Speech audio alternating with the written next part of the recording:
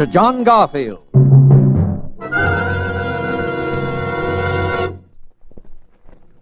This morning, my lawyer, Mr. Gurley, said he was trying to get me a reprieve, so I looked it up in a dictionary I got. It says, reprieve, to suspend temporarily the execution of a sentence upon, and relief or cessation from pain or ill. Well, the first part, I guess Mr. Gurley can get. He knows all the rules. But the second part, cessation of pain, well, that's up to me. Maybe when I've spilled it all out, put it out on a table where I can look at it, why I'm here, and about the kid, about Laurie, maybe then will come cessation of pain. I don't know. Anyway, I can try. Okay. Name, Steve Hannibal. My old lady had to name me something, so I guess she read the name Stephen on a book. If she could read, which I doubt. Age 34. Health, excellent. But wait up. You don't want to sell me insurance, because tonight I'm state prisoner 80483, registered in cell 77 of the state penitentiary. That's the death cell. I'm in for murder. I was always the bright boy, but right now, I don't know, I'm mixed up, but good. And not about being here, not about murder. Well, the pen is my home, away from home, kind of. And murder in my social set, well, murder is as common as chicken pox in PS 137. No, it's that last year of honest toil that threw me for a loss. Because I wasn't mixed up at all the night Murph and Joe and I blew out of Chicago. That was a minor inconvenience, right in line with the way I've always lived. Let's see it. It was nearly 2 years ago. Murph and Joe and I and the boys had knocked off a payroll. A good, clean job, except for a couple of guys getting hurt fatally. And the Murph was tipped off that one of the boys, he didn't know who, had squealed to the cops. So Murph knew we were hot, and he came up to my room on Madison Street. I'm leaving town, Steve, tonight. It's an idea. So am I. Yeah, we better blow. You and me and Joe. And the rest of the boys? Look, I can't take care of everybody, Steve. You know how it is. Sure, I know. You'll take care of the ones that you can't get along without. That do your thinking for you. Oh, it ain't that, Steve. Cut it. Well, okay. So we got around 20 grand. 23. Yeah, sure. 23. Well, with that dough, we can go to Florida. Yeah? Yeah. Lie down there all winter till the heat's off. You think that's a bright idea, don't you, Murph? Well, sure. Why not? Yeah, we take a nice big shiny suite in the Paradise Hotel, pick up some dolls. Yeah, that's right. Well, that's just what we're not going to do. What do you mean? We're not going to travel first class, spread dough around places like the Paradise accompanied by any dolls. And why not? The dough's marked, bird brain. The serial numbers have been written down, and we'll be looking for that kind of dough in places where dough changes places. Places like the Paradise.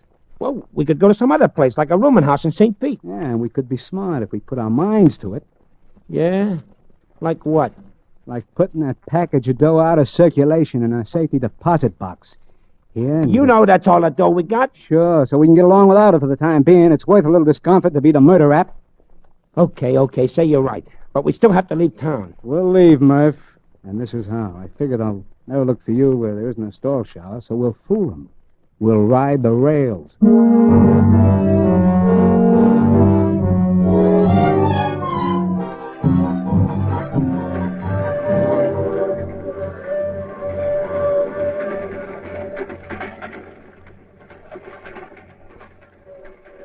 You can play the 9 of hearts, Joe. Huh? Where?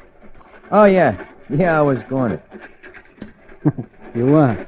You never saw it, huh? What a guy. Outsmarts himself in solitaire. Ooh. Hey, it's cold in this boxcar, Steve. Yeah, just pick up a phone, Murph. Tell the management. They'll give you more heat. All right. I just said it was cold. At a time like this, be glad it's cold. Joe. Mustn't cheat. I wasn't cheating. Oh, new game. You slip the card under when you can't play it, huh? Well, so what if I'm cheating? It's my skin in it. You're absolutely right. Well, I wonder how many of the boys have been picked up. I couldn't take care of everybody, Steve. None of them been picked up. Why should they be? Oh, boy, there's that 3 I've been looking for. None of them been picked up, huh? Well, who's protecting them, Joe? Your fairy godmother? Why would the cops pick them up? They know it was Murph used the gun. Huh? I mean, they probably guessed Murph was trigger man. Why, you dirty... Shut up, Murph. What else did the cops probably guess, Joe? Well, how would I know, Steve? Well, honest, I only thought that Talk, maybe... Joe. What else did they guess? About me. Oh, nothing about you, Steve. Honestly, they Spill it, Spill it. They knew Murph was Trigger Man, and You that he squealing took the dirty dough. No one rat. else. Honest, Steve, I didn't tell him anyone else who was on the job. I thought if they picked up Murph, then you and me could. Hey, Steve, stop Murph! Get back, Murph. Let him finish. Go on, I finish. didn't squeal on you, Steve. You gotta believe me, Steve. You gotta. Steve, stop Murph! Don't let him do it, Steve. No!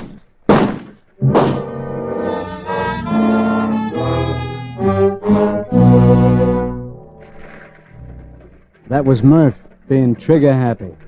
Joe went down sort of slow and quiet, like the movies you see of a parachute settling on the ground. I think he twitched a little. I looked out and saw the train was slowing up and that we were coming into a freight yard, not 50 feet across the tracks. I could see a couple of guys heading our way who looked like railroad dicks. I thought fast, like always. Murph was hot, very hot, and being very shy on brains, if they picked him up, he'd lead them to the payroll door like a homing pigeon. Inside of 24 hours, too. And I hadn't anything pinned on me for a few years. If anyone took the rap, it would have to be me. If I ever wanted to smell my share of that 23 gang, and this was a rap I thought I could beat. Unlucky, why, I go up for a year or so for manslaughter, claiming self-defense. Lucky, I bluffed my way out of it altogether. I talked fast to Murph, and when the boxcar stopped opposite those dicks, I had Murph's gun in my hand.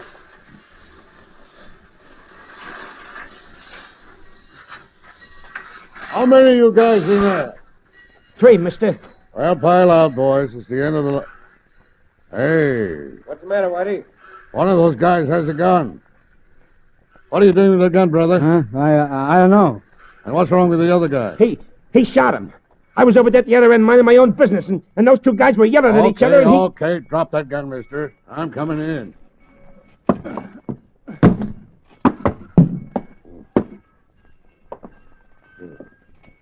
Is he dead? Dead as a mackerel. All right, mister. Tell me about it. I don't know what happened. It was his gun, or it just went off. Yeah? Did you see it? You over there. I didn't see nothing. I was down at this end of the car minding my own business. They've been yelling at each other for hours. I didn't pay any attention till the gun went off just now. And honestly, I don't know. Okay, now keep your shirt on. Looks like you're in trouble, mister. I tell you, I don't know what happened. Leave it to headquarters, Whitey. Yeah. Maybe you remember better at headquarters. I don't know what happened. All right, Dreamy. No matter what you remember, the rap is murder.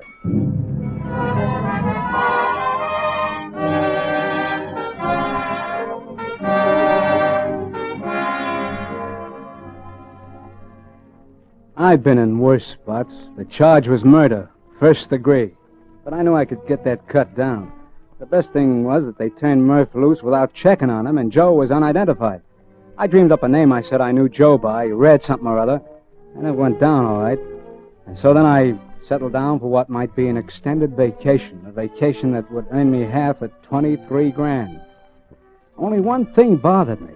It seems the town we picked to kill Joe in was going through one of those, reform spasms, and the papers were really lathered up about it. And my case was made to order for them. A crime they could get holy about without stepping on any local toes. While I was waiting trial, they fried me but good, and I burned about it. So that's why I didn't exactly clap hands when they told me a reporter was coming in to see me. And I didn't shout hallelujah either when I saw it was a doll. Sharp looking, all right, but still just a doll. Hello. Hiya, chick. You're Steve Hannibal? Yeah. I'm Laurie Ware of the News Press. Uh-huh. I'd like to get your story. Look, sister, your job is writing. If you can't do it alone, you shouldn't have had the job. I mean your side of the story. Oh, it's nice of you to take an interest. Please, I wish you'd listen to me. Go peddle your paper somewhere else. Please. Don't you understand English? Look, I don't blame you for being suspicious of me. You see, I know the papers haven't been fair to you. I know they've been trying your case before it comes to trial. So, it happens every day. And I feel sure there's more to this case than has been told. I have a feeling that... You gotta be careful of those feelings, baby. I got a hunch you didn't do it. That maybe you were framed. So what if I was? Well, I don't know how much I can do. Except I know that if you have a story, I can get it printed. And that'll make the difference? I don't know. At least when it comes to picking your jury, there'll be some people in this town who haven't made up their minds. Oh, something in that. Well? Okay. I'll tell you the real McCoy truth. Oh, that's wonderful, Steve. I'll take it down. Well, there Isn't much to tell. It was just what the papers call an innocent bystander. I was asleep when it happened. And how many men were in the boxcar? Before I got to sleep, there were about 6 or 7. When the shots woke me up, I saw 2 guys jump off, and we were moving pretty slow. And because the train was coming into the yard, you see. But at the inquest, the police said you were holding a gun. Sure I was. The cops yelled at me, and I saw I was holding it. Someone had planted it on me while I was half asleep. And when the old boy in the corner there, he said I'd done it. Yes. Yeah, he said that you were fighting with the other... Yeah, I know. I'd been fighting with Red. Well, I don't think he meant to frame me. He just got me, mixed up with one of the guys who scrammed. That's it, Steve. That's what, baby? If you'd done it, you would have jumped off. You wouldn't just stand there waiting to be arrested with a gun in your hand. Or you would have thrown the gun out. Well, they'll claim I didn't have time.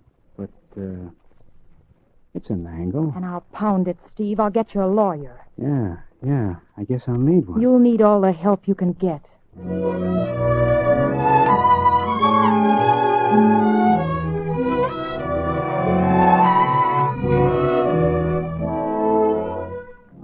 What a doll. Sold on me before she even got the pitch. And what made my hand all aces was the girl could really write. She had the news press giving me more space than the World Series. Well, the other papers had to pick it up. Well, by the time the trial came up, I was local hero #1, an orphan child. The whole town wanted to adopt me. So no one, least of all of me, was much surprised when the jury filed back into the jury box with their decision.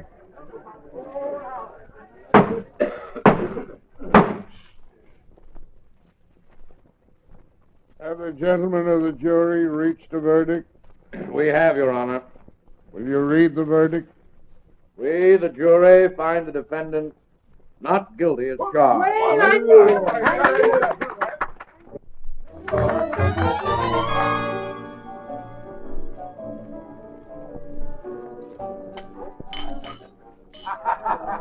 Oh, Steve.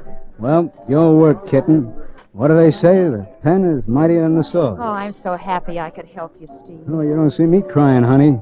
Want to dance? Come on. Sure, but... Come on. Wait, I want to talk first. Have you got a home you're going to? Or a job? Look, kid, you've been Girl Scout enough today. Let's dance. Come Please tell me, Steve. I'm worried about you. on. I'm going to winter in California and summer in Maine. You haven't any place to go. See America first. That's my motto. Steve, I don't want to butt in, but Harry Singles will give you a job. Yeah? Doing what? In the circulation department. You're kidding. Well, it wouldn't be such a good job to start, but I know you could work up, Steve, and you'd like Harry. 9 hours a day, 5 days a week. Is that it? 5.5 days. Steve Hannibal punching a time clock. Boy, I suppose I'd get a Social Security number and everything, huh? Don't you have one? Unemployment, security, income. That's a lot of legality. Legality? Oh, skip it, kitten. Let me think. You know, I might just take a whirl at that job. Oh, Steve, I think that's wonderful. Well, it's not so much the job, but you and I have a lot of unfinished business, baby. And we can't get it all done in one day. But right now, I want to dance. Come on, baby, let's go.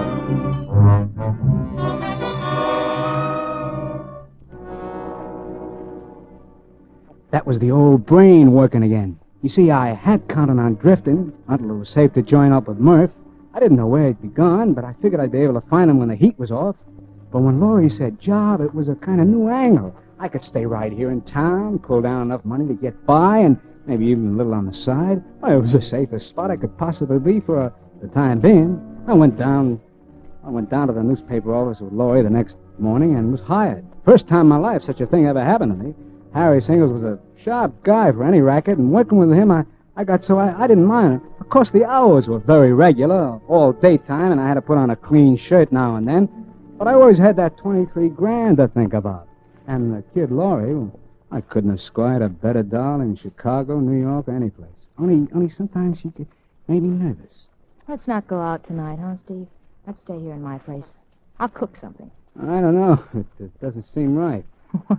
What doesn't seem right? Seeing a doll with class and an apron, I can't get used to it. You will eventually. After all, you're used to being a working man now. Well, don't be too sure, baby. Ah, Steve, you know you love it. I don't know. Sometimes I get the itch to move on. Forget the itch, Steve. A rolling stone gathers no moss, you know. Yeah, so they tell me. But I saw some moss once, and I still wonder, what does a stone want with moss anyway?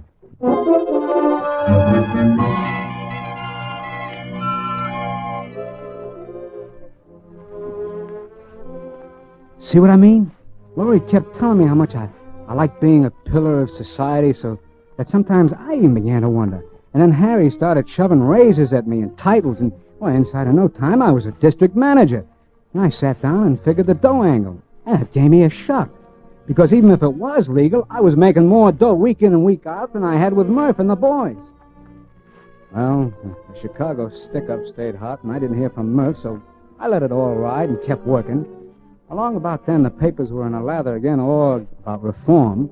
And the town was just crawling with rackets, and Laurie was working on the stories. But one night, Laurie was typing a story in her room, and I was in the living room waiting for her to finish. And...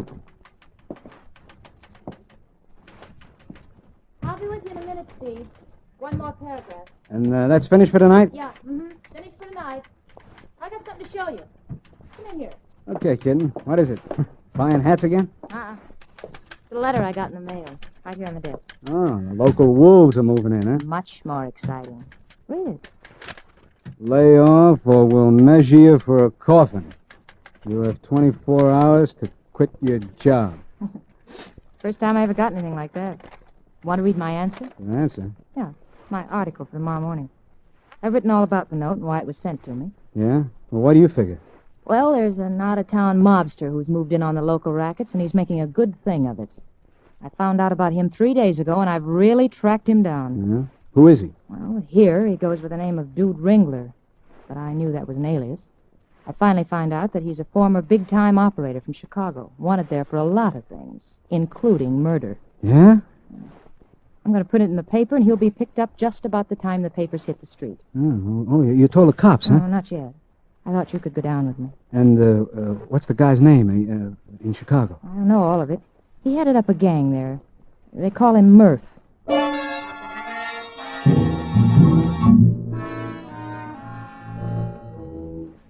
I got that roller coaster feeling, only worse. I still can't figure it. She was only a half-baked doll, moving into territory where anyone was likely to get clipped. Why should I care?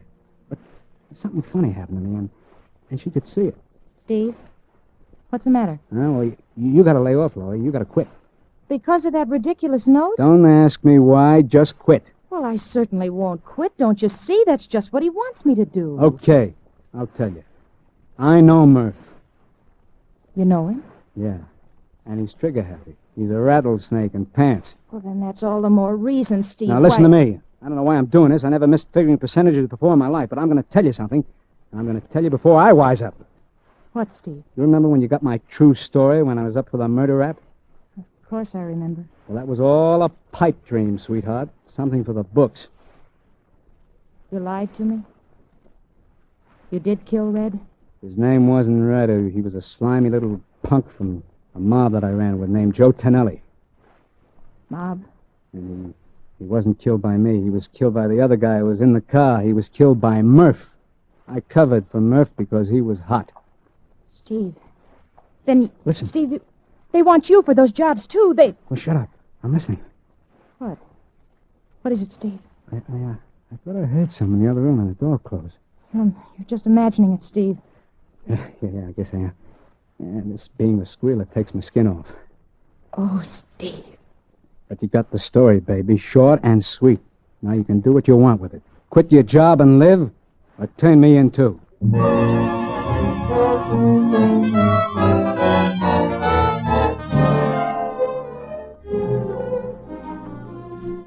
What a doll. What a doll. She cried on the front of my shirt, and then she smiled. And she called Harry Singles with me sitting there and told him she quit. She told him she was getting married the next morning to me. And well, I played along. Then I left her.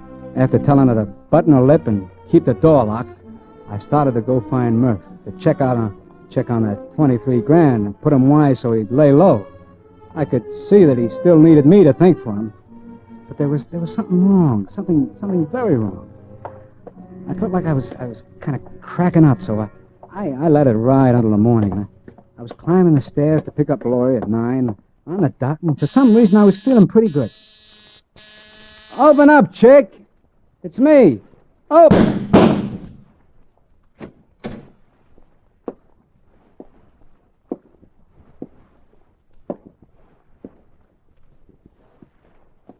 Hello, Murph. You're still trigger happy, huh? Hello, Steve. And you don't have to call me names. You're kinda up early, aren't you, Murph? I was making a little call on your doll. Yeah, I see you was. She wasn't a bad-looking doll. You didn't have to plug her. She quit her job. Yeah? I didn't know about that.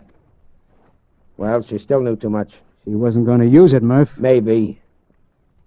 You told her about Joe. You shouldn't have done that, Steve. Huh. So it was you I heard here last night, huh? No kidding. You really heard me? Yeah, I heard the door close. And you heard me tell her? Yeah. This working legal's giving you bad habits, Steve, but I'll forgive it. Come here. Come over here. Just look what she would have wrote. Dude Ringler, alias Murph. Alias, we don't know how many other names. Wanted in a half a dozen cities for murder, larceny, and kidnapping. That wouldn't have looked good, Steve. She wasn't going to use it. No? Well, don't let it worry you. Well, it's about time we picked up that 23... Hey, what's up, Steve? You shouldn't have put your gun down, Murph. What's eating you? You shouldn't have put it down. Steve, you're nuts. Because I'm going to drill you, Murph. I've always wanted to drill you. And before I wise up, I'm going to do it.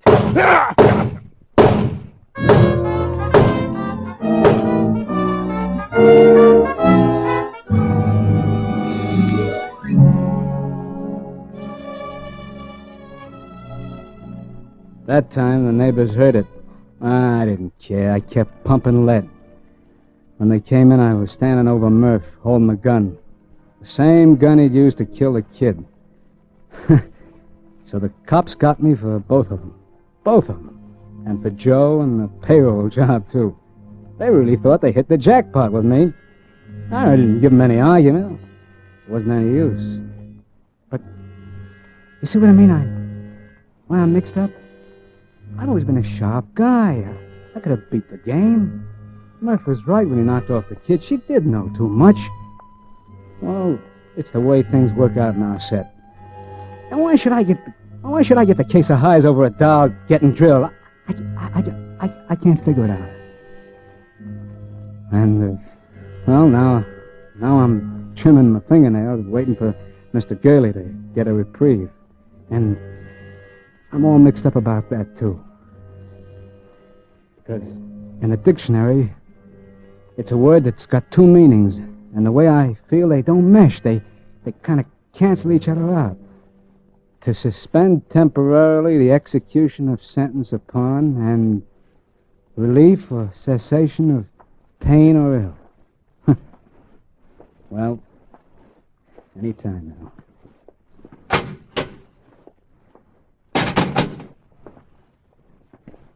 Hello, Mr. Gurley. Hello, Steve. What's the good word? My boy, Turn your collar around, Mr. Gurley, if you're going to talk that way. Spill it. wasn't any use, Steve. No reprieve. I'm sorry. So I got till 6 a.m. No reprieve. No reprieve? I wouldn't say that, Mr. Gurley. I draw definition number 2. I get cessation of pain.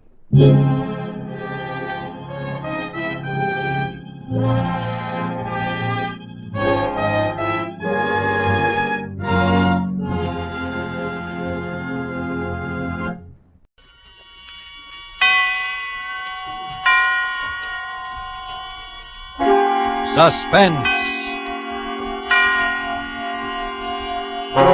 Tonight, Roma Wines bring you the suspenseful play called Two Birds with One Stone, starring Mr. Dana Andrews. Suspense is presented for your enjoyment by Roma Wines. That's R-O-M-A, Roma Wines. Those excellent California wines that can add so much pleasantness to the way you live, to your happiness in entertaining guests, to your enjoyment of everyday meals. Yes, right now a glassful would be very pleasant, as Roma Wines bring you a remarkable tale of suspense. And with Two Birds with One Stone, and with the performance of Mr. Dana Andrews, Roma Wines hope indeed to keep you in suspense.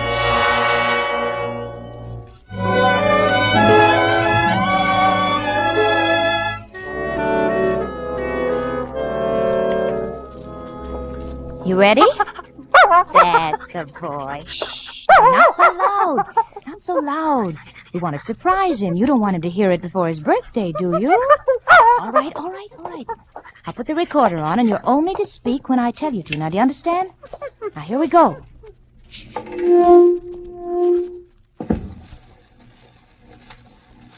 Walter? Hello, Walter. This is Eleanor, Walter, and this... Speak.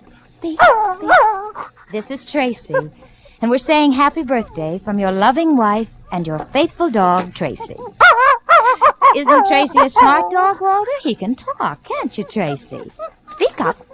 Tell us everything you know. You didn't know Tracy could talk, did you? But he can. He knows lots of things. Tell us everything you know, Tracy. Now, that's enough, Tracy. Do you want him to hear us? There. Now, the record's finished. We'll mark the label.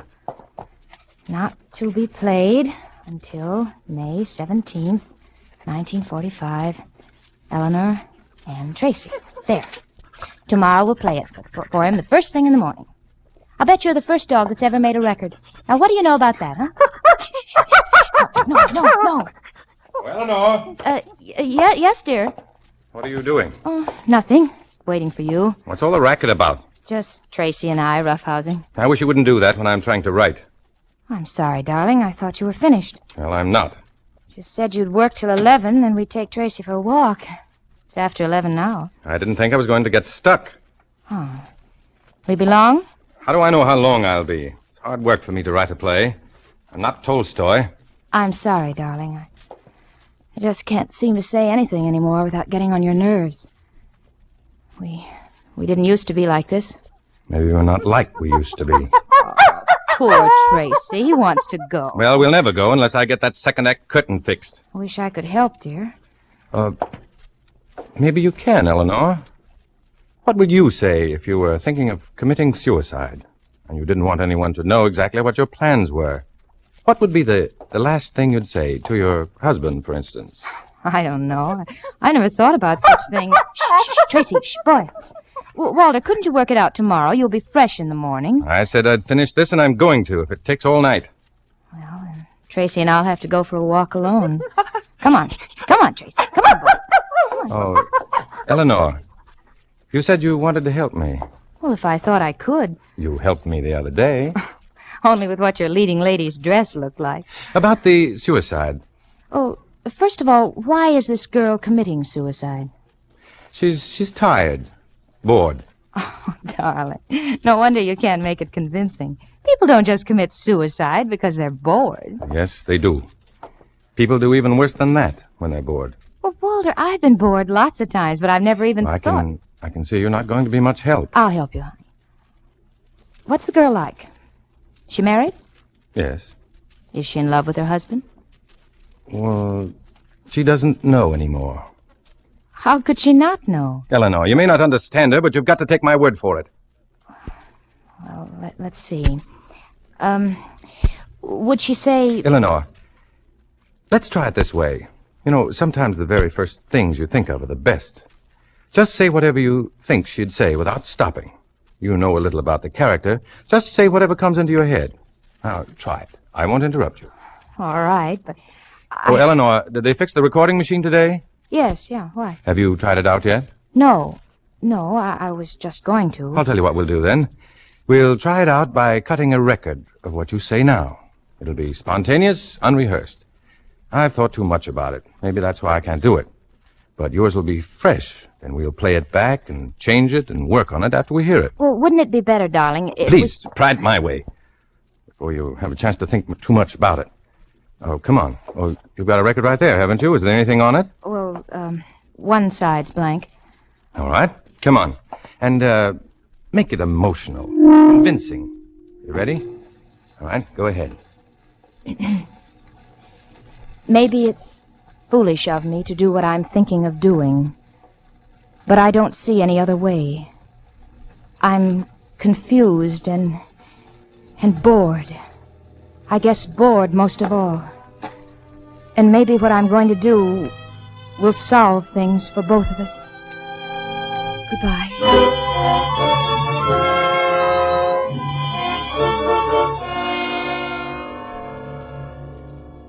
That was good, Eleanor. I can get a lot of ideas from that. Is that the end of the record? Yes. You see, you have helped me after all. I thought it was terrible. I'm no writer, Walter. It was all right. Well, of course, I may change a word here and there, but it was all right. Really? Well, can we go walking now? Yes. Get your coat. All right, baby, all right. Here we go, here we go. Eleanor, would you mind if we left Tracy? Huh? Oh, why? I feel so tired. I thought I'd like to stop at Joe's for some coffee. We can take him in with us. No, we can't. Remember what Joe said last time we had him in there? Oh, yeah, I'd forgotten. I don't see why he has to act that way about dogs. We just spoiled Joe. Just because he gave you music lessons as a child, he thinks he can treat us any way he wants. No, Eleanor, he has his customers to think about.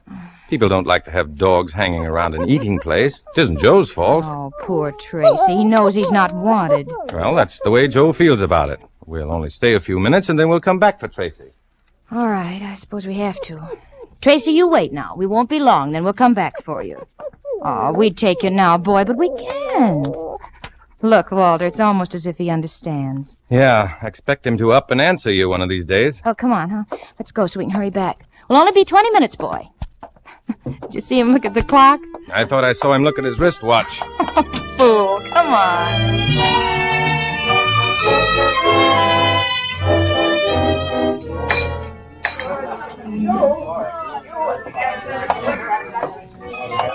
You know, old Joe's got a nerve not wanting dogs in here. Look at some of these customers. Don't be bitter. I don't think we ought to come in here anymore, even if he is an old friend of yours. It'd break his heart if we could quit coming here. You know that, Eleanor. How else could he worry about me and keep an eye on me if we didn't come in here once in a while? Look, they've got new records in the jukebox. It's about time. See what they've got. Did you say new? Blue Heaven. Together. Gloomy Sunday. Gloomy Sunday. I haven't heard that one in a long time. Would you like to? Let's order first. Let's sit at a table. Make him wait on us for a change. No dogs allowed. He's got a nerve. Honestly, I'd never... Shh. Here he comes. Now, don't start anything, Eleanor. Well, I'm off of Joe, and I don't care if he knows it. Good evening, Walter, Mrs. Faber. What'll it be tonight, huh? Well, hello, Joe. Just coffee.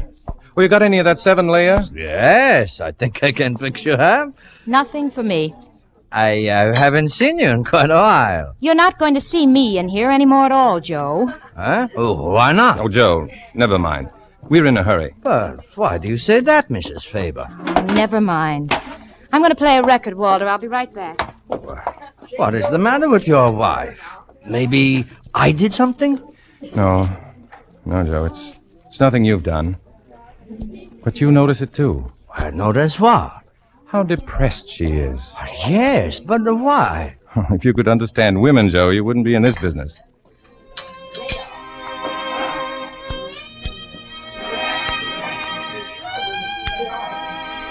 Well, that record she's playing. In Hungary, we call that the suicide song. Bring us some coffee, will you, Joe? Maybe that'll pick her up. Yeah, all right, Walter.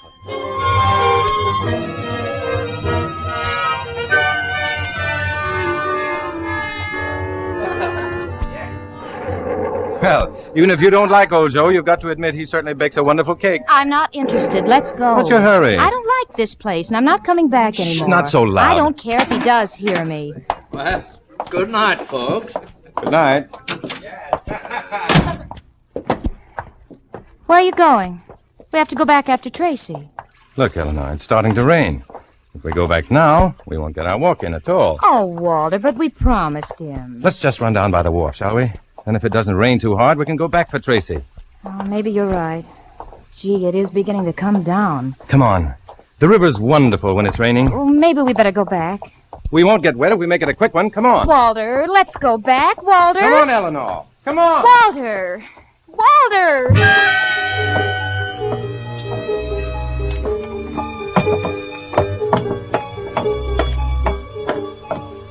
Walter. Walter. Walter, where are you? Walter, I'm just soaking wet. Now, if this is a game... This isn't a game, Eleanor. Walter, you frighten me. Standing in the shadows like that. Come on, now let's go home. I'm just freezing. Look at the river.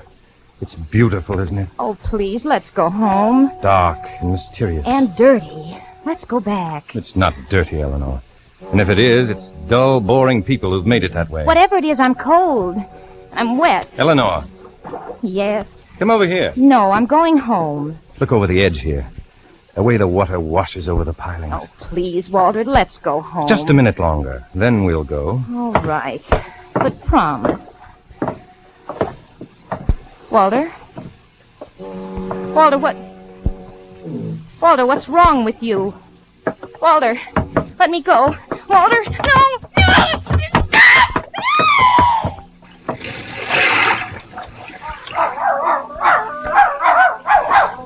Tracy!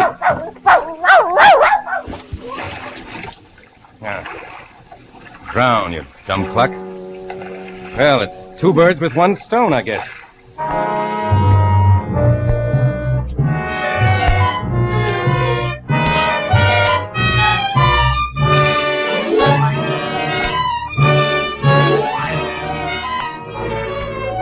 For Suspense, Roma Wines are bringing you as star Dana Andrews, whom you have heard in the first act of Mel Donnelly's Two Birds with One Stone, which is Roma Wines' presentation tonight of Suspense.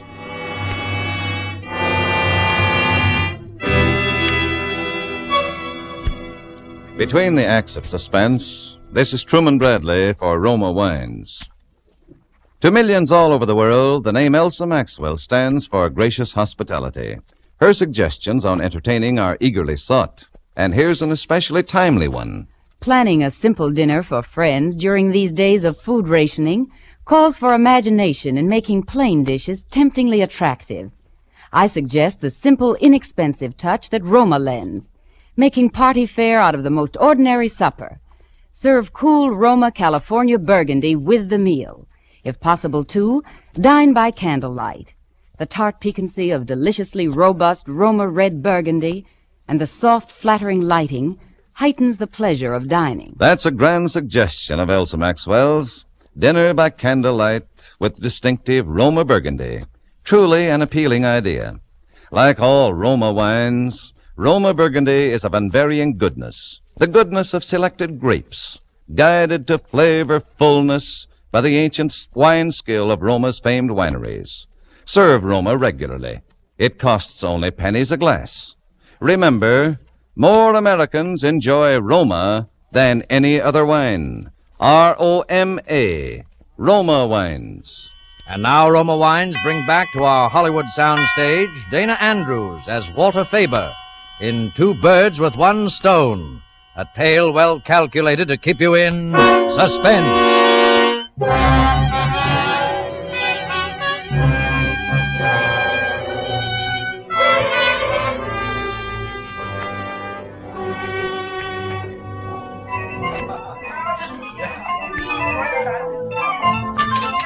Joe! Oh, what's the matter, Walter? Have you seen my wife? Well, not since you were here a while ago. She's disappeared, Joe. What do you mean? We went for a walk after we left here. In the rain? She insisted. You saw how she was acting. Yes? Well, she got away from me down by the wharf. I couldn't find her. I thought maybe she'd come back here. I haven't seen her, Walter. Joe, will you help me try and find her? Oh, sure. Nick, I'm going out. Take over, will you? All right. I can't think of any other place to look. What am I going to do? She will turn up. Don't worry, Walter. I don't know. She's been acting so strange lately. What about the dog? What do you mean? Was he with her? Oh, yes.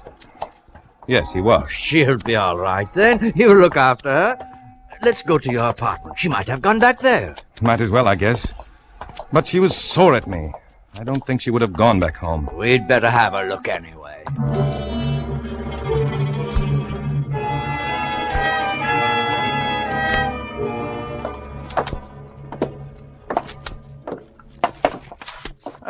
Look there, Walter. What's the matter? The door to your apartment. It is open. Didn't you lock it when you left? I didn't lock it, but I remember closing it. Maybe she's come back. No, she couldn't have. I mean, Come on, let's go in. Oh, Eleanor! You see, there's no one here. I'll look in the kitchen. You go in the bedroom, Joe. Yeah. Walter, What is it? come here in the bedroom. What's the matter? Look on the bed there. No, it couldn't be. I thought you said the dog was with her. He was. Yes, he was with her. Then she must be here too. No, she couldn't be. Why not? I mean, oh, Eleanor! Eleanor! Look at how still the poor dog lies. Maybe he's been hurt. He's soaking wet. It was raining, wasn't it? Yes, it was raining. What's the matter, Tracy? What's the matter, boy? I guess he's all right. But the way he stares at us. Joe! Huh? What's the matter? I just remembered. Huh? A record. She made it tonight, just before we left the house. She wouldn't let me hear it. She wouldn't tell me what it was, even. She said I could listen to it after we came back from our walk. It's in here, on the machine. We'd better play it, Walter.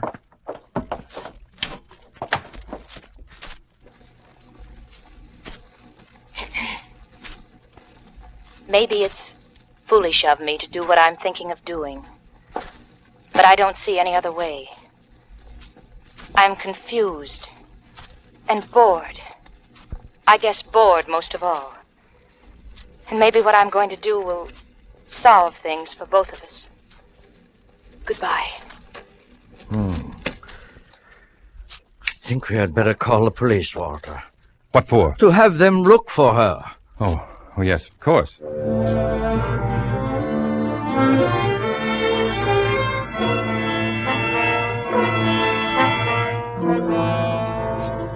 there anything else you can think of, Mr. Faber?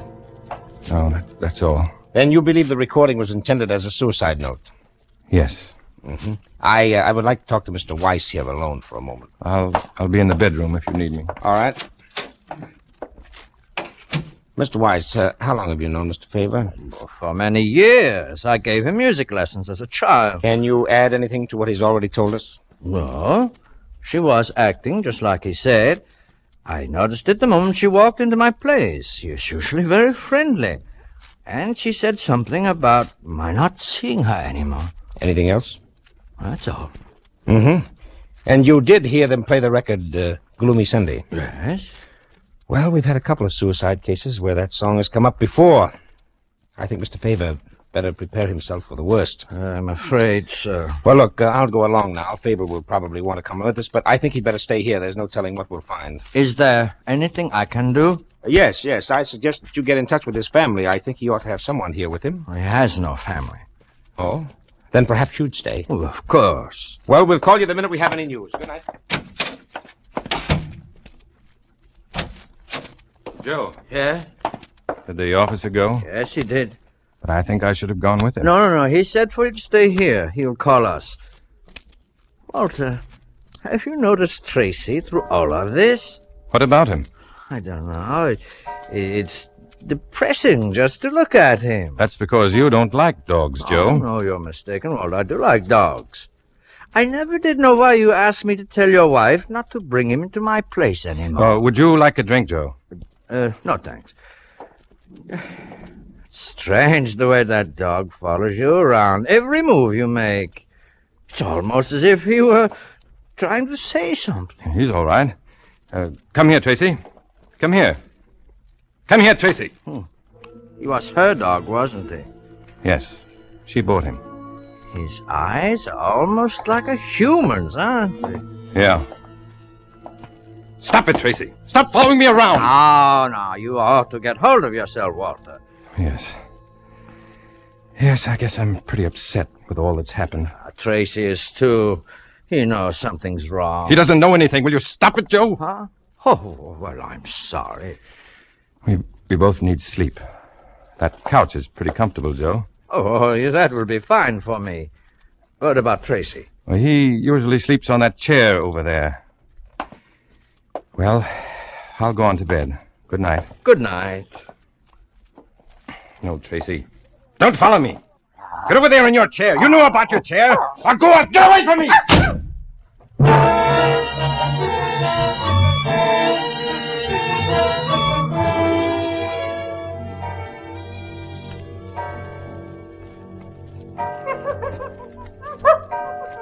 Joe. Joe! Just a minute. Joe, were you talking in there? Did you call me?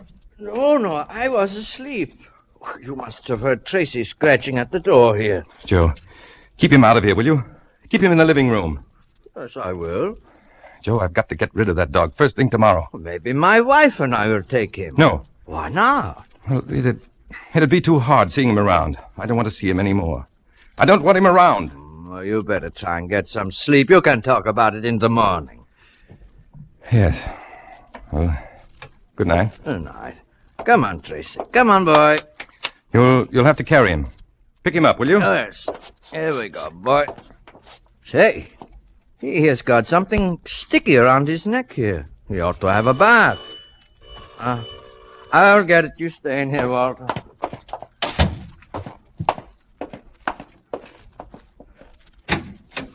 Oh, officer. I've bad news, Mr. Weiss. We found her. Where's Mr. Faber? In the bedroom. Well, you'll have to help me break it to him. Where did you find her? In the river. She must have struck her head on the pilings when she jumped off the wharf. Oh, no. She was in pretty bad shape. Her clothes were torn and her arms were badly lacerated. We can't figure that out.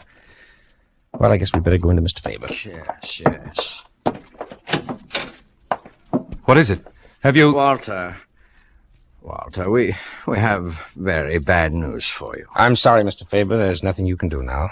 As we suspected, it was suicide. There's no need of your coming down now. There was identification on her, but we would like to see you in the morning. All right, I'll be down. Good night. Officer. Yes? Would you do me a favor? Why, certainly. This was her dog. Yes? I don't want him around anymore with her gone. Could you take him with you now? Well, this is a bit irregular. What would you want done with him? Just get him out of here. I don't care what you do with him. I know you're upset, Walter, but don't do this to the dog. Decide about it tomorrow. You may feel differently. Don't stand there and argue with me, Joe. I know what I want. I'll get him out of here, I tell you. I guess you'd better take him, officer. You will have to carry him, I guess. Yes. Well, it's too bad. They'll probably put him out of the way. Yes, I know. Goodbye, Tracy.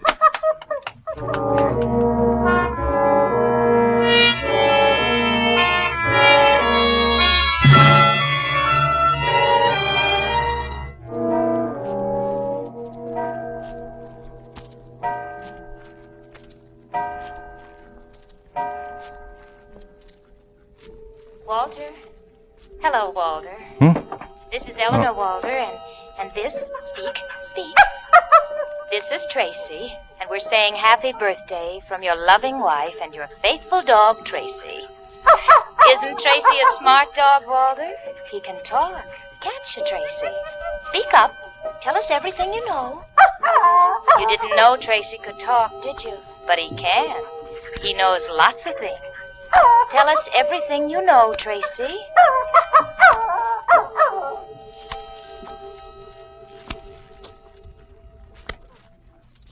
Joe! Yes? Joe, did you hear it? Happy birthday, Walter. How did you know it was my birthday? Eleanor told me. Eleanor? No. Eleanor's dead. Walter, you've had a bad dream. Wake up. Dream? Oh, Joe, I dreamt I... What did you dream? I dreamt I murdered her. I mean, Why did you do it, Walter? It was a trick. Why did you do it, Walter? You won't tell anyone, will you, Joe? You won't, will you? I tell you, I had to do it, Joe. I hated her. I knew I'd never be rid of her, and... I am going for the police. Stay where you are, Joe.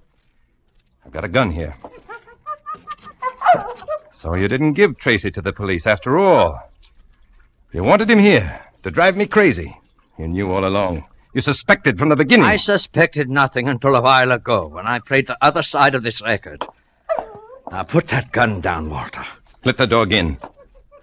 Go on, let him in. If it hadn't been for him, you'd have never known about Eleanor. But I'm going to fix both of you now. You couldn't get away with one murder. Now I suppose you think you'll get away with two. Pick the dog up. Go on, pick him up. That's right. Now sit over there with him in your lap. Hold him close if you're so fond of him. It's going to be two birds with one stone again. Only this time I'll make it stick. Drop that gun, Faber.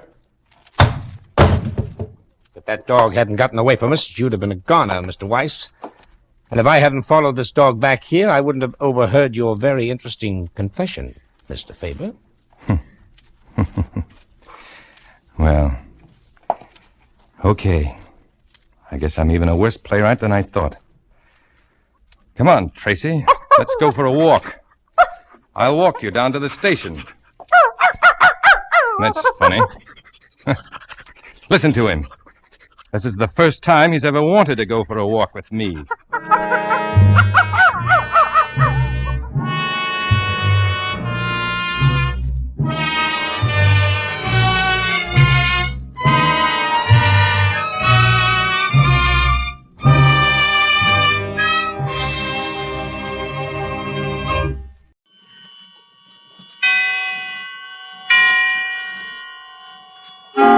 Suspense. Tonight, Roma Wines bring you the suspenseful play called My Own Murderer, starring Mr. Herbert Marshall. Suspense is presented for your enjoyment by Roma Wines. That's Roma. Roma Wines. Those excellent California wines that can add so much pleasantness to the way you live, to your happiness in entertaining guests, to your enjoyment of everyday meals. Yes, right now a glassful would be very pleasant, as Roma Wines bring you a remarkable tale of suspense. And with the drama called My Own Murderer, and with the performance of Mr. Herbert Marshall, Roma Wines hope indeed to keep you in suspense.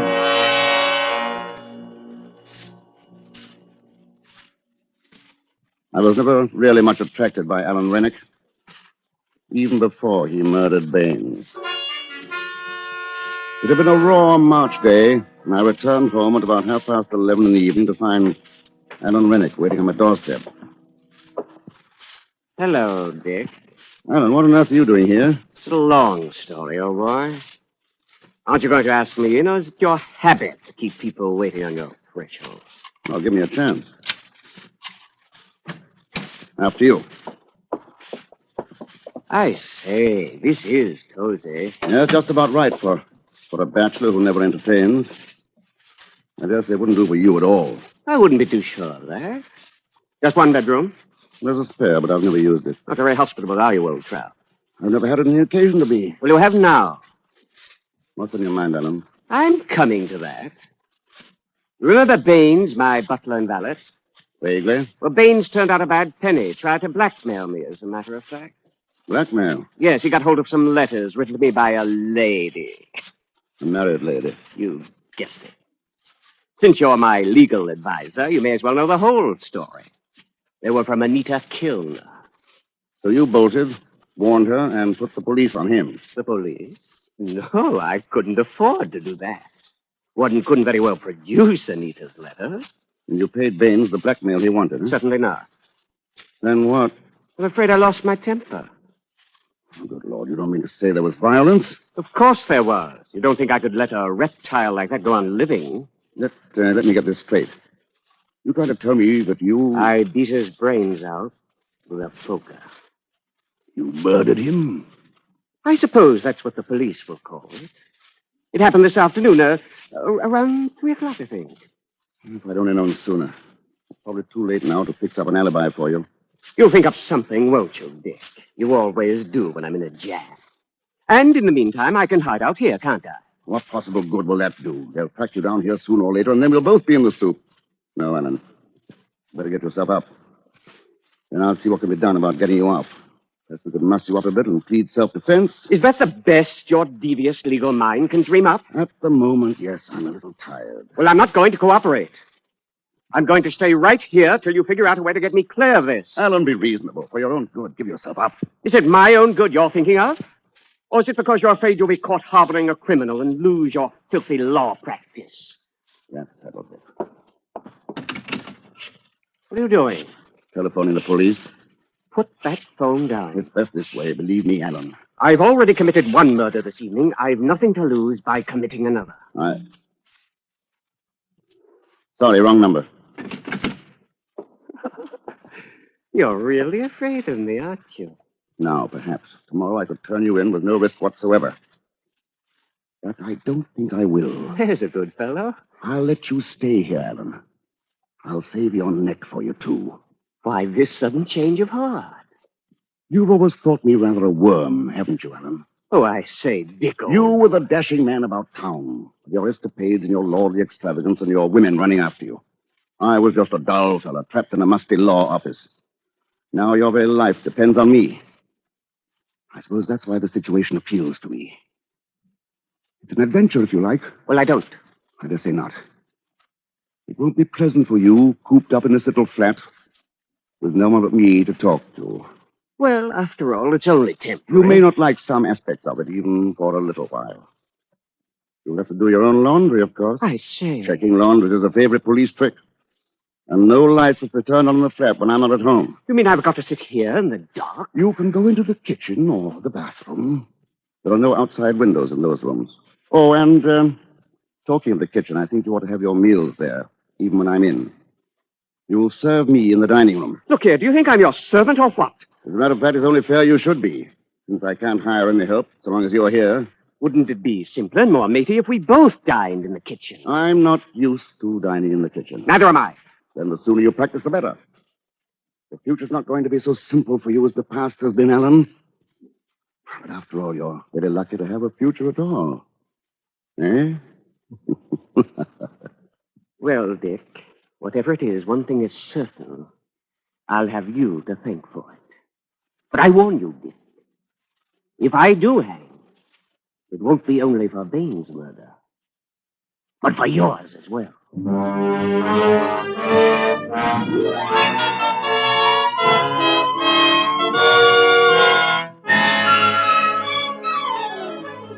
For Suspense, Roma Wines are bringing you as star Mr. Herbert Marshall, as Richard Sampson, with Norman Lloyd as Alan Rainick in My Own Murderer by Richard Hull, which is Roma Wines' presentation tonight of Suspense.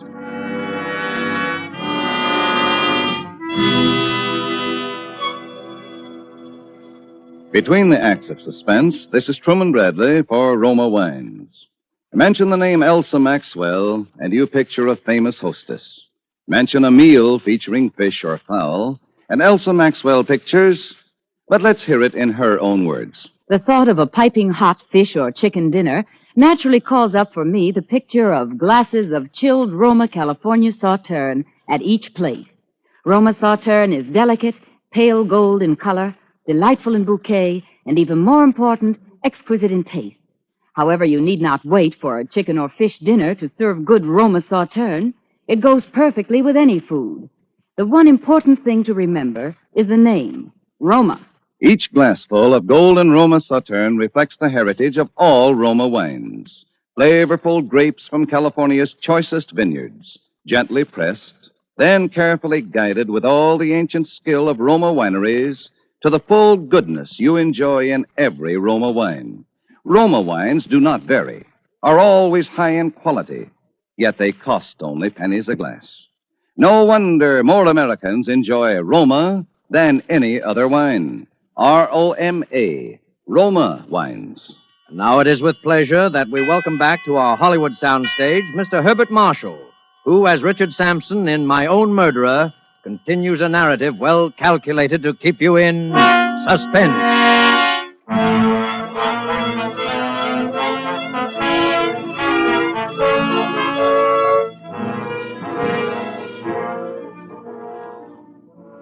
Should Alan Rennick prove to be my own murderer, as well as Baines's, this document will serve as his death warrant. If not, well, I shall make good use of it anyhow. This, then, is what I decided to do. I was to keep Alan Rennick and hide him where he was in my flat. I had a plan for effecting his escape. But it was more than a month before I had an opportunity to start it in motion. It came quite unexpectedly in the course of my almost daily visits to the Old Bailey. An insurance case preceded mine on the court docket, and I was forced to wait while a revolting red-headed doctor rambled on with his testimony. That red hair of his really fascinated me, but not as much as his medical bag, which lay on the bench before me. But when he stepped down from the box, I was already on my way out of the courtroom. Hey, stop that man. He's stolen my bag. What's this? What's the trouble, Doctor? That man, the one with the tortoiseshell glasses, he's made off with my kit. What was it you say he took? A black leather bag, you know the type, with my name on it. I'm afraid he's lost in the crowd by this time, sir. But if your name's on it, could you identify him if you saw him again? Why, of course I could. He had on tortoiseshell glasses, and he had a bad mastoid scar just under his right ear. All the time he was talking to the policeman, I was standing not more than 5 paces away, lost among the curious crowd that had collected about them. I left the room with the crowd and hailed a cab. When I had taken what I needed from his bag, I threw it with its remaining contents into the ever-useful Regent's Canal. Its owner's name, stamped on the outer side of it, was as revolting as his red hair. Jeremiah Bloggins. Jeremiah Bloggins. Now my plans for Alan's escape swung into motion. Our chief accomplice was a woman friend of Alan's named Margaret Farley, whom I knew to be the most intelligent of his acquaintances. Hello, Dick. Where's Alan? All right, Alan, you can come out now. Well, it's high time. Hello, Margaret. Alan. Oh, Alan, my poor, poor darling. Long time no see. But you're still the prettiest girl in London. Look, I'm sorry to interrupt this touching little scene, but there's not too much time. Shall we discuss our plan? Yes, of course. Well, in essence, this is it. Alan's going to die. Huh? What do you mean by that? I see. Isn't that rather extreme? Not literally, of course. The point is to arrange a bogus death of some sort.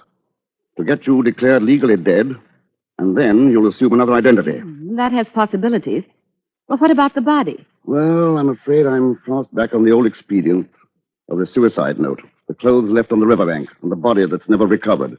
Later, you're declared legally dead. It's a very old plan. And rather unlikely to deceive the police for that reason, don't you think, old boy? Oh, we'll admit later on, if necessary, that it was a put-up job. What's the good of that? Don't you see? If the police ask too many questions, Miss Farley here will admit being a party to a bogus suicide. But stick to her story that you were really drowned by misadventure while trying to carry out your plan. I think it has possibilities, Alan. Where is this Hellespont that I'm supposed to swim? Well, I've been studying maps of the English coastline. We should choose the mouth of a river, where the tidal currents are strong enough to sweep the body out to sea. Not too broad a channel, so that it can be easily swum when the tide's at low ebb. And not too near a town or village, so there'll be no unwanted witnesses. So I grow a beard, swim the river, put on different clothes, and become Jeremiah Bloggins or somebody for the rest of my life. Huh? How did you happen to mention that name? Jeremiah Bloggins? Why not? Good a name as any. Don't you think so, Margaret? I don't think this is quite the time for facetiousness, Alan. Well, all right. So I become Jeremiah Bloggins. That's better than hanging. But what will Jeremiah Bloggins do for money? Well, you could make out a will in favor of Margaret here, or whomever you have. Oh, I suppose I can depend on you to make things stick legally. Well, I'm putting myself in a position where you could easily blackmail me if I didn't. He has a point there, Alan. Now, we'll need another confederate. Somebody to look after you when you get to the other shore. You could leave a car there, of course, but the effect of the cold water... Well, I think it's safer to have somebody waiting for you on the other side. Well, who'll it be? That actress friend of Alan's, Anita Kilner. That woman? Well, how can you suggest such a thing? Oh, come now, Margaret. It's true that Anita's a fool and rather a tiresome one.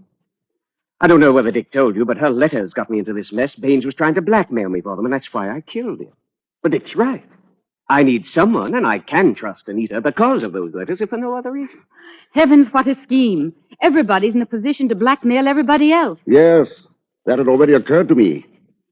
That's exactly why this plan can't possibly fail.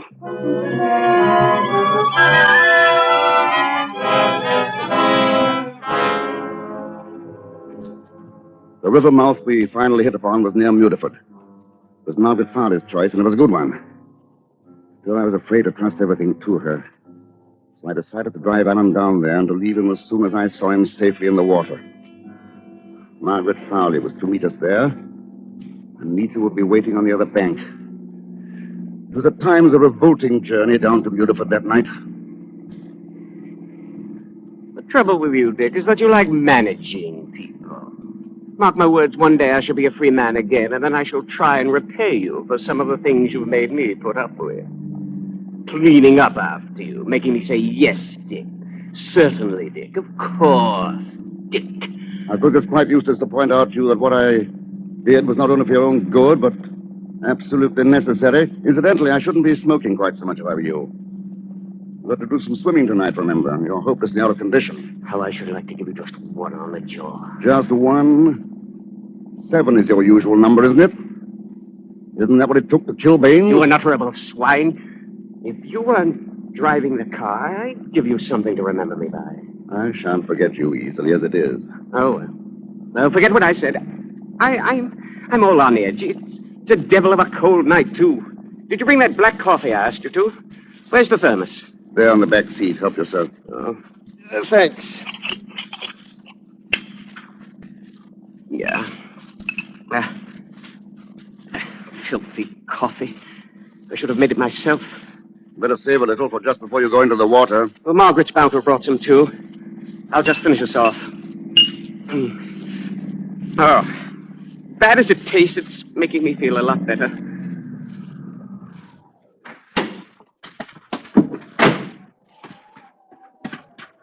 I thought you'd never come.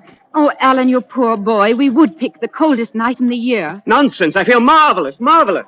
Well, I brought you some hot coffee. It's here in this thermos. Better save it for just before I dive in. Well, come along. Let's get going. Oh, I wish he wouldn't rush things so. He'll wear himself out before he gets in the water. If I know Alan, he's whistling past the cemetery. Hope he doesn't lose his nerve at the last moment. If he does... You mustn't imply things like that about Alan. Besides, I don't know that I could bring myself actually to push him. You must. You know what he is, and tonight he's especially difficult. All right. I'll do whatever seems necessary. I don't know what's come over me. I feel positively numb. Really, it's much too cold. Hadn't we better try another night? Now, Alan... I can't, Margaret. I'm afraid it's too cold. Here's the thermos. Here, drink this, darling. It'll warm you up. Oh, filthy stuff. Go on, drink it up. There. Oh, I feel terrible. I've never been so cold in my life. Now, go on, Alan. Be brave. You were always that. Now, look, darling. No, really. No, don't. No, don't. Please, don't. Ah!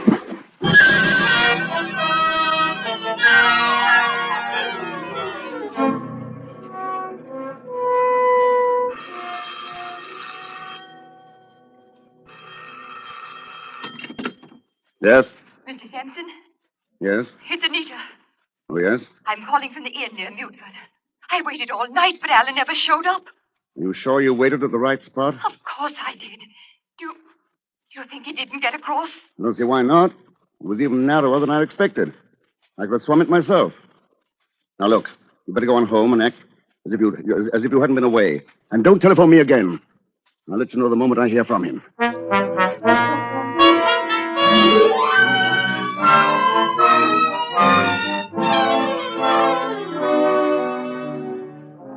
Day followed day with no word from Alan. I had no alternative but to assume that he had drowned there in the estuary that night. The body had not been found, but then they had deliberately chosen a place where the tides could be alleged to have carried it out to sea. The uncertainty was a little distressing. I had not forgotten his threat to come back on even scores with me once he'd got free. And tonight came an unpleasant little scene which is not to help my frame of mind. It began with Anita. I know you're angry at me for coming here, Mr. Sampson, but I've simply got to talk to someone. You ought not to come round here. It isn't safe. Safe? You're a nice one to talk about safety. Do you think Alan's safe now? I don't know. I don't believe you care. He trusted you, and you've let him down. Oh, why did he ever trust himself to a brute like you? You and your plans and your cleverness. Well, where are they all now? And you sit back contented with what you've done. Let me interrupt your panegyric for a moment, Anita. I better answer that. You listen to me first. Oh, will I? We shall see about that. Well, seems to be a gathering of the clan. Oh, it's you, Mrs. Farley. Well, I want to talk to you, too. So you missed him? He didn't come.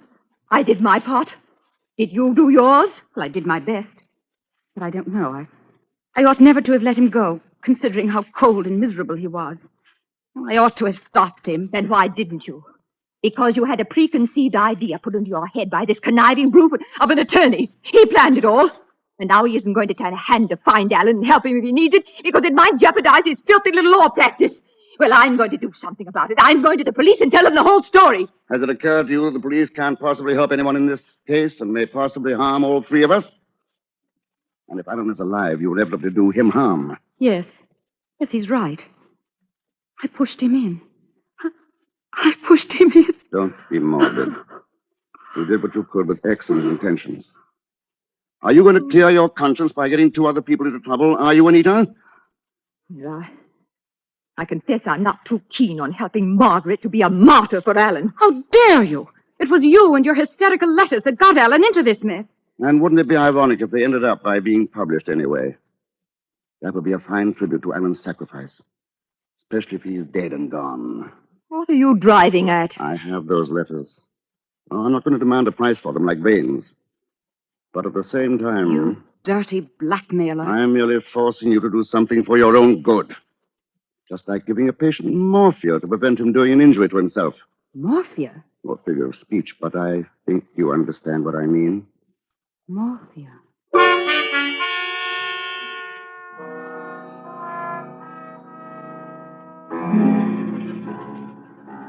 After the women had gone, I thought over the conversation, particularly that part of it in which Margaret Farley repeated the word morphia. I think she knows.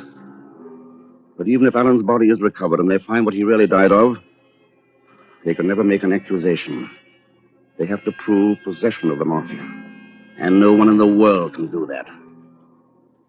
I meant to call Anita Kilner and sound her out, but I find that I don't even know her married name. Not that it matters, considering what went on and with Alan behind her husband's back. In any case, I can depend on her letters to keep her mouth shut.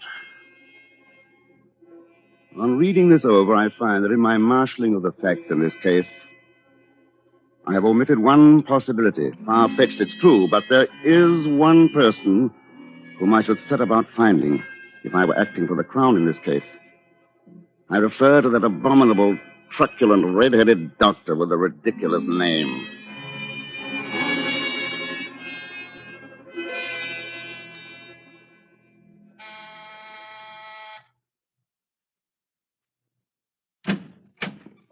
Yes, Mr. Sampson. I'm leaving the office for the day, Chatsworth. Will you put these files in my briefcase? Oh, yes, sir.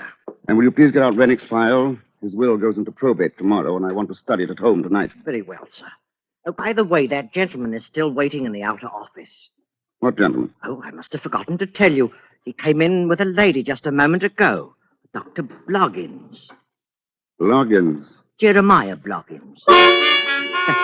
Peculiar name, isn't it? Oh, beg pardon if he's a friend of yours, sir. No, not especially. You say I was in? Why, yes, I'm afraid I did. Chatsworth, if you ever become a solicitor, be sure your office has 2 entrances. Shall I send him away, sir? Jeremiah Bloggins. Yeah, I dare say he'll be unpleasantly persistent. Better let him come in. Yes, sir. Will you be needing me, Mr. Sampson? Yes, you better sit down. I want you to take down a statement. Yes, sir. Won't you come in, please? Thank you. Hello, Mr. Sampson. I want you to meet... Dr. Bloggins. Yes, we've met before. Oh, Strange. You should have been the one to bring this about, Anita. I always thought Margaret Farley the cleverer one. Or should I speak so frankly? Dr. Bloggins knows everything, Mr. Sampson. Yes, I know, but just for the record, are you ready to take down that statement, Chatsworth? Yes, Mr. Sampson. Very well. I murdered Alan Rennick. Well, just a moment, Mr. Please don't Sampson. interrupt. Yes, I murdered him. And why not? He was a killer. He forced himself on me and turned himself into my private property. He might indeed be called my own murderer. My motive? Well, perhaps one day the world will learn that the strongest compulsion to murder is hatred. I hated Alan Rennick, and I planned his murder brilliantly. I'd counted on the sea, holding Rennick long enough for the traces of morphia to have gone. I really can't be responsible for the treachery of the elements. Only one man had the evidence to convict me.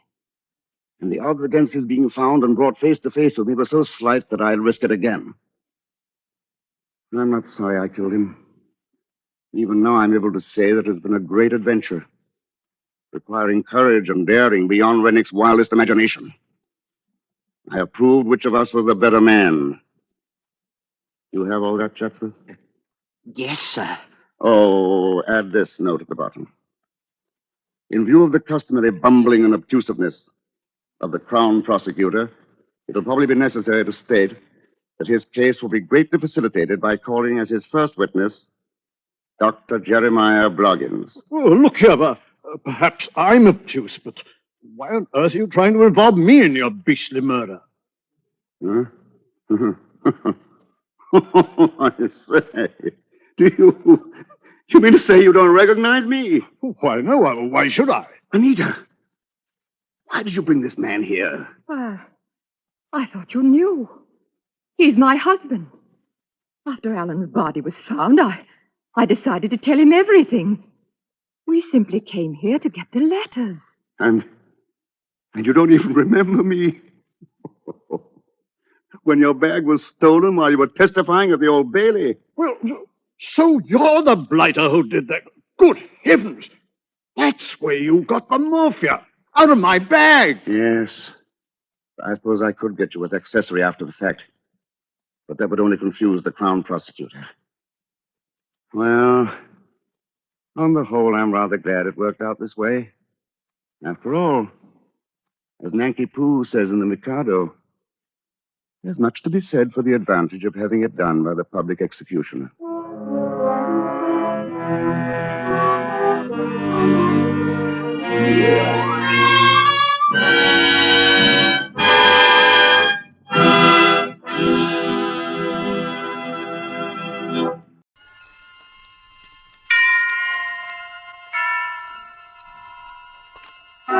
Suspense. Tonight, Roma Wines bring you the distinguished actor, Mr. Ronald Coleman, in one of the great suspense stories of our time, August Heat. Suspense is presented for your enjoyment by Roma Wines. That's R-O-M-A, Roma Wines. Those excellent California wines that can add so much pleasantness to the way you live, to your happiness in entertaining guests, to your enjoyment of everyday meals. Before we bring you Ronald Coleman and our suspense play, here's a brief message from Elsa Maxwell, famed for her great charm as a hostess. When food looks appetizing, it almost always lives up to expectations. When even so simple a main dish as a steaming, fragrant bowl of spaghetti or beans is surrounded by bright green salads, golden rolls or muffins, and brilliant Roma California burgundy, the food is more enjoyable, more delightful. And for a summery touch of the outdoors, a vase of flowers, perfect color complement to the deep, rich beauty of Roma burgundy. You'll enjoy the fruity, robust taste, the tart piquancy of distinguished Roma burgundy served cool. Truly a masterpiece of fine winemaking. Like all Roma wines, Roma burgundy is unvaryingly good, always high in quality of bouquet, color, and taste. The happy reward of selected grapes, brought slowly to perfection, gently pressed, then carefully guided to flavor fullness by the ancient skill of Roma's noted wineries in California's choicest vineyards.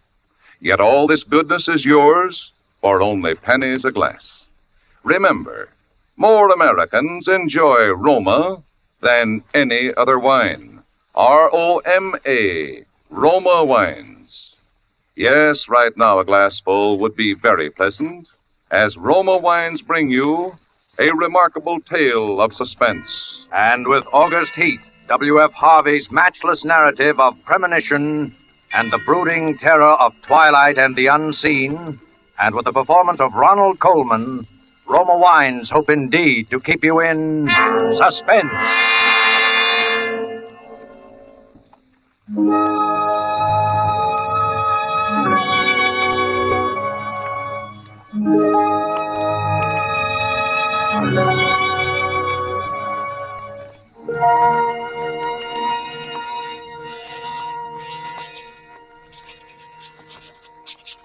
Penniston Road, Clapham, August the 20th, 1945.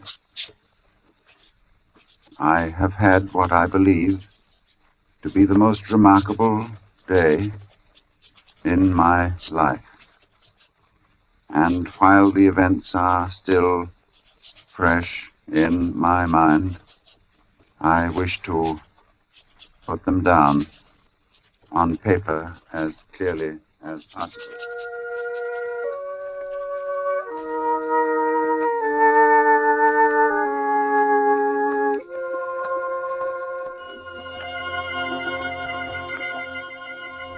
Let me say at the outset that my name is James Clarence Withencroft. You must remember that in order to have the full implication of my story. James Clarence Withencroft. I'm 40 years old, in perfect health, never having known a day's illness. By profession, I am an artist. Not a very successful one, but I earn enough money by my black and white work to satisfy my necessary wants. My only near relative, a sister, died 5 years ago, so that there is no one in particular to whom I address this manuscript. Only you, who might by chance read it someday. For, because of the peculiar circumstance about which you will soon hear, I have the strong premonition that I shall never live to tell anyone about it.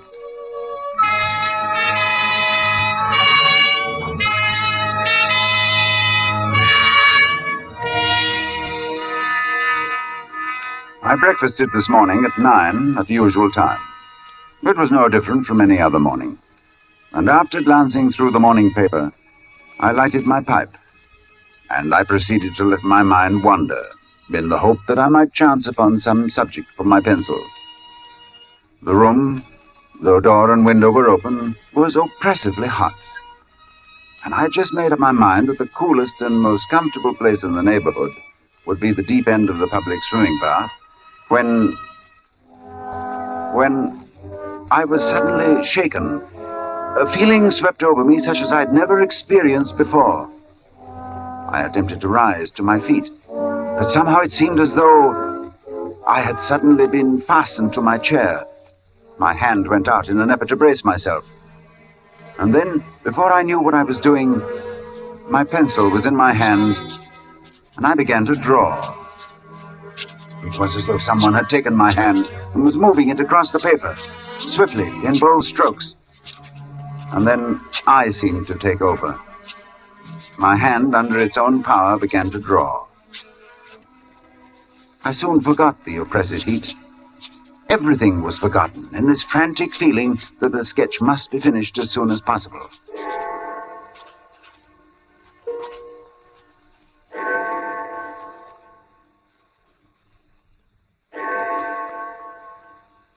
I had no idea how long I worked until I heard the clock of St. Jude's in the distance. It was 4 o'clock, and I had started just after breakfast. Now, for the first time since I'd begun, I actually seemed to see what I had been sketching. I was surprised. The final result was, I felt sure, the best thing I'd ever done. It showed a criminal in the dock immediately after the judge had pronounced sentence. The man was fat, enormously fat. The flesh hung in rolls about his chin. It creased his huge, stumpy neck. He was clean-shaven, or perhaps I should say a few days before he must have been clean-shaven, and he was almost bald. He stood there before the judge, his short, clumsy fingers clasping the rail, looking straight in front of him. The feeling that his expression conveyed was not so much one of horror as of utter, absolute collapse. There seemed nothing in the man strong enough to sustain that mountain of flesh.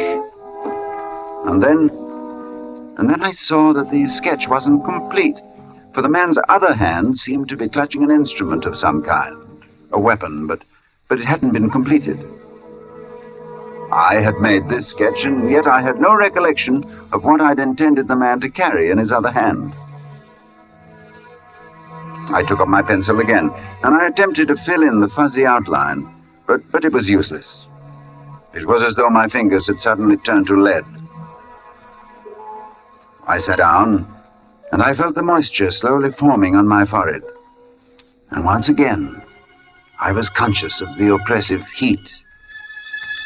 Then I knew that there would be no finishing of the sketch, at any rate not for the moment.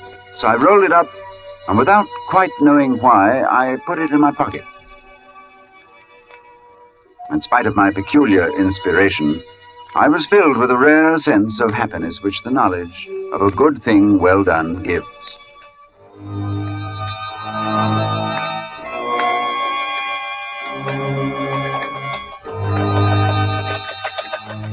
I believe that I set out with the idea of calling upon Trenton. for I remember walking along Lytton Street and turning to the right along Gilchrist Road. At the bottom of the hill where the men are at work on the new tram line. From there onwards, I have only the vaguest recollection of where I went. Through parks, along crowded streets, always conscious of the awful heat that came up from the dusty asphalt pavement in a suffocating wave.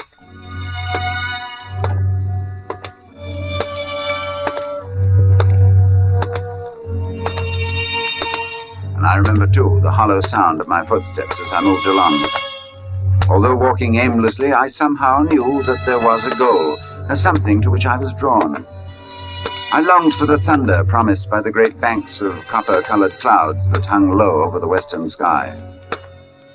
I've really no idea how far I walked when a small boy roused me from my abstraction. You got the time, mister? 20 minutes to 7. Thanks. Hot enough for you, sir? Yes. When he left me, I began to take stock of my bearings. I found myself standing before a gate that led into a yard bordered by a strip of thirsty earth. There were flowers, purple stock and scarlet geranium, and great numbers of bees droned over them. I stood looking down at them for a moment, and then, for some reason, I looked up. Over the entrance to the place, there was a board with the inscription, Charles Atkinson, Monumental Mason, worker in English and Italian marbles.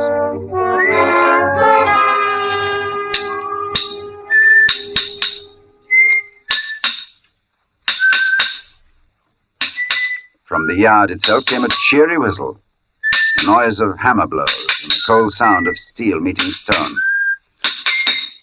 A sudden impulse made me enter, and I went in the direction of the noise. There was a man, sitting with his back towards me. He was busy at work on a slab of curiously veined marble. Then, without turning, his hammer stopped in midair as he was about to bring it down on his chisel. He held this position a moment before turning, but I knew that he was aware of my presence, and when he turned, I saw his face. It was, although I'd never seen him before, it was the face of the man I had been drawing.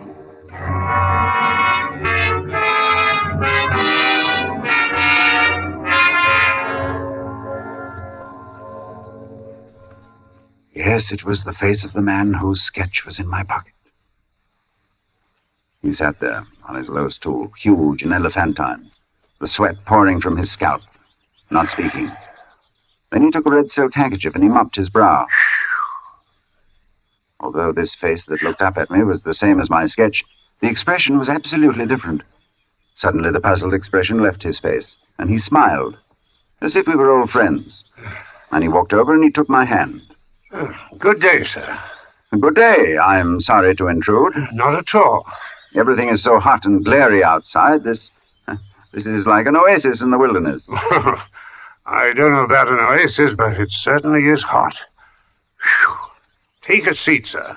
He pointed to the end of the gravestone on which he was at work, and I sat down. Very hot. That's a beautiful piece of stone you've got hold of. In a way it is. The surface here is as fine as anything you could wish. But there's a big flaw at the back. Oh, I don't expect you'd notice it. Oh, I shouldn't think so. I could never really do a good job at a bit of marble like that. It would be all right in the summer like this. Wouldn't mind the blasted heat. But wait until the winter comes. Winter? There's nothing quite like frost to find out the weak points in stone. Oh. A gravestone, you see. Oh, I see. Then what's this one for? You'd hardly believe if I was to tell you, but it's for exhibition. It's the truth. Artists have exhibitions, so do grocers and butchers. Oh, we have them too. All the latest little things in headstones, you know. He went on to talk of marbles, which sort of marble best withstood wind and rain, and which were easiest to work. Then of his garden and some new sort of carnation he had bought. At the end of every other minute, he would drop his tools, wipe his shining head. This heat's bad. A man's not responsible for what he does in this heat. I said little, for I felt uneasy. There was something unnatural, uncanny in all of this, the feeling that I'd experienced it all before. The oppressive heat, the fragrance of the stocks in the air, the conversation about the marble, the flowers, everything as though I had experienced it before. And yet I knew that I'd never ever been in this section of town before.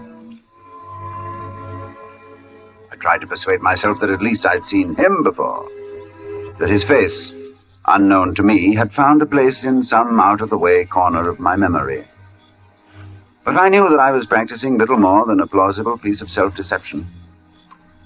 As I sat there quietly, watching him, he looked up at me and he said, There. What do you think of that? He said it with an air of evident pride, of a job well done. I could sense that he was experiencing the same feeling I had experienced when I'd finished my sketch. Then he got up with a sigh of relief. Hot. Hot, ain't it? I was seated in such a position that I was unable to see his work, and for some reason I didn't move.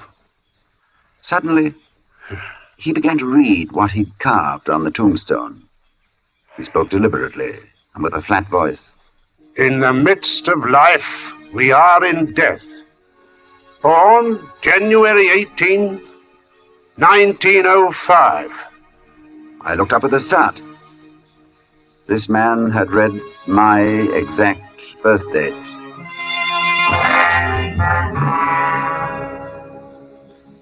He passed away very suddenly on August 20th, 1945. That's today. We usually use the present date on these exhibition stones. Do you usually put a name on them, too? Yes. Sacred to the memory of James Clarence Withencroft.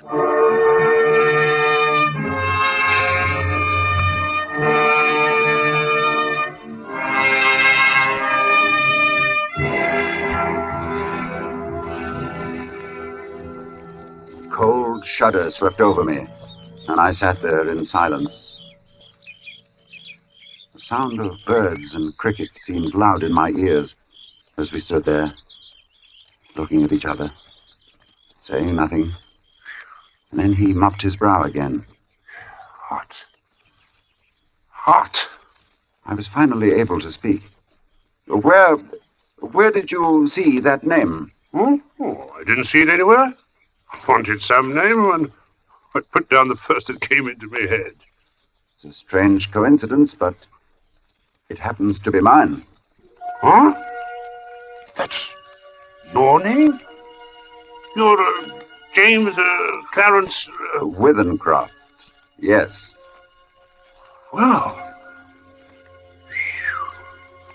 And the dates?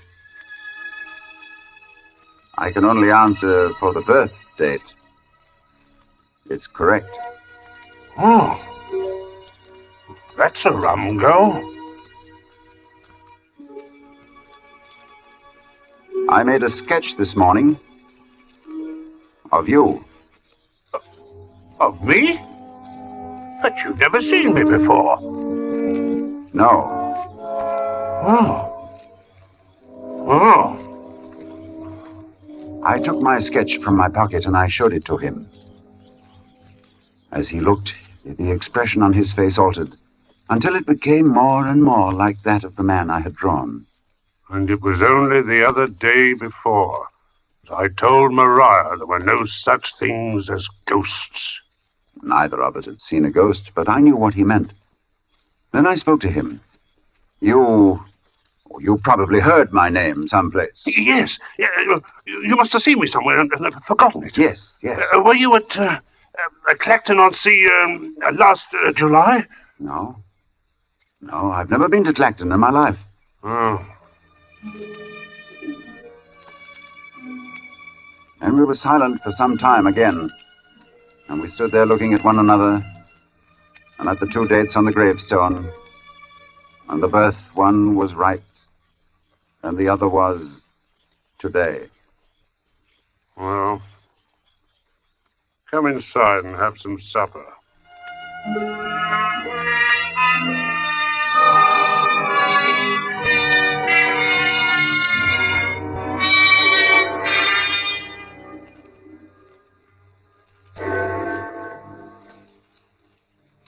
His wife was a strange little woman who was pallid with the look of those who live their lives indoors. Her husband introduced me as a friend of his who was an artist, and he informed her that I was staying to supper. I spoke, making some comment that I hoped I wouldn't be an intrusion, and she looked up at me and she said, You have a pleasing voice, Mr. Withencroft, and you're welcome in my home. I'm sorry Charles has not brought you here before.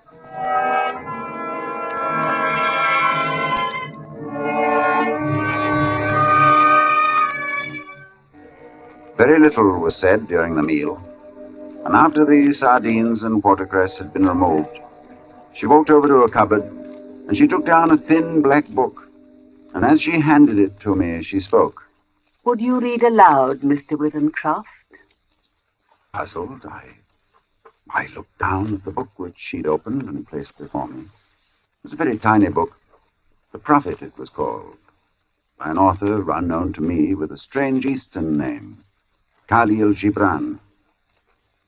And my eyes fell across the page, and suddenly I was reading aloud, as she'd asked me to. Then Almitra spoke, saying, we would ask now of death. And he said, you would know the secret of death. But how shall you find it unless you seek it in the heart of life? The owl, whose night-bound eyes are blind unto the day, cannot unveil the mystery of light. If you would indeed behold the spirit of death, open your heart wide unto the body of life. For life and death are one, even as the river and the sea are one. In the depth of your hopes and desires lies your silent knowledge of the beyond. And like seeds dreaming beneath the snow, your heart dreams of spring. Trust the dreams, for in them is hidden the gate to eternity. Your fear of death is but the trembling of the shepherd when he stands before the king whose hand is to be laid upon him in honor. Is the shepherd not joyful beneath his trembling, that he shall wear the mark of the king? Yet is he not more mindful of his trembling. For what is it to die but to stand naked in the wind and to melt into the sun? And what is it to cease breathing but to free the breath from its restless tides, that it may rise and expand and seek God unencumbered? Only when you drink from the river of silence shall you indeed sing. And when you have reached the mountain top, then you shall begin to climb. And when the earth shall claim your limbs, then shall you truly dance.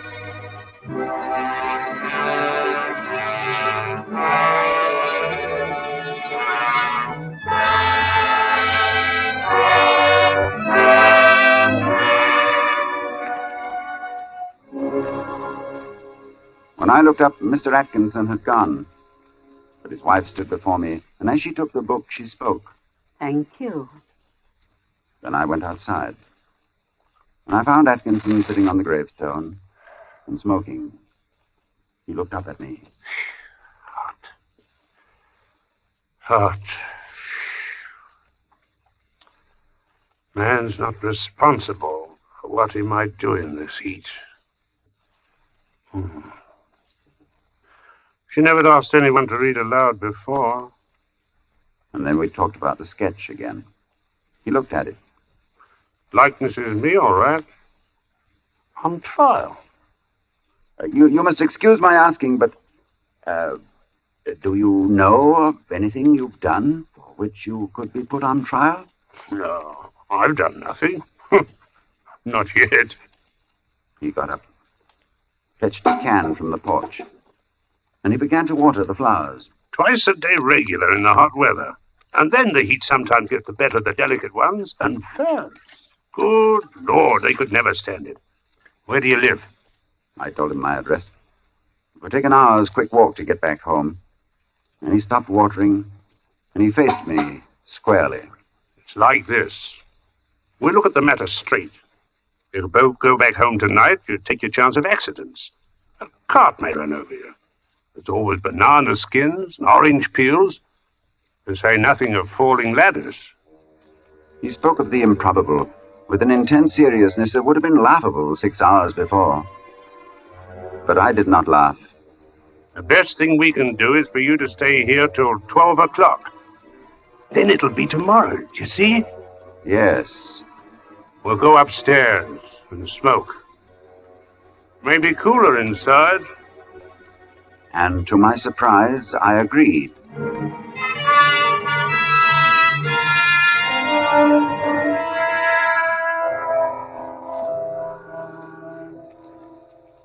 We are sitting in a long, low room beneath the eaves.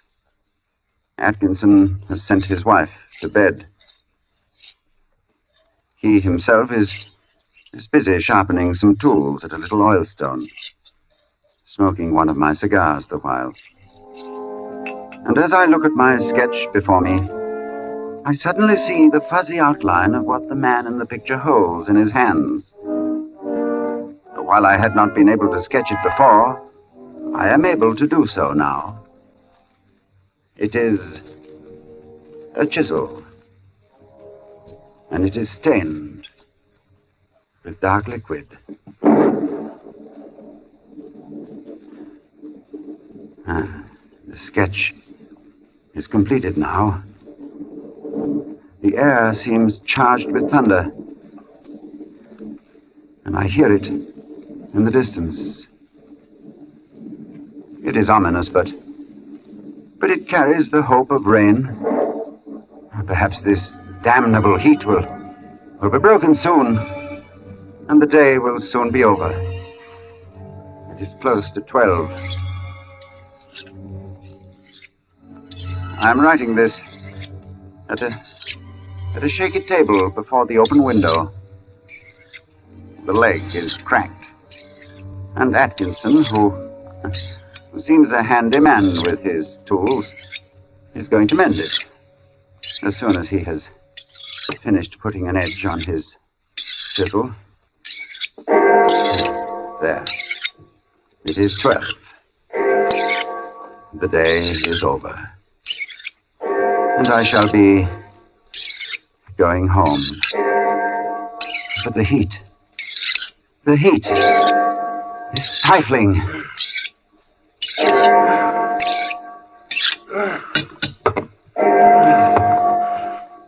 This heat is enough to send a man mad.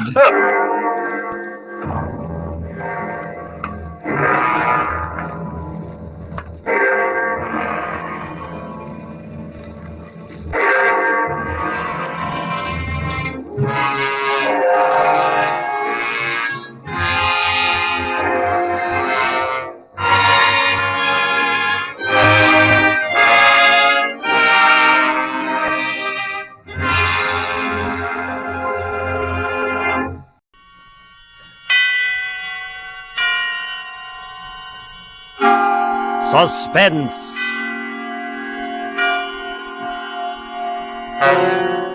Tonight, Roma Wines bring you a suspenseful play by Dashiell Hammett called Two Sharp Knives, and starring John Payne and Frank McHugh. Suspense is presented for your enjoyment by Roma Wines. That's R-O-M-A. Roma Wines. Those excellent California wines that can add so much pleasantness to the way you live, to your happiness in entertaining guests, to your enjoyment of everyday meals. Yes, right now a glassful would be very pleasant, as Roma Wines bring you a remarkable tale of suspense. And with the drama called Two Sharp Knives, and with the performances of Mr. John Payne as Scott Henderson and Mr. Frank McHugh as Wally Shane, Roma Wines hope indeed to keep you in suspense.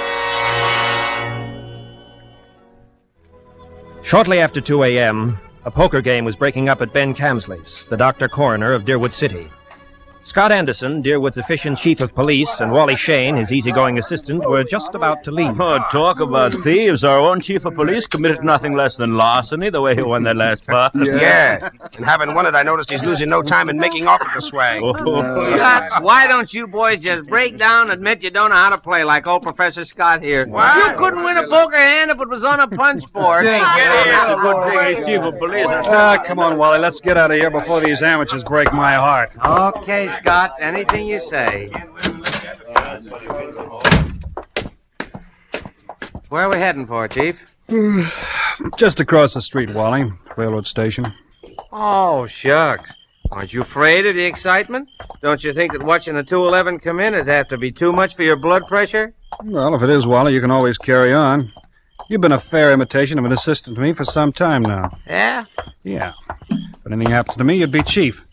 Don't worry, it won't be any harder for you to fool the public as chief. Hi, Elmer. Oh, howdy, Scotty. Well, hello, Wally boy. Hi, Elmer. Say, it's kind of late for you bigs to be around, isn't it? Oh, I don't know. We sort of figured we'd put the town to bed tonight. How's the 211? On time? Right on the nose, Wally, right on the nose. Shall be blowing for the bend in just about 3 seconds now. By golly, she fooled me. She's early. That's her now. Why, you expecting anyone on us, Scotty? No, Elmer, I'm not expecting anyone. Wally and I just thought we'd mosey over and watch her come in, that's all. You know, Elmer, you can never tell who might get off, though. Jesse James or Jack the Ripper, or even your Aunt Gussie. Yeah, I guess you're right, Wally. Well, here she be. Pardon me, just, but I gotta be rolling the wagon out to the bagel store. What?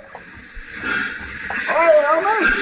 How's it going? Oh, I can't complain, Cap. Well, maybe you can, Elmer, but I sure can. You hold us up with that freight there. How much more? No. This is the last piece now. Oh. Well, there you are, Cap. It's all done. Okay, see you tomorrow, Elmer. Oh.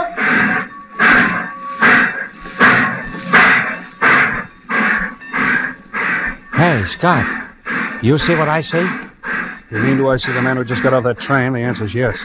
Well, he's a ringer for the guy we got that circular about. That is the guy. Well, then, what do we do now? We take him, Wally. Let's go. Whatever you say, Scott. Here he comes, over toward the taxi stand. Driver, I want to go to the Deerwood Hotel. Oh, never mind. I see the hotel sign just a few blocks down the street. Sorry. I'll walk.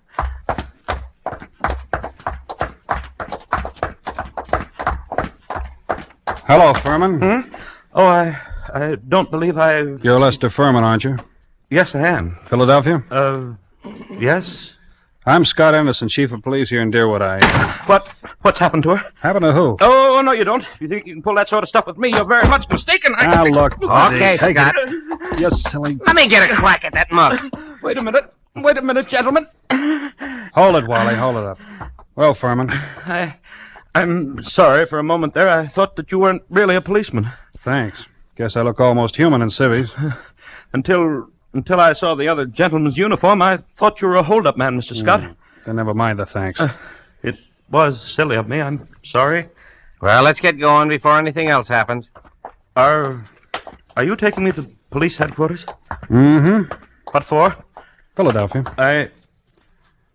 I don't think I understand you. You understand you're wanted in Philadelphia, don't you? I'm wanted in Philadelphia? Yeah. Got a cigarette? Huh? Oh, yes, of course. Here you are. What am I wanted for? Murder.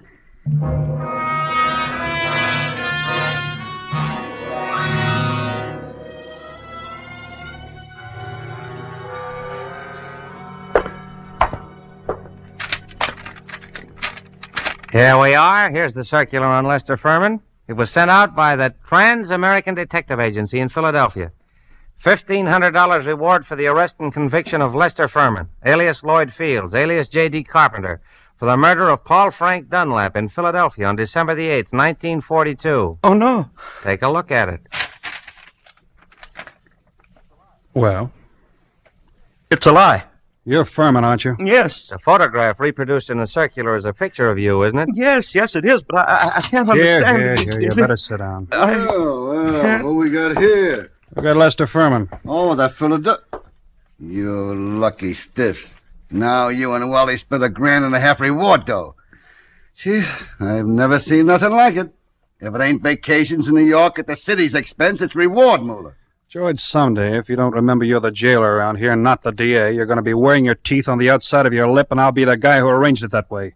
You understand? Oh, just 'cause you caught a guy who's hot in Philadelphia. It's a lie. I never killed anybody. I won't be framed. Oh, shucks. Take it easy, Furman. Save it for the Philadelphia police. We're just holding you for them. If anything wrong, it's there, not here. But it's not the police. It's the Trans-American Mr. Anderson, I suppose you're sure there's nothing I can do. There's nothing anyone can do till morning. All right, George, you take Furman now and lock him up. Come along, darling. We ain't had nobody in our little hoosecar for 3 days running. You'll have it all to yourself, just like a suite at the Ritz. Well, good night, and thank you. Make him as comfortable as you can, George. If he wants anything set in, okay. He's valuable, huh? Now, if some bum didn't mean a nickel to you, maybe I ought to take a pillar off my own bed for him. And nuts. He's just like the rest of them to me. Shut up! Perhaps you forgot my remark about your teeth a while back, George. Any day now, I'm going to forget your uncle's county chairman and throw you back in the gutter just to see how high you'll bounce. Remember that. Do all the talking you want, but do what I tell you. Oh, shucks, Scott. George don't mean nothing. He's just money mad. Okay, I'm going home now. If it's anything urgent, I can be reached there. But I don't want to be disturbed unless it's urgent.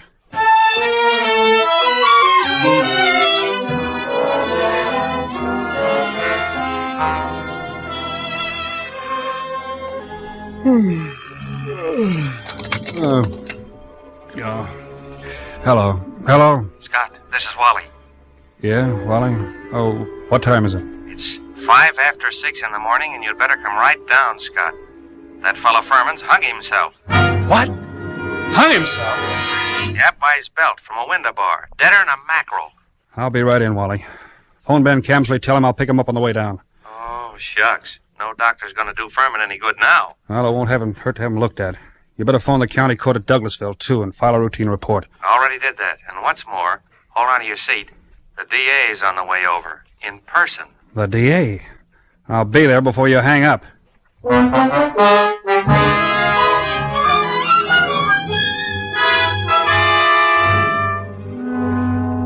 For Suspense, Roma Wines are bringing you as stars Mr. John Payne and Mr. Frank McHugh, whom you've heard in the first act of Two Sharp Knives by Dashiell Hammett, which is Roma Wines' presentation tonight of Suspense.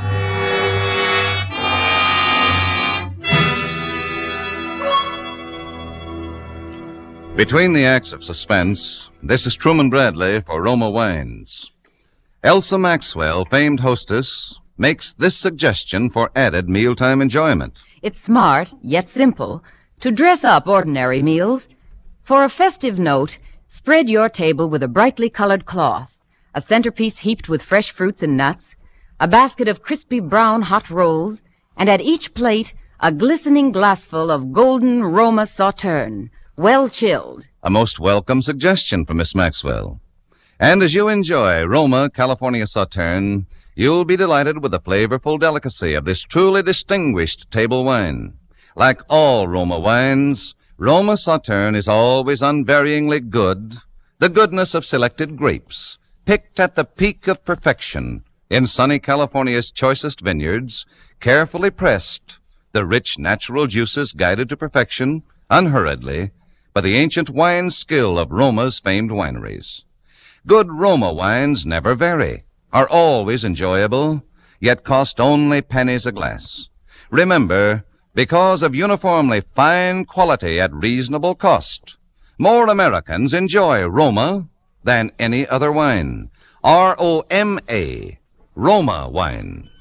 And now, Roma Wines bring back to our soundstage John Payne as Scott Anderson, Deerwood City Chief of Police, and Frank McHugh as Assistant Chief Wally Shane in Two Sharp Knives, a play well calculated to keep you in suspense.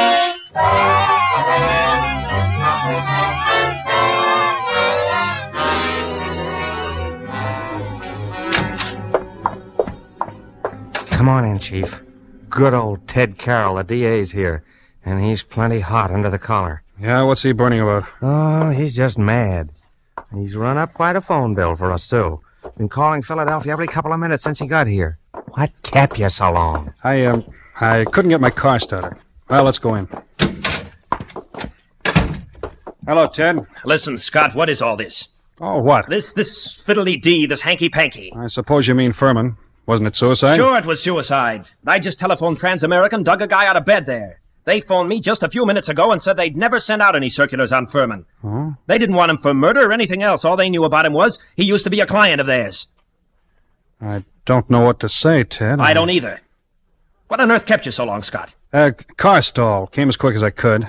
Well, what makes you so edgy, Ted? Oh, nothing. I guess it's just the district attorney in me. Oh, shucks. Gents, if you're not careful, you're liable to give the impression that you two don't like each other. Okay, Wally. I'll quit if he will. Tell me what's wrong, Ted. Well, that's plenty wrong, Scott. Everything's wrong. First, that Transamerican thing. They never sent out any circulars about Furman. And I'll get this. I talked to the Philly police just before you came in. There wasn't any Paul Frank Dunlap murder down there that they know about. They've got no unexplained murder for December 8th, 1942.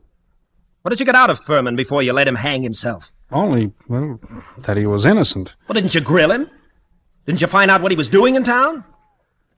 Wally, didn't you? Oh, shucks. What for? He admitted his name was Furman. The circular description fitted him. The photograph was him. Trans-American Detective Agency supposed to be on the level. Philadelphia wanted Furman. We didn't. But Scott. Oh, sure, Ted, sure. If I'd known he was going to hang himself, but then if your aunt wore pants, she'd be your uncle. You said Furman had been a client of Trans-American. Then tell me what kind of a job they were doing for him.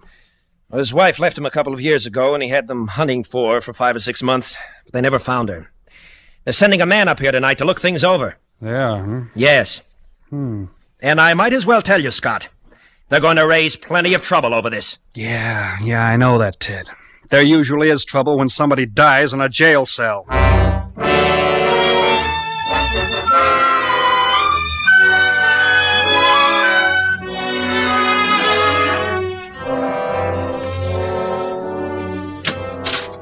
Chief Anderson?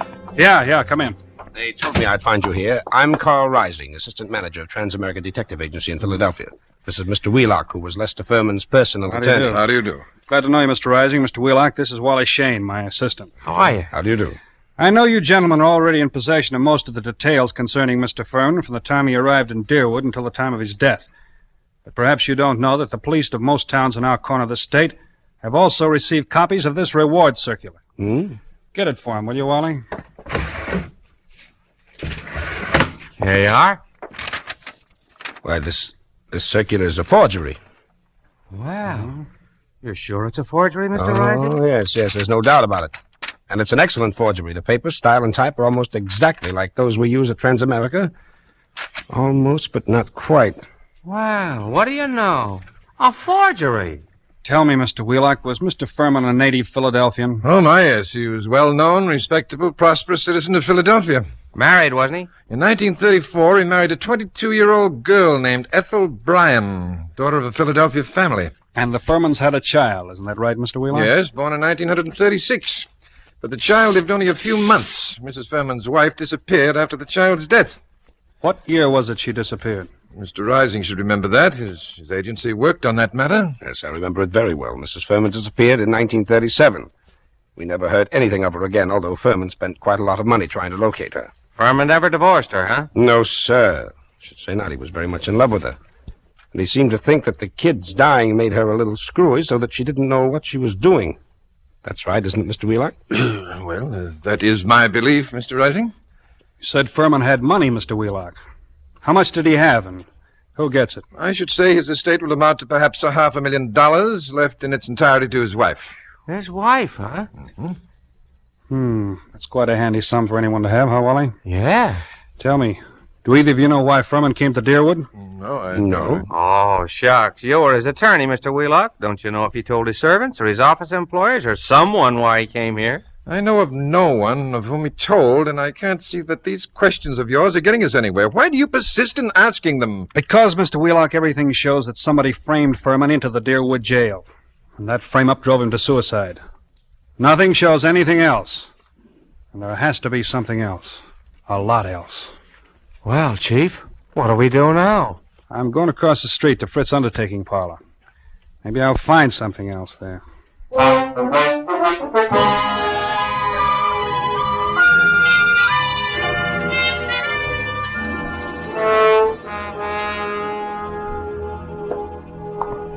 You find anything at the undertaking parlor, Scott? Nah, not much. Well, I was over there myself just after you left, and I did.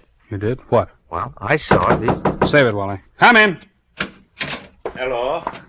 Am I butting into anything here? Oh, shucks, no. You know the coroner's report is always welcome at a time like this, Doc? What's on your mind, Doc? Well, is it all right to talk here? I mean, can anyone hear us? No, go ahead, talk. Listen, Scott, 2 of those bruises showed. What bruises? Furman, up under the hair, there were 2 bruises. But why didn't you tell me? I am telling you, Scott. You weren't here when I made my examination. You were off chasing some stick-up hoodlums. This is the first time I've seen you since then. But why didn't you spill the stuff about Furman's bruises when you were testifying at the inquest, Ben? I'm a friend of yours. Do I want to put you in a spot where people say you drove this fellow to suicide by third-degreeing him too rough? Oh, shucks, Doc. You're nuts. How bad was Furman's head? Well, that didn't kill him, if that's what you mean. There's nothing the matter with his skull, just a couple of bruises that nobody would notice unless they parted the hair. It killed him just the same. You and your friendship that... Hello. Yeah, Fritz. A couple of ladies? Who are they? Oh, okay, I'll wait. I've got to run along now, Scott. Okay, I'll see you later. Right. It's Fritz at the undertaking parlor. A couple of ladies want to see Furman's body. He's going to ask why. That's what I was going to tell you, Scott. When I was over there, I saw... Hello. Oh, are you one of the ladies who wants to see... You're Furman's wife. Mrs. Furman, Oh, then by all means, Miss Furman. Only, when you're through over there, I want you to come over to my office. I've got some things I want to ask you. Right. Well, what do you know about that? Furman's wife. That's what I've been trying to tell you. I saw him. And one of them's Hotshot Randall, a babe with a record as long as your arm. She's one of that mob you had me working on in New York last summer. She know you? Sure, but not by my right name. She thinks I'm a Detroit rum runner. No, I mean, does she recognize you just now? I don't think she saw me. Anyway, she didn't give me a tumble. Okay, Wally, stick around a while, but stay out of sight. Maybe I'll be bringing these dolls back with me. Whatever you say, Chief.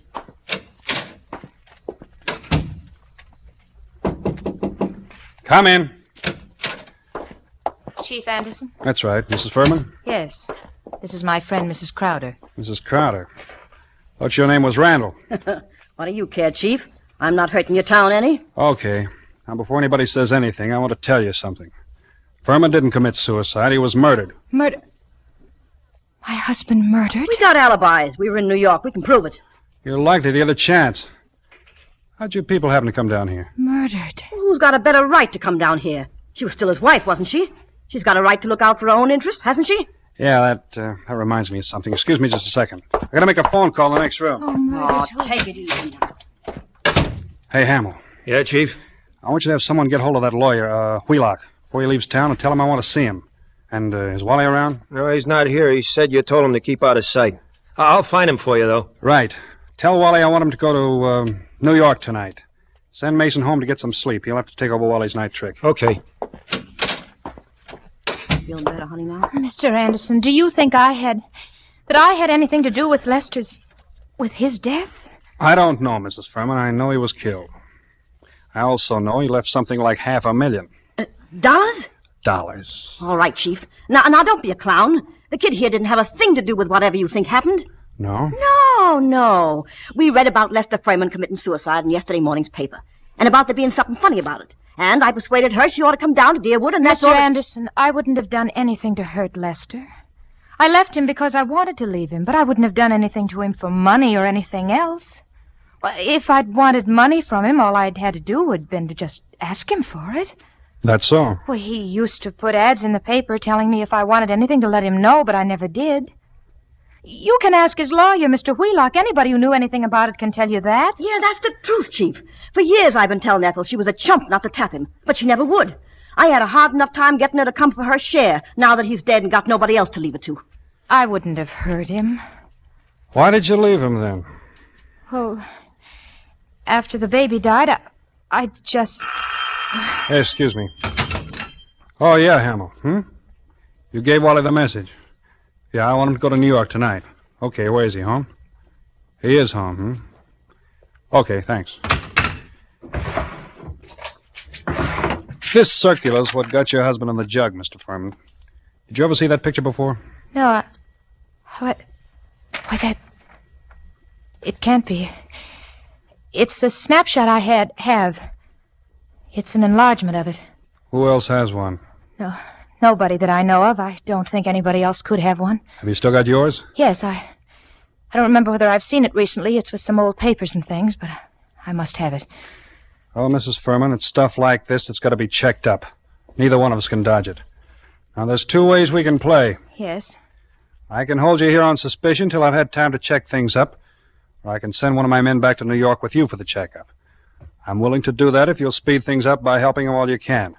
And if you'll promise me you won't try any tricks. I promise. I'm as anxious as you are to track this down. All right. How'd you come down? We drove. That's my car, the big green one across the street. Fine. Then my man can ride back with you. But no funny business. Funny shumminy. What do you expect, her? Huh? Oh, send him in. Hello, Mr. Wheelock. Is this really Mrs. Furman? Yes, that's really her, all right. How do you do? You wait here, Wheelock. I'll be back in a little while. Come on, girls. Where are we going? We're going to solve a murder, sister.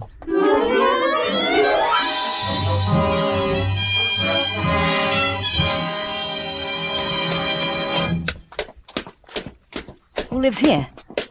Wally Shane, my assistant. He's the man who's going to drive you to New York tonight. All right? Here we are. Wally? Who is it?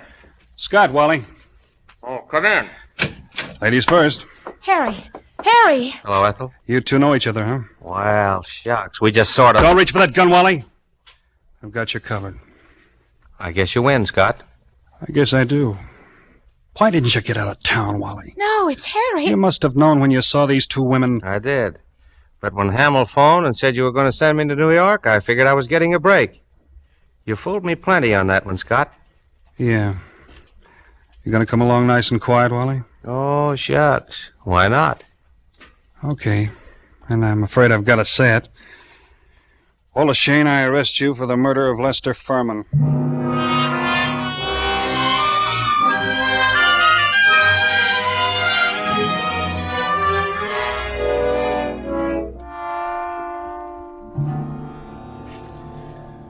You, comfortable in here, Wally? Can't complain. For a cell. Say, Scott. You didn't just stumble on all this, did you? Nope. Furman had to be murdered by a copper. Only a copper would know reward circulars well enough to make a good job of forging one.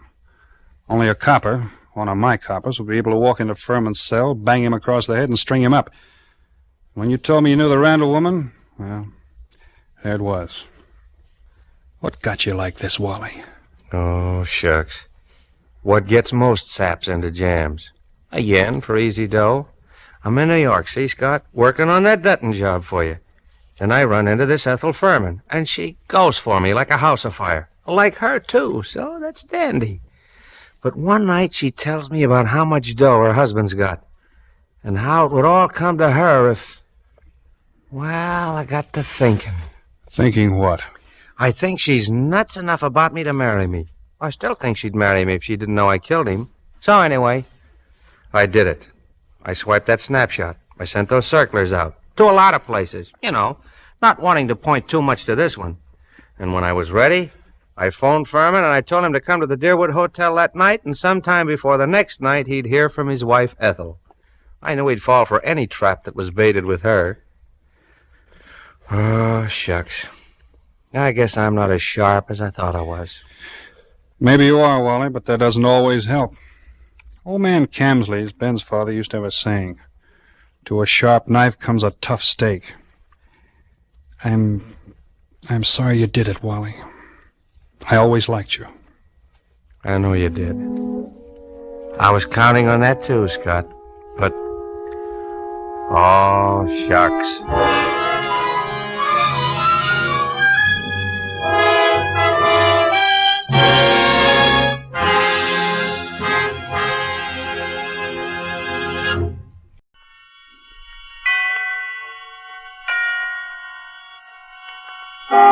Suspense. Tonight, Roma Wines bring you the suspenseful play called The Burning Court, starring the distinguished actor whose current performance you have admired in the picture Laura, Clifton Webb. Suspense is presented for your enjoyment by Roma Wines. That's R-O-M-A, Roma Wines. Those excellent California wines that can add so much pleasantness to the way you live, to your happiness in entertaining guests, to your enjoyment of everyday meals. Yes, right now a glassful would be very pleasant, as Roma Wines bring you a remarkable tale of suspense. And with the strange events detailed in John Dixon Carr's novel, The Burning Court, and with the performance of Mr. Clifton Webb as its urbane narrator, Godin Cross, Roma Wines hope indeed to keep you in suspense.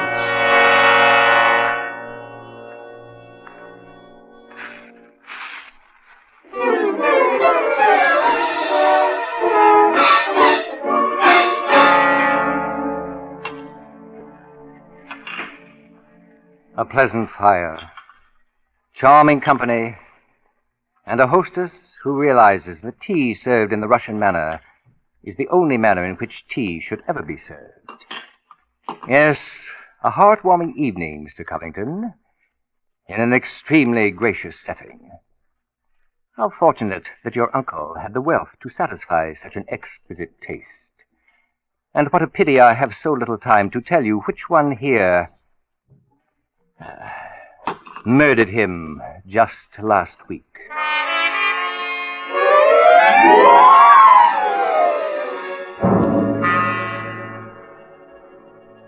Now, I believe we're all here. Ted and Mary Covington, Mrs. Henderson, the housekeeper, Captain, Brennan, I believe. Yes. And incidentally, yourself, just who did you say you were? No wonder you police have had so much difficulty with the case. My name is Cross, Godin Cross, the writer. Well, why don't you say so? That book, A History of European Murder, that's yours, isn't it? Extraordinary. A policeman who reads. As a matter of fact, Captain, it's because of my latest book, Poisoning Throughout the Ages, that I happen to be with you now. Ted Covington there is a member of the firm which publishes my work. I'd never seen him until tonight, when he himself told me what happened. He went back to last Friday afternoon, for it was then that he began reading my manuscript for the first time. He began it on the train, the commuter's train, which every afternoon deposits him safely and soundly in this charming suburb of Crispin. That is, if you care for suburbs. At any rate, I imagine he was almost home by the time he finished the first chapter. And then he turned the page. Attached to the following leaf was a picture, and looking at it, the young man stiffened suddenly and all but cried out his shock. It was a picture of a woman. Under it was printed, Marie Dubronich, convicted of arsenic poisoning, St. Petersburg, Russia, 1731. Ted Covington was looking at a picture of his own young wife.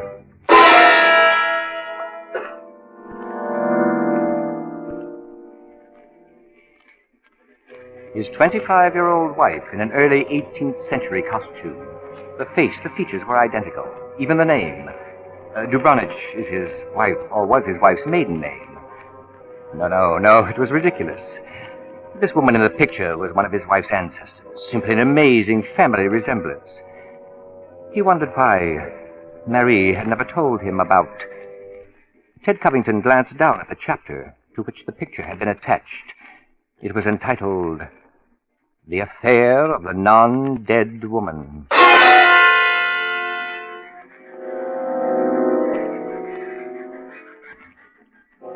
But then the train was approaching the station, and he rose and walked out to the platform. Standing there for a moment, his eyes ran down the page. Marie Dubronich, it appeared, was quite a continental charmer in her day. With the beneficent assistance of arsenic, she had disposed of half a dozen husbands before she'd been caught.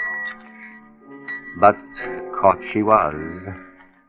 She was sentenced to death, the chapter concluded, and then beheaded and burned.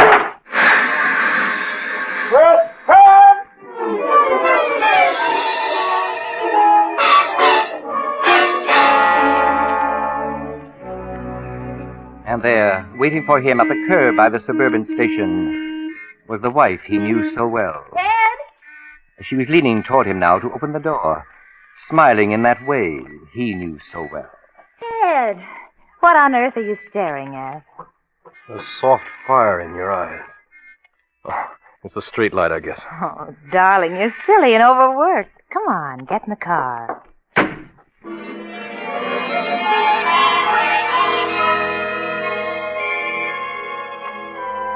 Thus, like a thin wisp of smoke, it was gone.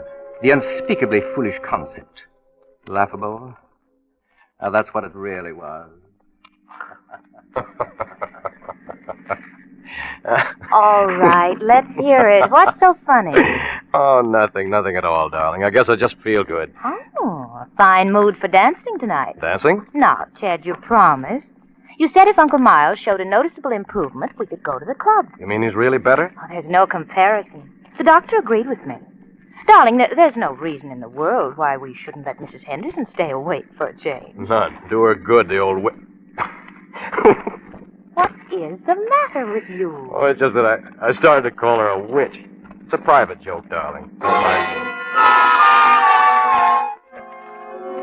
A private joke. And by the time they were home, it was even less than that. Ted was sitting in the living room when Marie entered and moved toward the fireplace. He studied her as she struck the match on the hearthstone, touched it to the little rolls of newspaper, stood back to watch the licking flames catch the charcoal, then the logs.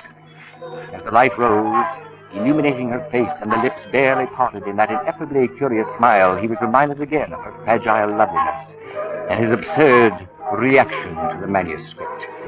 He glanced around. There it was on the table, where he placed it when he'd come in. Deliberately, he turned from it, and then back again. The manuscript had been moved, only an inch or so, but moved. Keeping his back to his wife, he thumbed through that early chapter and discovered, just as he was afraid he would, that the picture itself was gone. For a long moment, he thought of what to do. And then, slowly, he turned around. This book of crosses I brought home. Yes, dear. There was a story of a poisoner in it.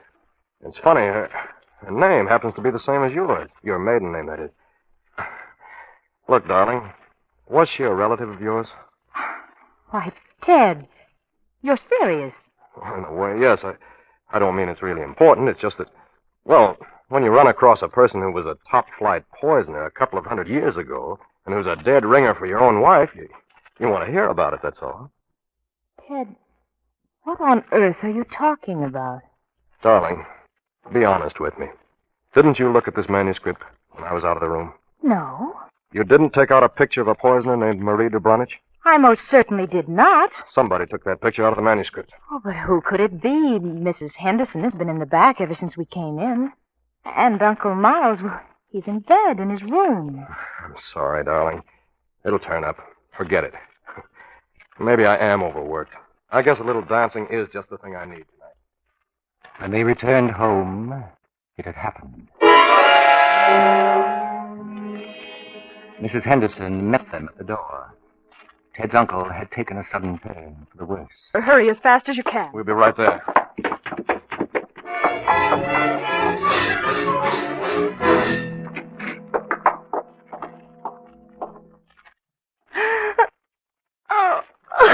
Marie, if you don't mind, Yes. Yes, Ted. Come, Mrs. Henderson. Let's go into the living room.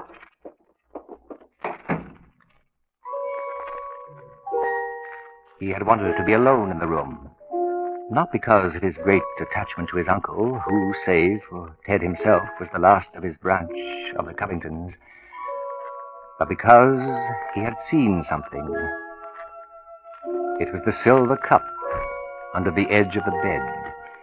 The cup of the late patient had used for his medicine. Ted moved over to it, stooped down. There were still a few drops at the bottom. And then, just as he was rising to his feet, his heart seemed to miss a beat. He had seen the other thing, Uncle Miles' cat, 2 feet away from the cup, further under the bed. She was lying on her side. Fearfully, he extended his hand. The cat was still warm, but quite dead.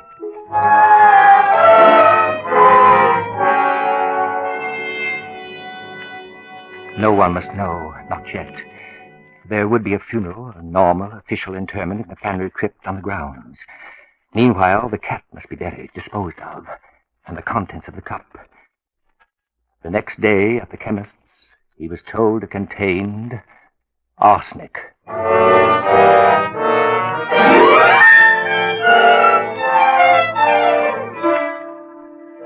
For Suspense, Roma Wines are bringing you as star Mr. Clifton Webb, whom you have heard in the first act of The Burning Court by John Dixon Carr, which is Roma Wines' presentation tonight of Suspense.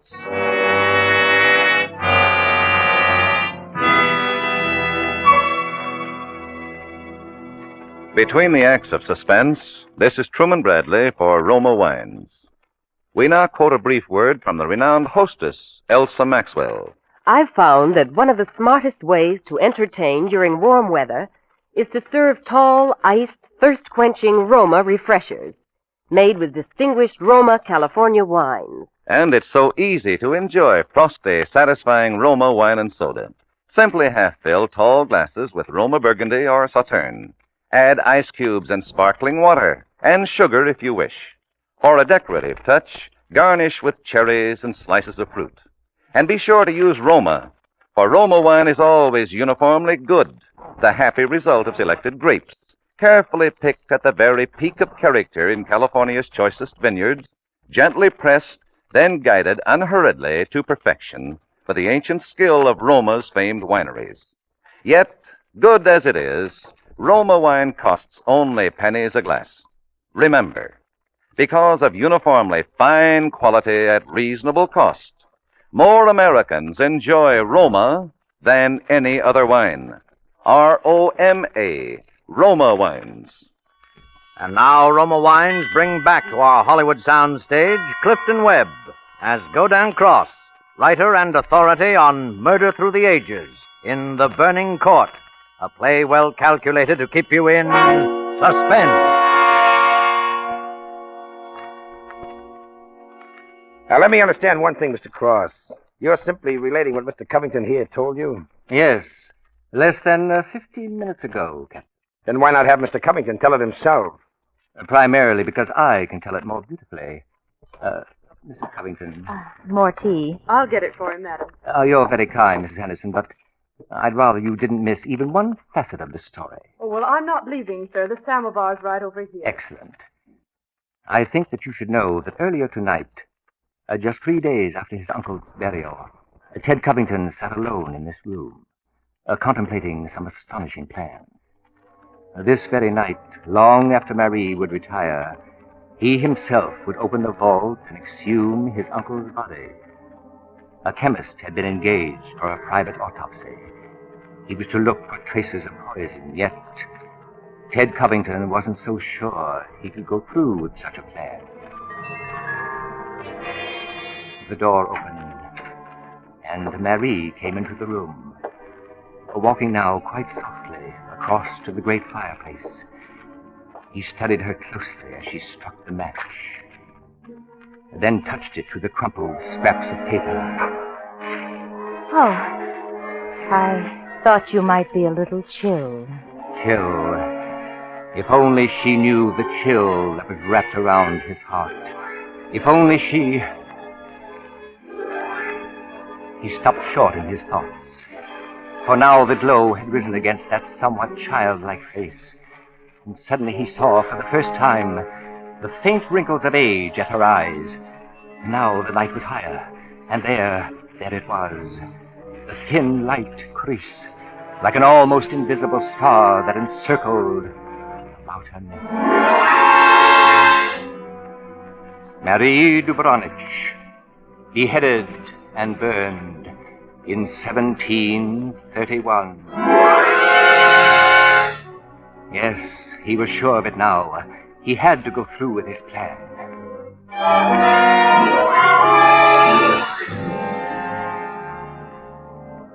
So, by the dim light of a lantern, he set about his task, pounding his way through the thick concrete that now covered the family tomb, drawing open the great subterranean door, descending to the ink-black chamber below. He found the coffin, wrested it from its crypt, and placed it upon the floor. He unclamped the lid, opened it, and then... The word of shock leapt from his throat. Empty! Empty!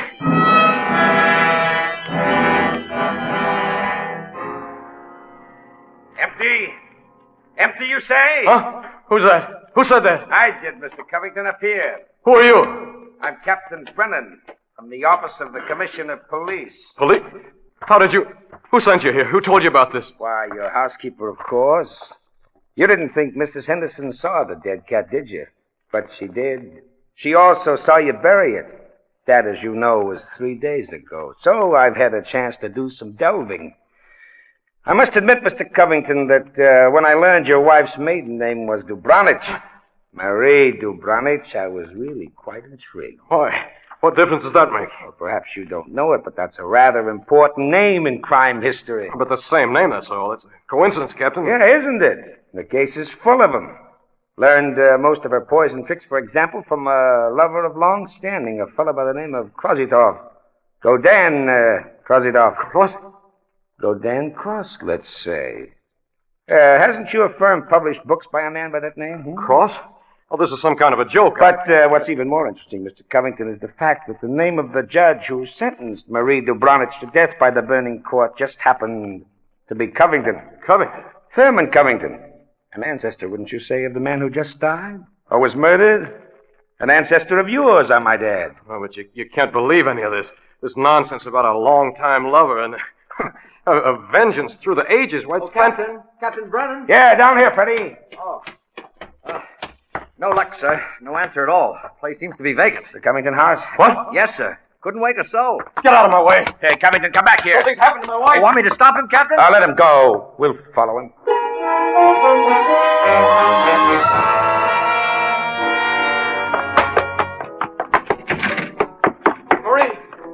Marie! Where are you? It's me, Ted. Marie! What have you done? What? Good evening, Mr. Covington. Who are you? My name is Cross, Godin Cross, the writer. Cross? My wife. What have you done to her? You fiend. What have you done to my wife? Stop it! Listen to me. Why are you here? Why am I here? Because your wife, reading my chapter on Marie Dubronich, realized I knew more about the family than even she did. Because she found my phone number on the front cover of the manuscript.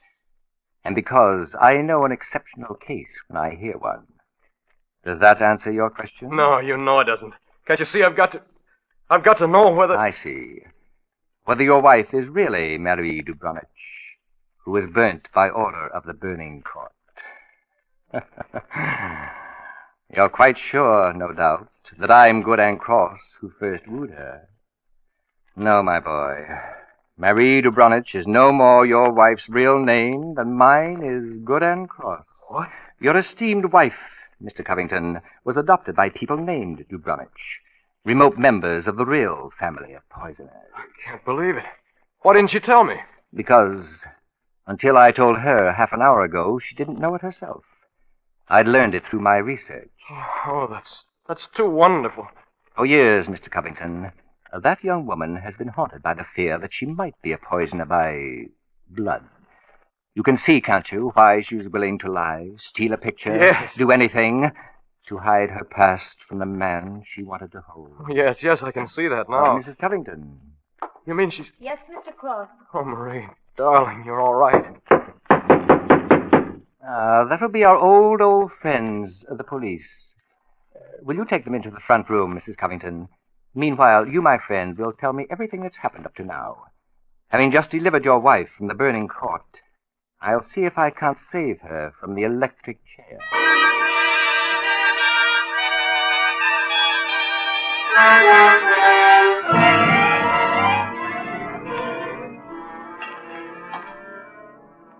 Sugar? Just pass it, please, Mr. Covington. There. Thank you. Ah, yes. Truly excellent tea. Don't you agree, Mrs. Henderson? What? Oh, yes, it's very nice. Yes. Well, that, Captain Brennan, completes Ted Covington's personal account of the events leading up to the present. Let us now consider that supernatural hocus-pocus of the body that walked out of the sealed-in tomb.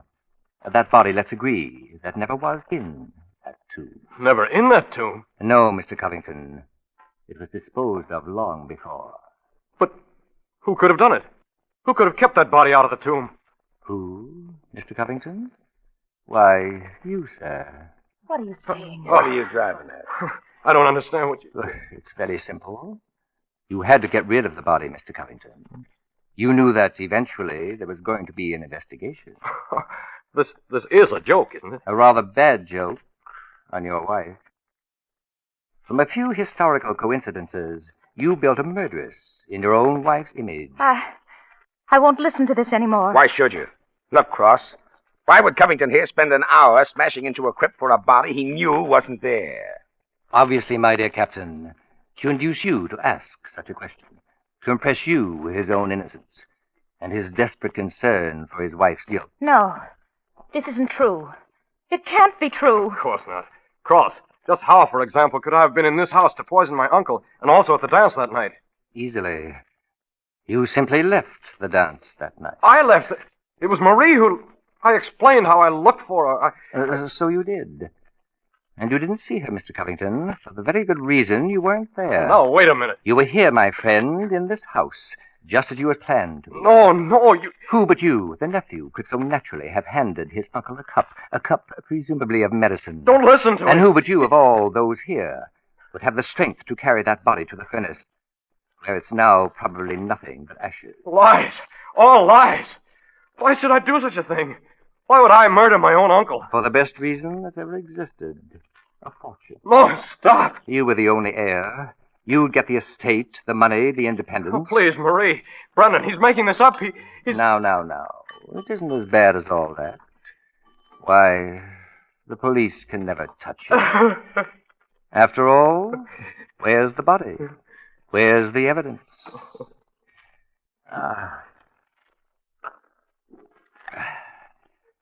A truly delightful beverage. Yes, Mr. Covington. I'm sure you'll be quite comfortable in an asylum for the insane. And that is... Mr.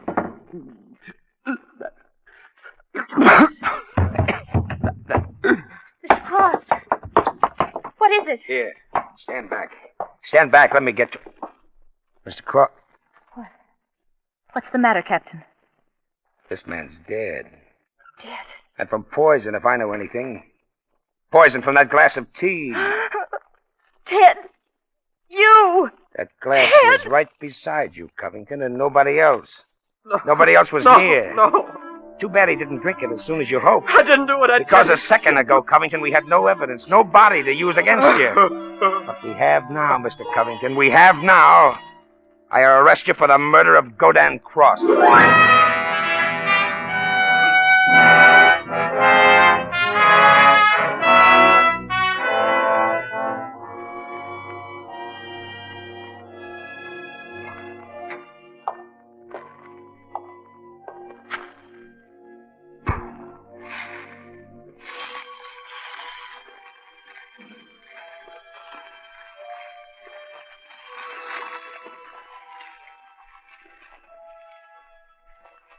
Godin. Godin. You're much too far away, my love. Godin. Much too far from the flame. So you've come back, dear Godin. Back within the hour. Back for you, Myra. Marie. For with all the Covingtons disposed of now, with the old score settled at last. I know. There's no need to tarry longer. You were brilliant as ever, Godin. Superb in building the case against him. Magnificent in the suicide. I never even saw you take the poison. And I thought I'd taught you all the tricks. Closer now. Much closer. Yes. Closer to the flame, Mary. Yes. Yes, Godin. Closer to me, my love.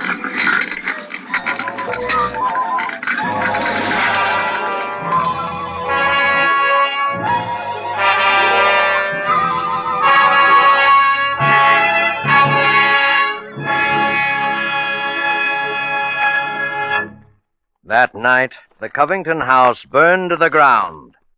The body of Marie de Branich Covington was never recovered.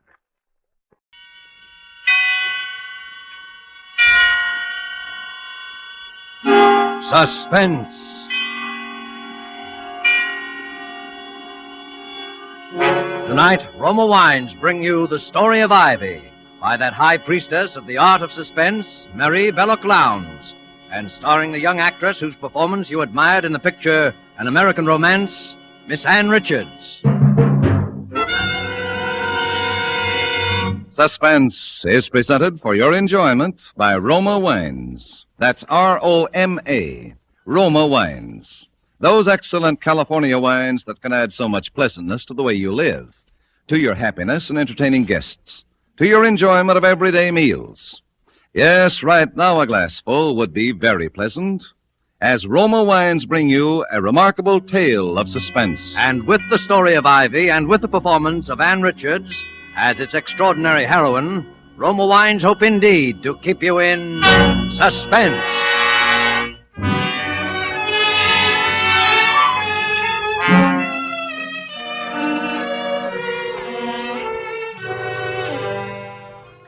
The Story of Ivy. Ivy Lexton's own story as told to Victoria Matthews, an exclusive feature of the Morning Herald. I wrote it in the first person, Mrs. Lexton. I hope you don't mind. Oh, it doesn't matter, so long as the story is accurate. You can understand my anxiety, Miss Matthews. After all, I owe it to my public. Yes, of course. Perhaps you'd like to read it through and make suggestions before signing the release? Oh, if it's not too much bother. On the contrary, hearing it in your own words would be a decided help to me. Very well, Miss Matthews. I'll read it out then. Are you comfortable? Would you like anything? A cigarette, perhaps? It's unfortunate that I have no maid here with me at present. Thank you. I'm quite comfortable. Please go ahead, Mrs. Lexton. Very well. Chapter 1. I was born in Hobbs Court, Soho, and I was christened Ivy Gudge. I hated my name, and I hated the sordid surroundings into which I had been born.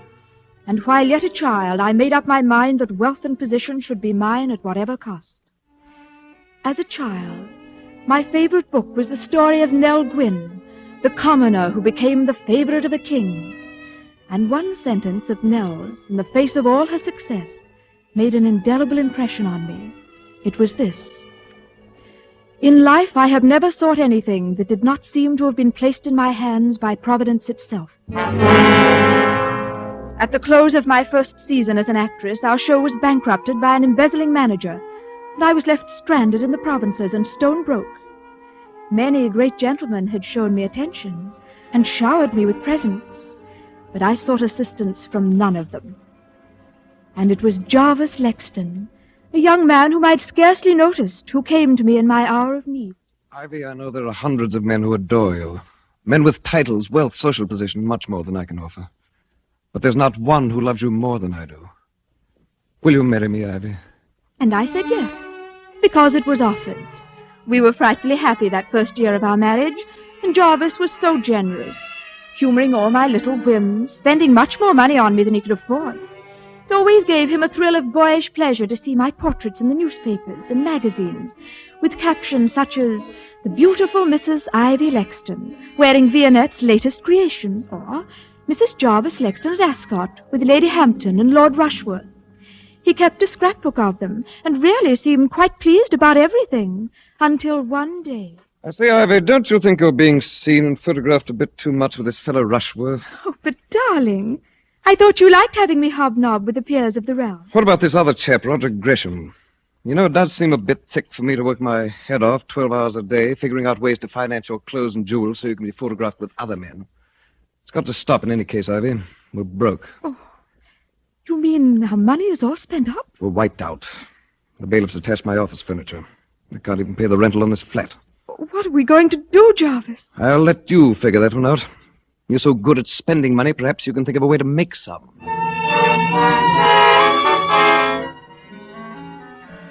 So you see, Jarvis really made the suggestion to me himself. I don't know what we'd have done during the next few months if it hadn't been for the generosity of Roger Gresham and Lord Rushworth. Roger was only a young doctor starting out in practice, and couldn't help a great deal, of course, though he was even fonder of me than Miles Rushworth, now that I look back on it. It was in July that things took such a distressing turn. I'd been out to dinner with Roger Gresham, and I asked him up to the flat afterwards to say hello to Jarvis and cheer him up. Poor Jarvis hadn't been feeling well lately. Well, Ivy, this is a fine hour to come home to your loving husband. Where have you been? Out, darling. Aren't you going to say hello to Roger? I suppose I should thank him for keeping my wife amused. I say, old fellow. Roger has just been telling me the most fascinating things. He was called as an expert, you know, for the Crown and the Bronson case. I asked him to come up and tell you about it, darling, since you're such a detective fan. Well, that's nice of you, Roger. Do tell me all about the Bronson case. Well, there was nothing so interesting about the murder itself. It was just a simple case of arsenic poisoning. You don't say. As a medical man, what interested me about it was what a doctor ought to do in a case where he suspects a patient's being secretly poisoned. What would you do, Roger? Well, it's hard to say.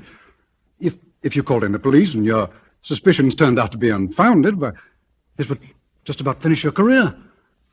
I suppose that's why so many poisoners get away with it. Well, I guess I'd better be getting along. Drop in again sometime, Roger. And bring your own arsenic. Jarvis! Well, cheerio. Ivy, see you later.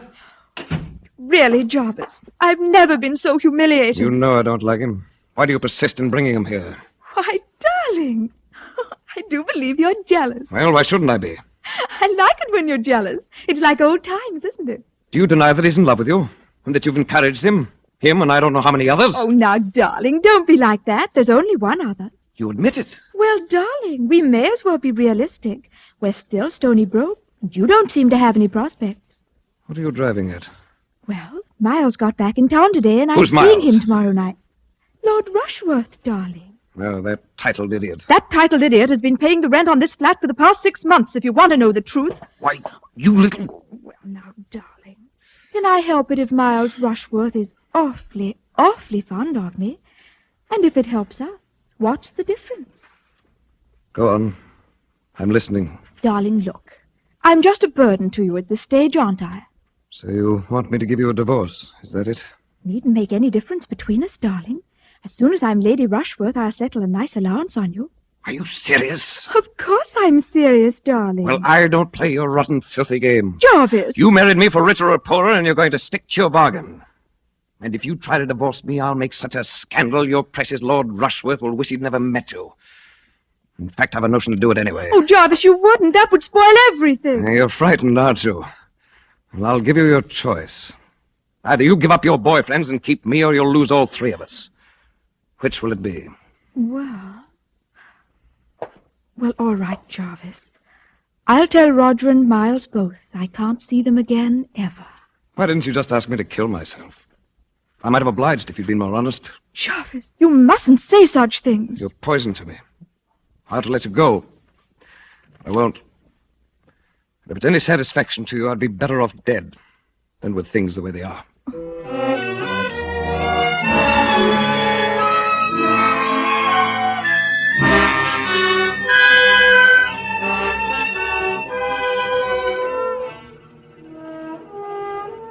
So you see, Miles, I simply can't go on seeing you. It isn't fair to Jarvis. Is he being fair to you? You don't understand. I'm all he has left now. You're so good, so innocent. Can't you see he's just holding on to you out of spite?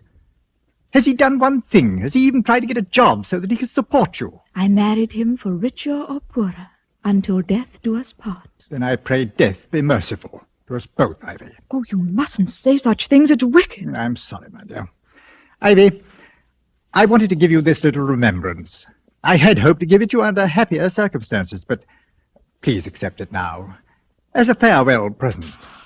Oh, Lord Rushford, you shouldn't have. It's only a little thing, the little handbag you admired so much. We saw it in Cartier's window. Oh, Remember? the one with the emerald clasp. Oh, you shouldn't have. Oh, it must have cost a fortune. Look in the mirror. The emerald matches your eyes. You will accept it, won't you? Oh, Miles, I'll carry it with me always.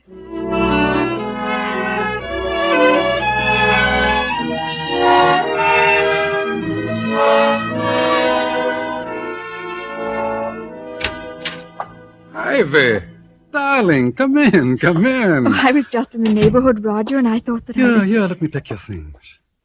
I say. Oh, what a smart handbag. Real emerald, isn't it? Yes, Miles gave it to me. Isn't it lovely? You know what it means accepting a present like that from him? Oh, don't be silly, Roger. It was a farewell present. Farewell? Darling, do you really mean that? Roger, please, please. What if your housekeeper walked in? Oh, I'm sorry. Come along, darling. Come in here. I was just putting up a prescription. What a queer sort of room. I never knew a doctor's surgery looked like this. Weren't you ever in here before? No. What's in that bottle? Oh, arsenic. I thought it was a poison. Well, it is. It's also a fine tonic taken in the right amounts. How much would it take to, kill someone? Oh, about the same amount as the amount of sugar it would take to sweeten your coffee. Oh, doesn't it give you an eerie feeling? What? That little glass jar. There's death in it. Prison, waiting to escape. Oh. Aren't you being rather morbid? Will you have 1 or 2 spoonfuls of death in your coffee, darling? I say, you are a little Borgia, darling. Oh, it's my patient now. Wait here, darling. Shan't be a moment. As soon as he'd left the room, I picked up the glass jar on the end of the table, unscrewed the top of it, almost without being aware of what I was doing. How strange and exciting to know that death was in that jar, in those little white crystals. Then, as if some power outside myself had suddenly taken possession of me, I pressed the catch of that lovely jeweled handbag and commenced spooning out the white crystals. 1, 2, 3, 4. Sorry to be so long, darling. I had to listen to a recital of the Colonel's symptoms. Oh, that's all right. I was just fixing my makeup. I can't seem to find my lipstick. I say, old girl, you're looking rather pale. Perhaps I'd better prescribe a tonic for you. Oh, no. I'm just a little tired, that's all. Hello. What is it, Roger? Oh, nothing. I could have sworn I put the cap back on this bottle. Oh, well.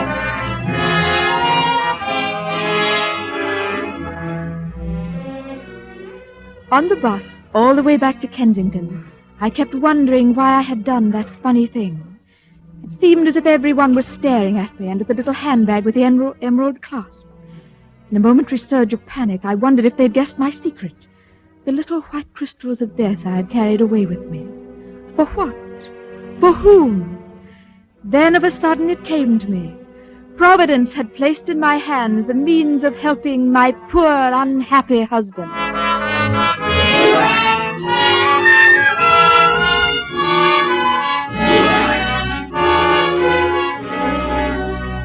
For Suspense, Roma Wines are bringing you as star Miss Ann Richards, whom you have heard in the first act of The Story of Ivy by Mrs. Belloc Lowndes, which is Roma Wines' presentation tonight of Suspense.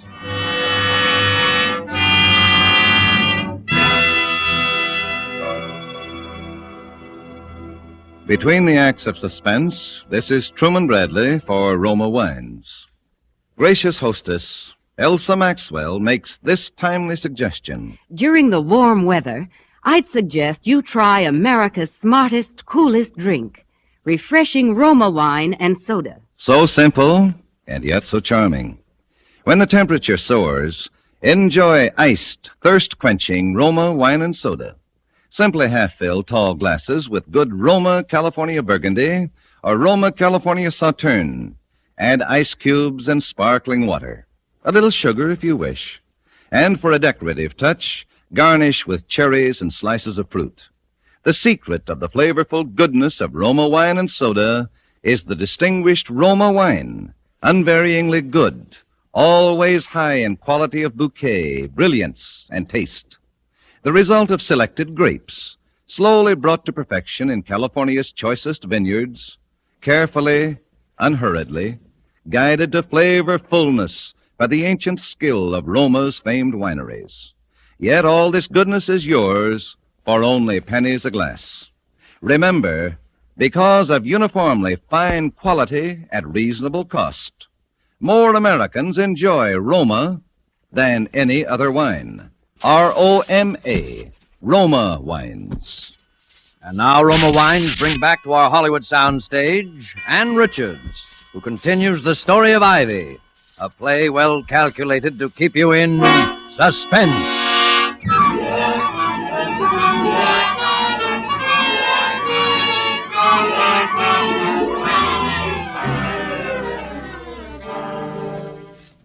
My husband's illness lasted only a little more than a week, but to me it seemed an intolerably long time.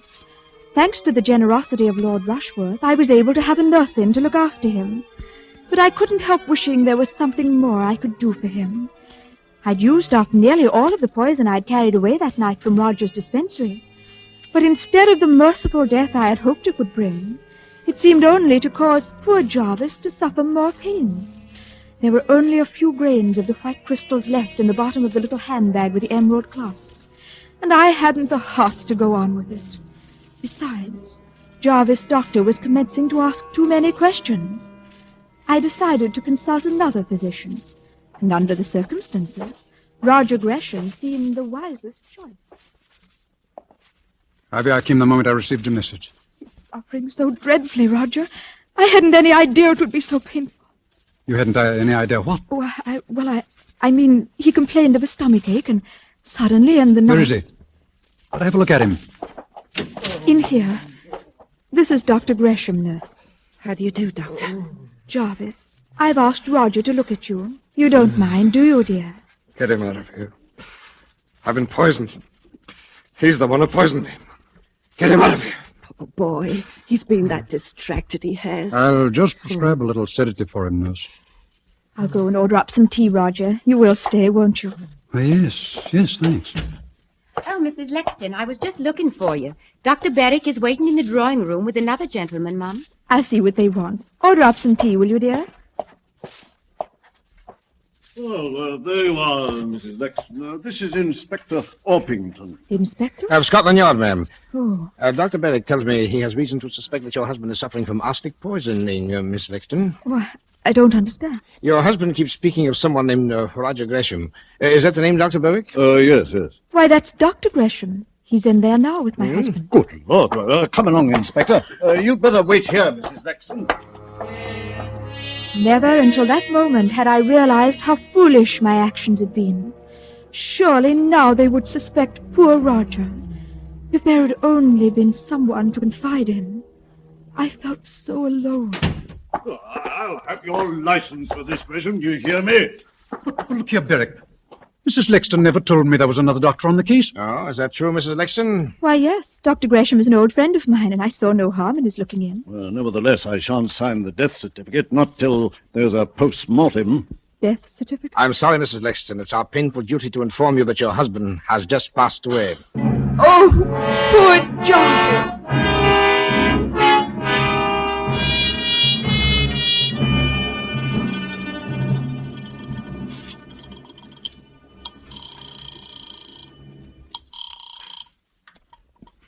Dr. Gresham speaking? Roger, it's Ivy.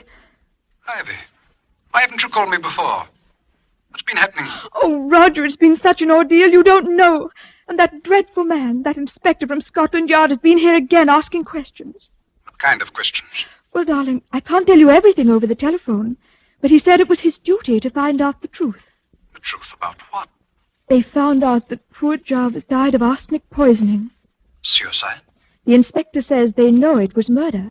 What possible motive could I have? None, of course, darling. But I was silly enough to let out to the inspector that you had been, well, fond of me in a sort of way. Are you there, Roger? Yes. Yes, go on, Ivy. Well, the moment I said it, I saw what a mistake I'd made. But he spoke as if he already knew such a lot, or at any rate, some part of it. What part of it? Well, that even if I didn't care for you, you had been very, very fond of me. Are you there, Roger? Yes. Yes, Ivy. Go on. What else? Well, he's certain to ask if I've ever been to see you at your house, I mean.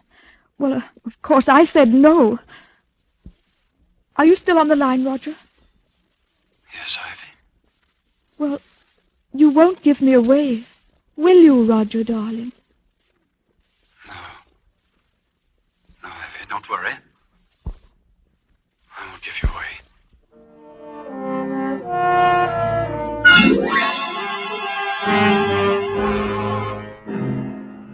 Roger Gresham. The jury, after a careful and patient hearing, have found you guilty of the willful murder of Jarvis Lexton. The sentence of the court upon you is that you be taken from here to a lawful place of execution, and that you be there hanged by the neck until you be dead.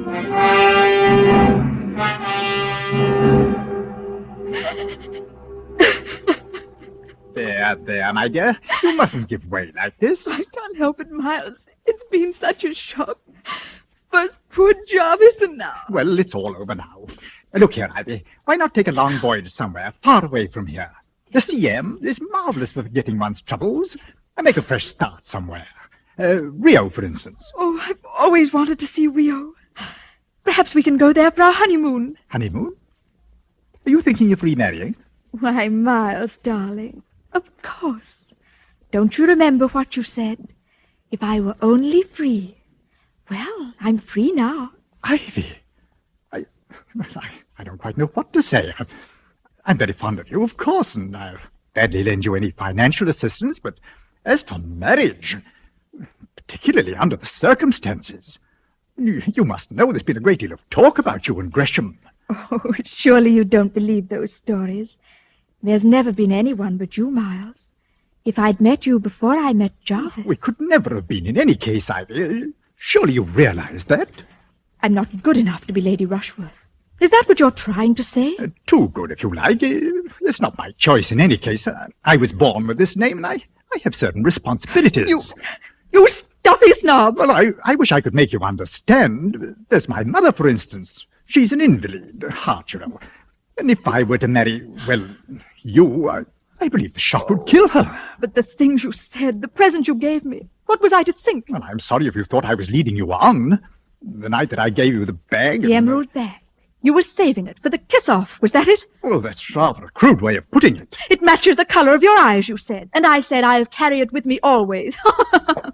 Funny, isn't it? Oh, Ivy, please, the servants. Don't you, Ivy, please me. I want them to hear. Perhaps the whole world will hear one day that Ivy Lexton poisoned her husband for Lord Rushworth. Ivy, what are you saying? 2 lives weren't too much for Ivy to sacrifice, and the risk of her own life meant nothing. She wasn't good enough for the Lord. You, dear, sweet little Ivy Lexton. Why, I can't believe it. Well, let me tell you something you can believe. I never loved you. I loved your money and the title. I wanted to be a lady. Oh, what a joke. Well, I'm not sorry. I've always hated your kind deep down inside of me. Cowards. Cowards, all of you. Anything to save face, anything. Roger Gresham going to the gallows because he's too much of a gentleman to tell the truth. That I was in his flat the night Jarvis was poisoned. You let an innocent man be hanged? If he'd loved me as he pretended to, he would have killed Jarvis. If he'd been a man instead of a gentleman. If any of your kind were real men. Well, I've had enough of it. Take your foul present. Pretty little thing, isn't it? A little handbag, and so expensive, too. The emerald matches my eyes, does it? Get out of here and take it with you. No, thank you. I'm not in the market for emeralds this season, my lord. They cost too dear.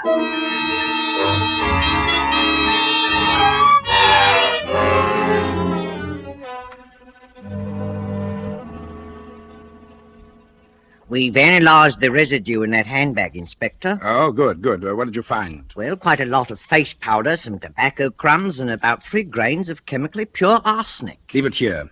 Sergeant, bring in Mrs. Lexton. Yes, sir. Bring in the prisoner.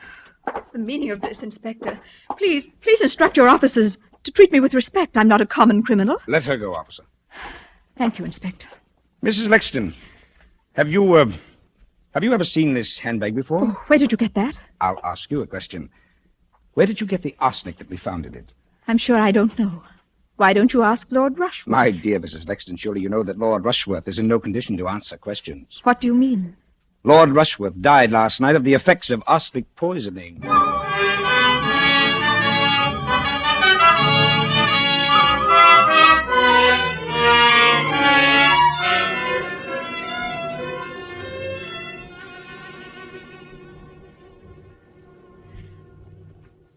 And so my story draws to a close. It's a comfort to me as I sit here in the condemned cell to know that so many loyal friends still believe in my innocence, in spite of all the ungentlemanly things the Crown Prosecutor said about me during my trial. I was especially gratified at the tribute paid to the costumes I wore in the witness box. One admirer has written to compliment me on my delivery and the poise I exhibited under cross-examination. I'm told that my remarks were clearly audible in the very back row of the spectator seats, in spite of the overcrowding. And on the final day of testimony, I received that greatest of all the tributes an actress can command. My audience was moved to tears. And so, in spite of all the misfortunes that have befallen me and my loved ones, I have at last realized my life's ambition. The end. Well, Mrs. Lexton, does it meet with your approval? Well, I think you might point out that I killed Lord Rushworth, too. Of course, between you and me, my dear, I didn't. It must have been suicide. But you know, it makes a better story. And please print the photograph that was taken of me outside St. Paul's after my husband's funeral. That was the smartest frock I ever owned. I think that can be arranged, Mrs. Lexton. And how much did you say your paper's going to pay for my story? £200. We thought that was quite generous. Well, it's not much, but it'll come in handy. They're hanging me next week, you know, and I haven't a thing to wear.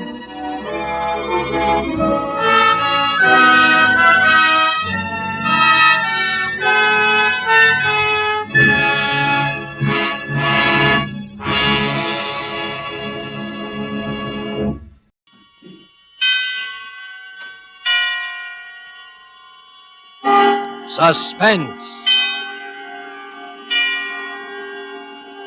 Tonight, Roma Wines bring you the distinguished actor, Mr. Henry Daniel, as star in a play especially written for suspense by a contemporary master of crime fiction, John Dixon Carr.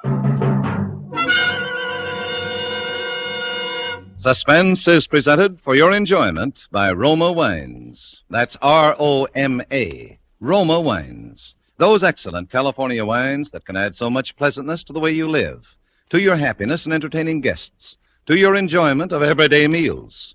Before we bring you Henry Daniel in our suspense play, here's a brief message from famed hostess, Elsa Maxwell. When even so simple a main dish as a steaming, fragrant dish of spaghetti or beans is surrounded by bright green salads, golden rolls or muffins, and brilliant Roma California burgundy, the food is more appetizing, more enjoyable. And for a summery touch, a vase of flowers. Perfect color complement to the deep, rich beauty of Roma Burgundy. You'll enjoy the fruity, robust taste, the tart piquancy of distinguished Roma Burgundy served cool. Truly a masterpiece of fine winemaking.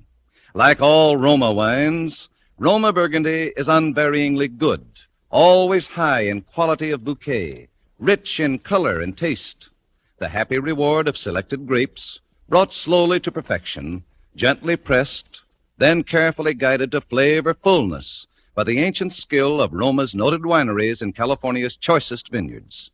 Yet all this goodness is yours for only pennies a glass.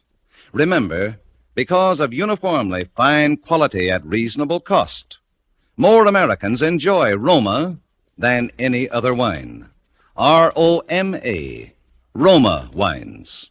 Yes, right now a glassful would be very pleasant, as Roma wines bring you a remarkable tale of suspense. And with the dealings of Mr. Markham, and with the performances of Mr. Henry Daniel in the title role, and of Joan Loring as Judith, and Gavin Gordon as Ronald, Roma Wines hope indeed to keep you in suspense.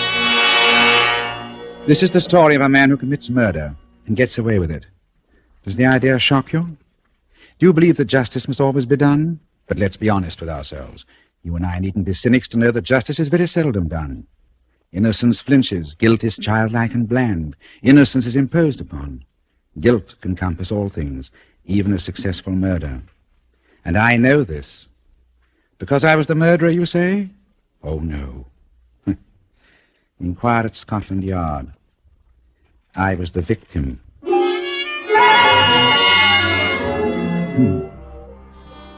In Bond Street, not far from Piccadilly, there used to be an establishment which in a less fashionable part of town would have been called a shop.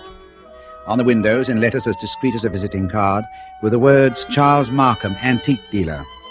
Such a delightful fellow, Markham, such a character. 30 years ago, yes, as long as that, this antique shop was a dingy place despite deep carpets and crystal chandeliers. It rustled with the ticking of 100 clocks. It was shadowed by damascened armor and the loom of tall tapestries. And late, one summer night, when the shutters were long closed on those windows, a four-wheeler drew up before that door in the gaslit street.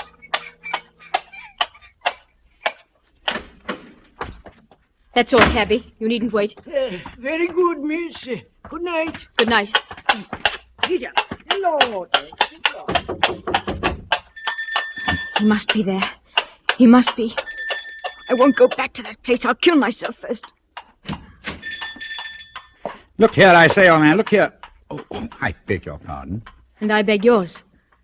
I'm not the person you were expecting, am I? No, madam. As a matter of fact, I was expecting a police officer. A police officer? Merely an old friend who often drops in for a talk and a drink. Oh. You are Mr. Markham, aren't you? Yes, my name is Markham. Can I be of any service to you? I want to come in. I want to buy a present for somebody. Oh, really, madam? It's nearly 1 o'clock. Surely tomorrow morning. That'll be too late. This is a special occasion, you see. It's a birthday present. That's it, a birthday present. I've got to deliver it at breakfast, and Sir Charles Lytell says that this is the only place in London to buy antiques. Sir George flatters me. One moment, I put some lights on. Oh, no, please. That little light will be enough. But you won't be able to see anything. That doesn't matter. I'll trust your judgment. And just as you like. This way, madam.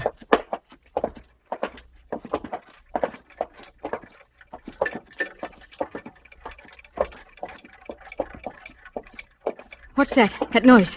You mean the clocks, madam? There are more than 100 clocks in this room. I'm very fond of them. Might I interest you perhaps in a clock? No, I hate them. All the same, this grandfather clock might amuse you. What about it? Observe the signature. Johannes Carver, Londini, fake it AD 1752. You could see better, madam, if you raised that veil. I'll keep my veil down, thank you. Just as you please. But look at the clock. I open the glass face like this. I push the minute hand forward like this. And 1 o'clock and all's well. What? 1 o'clock and all's well. What was that voice? only the clock, madam, nothing more. The clock spoke? Clever, isn't it? A device of old John Carver, anticipating Mr. Edison's gramophone by more than 100 years. But you don't like clocks? No. May I ask whether the present is for a lady or a gentleman? It's for a man. Has he some knowledge of antiques? No. Yes, I mean... Furniture, perhaps? Porcelain? Bronzes? Tapestries? Weapons? He might be very much interested in weapons, yes. Then I imagine his name is Mr. Ronald Gilbert. Will you tell me, Miss Ray, why you really came here tonight? So you know who I am? Naturally, you're Miss Judith Ray. Why did you come here? I wanted to see what sort of man you actually were. And have you found out? No. But I won't go back to prison, I won't. As you will. But since this is to be a business conference, Miss Ray, and I imagine it is... Yes. Then suppose we go into my office here at the back of the shop. Will you precede me? Thank you. You must excuse the dust covers I put on the chairs here. I'm leaving for a holiday tomorrow, and the shop will be closed. When I return next week, Miss Ray, I shall expect the amount requested. In cash, of course. But I can't raise £2,000. You ought to know that. Your fiancé could raise the money, I imagine. Ron? Do you think I'd have Ron know where I've been and what I've been? It's better than having his father learn it, surely. Sit down, Miss Ray. I'd rather stand, thank you. Now, that's a very foolish gesture.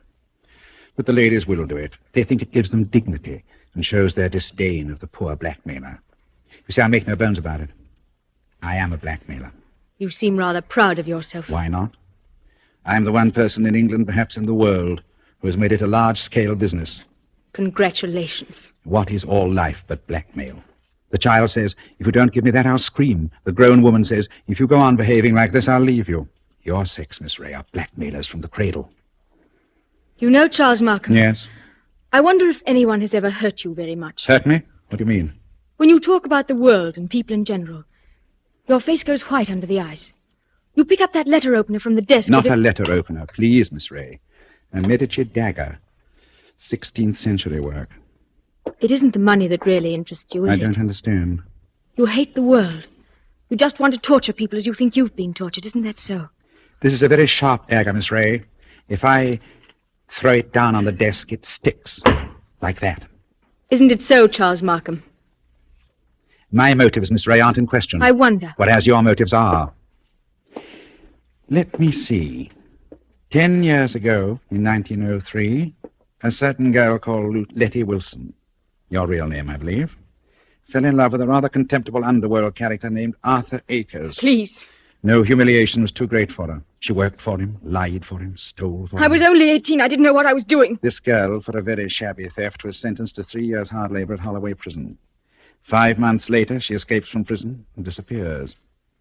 All these years afterwards, she appears in the West End as Miss Judith Ray, fashionable milliner. Haven't I made up for it, haven't I? No. For one mistake after 10 years. That's the way of the world, my dear.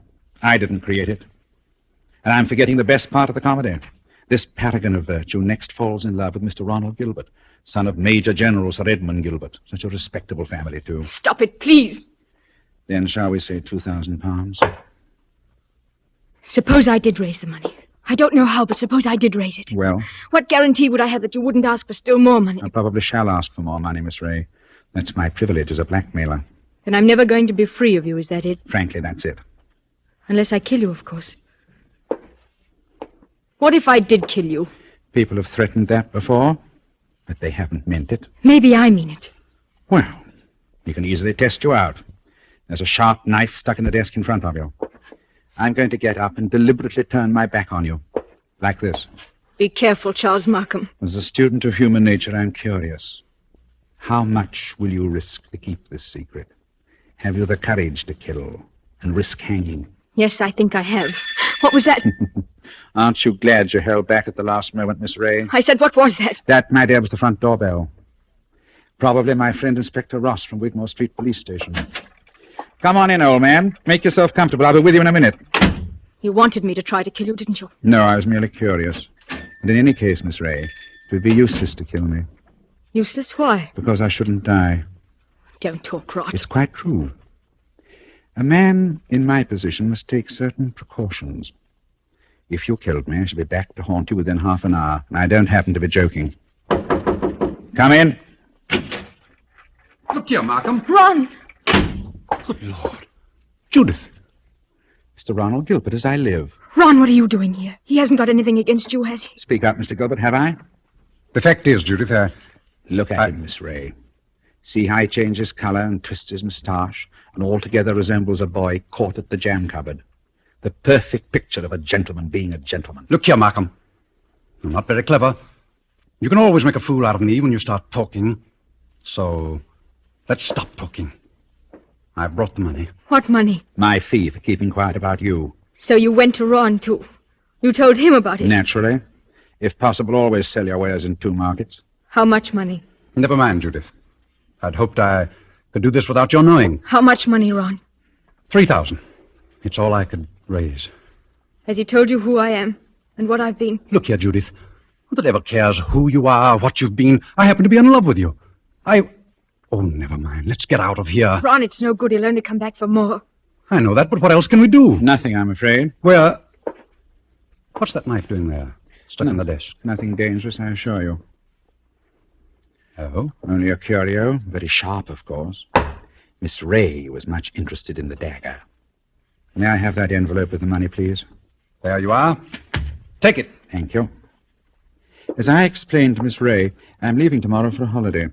Hence the general disarray and the dust covers on the chairs. I'm glad we could settle this affair, as you would say, like gentlemen. This is your job, Markham, I suppose. You can't help being what you are. But never again, as long as you live. Well? Never even say that word, gentlemen. Be careful, Ron. Look at his face. Tell me, Mr. Gilbert, how much money is in this envelope? You heard what I said. 3,000 pounds. Then take it back, my friend. I find we can't strike a bargain after all. What do you mean? Just what I say. Here's your money. You will now oblige me, both you and Miss Ray, by leaving my shop. What do you mean? What are you going to do? Tomorrow morning, perhaps even tonight, I'm going to get in touch with the police. I shall tell them where they can find Letty Wilson, alias Judith Ray. You can't do that, Markham. Oh, yes, he can. You've hit him where it hurts. 3,000 pounds, my friend, is not enough compensation for the way you talk. There's the way through the shop. Shall I escort you to the front door? No. You prefer to stay here and make a fool of yourself? You're not going to tell the police, Markham. I promise you that. And how are you going to stop me? With this! Ron, put that gun away. It's a funny thing, Judith. I felt a bit of a fool, bringing this revolver along, and now I've got a use for it. Oh, yes, I've got a use for it. Maybe the best thing would be for me to go into the street now and call the police. You'll never get to the street, Markham. Get back in here. So both of you, it appears, came here under false pretenses.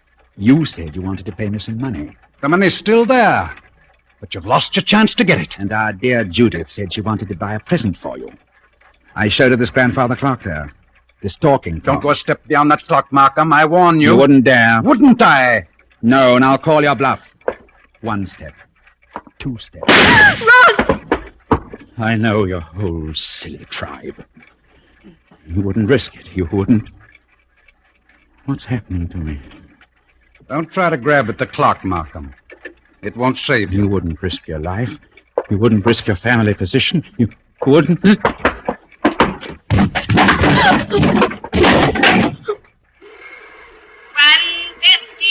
and all's well. 1:15 and all. I had to do it, Judith. Don't you say I had to do it? Oh, Ron. Ron. Steady. We'll find a way out. Maybe he's not dead, Ron. Go and look at him. He's dead, all right. Please, Ron, go and look at him. Well? Shot through the heart. Well, it went clean through him and smashed the face of the grandfather clock. It's all I can see in this dim light. This isn't happening to us. It can't be happening. I've got to think. I'm scared. You're not going to give yourself up. Have this whole thing made public? No fear. Wait a minute. There may be a way out. What way? He said he was going for a holiday. It means his absence won't be noticed. The shop will be closed. Nobody will come here for days, and certainly nobody will come here tonight. The police officer. I forgot the police officer. What police officer? A friend of Markham's, Inspector somebody from Wigmore Street. He's expected here tonight. Then we're finished. Ron, could you pick Markham up and carry him? Yes. Yes, I could manage that. Why?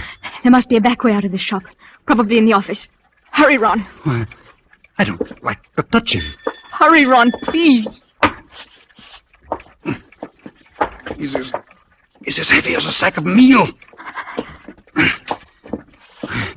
He seems to be looking straight at me. I know.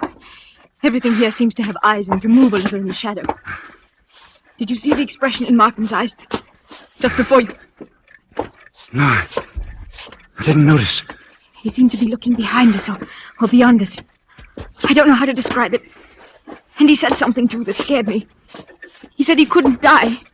He said that... Close the door, quick. The back door. Wait. Oh, there it is. Locked. It's locked. Isn't there a key? No. Maybe in his pockets. Look in his pockets on the key ring. There isn't time, Ron. I think I heard the front door open. The police... I've got it. The dust covers. What? Those white cloth covers that fit over the chairs. Look at them. What on earth are you talking about? Like the game we played when we were kids. Somebody sits in a big chair. You fit the dust cover over him, and nobody can tell he's sitting there. Oh. Don't you see, Judith? That's how we can hide Markham's body. It might work if there's time. There's got to be time. Take the cover off that big wing chair. All right. Maybe there's a chance. I'll fit him into it. There. Now, put that cover back again. Pull it down around his feet. Don't let it touch his chest. The blood will show through. There. There, that's got it. Now, you can't see anything now, can you? No, but... Ron, Well, what did you do with the gun? gun? The revolver, the gun you shot Markham with. Oh, I put it down on the floor when I picked up his body. Out in that other room? Yes. Yes, I'm afraid so. Oh. It's too late now, Judith. The police are here. What are we going to say? I don't know. Trust your wits and try to brazen it out. Yes? Come in. Good evening, Miss Ray. Good evening, Mr. Gilbert.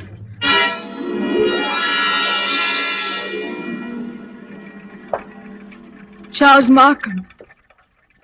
You're Charles Markham. Correct, Miss Ray. But why should that surprise you? Why do you look as though you were seeing a ghost? Because we are seeing a ghost. If you're Charles Markham, whose body is it? Judith, be careful. Body, Miss Ray? Did you say body? Miss Ray's upset. She doesn't know what she's talking about.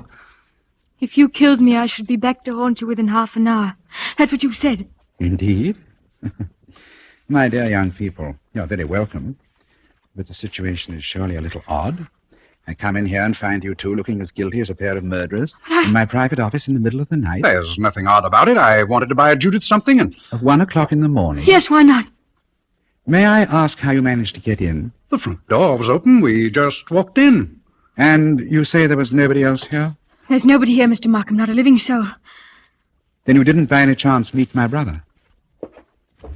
Your brother? Brother? Yes, my brother Robert. You couldn't have mistaken him if you had seen him.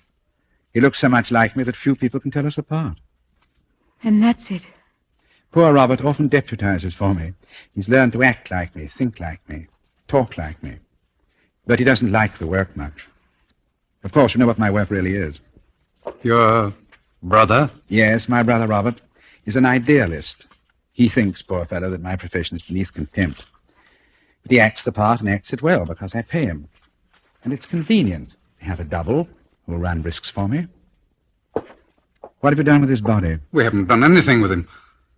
My friend, if you've killed Robert, you've committed a totally useless murder. You don't see him here, do you? No. But I see his handiwork. Meaning what? I've warned him many times about throwing a knife down on a polished desktop. Those scratches on the desk are fresh scratches. Oh.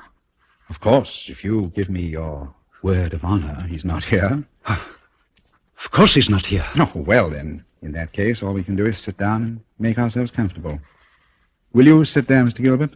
And you, Miss Ray, how about the wing chair by the window? What's wrong, Miss Ray? Why don't you sit down? Because I prefer to stand, thank you. Then perhaps you won't mind if I sit in the wing chair. It's a very comfortable one. My brother always says... Don't sit down there. No, don't sit down there. So that's it. Yes, that's it. What's the use of going on like this? I killed him. You admit that? Yes, I admit it. But Judith had nothing to do with this. I swear she hadn't. My telephone, you notice, is against the wall. I shall have to turn my back to you when I ring. Ring where? Wigmore Street Police Station. Give him a chance. Please give him a chance. Hello? Operator? I want Regent 0586. I won't let them take you, Ron. I won't. No good, Judith. I killed a man. I meant to kill him. That's all there is to it. A very sensible attitude, my friend. And if the lady has any idea of flying at me with that knife, just notice what I've got here. A .32 revolver, one chamber fired, picked up off the floor in that other room where... Oh, hello. Wigmore Street Police Station? For the last time, Mr. Markham, won't you give him a chance? Be quiet, Miss Ray. May I speak to Inspector Ross? Please, Mr. Markham. Hello, Inspector. Charles Markham. I understood you were going to drop in and see me tonight. Oh, I see. Well, naturally, business before pleasure. As a matter of fact, I rang you up to make sure you wouldn't come here tonight. I've got a lot of work to do, and I'm leaving for Eastbourne early tomorrow morning. Let's make it some other time, shall we? No, Inspector. No. It's as quiet as the grave hereabouts. I've never known a more peaceful night. Goodbye.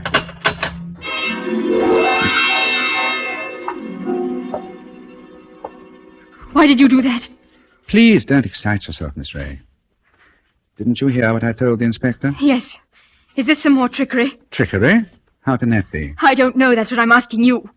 I should call it generous. When I let my poor brother's death go unavenged. You're not doing this without a reason. Naturally not. Has it occurred to you, either of you, that I might not want my business dealings revealed in court? What are you driving at? Has it also occurred to you that a man's double, who looks exactly like him and shares all his secrets, may become a danger rather than an asset? He knows too much. He wants too much, and so... I think I understand. You're glad he's dead. Not glad, my dear. You shocked my brotherly feelings, but definitely relieved. Look here, you can't get away with this. Get away with it, sir? Come now. Aren't you forgetting that you're the murderer? And what are you going to do? It's very simple. We three, in an unholy partnership, will dispose of Robert's body. Or would you rather hang? He's got us, Ron. There's no other way. But how can we dispose of the body? Oh, this seems worse than killing him. It's a filthy, cold-blooded... Practical necessity. As for disposing of the body, nothing is easier. We shall simply gather the necessary materials and then...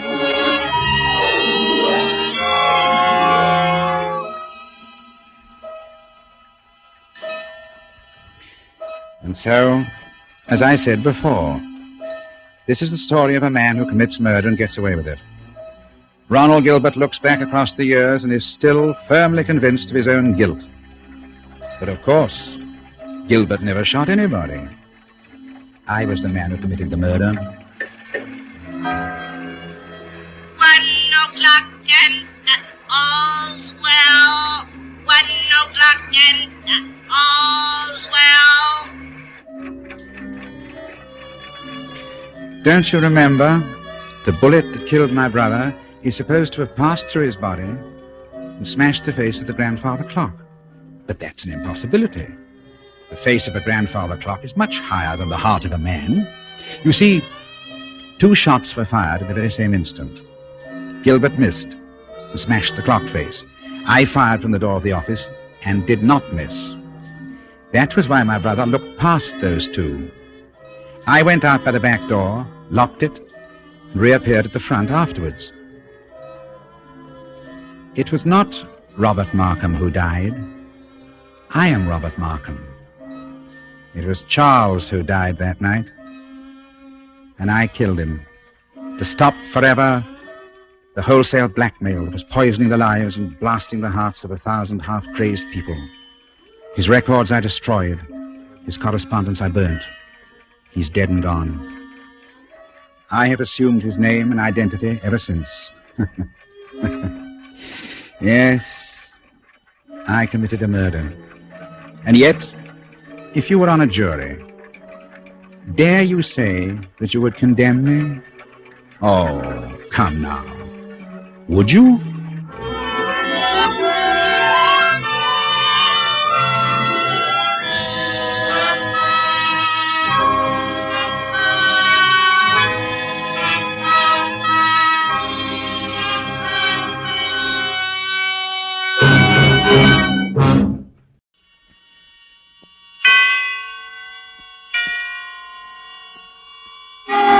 Suspense.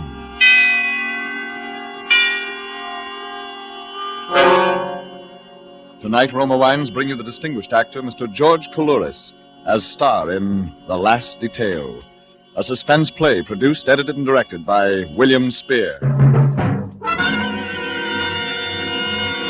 Suspense is presented for your enjoyment by Roma Wines. That's Roma, Roma Wines. Those excellent California wines that can add so much pleasantness to the way you live, to your happiness in entertaining guests, to your enjoyment of everyday meals. Yes, right now a glassful would be very pleasant, as Roma Wines bring you a remarkable tale of suspense. And with The Last Detail, and with the performance of Mr. George Coulouris as Professor Moffat, Roma Wines hope indeed to keep you in suspense. Something escapes me. One small detail in all the incredible events of these last weeks. And without it, the pattern is incomplete. I think I dream about it. Yes, I'm sure I do. But I've lost the ability to reconstruct my dreams. I wake up with only a fragment, a ridiculous shred of my unconscious mind. I dream that I'm in my laboratory, standing before a rather large cage. An assistant is beside me. What are you doing, Professor? Oh, hello, Pete. I'm recording the behavior of this great ape. Oh, everything he does, huh? Yes. And at times I almost believe he's able to reason, but of course that's impossible. This the one you call Carlotti? He calls himself Carlotti. And look, now he's pretending that he's the scientist. Why, he's taking notes on me.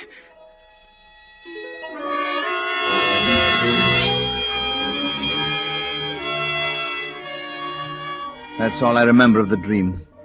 But after that, something about the cage. Well, as a scientist, I should be able to reconstruct from what I actually saw and heard. I'll take a cue from my dream. I'll set down all that happened as dispassionately as Dr. Kohler recorded the behavior of his renowned chimpanzees at Tenerife. Yes, I'll be completely objective. In the first place, I must remember that much of what happened was accidental, happened through blind chance. It was purely fortuitous that I should be living in that house on Van Ness Avenue in San Francisco, and no one could foresee that I would be there alone. I was sitting in my study working on a paper for the university, a paper on an instinctual behavior of the spider crab, when the doorbell rang.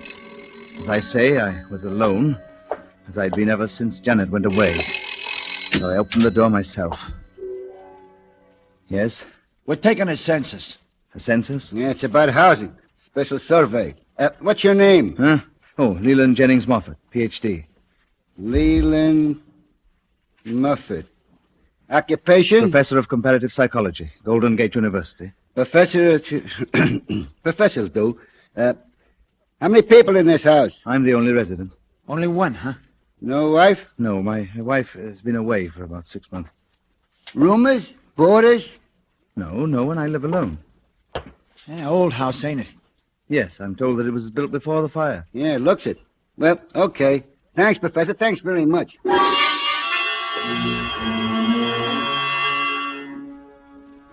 Yes, that was the beginning. A week later, I got the letter.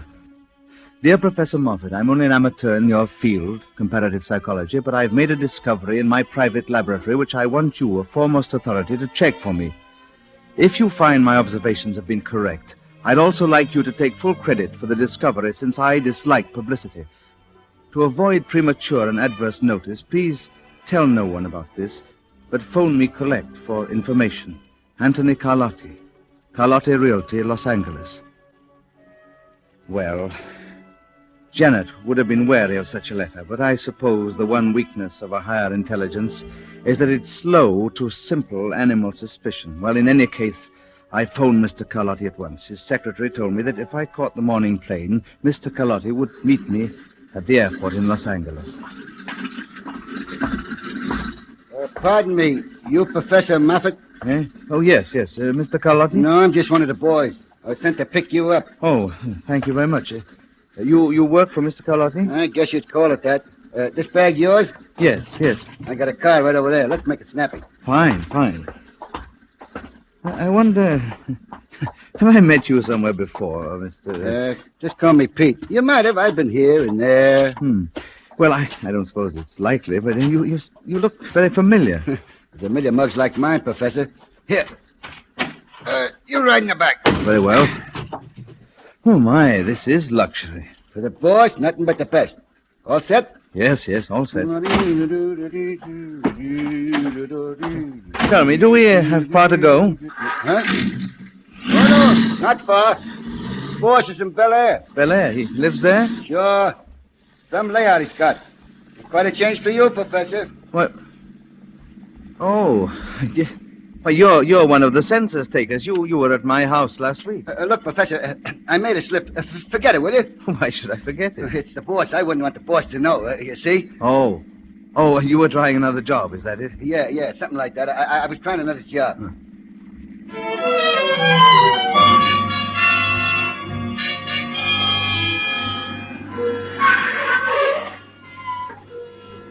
What? Mr. Carlotti lives here? Yeah, some shack, huh? Slip me that bag, Professor, and I'll take you to meet the boss. Yes, thank you. Well, is his laboratory here in the house? His which? Well, his laboratory, where he conducts his experiments. Oh, no, he doesn't do an experiment here. Come on. Some layout, huh? Swimming pool, all them flowers. Yes, in the house. We must have 20 or more rooms. Oh, closer to 30, I bet. After you, Professor. Oh, thank you. Ah, you nosy. Where's Papa? He's waiting for you. Inside. Oh, this way, Professor. He calls this the study. Hey, boss. Close the door, Pete. As you leave. Sure, boss. This is the professor, Professor Moffat. I'll be outside. So, Professor Moffat, well, come in, sit down. You have no idea how happy this makes me. Oh, thank you, Mr. Carlotti. I'm glad to be here. You touched on my one weakness. I bet I did. Yes, when you said on the phone you have something on conditioned reflexes, well, that's rather my specialty. It's my hobby. Your hobby? Oh, you're too modest, Professor.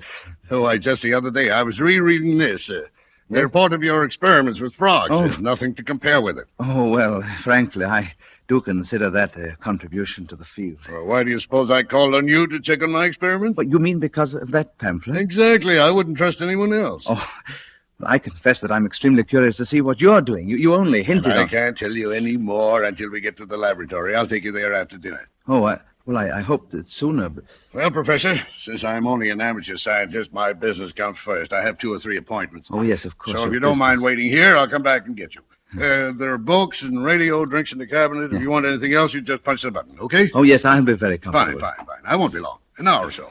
And then, Professor, you'll really learn something about reflexes. I guarantee it.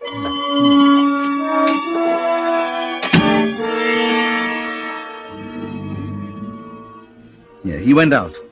I took a book off the shelf and settled down to read. Yes, but my mind wandered. Mr. Carlotti intrigued me. He certainly wasn't an intellectual in either appearance or manner.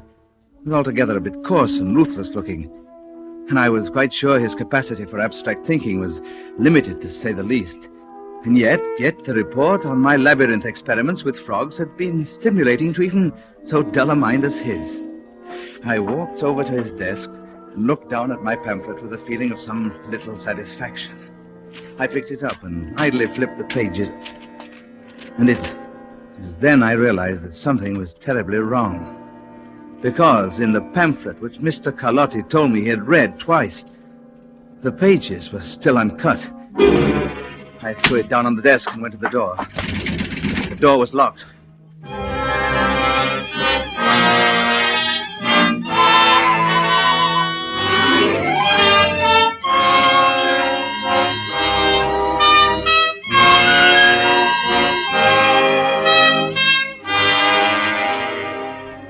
For Suspense, Roma Wines are bringing you a star, Mr. George Coulouris, in The Last Detail, by Eleanor Beeson and Harriet Krause, which is Roma Wines' presentation tonight of Suspense.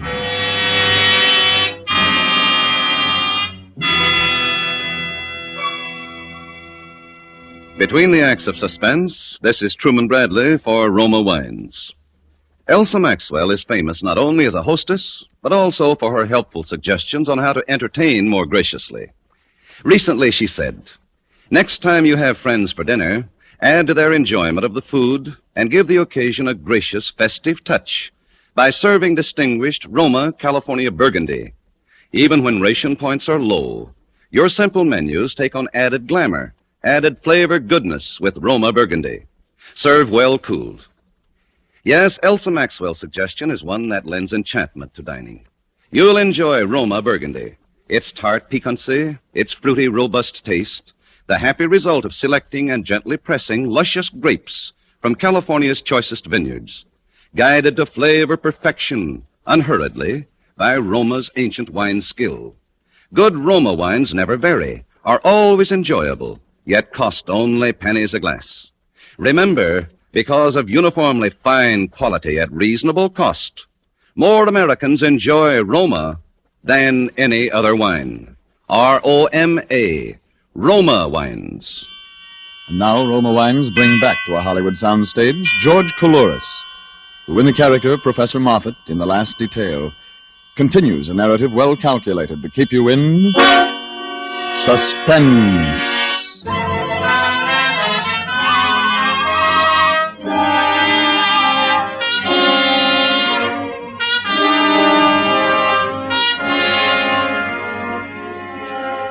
I regret to say it, but when I found that door locked, I actually lost my temper. Open this door. Do you hear? Open the door. Let me out. Mr. Carlotti. Pete. You can't keep me in here. I'll call the police. Let me out. Oh, well, Mr. Carlotti. There's something wrong, Professor. Look here. Why is this door locked? Locked, is it? Oh, it has a spring lock, and I'm afraid the spring is weak. I thought it had been fixed. I rang the buzzer, pounded on the door, but no one came. Oh, I'm terribly sorry to have kept you waiting. You've done more than keep me waiting, Mr. Carlotti. You've thoroughly annoyed and angered me. Oh. What's going on? Why did you bring me down here? Why, to make experiments. Oh, yes, but my pamphlet. You said you read it twice. Well? The pages haven't even been cut. Look. Oh, not that copy. That's a copy I'm sending to a friend. Another fan of yours, Professor. My copy is in my reference library at the laboratory. Oh, I'm awfully sorry you misunderstood. Oh, I'm not sure I've misunderstood. Well, what about this trip to your laboratory? Well, we go there now. Pete has a car outside, and I've invited a friend of mine to go with us. His name is Sam Schwartz. I think you two will have a great deal in common. Well, Professor? Oh, well, all right. Let's hurry then. I want to take the plane back tomorrow, and I also want a good night's sleep. Well, I give you my word you'll be in San Francisco tomorrow, Professor. And a good night's sleep? Why, you'll have time to spare.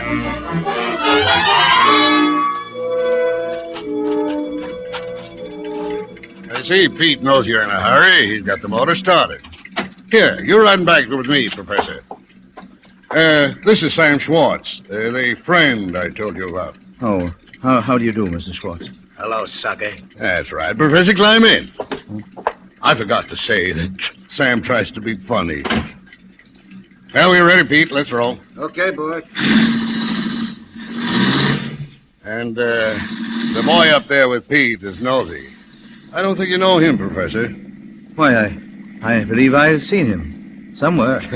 What's the matter, Sam? Cat got your tongue? Why don't you make yama-yama with the Professor? Ah, nuts.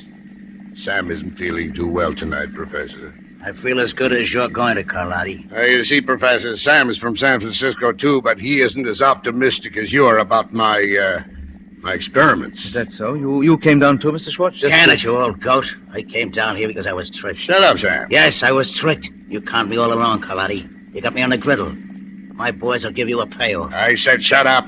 They'll get you with this, Carlotti. You hit it, boy. Shut up. Okay, it's okay, Pete. Sam's all right. He just wants to brag about his punks and how they're going to get Carlotti. He's loyal to the home team. Mr. Carlotti. Yes. What's wrong? I want to know what's going on. There's some mistake. Oh, no mistake, Professor. Well, what has all this got to do with your experiments, with your laboratory? Professor, wait and see. No, I insist there's some mistake. I don't think I belong here. Don't belong here? Pete, Nosy, listen to the Professor. Why, you're absolutely essential, Professor. You're going to be the star in this production.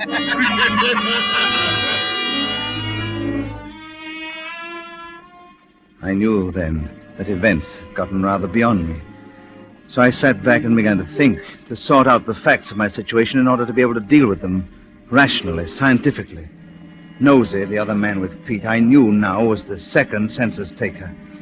And it was apparent to me that I was part of some plan of Carlotti's, that Carlotti was, after all, what he appeared to be, a ruthless, stupid man. Well, at any rate, I would be able to outthink him.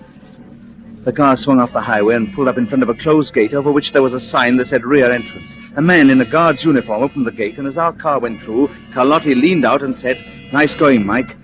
The headlights were switched off. There were no other lights on the narrow drive inside, but on each side of the car I could see huge open stalls filled with all sorts of furniture, fireplaces, pieces of scenery, theatrical props. Then suddenly we were passing through what looked like a city street, and I knew where we were. Why, this is a motion picture lot. Elementary, my dear Professor. Paratone pictures. Yes, I've never been to one before. It's very interesting. Oh, you're going to find it very interesting. Yes, I gather that. Now tell me, Carlotti, who is going to be killed tonight? Huh? Wise the guy up, Carlotti. Shut up, Sam. Will it be me or Mr. Schwartz or both of us? What makes you think there's going to be a killer? Oh, come now. I've been on alert, I admit it, but I certainly can recognize an objective situation when I have to. Well, you won't be bumped off, not tonight. But my friend Sammy here... Why don't you just drill me? What's all the trimmings? You know how I like things, Sam, a little gaudy. Oh, and I am the trimmings, is that it? You, Professor, are the works, because you're going to kill Sam. Well, you nonsense. Well, you won't really pull the trigger, but you'll look the part. What on earth are you talking about? Now, Professor, now on the right, another street. Now, do you know this city? What? Why, it's San Francisco. Yeah, Van Ness Avenue, in fact. What? Why, yeah, this is my block. There's the house. It's astonishing. Fantastic. A movie set. Really gives you a thrill, doesn't it? Oh, my goodness.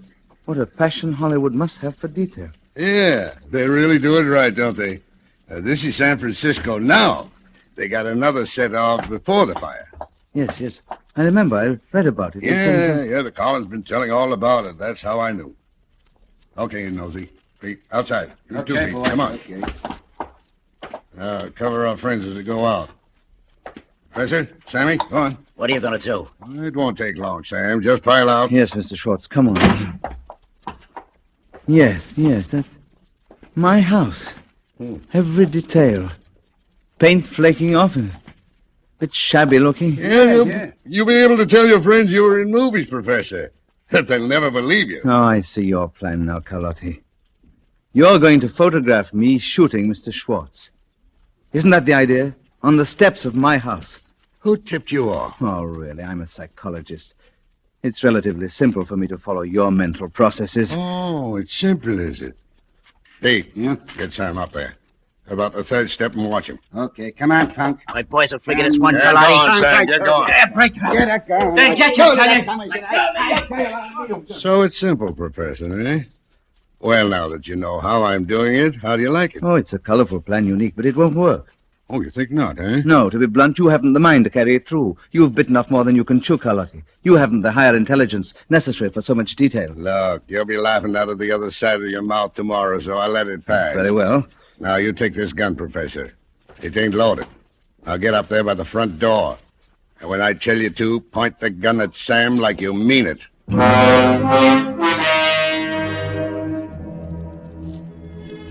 As I climbed the steps of the set, I was filled with an enormous, valid amusement. Carlotti's plan was so ornate, so melodramatic. I could picture his self-satisfaction when he first thought of it, the immature pleasure he'd derived from working out the details. And I could picture the blind, stupefied obedience of Pete and Nosy when they went to San Francisco to find the right house on Van Ness Avenue. Mine was right, because I lived alone.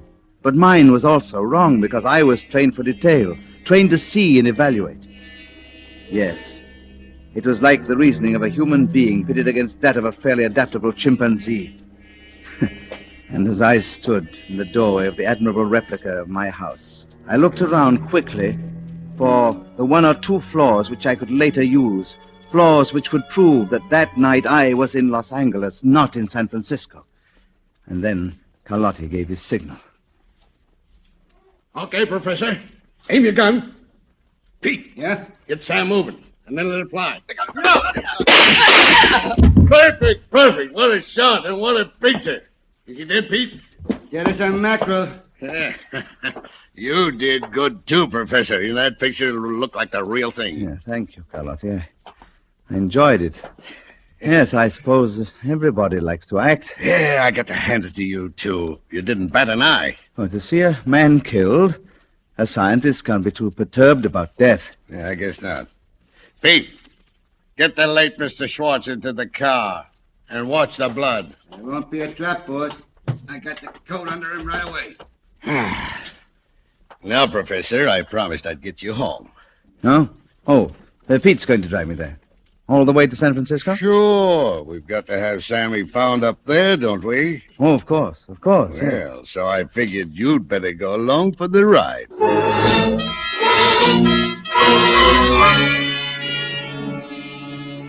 It was a strange trip. I sat in the back with my feet on Mr. Schwartz. Nosey sat beside me and covered me with his gun.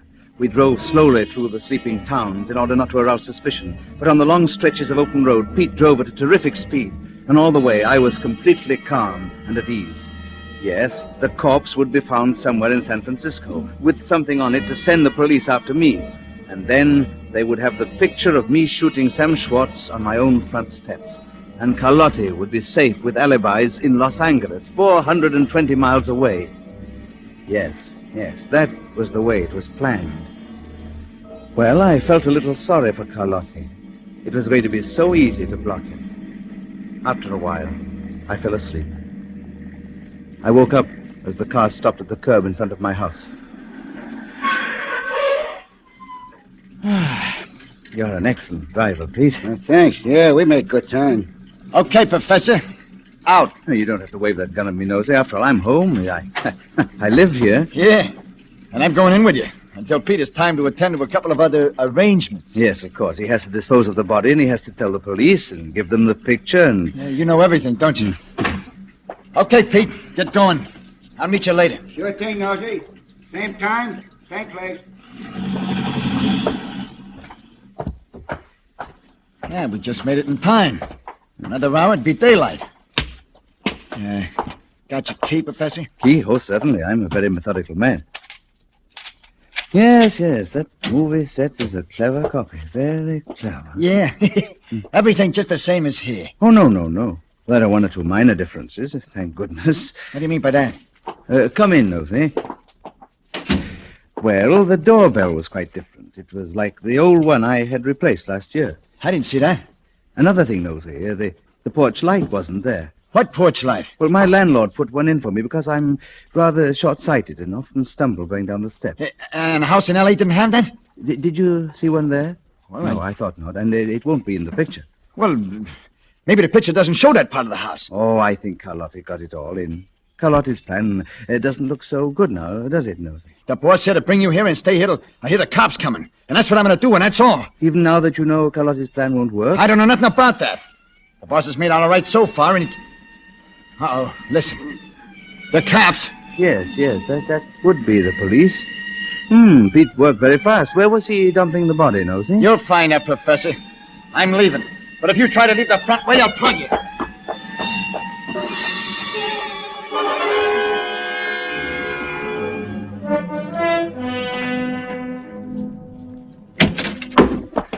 Yes, come in, gentlemen. I was expecting you.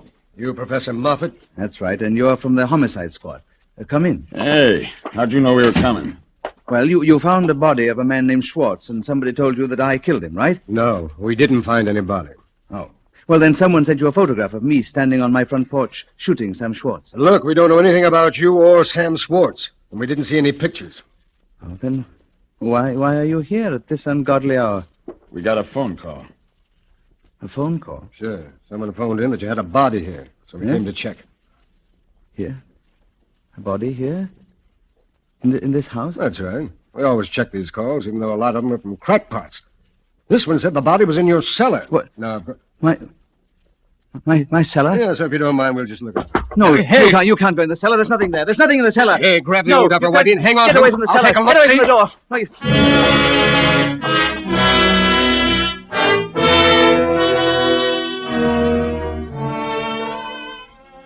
Then I knew it was no use. Then I knew that they'd never believe what had really happened that night. Then I knew that Carlotti had thought of everything, down to the last detail. Yes, except one I'd thought of. Because In the cellar, there were 2 bodies.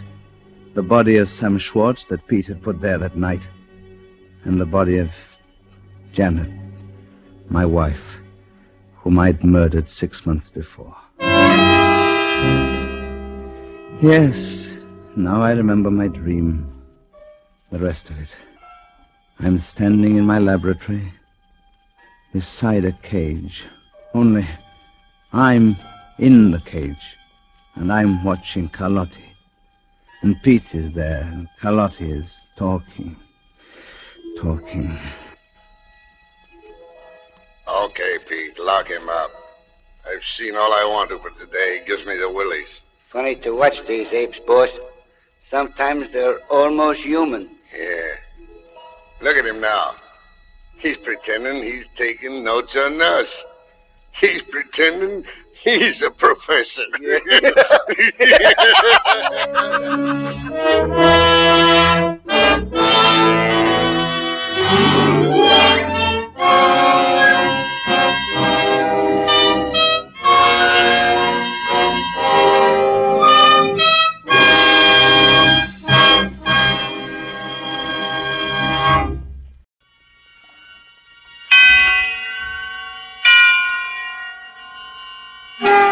Suspense.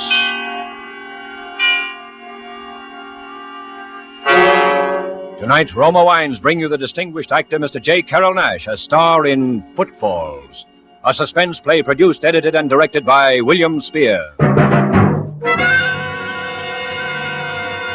Suspense is presented for your enjoyment by Roma Wines. That's R-O-M-A. Roma Wines. Those excellent California wines that can add so much pleasantness to the way you live, to your happiness in entertaining guests, to your enjoyment of everyday meals.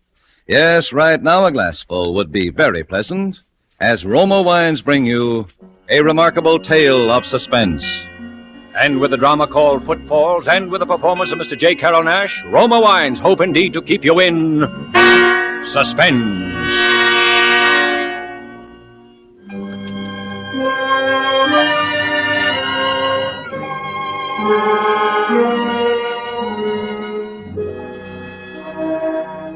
How you feeling, Bose? Good, Charlie. I feel good for a man who is going to die. Oh, don't be silly. What do you want to talk that way for? Oh, it is true. I know. But I do not feel bad. I ask you to come here only because I feel like talking a little while. You mind if I talk a little while, Charlie? Sure. You talk as much as you want to. Charlie Rugg. All these years a cop, but a good cop and a good friend. You know I'm your friend, Bose. Yes, I know it. All these years I knew it. All those years when I keep silent, waiting to kill a man. There are not many people now who still remember my Manuel. But you remember, even when he was a little boy. Yes, perhaps it was true. I was too fond, too easy on him after his mother died. But it was only because he was not so strong. And he was a good boy. Always Manuel was a good boy. You were like the others too, Charlie, the way you thought of him. But you, I know it was because you were afraid he would bring sorrow to all boys. I even remember the first time you were afraid, when he was just a little fellow. Papa, Yes, Manuel? what are you doing? What am I doing? Well, what I always do. I work. I mend shoes. How do you? What kind of questions do you ask me? How do I? You see, ever since you were a little baby, how I do. With my knife, my hammer, with the little nails. But how can you work when you can't see? Well, why do I have need to see when I have my hands and my ears? Papa, what is it like to be blind? Oh, it is not like anything. What I touch with my hands, what I hear with my ears, those things I see with my mind as well as you do with your eyes. Oh, it is nothing to be blind. Good morning, Miss Evans. Good morning, Boaz. Hello, Manuel. Hello. Papa, Is it really true that you can tell everybody by their footsteps? Oh, of course. Didn't you see just then? And you really can't see them at all? Not even a little bit? Not even a little bit. To me, a footstep is as to you a face or a voice. Each one is different. That is how I know people and remember them, even for many years. All right. Tell me who's coming down the street now. But you mustn't look. Oh, somebody is coming now. Well, well. That is the easiest of all, Manuel. That is our policeman, Mr. Rugg. Now, am I right? Mm-hmm. Oh, hello, Charlie. You come for your shoes? No, just passing by. But I'll pick them up if they're ready. Well, not yet, Charlie. But do you come back this afternoon, then they will be ready. Papa, can I have a nickel? Always a piece for the pocket, huh? Here's what I have. Now, you take a nickel out, huh? Thanks, Papa. Here, you young scamp. Let me go. Well, what is it? It wasn't a nickel he took. It was $50. Well, that was only a mistake. Huh, Manuel? You keep the $50. Now, go on. Run along. Thanks, Papa. Goodbye. I didn't mean to butt in between you and your young one, Bose, but I thought maybe you didn't... That I did not know. Oh, I knew. But Manuel, he needs things now, and he is not like other boys. Well, he's not so strong. It's none of my business, but spare the rod, you know. He is a good boy. My Manuel is always a good boy.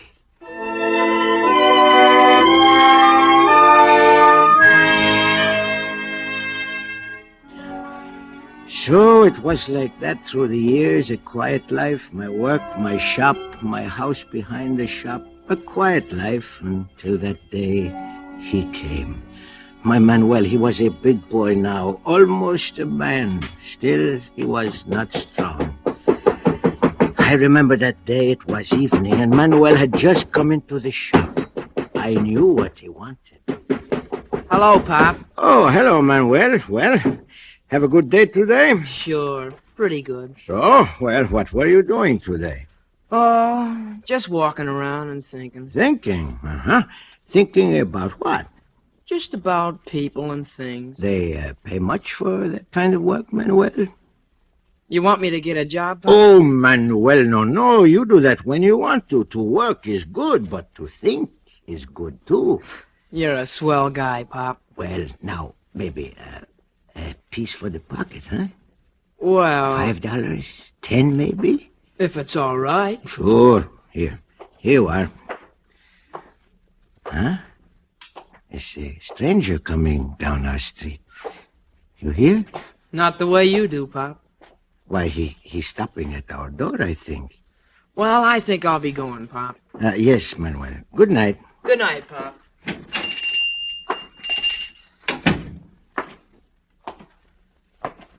Mr. Negro?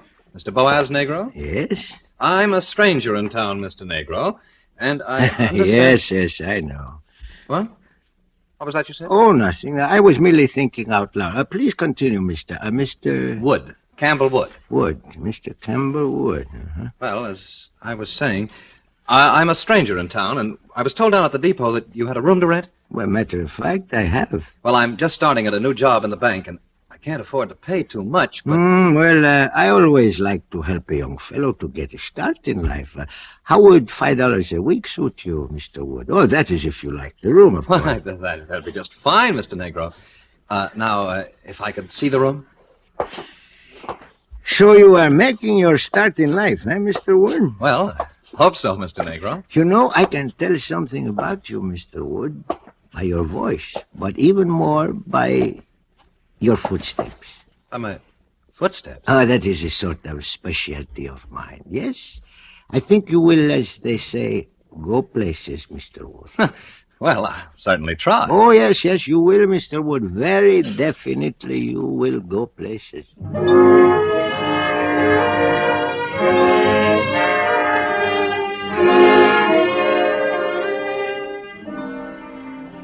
Yes, and I was right.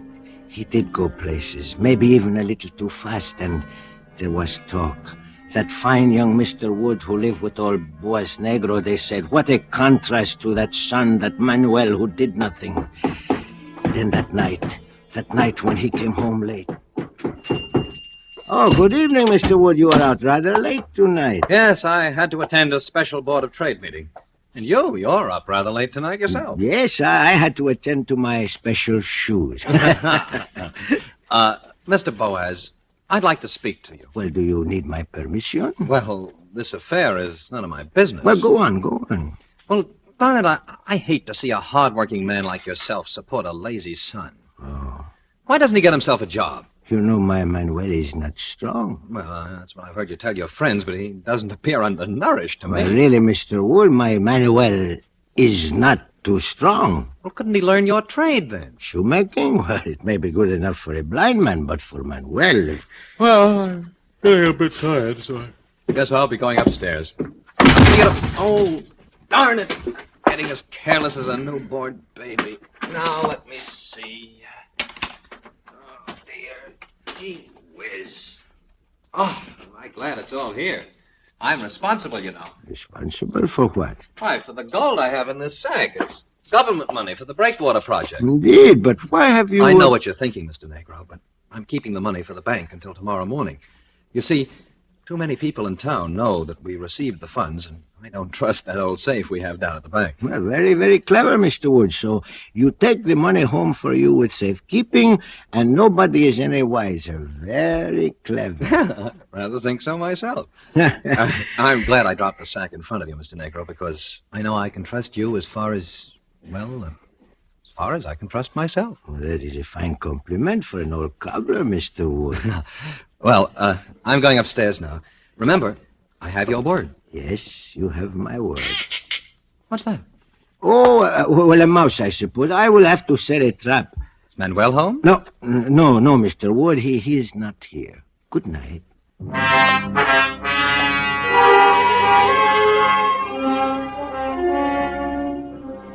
That was the first time I was frightened.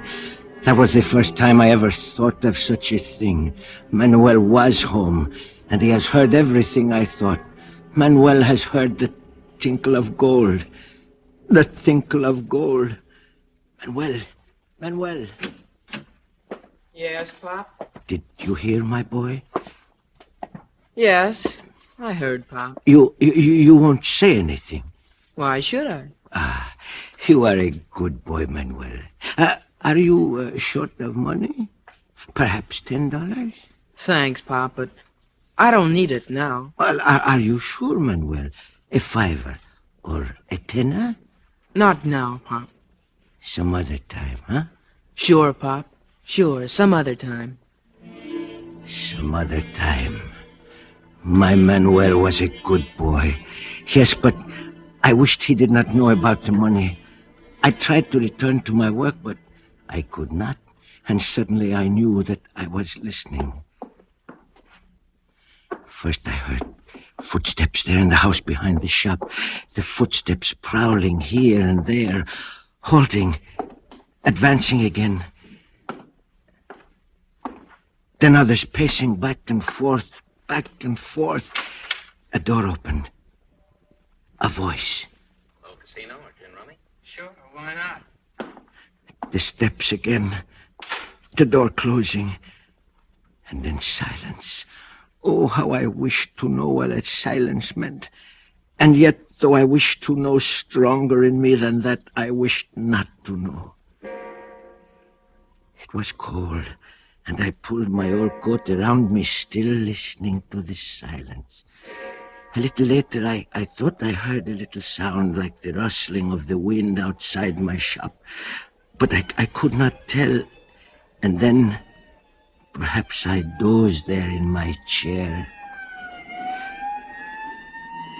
Smoke! Yes! There's fire in my house! Fire! Help! Fire! Fire! Fire!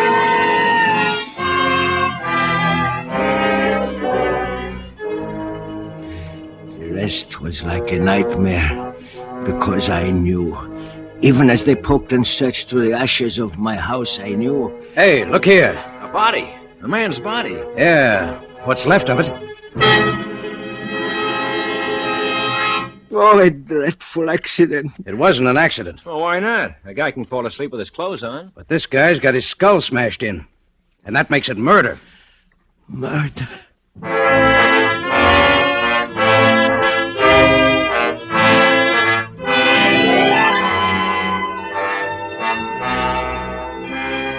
For Suspense, Roma Wines are bringing you a star, Mr. J. Carroll Nash, whom you've heard in the first act of Footfalls by Wilbur Daniel Steele, which is Roma Wines' presentation tonight of Suspense.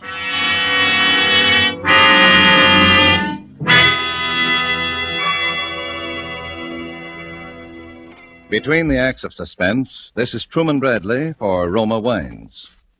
Elsa Maxwell's ideas on gracious entertaining are followed by women all over America. The other day she said this about Roma wine. One of my favorite wines is distinguished Roma California Sherry, a glorious golden amber wine, delightfully light and nut-like in taste. Roma Sherry is ideal for any occasion, before dinner with appetizers, or during the friendly evening hours. Yes, good Roma Sherry, like all Roma wines, is always delicious, unvaryingly good, the goodness of carefully selected grapes, brought slowly to perfection in California's choicest vineyards, gently pressed, then unhurriedly guided to flavor richness by Roma's ancient winemaking skill. Yet all this goodness is yours for only pennies a glass. Remember, because of uniformly fine quality at reasonable cost, more Americans enjoy Roma than any other wine. R-O-M-A, Roma Wines. And now, Roma Wines bring back to our Hollywood soundstage J. Carroll Nash, who in the character of Boaz Negro, the blind cobbler, continues a narrative well calculated to keep you in suspense.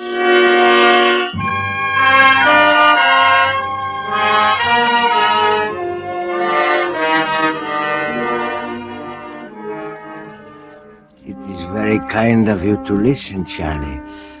I feel suddenly so old. I feel that it is right for me to tell about it because sometime tonight I am going to go.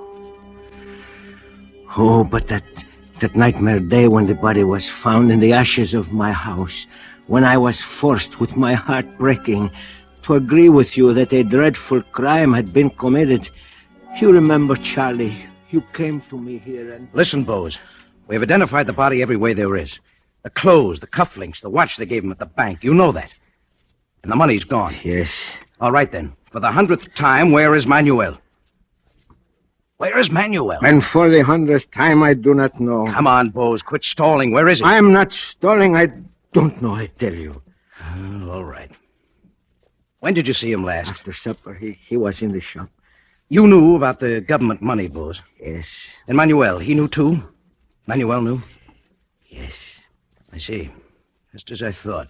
Well, you must not think those things about my Manuel, Chief. He is a good boy. What happened after you saw Manuel? Nothing. He went into sleep. I stayed in the shop and worked. I see. Did you hear anything, Bose? Yes, I heard the men moving about. What men? Mr. Wood upstairs and my son down here. Ah, then Manuel wasn't asleep. No, he was not asleep. Go on. A while later, the noises stopped and...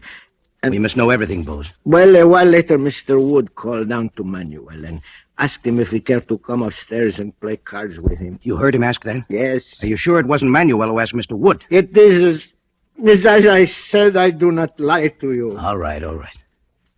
Did Manuel go up to Mr. Wood's room? Yes, he went up. I see. How did you hear anything else after that? No, nothing. Nothing, hmm? Well? There is something else. Sometime during the night, I thought I heard something, footfalls perhaps, stealing past my shop. I see.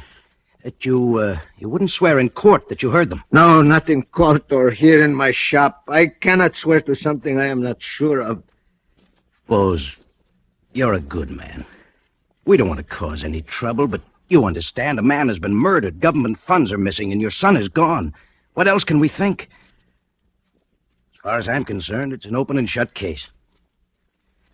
I've I've issued a warrant for Manuel's arrest. No, you cannot. Yes. And if you know where he is, it'll go easier for him if you pass on that information. I've told you all I wish to tell. All right, be stubborn. Stubborn? Do you wish me to dance a jig? I tell the truth and you do not believe me. What more can I do?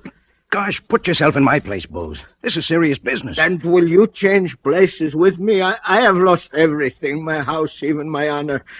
My only son. Well, I'm sorry.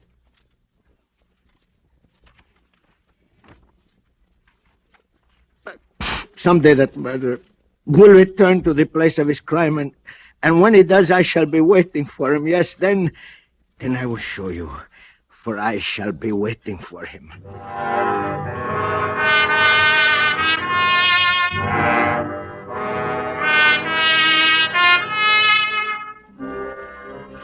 To questions, I gave no answer. To threats, I gave no heed. I scarcely heard them, for my ears were deaf to all sounds save one. The sound of footfalls. The footsteps of a murderer. Patiently as the weeks, the months, then the years moved by, I listened. For 3 years I listened, wondering only when they would come. For 3 years more I wondered if they would come. Only the last 3 years was I troubled by the growing of a terrible doubt. Suppose the steps had come and gone and I had not heard. Suppose I were to make a mistake. Suppose my ears should fail me and I could not remember. Could not remember. From that first hour of doubt, every waking moment, yes, even in my dreams, I lived in a nightmare of echoing, jumbled footsteps.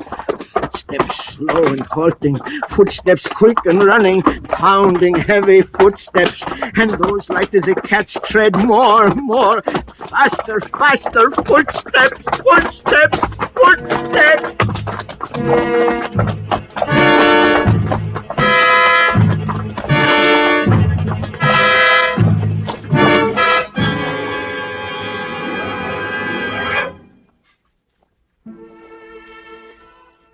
It was the evening of the winter holidays, the Portuguese festival of Menun Jesu. Christ was born again in 100 mangers and 100 tiny altars. There was cake and wine and song, and in all the houses there were lights, even in my shop, the shop of Boaz Negro. A customer had just called for his shoes and gone out again. Now I was thinking of putting out those lights. I reached up to turn the switch, then stopped. Someone had entered the shop. The newcomer stood by the closed door. I wondered why I had not heard the footfalls leading into the shop.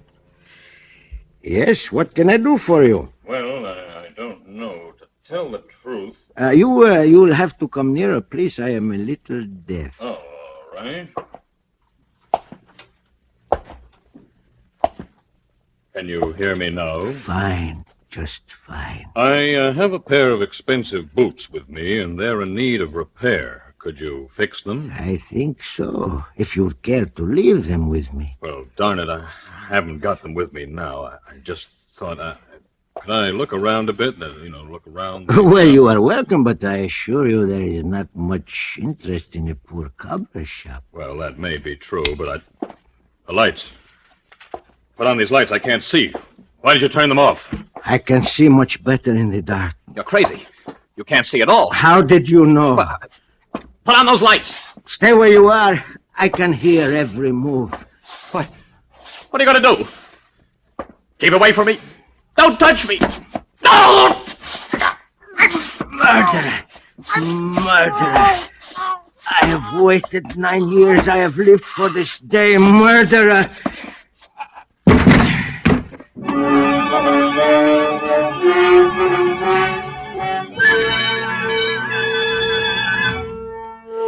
Then as he died, suddenly I realized this man that I had killed has a beard. A full beard over his face, over his throat where my fingers strangled him. Could have been wrong, but no, the footsteps I was certain of. Then perhaps others would not know him for who he was. If suddenly I knew what I must do. That his last cries had been heard, I knew, for I could hear the crowd gathering outside my locked door. But I set about my task as carefully as though he had been alive. With a sure, unhurried touch, I continued at my work, even as you battered at the door. All right, stand back, all of you. Stand back. There now. Come on, Martin. Yeah, all right. Lord only knows what we will find in here. Bose! Dark as pitch. Bose, where are you? Put on the lights, Martin. I can't find... Oh, here it is, Chief. Yeah, that's much better. Bose. Bose, what are you doing there on the floor? Bose, you all right? Chief, he's shaving someone. Bose, what are you doing there? It's all right, Charlie. I'm through. I'm through. Now, tell me, is it that murderer? This guy on the floor is dead, Chief. Strangled. Tell me, is it that murderer? Manuel, Bose? You mean Manuel, not Manuel? I told you my Manuel was a good boy. But I ask you, is it that murderer? Well, good Lord. What's up, Chief? That man on the floor. It's Campbell Wood. The bank fellow we thought was burned. Burned? Him burned? No, it was my boy that was burned. That murderer killed my boy. He put his clothes on him and set fire to my house. I knew that all the time. Why didn't you tell us all this before? And have you laugh in my face? Could I tell you that I thought those footfalls moving along the side of the shop belonged to Mr. Wood? A blind man with crazy ideas, you would say. Could I stop him and ask where he was going? If I were not blind, he would have killed me too. No, it was not my son that ran away. It was this murderer all the time. But I told you he'd come back. And I killed him. I showed you. Now you can hang me for my crime.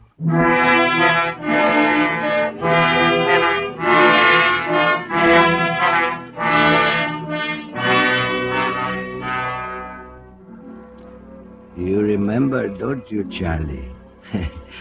And you did not even bother to arrest me. Perhaps you did not believe old boys had such strength in his hands, huh? He died of heart failure. Did he? Well, so be it. But you believe now that old boys has no trouble with these ears, huh?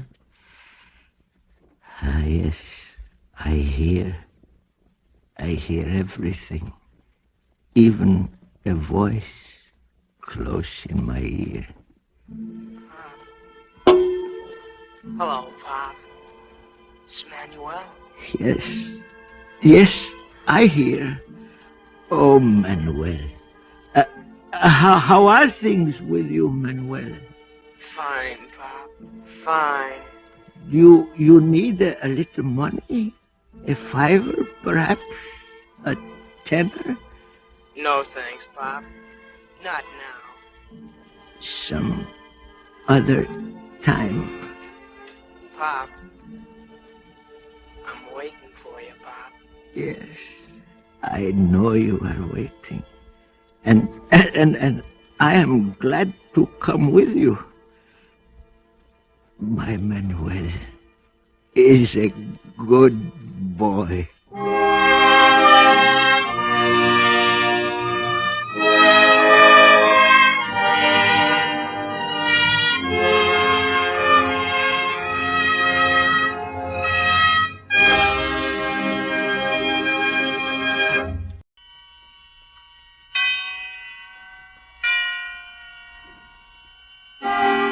Suspense.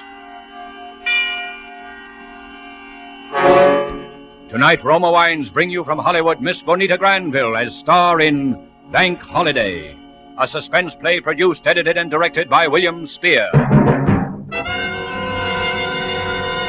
Suspense is presented for your enjoyment by Roma Wines. That's R-O-M-A, Roma Wines.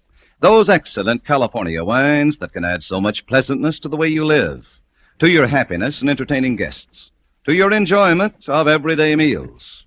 Yes, right now a glassful would be very pleasant as Roma Wines bring you a remarkable tale of suspense. And with Bank Holiday and with the performance of Bonita Granville, Roma Wines hope indeed to keep you in suspense.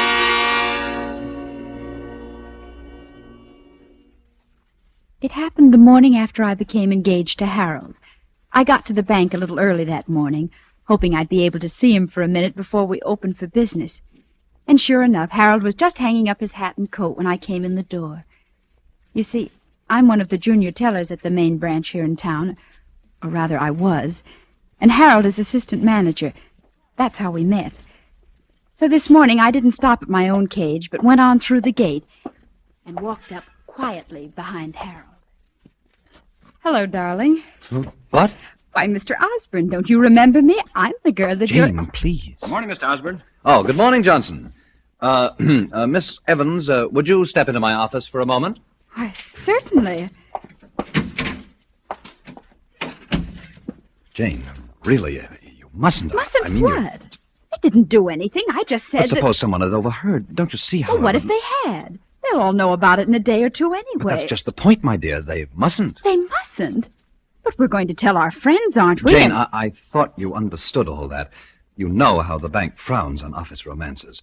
After we're married, it'll be different. But for Harold, this is different. We're engaged. Nevertheless, my dear, the policy of the bank distinctly is Oh, that it's... phooey on the policy of the bank. This is our business. But, Jane, the bank is my career, and I'm only thinking of the bank.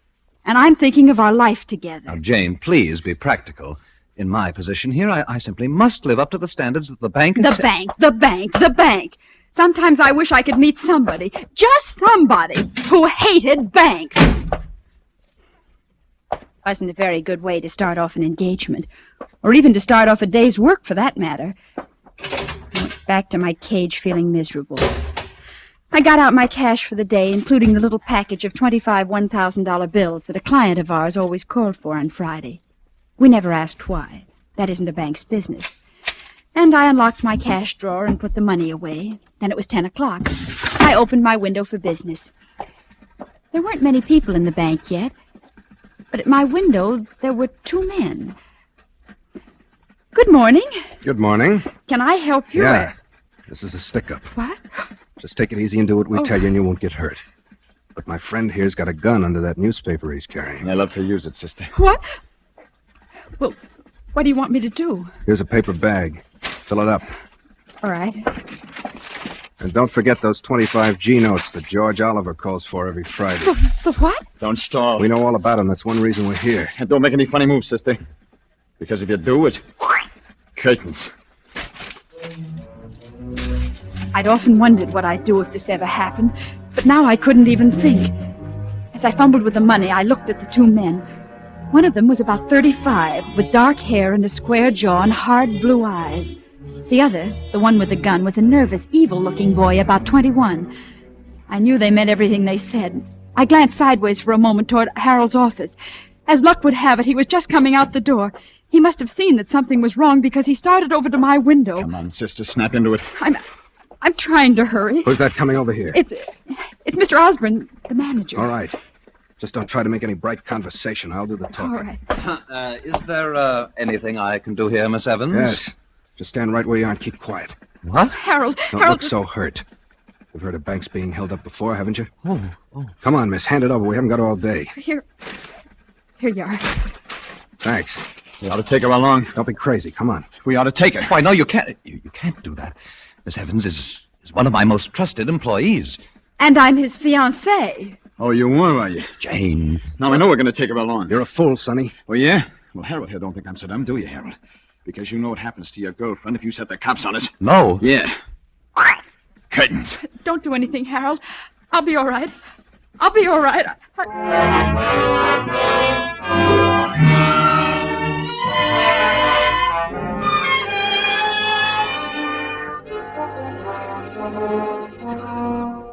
For Suspense, Roma Wines are bringing you a star, Bonita Granville, whom you have heard in the first act of Bank Holiday by Robert Richards, which is Roma Wines' presentation tonight of Suspense.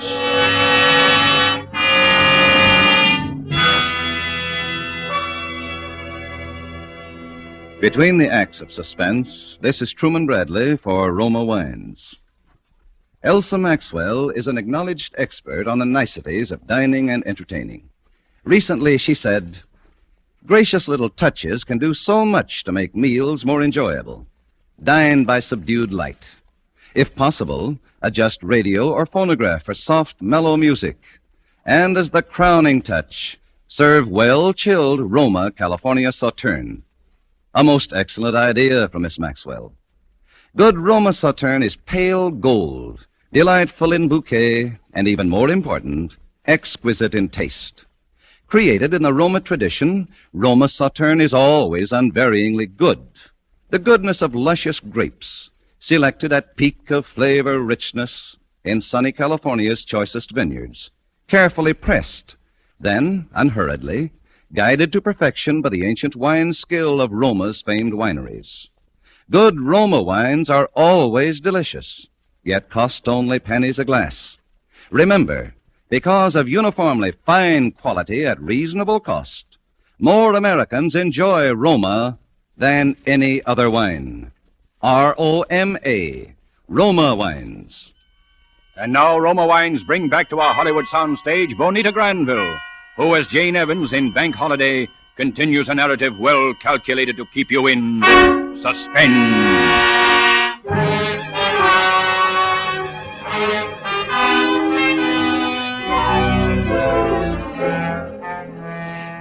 Why would I tell a couple of bandits who came in to hold up the bank that I was engaged to Harold, particularly when Harold was the manager of the bank? It was crazy, but there were a lot of crazy things I did that day that I didn't understand myself until later. Naturally, when I told them that, they took me along as a hostage. And the next thing I knew, I was sitting in the front seat of a big blue car beside the one called Frank, and the other one called Sonny had tied a blindfold over my eyes. And we were driving. Once we drove in somewhere, and for 15 or 20 minutes, there was a lot of banging and clattering around the car. Then we drove on. At first I was too frightened to even breathe. Then I began to get angry. Just what do you think you're going to do with me? To tell you the truth, I haven't quite made up my mind. Yeah? Well, I have. Shut up, Sonny. I demand that at least you take this silly blindfold off. No, we couldn't do that, darling. Well... Then you might see how we'd strip this car down just now. Change the hood and the fenders and the Shut up, plates. Sonny, you talk too much. What's the difference? She ain't gonna be around to telling you... I said shut up! What's the matter? You getting soft? No, but a bank rap is enough without having some trigger-happy punk of a kid. You better not talk to me that way. I'll talk to you any way I want to. Watch out the back for cops. Cops? You don't think the little lady's boyfriend is gonna... I wouldn't want to bet too much on it.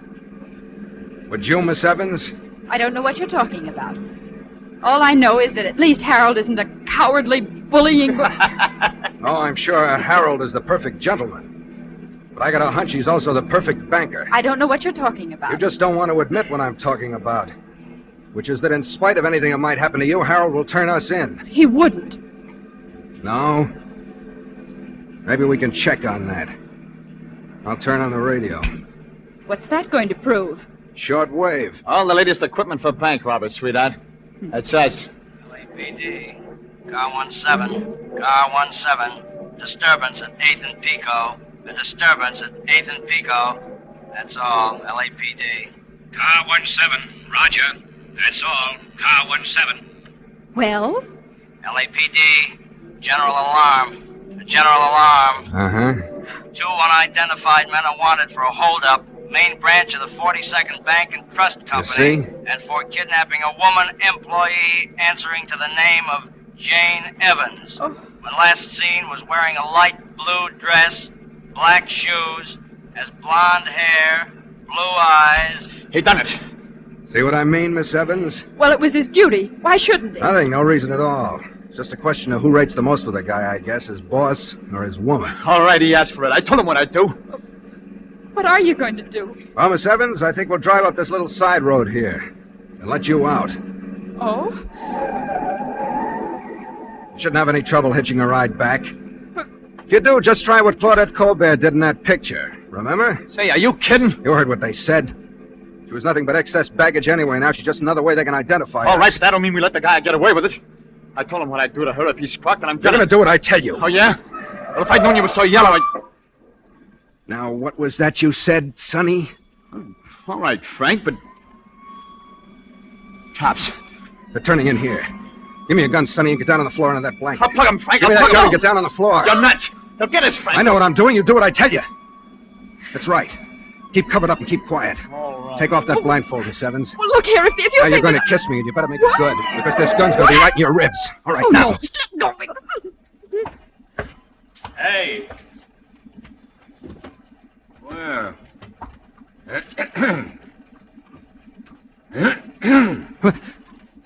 Oh, you kind of startled me, officer. What are you doing here? Well, if you must know, I'm getting engaged. Is there anything wrong with that? Let me see your license. We haven't got the license yet, Your but we... driver's license. Oh, sure. What's the matter? Just let me see your license. Here you are. You looking for somebody? Just a couple of guys who held up a bank and kidnapped a girl. Is that right? The young lady got any identification? Well, Go on, tell him, honey. You see, we left town in sort of a hurry. You might call it a sort of elopement. Oh, sort of elopement, huh? Yes. Well, I guess you're all right. But you know you shouldn't be parking in here in the broad daylight like this. Yeah, but you know how it is. Sure. I know how it is. Come up for air now, Sonny. They'll leave it. Are you sure? Yeah. Well, Miss Evans, I'm afraid that under the circumstances, you'll have to put up with our company a little longer. It wasn't as bad as all that, was it? Well, was it? She slaps him right in the voice. Does that answer your question? Yeah. I guess it does. That was crazy, too. Here I was, my life completely in this big ape's hands, and I had to slap his face. I knew I'd made him angry, and what was even more dangerous, I'd hurt his pride. But there was nothing to do about it now. For a long time, we just drove along, and nobody said anything. We were crossing a stretch of desert, heading toward a mountain range, and had just passed through a little town. I saw the car pull out of a side road as we flashed by, but neither of the two men did. And all of a sudden, my mind began to race, thinking that maybe now was coming my chance to escape, wondering what I could do, and then my blood ran cold again. The way they were talking. Still heading to the same place, Frank? Yeah. Mountain place? That's right. What about Miss Spitfire here? I'll take care of that when the time comes. She knows too much. That's right. Yeah, if I thought you was getting soft, Frank. What would you do? Well, you know what we gotta do, don't you? Yeah? Where? Not right out here in the open desert. That's a cinch. The mountains? Yeah, maybe the mountains. Maybe. There better not be no maybe. Cops again. Look right behind us. Yeah. Those others must have got to thinking things over. Cops in the middle of the desert. No one in sight for miles. What are you talking about? I'm talking about this. Sonny! I've been wanting to do this all day. You crazy fool! Who's crazy? We get them before they get us, that's all. Hey, they're shooting back. They know they got a fight in their hands now. So have we. Shoot at their tires, you hear? Okay. Oh, hey, they hit us. And that's not supposed to happen the way you saw it in the movies, huh? You! Me? Yes, you. Get down. Down on the floor. Well, what are you going to do? There's only one thing to do now. Drive light.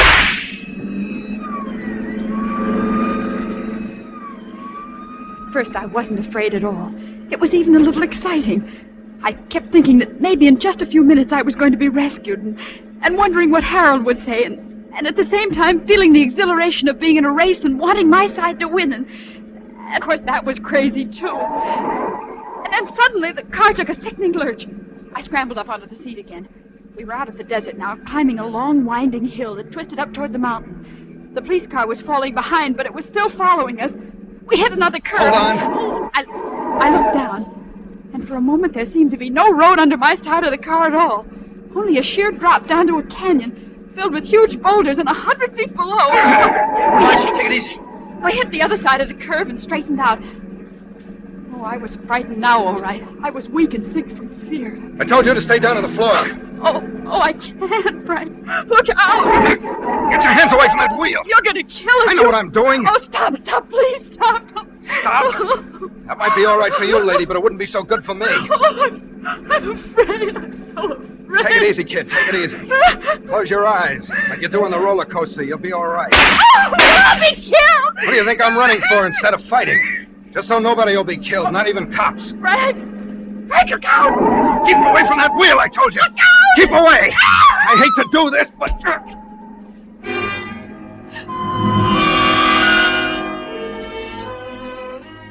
I saw his fist rush toward the point of my jaw, and that was all.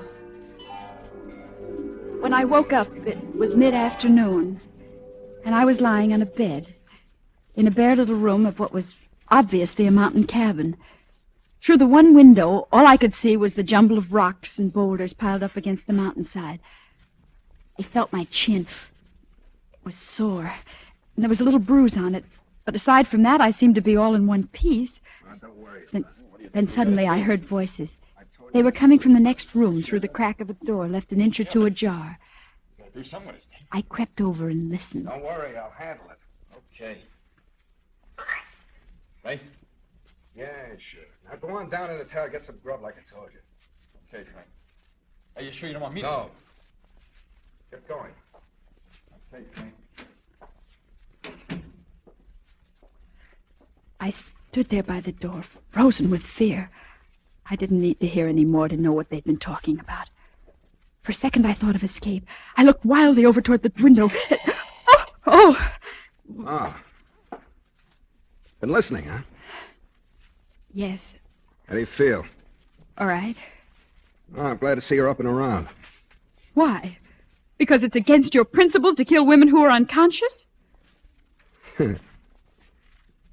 There's a path down the backside of the mountain that leads into the main highway. It's 4 or 5 miles long and pretty rugged, but you ought to be able to make it before dark if you hurry. Oh. Does that answer your question? Yes. I guess it does. Better get going. How do you know I won't... Because you're going to promise me not to. Aren't you? Yes. All you have to say is that I slugged you, and that's all you remember until you woke up by the side of the road. We'll be out of here and over the border by morning anyway. What about Sonny? I can handle Sonny. Well, I guess I do owe you something after all. Me? What? My life. That plays strictly for me. I just don't want that punk kid with his movie idea, Cops and Robbers, to be hanging a murder rap on us, that's all. You're a strange man to be A crook? Listen. There are just two kinds of guys in the world, right guys and wrong guys. And the wrong kind can be the usual bum with a gun in his hand, or he can be a pillar of society that sits all day behind a big shiny desk. He can be kind to his mother and nice to little kids and have a lot of fancy excuses and reasons he gives himself. Or just no reasons at all, like me. But a wrong guy is still a wrong guy. He's no good. Well, thanks anyway. You better get going now. By the way, I'm sorry I hit you. That's all right. I guess I had it coming. I'm sorry I let you get into this mess in the first place, but But what? that kiss. I meant that. Did you? Yeah. Frank. Frank, so did I. Jane. They must have trailed us here after all. Frank, the cops! Yeah. I saw him down ahead of me on the turn of the road. I just had time to turn around and get back. You still got the dame, huh? Yeah. I was hoping you hadn't done nothing yet. She's about the only ace we've got left. Take the south window, I'll take the west one. Yeah. Don't try to go knocking them off, it'll only make it worse. Just keep them covered so they can't rush us. Oh, yeah? But if I got a clean shot at one of them... You do what I tell you! Can you see them? Sure, they're down behind the big rocks. That's as far as they can get. That's as far as they could get even if they had an army, until it gets dark. All right, we can turn the car headlights on them. Then only shoot them out. We can hold them, Frank. We got enough ammunition to But hold you can't eat ammunition. Maybe they can't get up, but we can't get down either. We can't stay here forever. Well, they gotta take me alive. They'll never take me alive as Stop long it, as will I you? Try using your head for a change. What? Home. Yeah, Frank, what could that be? I don't know. The boys seem to have stopped the artillery barrage, too. Don't answer it. What's the difference? You don't think we're going to kid anybody that we're not home, do you? Yeah? Oh, yeah. Yeah, she's here. Hmm? Sure, she's all right. Frank, who is it? It's your boyfriend, Harold. Harold? He came with the cops. He's on the Forest Ranger's emergency call box just down the road. Let me talk to him. Worried about him? No, it isn't that. But let me talk to him. Sure, go ahead. Harold? Oh, yes, so am I. Oh, no, nothing like that. They've been quite all right. Yes, of course they are. No, there's nothing to prevent them from killing me any time they want to. Listen, Harold, all you care about is getting the money back. And me, isn't it? Yes, I know. All right, wait a minute. Frank, you said you were near the border. How long would it take you to get there? Couple of hours, one would put us in the clear. Would you give them back the money and me? Will the cops go for a deal like that? They got to. Harold, what's getting dark got to do with it? Well, of course you can't storm the place and expect to find me alive. Now listen, they'll give back the money. Yes, I'll bring it down myself. But you've got to give them an hour's start. Oh, well, you can just say that they rescued me and the money, but the men got away. Oh, no, Harold, nothing like that. No, you've got to promise me, Harold, on your word of honor, your solemn word of honor. All right? They'll do it. Okay. Are you nuts? It's our only chance. Harold? All right? Yes. I'm coming down now. Yeah, but if she goes She's going. The dough's still in the paper bag. It's on the table. Frank. Get going. All right. Goodbye. Goodbye. Harold? Just so you don't have an idea you're getting away with anything, I think you're a dirty liar.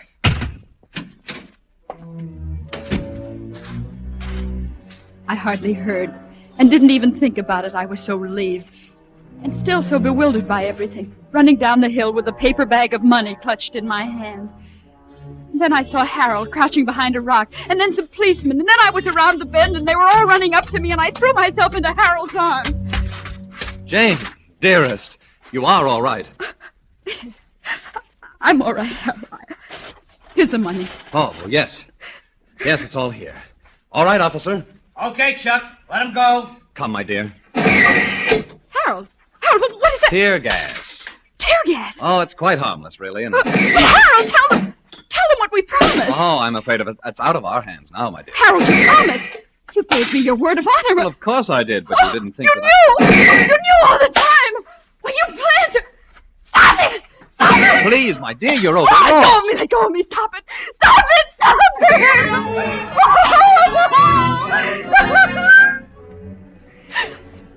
I tried to run back, but they held me. And I had to watch. I couldn't help it. It seemed like hours. It was only minutes, I suppose, with the tear gas bombs exploding around the cabin and crashing through the windows as they got the range. And then something white fluttered from the door, and they came out. The boy first, with his hands in the air, and then Frank, stumbling toward us like blind men and coughing. Oh, those terrible racking coughs that just seemed to be tearing them to pieces. Oh, All right, come on. Oh, Frank, I didn't know. I swear I didn't know. I know, I did know. I knew before you left. Oh, why did you let me go? I wouldn't have gone if Because he's just the kind who would have stormed the place. Maybe I couldn't have handled Sonny then. I'll help you. I'll do anything, everything I can, anything. Skip it. Just take some advice, will you? Next time, be sure it's a right guy.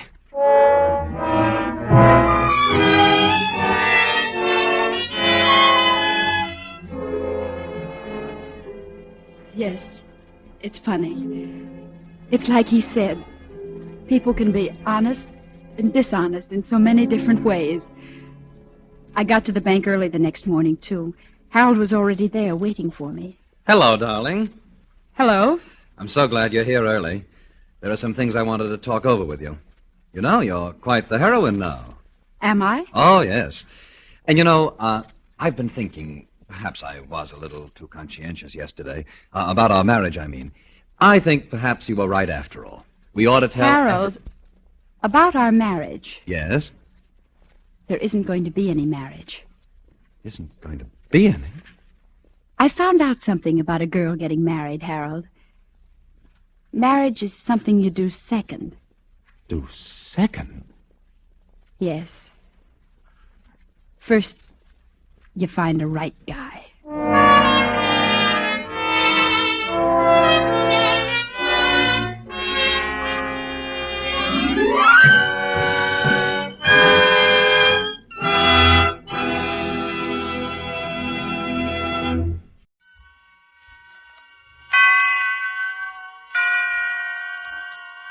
Suspense.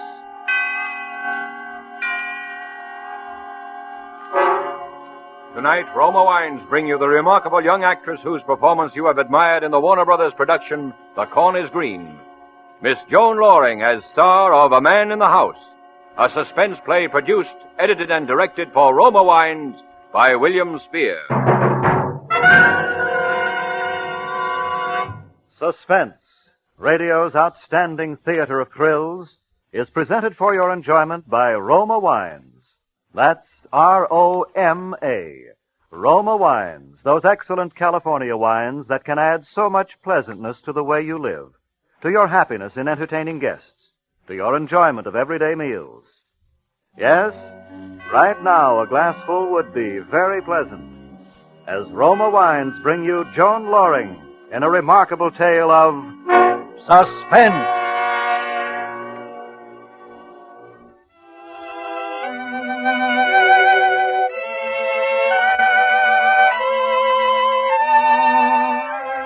When I was 17, they called me that pretty little Barrett girl.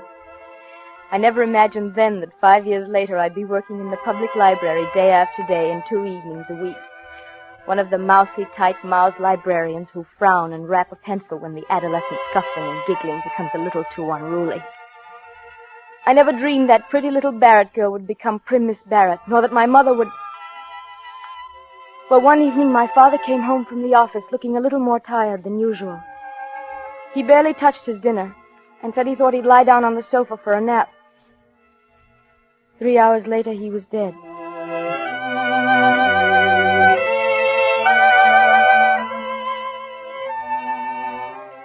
From that day, Mother was a changed woman, and our house was a changed house.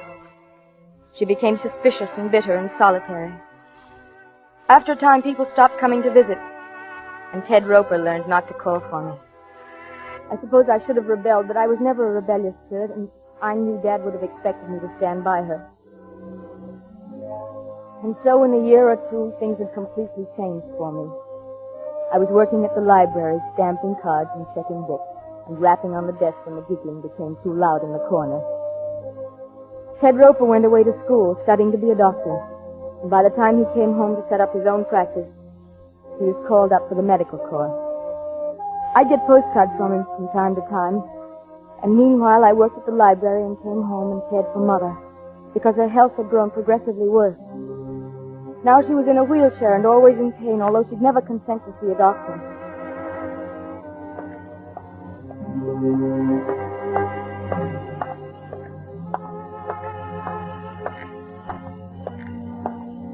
I was thinking of all these things that night as I walked home from my evening session at the library.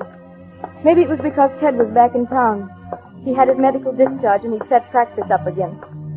He'd come to the house once, and I knew he wouldn't want to come back again. And so I walked home alone in the dark, thinking how once they had said, "There goes that pretty little Barrett girl." But now they said, "What Emily Barrett and her mother need is a man in the house." I looked up at our house. It was shabby and run down, and the vacant lots on either side of it and across the street were wild with unkempt weeds and grass. A single light was burning in Mother's room. The rest of the house was dark. I opened the gate, and then I stumbled a little. Something soft and yet unyielding was at my feet, and somehow my blood went cold as I reached down and my hand touched something still and lifeless. It was my little wire-haired terrier. He was dead.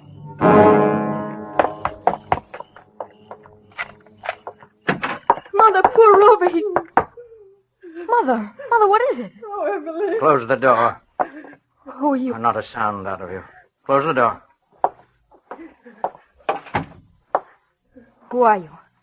What are you doing Don't here? turn on the light. Just stay where you are. Mother, are you all right? I haven't harmed her yet, and I won't harm you if you do what I tell you. But if you annoy me, as Rover annoyed me outside, you did call him Rover, didn't you, Miss Barrett? What are you doing in our house? I'm your guest, Miss Barrett. I trust your hospitality will measure up to the standards I set for you. May I turn on the light? No, don't move. I'll do it. Oh, you find my hand cold on your arm. I didn't expect it. And the light switch is to your left, isn't it? Yes. Mm-hmm. I misjudged a little. That's why I touched you. It might have been better to have stayed in the dark, you see. He was ugly. His face was horribly scarred. The entire left side of it was drawn out of shape by the rigid, livid skin. The scar tissue seemed to distort his features into something evil and unclean. I'm not the most handsome guest you've ever had, am I? Emily. Oh, Mother, don't cry. I'm here now. Don't cry. Oh, I'm frightened. I'm so frightened. You'll only work yourself up by crying. Try not to, It dear. would be advisable for her to stop whining. It annoys me.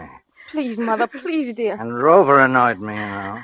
What are we going to do, Emily? Why has he come here? I'm your guest, madam. If it's money you want, I've we don't told you I'm your guest. I seek food and shelter as befits a guest. And you mustn't make one feel unwelcome. He's mad, Emily. He's a You madman. mustn't say that, madam. He killed the dog, and then he sneaked into the house. He's been through every room. He has your father's revolver, and he wouldn't turn on the lights except the one in my room. Mother. He made me wait here in the dark for you. Oh, Emily.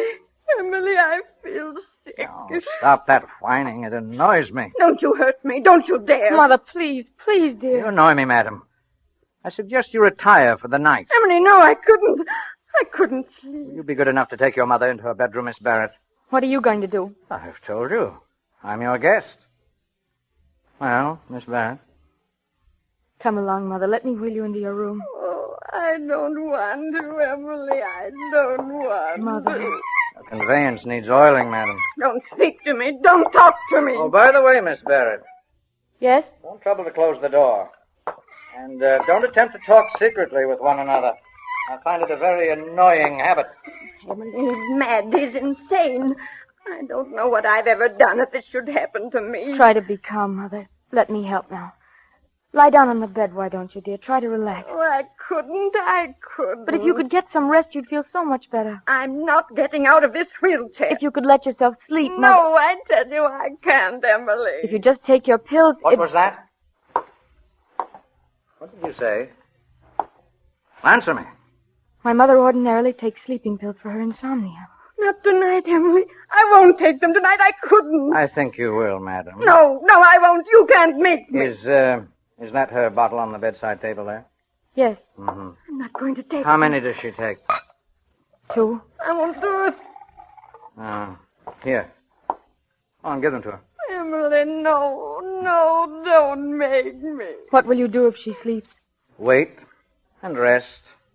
Wait under the shelter of your roof. No. You promise I'll be at her side when she wakes in the morning? Yes, I promise. I'll give her the tablets. No, I won't take them. Very well. Take them now, Mother.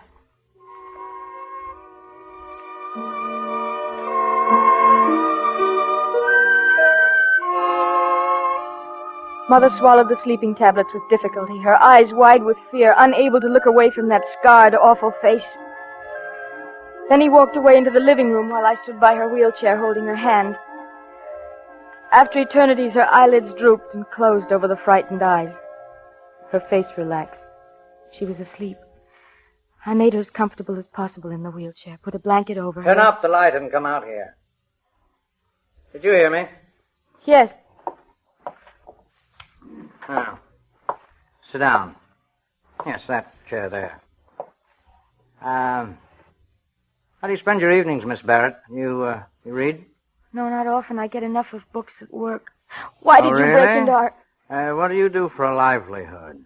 I'm a librarian. Why did you choose don't our... usually stay up late, do you? No, I don't. In that case, then, we'll turn off the light. You're rather isolated at this end of the street, but someone might wonder why lights are burning in the Barrett house at this hour.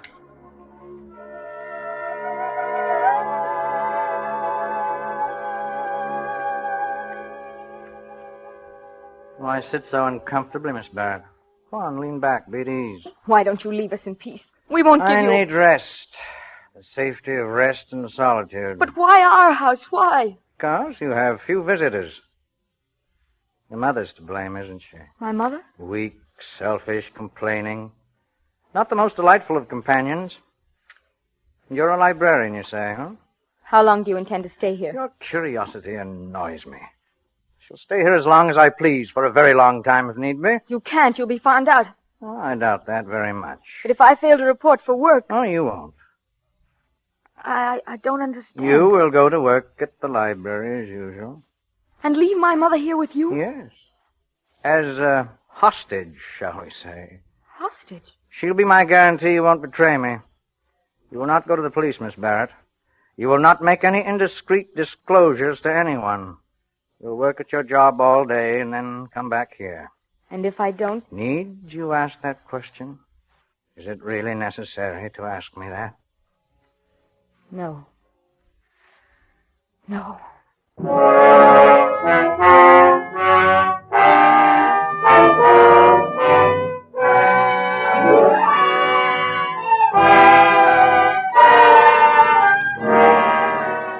For Suspense, Roma Wines are bringing you as star Miss Joan Loring in A Man in the House by Leslie Edgley. Roma Wines' presentation tonight in radio's outstanding theater of thrills, Suspense.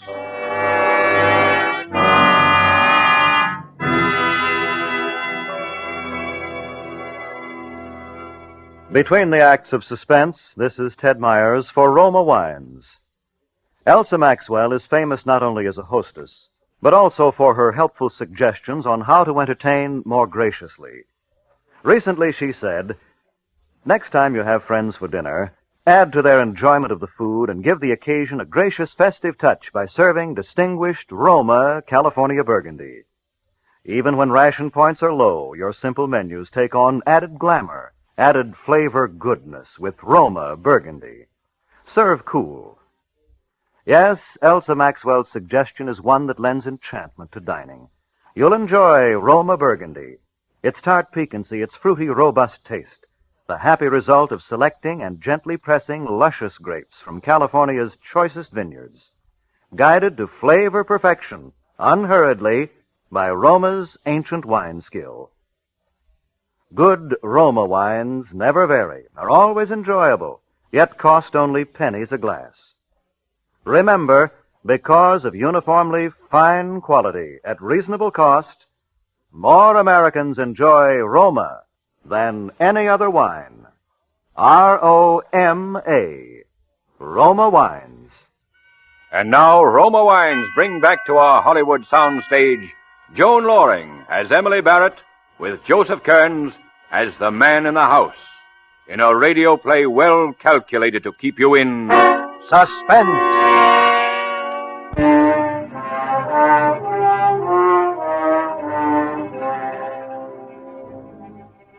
The rest of the night passed in silence. He didn't speak to me again, and yet I knew he was staring at me from his chair, staring at me in the dark. Except for the single time he moved to bring the dog into the house. I was still frightened, so frightened. But it was the morning I thought of. The morning when I would have to leave Mother alone with him.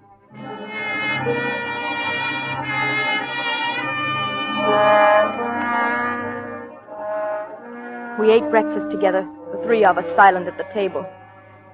His face was uglier than ever in the morning light. He had watched me prepare breakfast with wary eyes. Now he wolfed his food down as though he hadn't eaten in some time.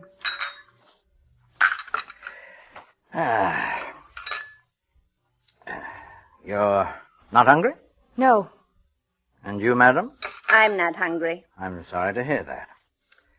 Is it time for you to leave, Miss Barrett? Leave? Emily, what does he mean? Your daughter has a job, Mrs. Barrett. You wouldn't want her to leave it, would you? Emily, no, you can't leave me here. You can't. You'll be all right, Mother. Really, you will. It's the only thing I can do. Emily, no. You'd better go, Miss Barrett. And remember your responsibility. Yes. Yes, I'll remember. My day was a nightmare. I performed my duties automatically. And all the time my mind raced with speculation. What was he doing? Was Mother all right? How could I possibly get him out of the house? Reverend, Reprieve. I couldn't tell anybody. I knew that. I didn't dare. He'd kill her in a minute. My card's expired, but could I land For Mother's sake, I had to keep silent. I had to. And meanwhile, stamp books.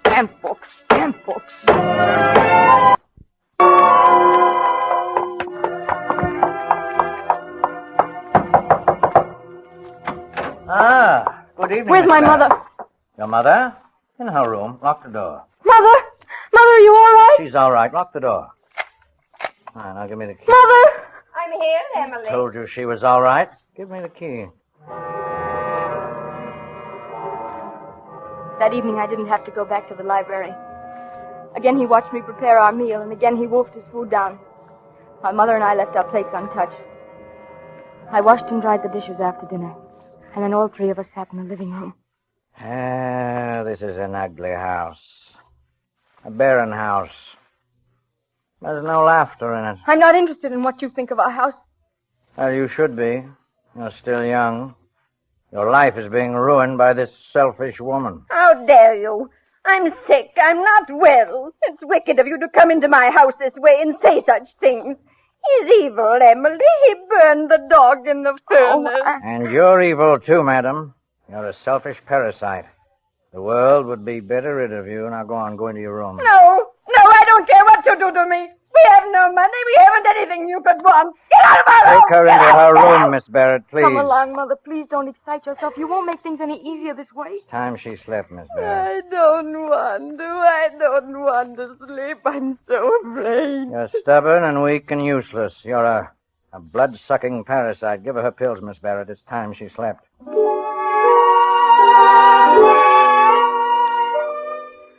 Mother refused to leave her wheelchair again, but I persuaded her to take her sleeping tablet. And after she'd fallen asleep, I returned to the living room. He sat in a chair where he could watch the door and windows. One side of his face was twitching, a nervous tic he couldn't control. You have permitted your mother to ruin your life. That isn't true. Of course it's true, I know. I've seen it happen before. I know all about it. I've been trapped just as you're trapped now by your mother. I won't stand for you talking like that. I know about women, domineering women.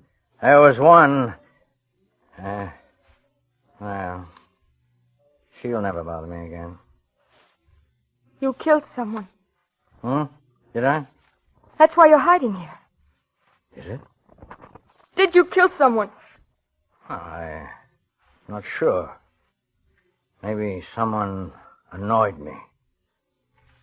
I'll kill if anyone annoys me. Don't annoy me, Miss Barrett. Tell your mother not to annoy me.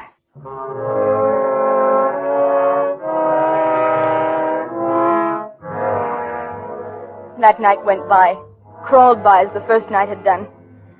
At 10:30, he switched off the light, and then we were sitting in the dark again in silence, hour after hour.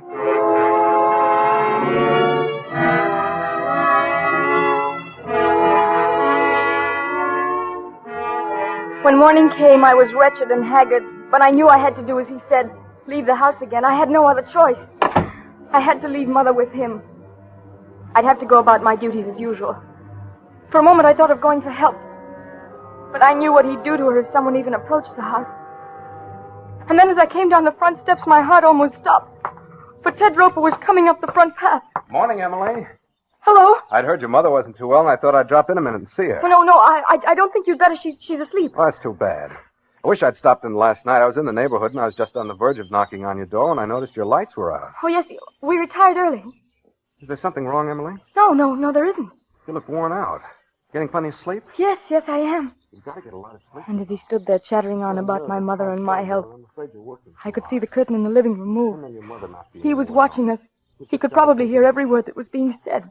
Emily, you're not listening. Are you well? Of course I'm well. Will you leave me alone, Ted? Of course, if that's the way you feel. I'm sorry, Ted, but I have a headache. I'd appreciate it if you'd go on. Certainly. And as Ted disappeared down the street, I turned and looked into the window. He was standing there back of the curtain, smiling, as if in approval.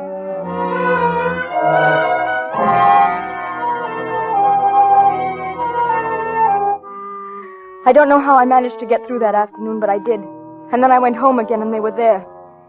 When I'd seen that Mother was all right, I cooked dinner, and he tried to keep up a conversation. We, had visitors today, didn't we, Mrs. Barrett? Milkman, mailman. No letters, however, just a magazine.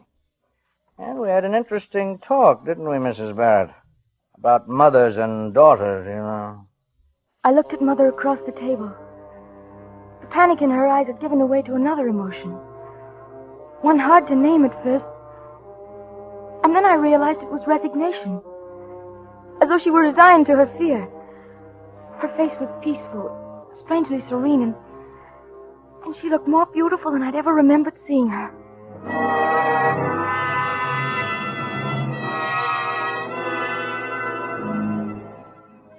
After dinner, we sat in the living room, silently. He looked tired, deep circles under his eyes, and his face twitched involuntarily. I felt unbearably tired, my eyes so heavy. Miss Barrett, I think you'd better go to bed. Go to bed? You'll sleep. No, I couldn't. There's no excuse for not sleeping. You see how easily your mother can do it? You'll take some of her tablets. No. Take them. But my mother... She'll take them, too. She knows how. And then I knew why he wanted me to take the pills. He needed sleep for himself. All right, here, Miss Barrett. All at once, I had no resistance left in me. I took the water from him. He was leaning over me in the chair. And then I swallowed the tablets. Sleep couldn't have come immediately, and yet somehow it was like a swift black curtain shrouding my mind.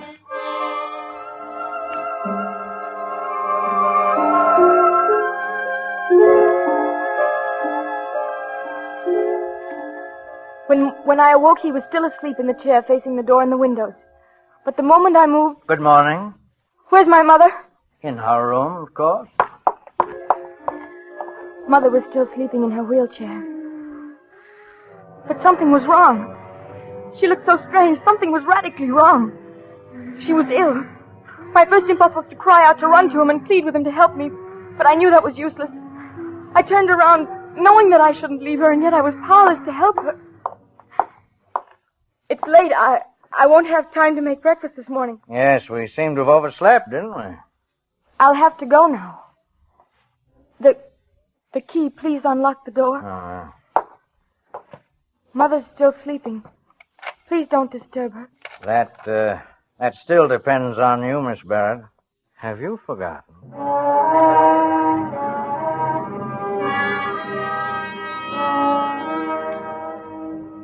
I left the house desperate with fear.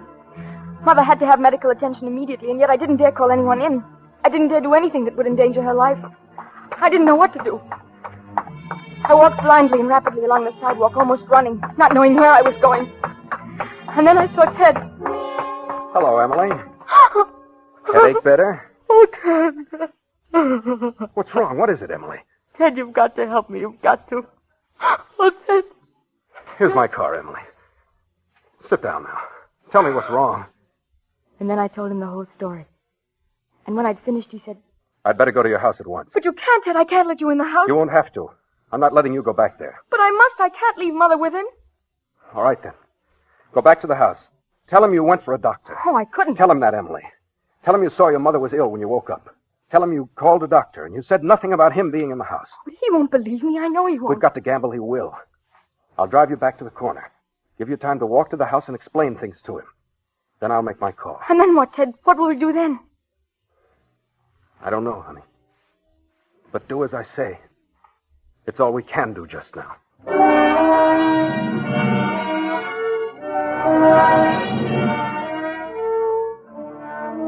When I faced him again in the house, I knew I'd blundered. I should never have taken a chance. I shouldn't have left Mother in the first place. What are you doing back here? Why aren't you at the library? I didn't go to the library. Huh? My mother's sick. I called for a doctor. What? I phoned for a doctor. He'll be here soon. You told him about me? Oh, no, I didn't. You're lying. You're lying about your mother. You tricked me. My mother's ill, I tell you. She was sick when I looked at her this morning. You must believe that. We'll find out. Come on, in the bedroom. Oh, wait, the doctor's here. Huh? You see, he's coming up the walk. Don't let him in. Tell him to go away. I can't do that, not after calling him. He'll know something's wrong. Then he'll call the police, won't he? That's exactly what I warned you not to do, isn't it? My mother's sick, that's all that matters. All right. Let him in. I'll wheel your mother into the living room. I'll be behind the curtains. Keep that in mind. If you try any tricks, I'll kill her. No, I have your father's revolver, you know. I don't care what happens to me. I'll kill her first. No. Go on. Let him in. I'll be ready for him.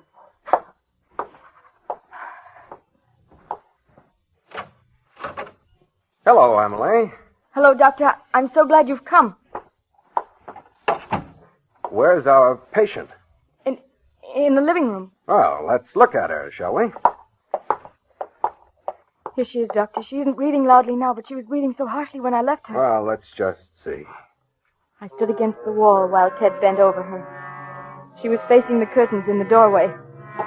And behind those curtains, behind them, I scarcely breathed, praying Ted wouldn't do anything to arouse suspicions, praying against hope, and then... All right, you in there. You'd better give up. No, Ted, you can't! I won't. You... Oh, Mother. Easy, honey. Take it easy. You let him kill her. After I told you, you let him kill her. Honey, listen to me. It was the only thing I could It do. was you who killed her. You really did it. Emily, Ted. listen. Look at this bottle of sleeping tablets in her lap, almost half empty. And she's cold. Cyanosis, blue lips and skin. She took an overdose of sleeping tablets. She was already dead, Emily. Already dead.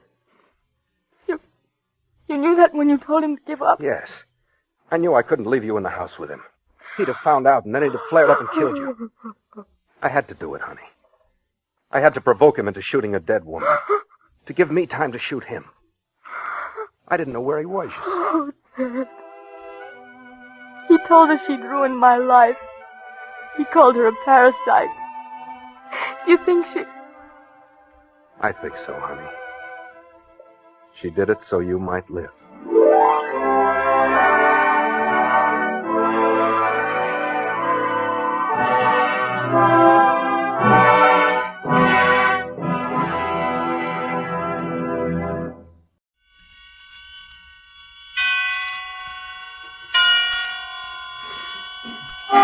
Suspense.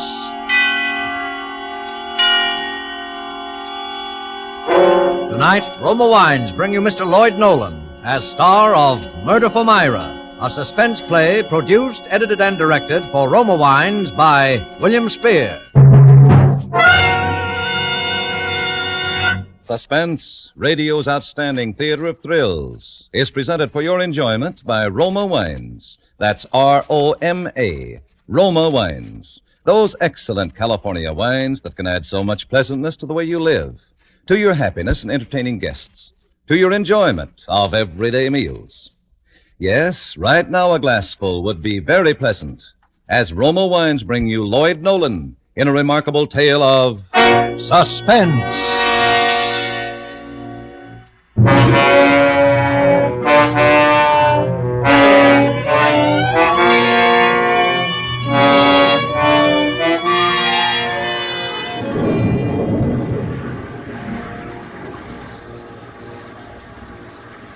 It was raining hard. I was on the bus for Hollywoodland.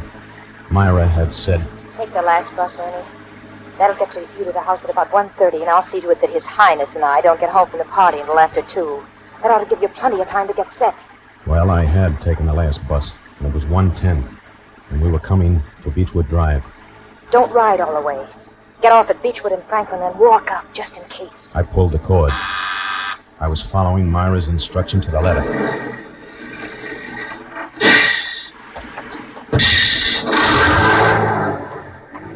It was raining harder than ever when I got off the bus. I turned up my coat collar and started up the hill. It was 4 blocks to the house. When I got to Midway, I stopped under a tree. I was soaked to the skin. Then I saw the headlights of a car coming down the hill. I ducked behind the tree. When it had passed, I struck out again. The house was dark. I walked up the driveway to the rear.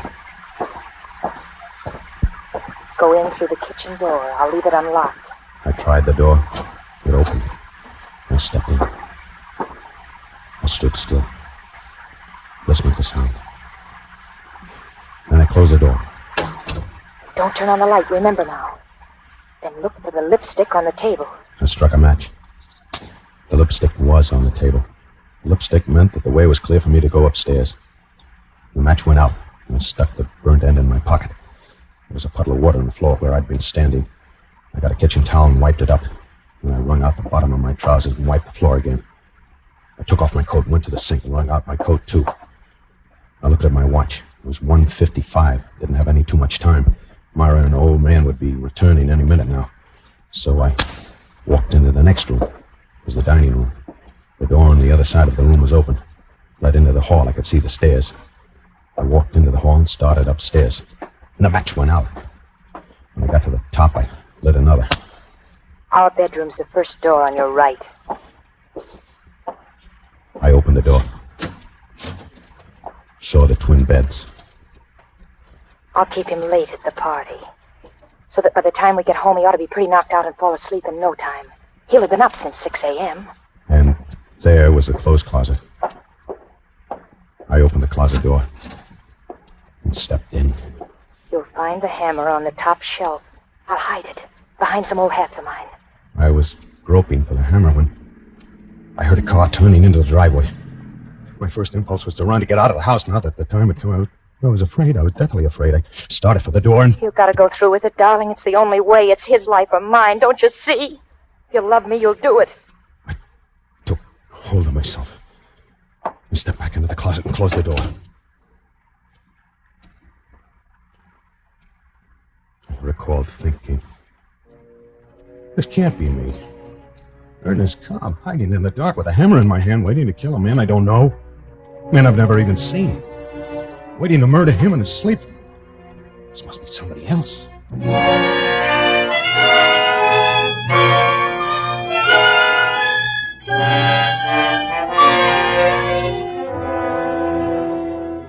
For Suspense, Roma Wines are bringing you as star Lloyd Nolan in Murder for Myra by Lee Horton and Paul Bernard. Roma Wines' presentation tonight in radio's outstanding theater of thrills, Suspense.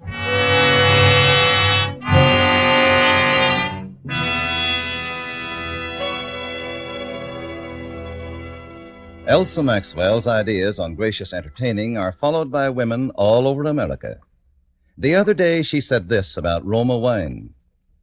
One of my favorite wines is distinguished Roma California Sherry, a glorious gold and amber wine, delightfully light and nut-like in taste. Roma Sherry is ideal for any occasion, before dinner with appetizers, or during the friendly evening hours. Yes, good Roma Sherry, like all Roma wines, is always unvaryingly good. The goodness of carefully selected grapes, brought to perfection in California's choicest vineyards, gently pressed, then, unhurriedly, guided to flavor richness by Roma's ancient winemaking skill. Yet all this goodness is yours for only pennies a glass. Remember, because of uniformly fine quality at reasonable cost, more Americans enjoy Roma than any other wine. R-O-M-A, Roma Wines. And now Roma Wines bring back to our Hollywood soundstage Lloyd Nolan in Murder for Myra, a narrative well calculated to keep you in suspense.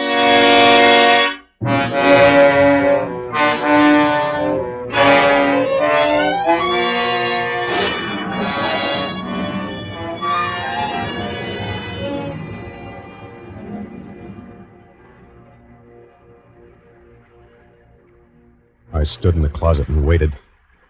I could hear voices outside in the driveway and the slam of a car door. The hangers loaded with clothes are poking me in the back, tipping me off balance. I was standing on a pair of man's shoes. His shoes. I kicked the shoes out of the way and shoved some of the hangers back and closer together. I listened for some sound from below. But everything was quiet again.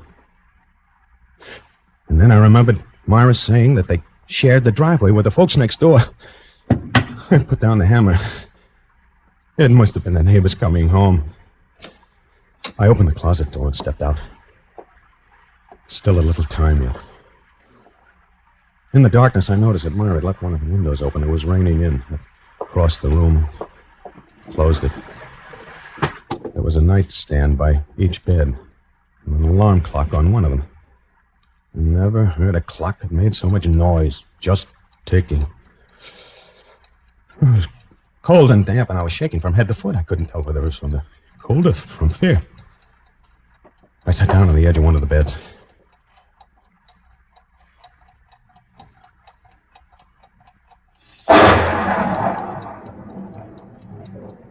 Then I decided to have another look at the hammer. In a few minutes, I was going to have to use that hammer. It's a big, heavy one, Ernie. It'll do the trick all right.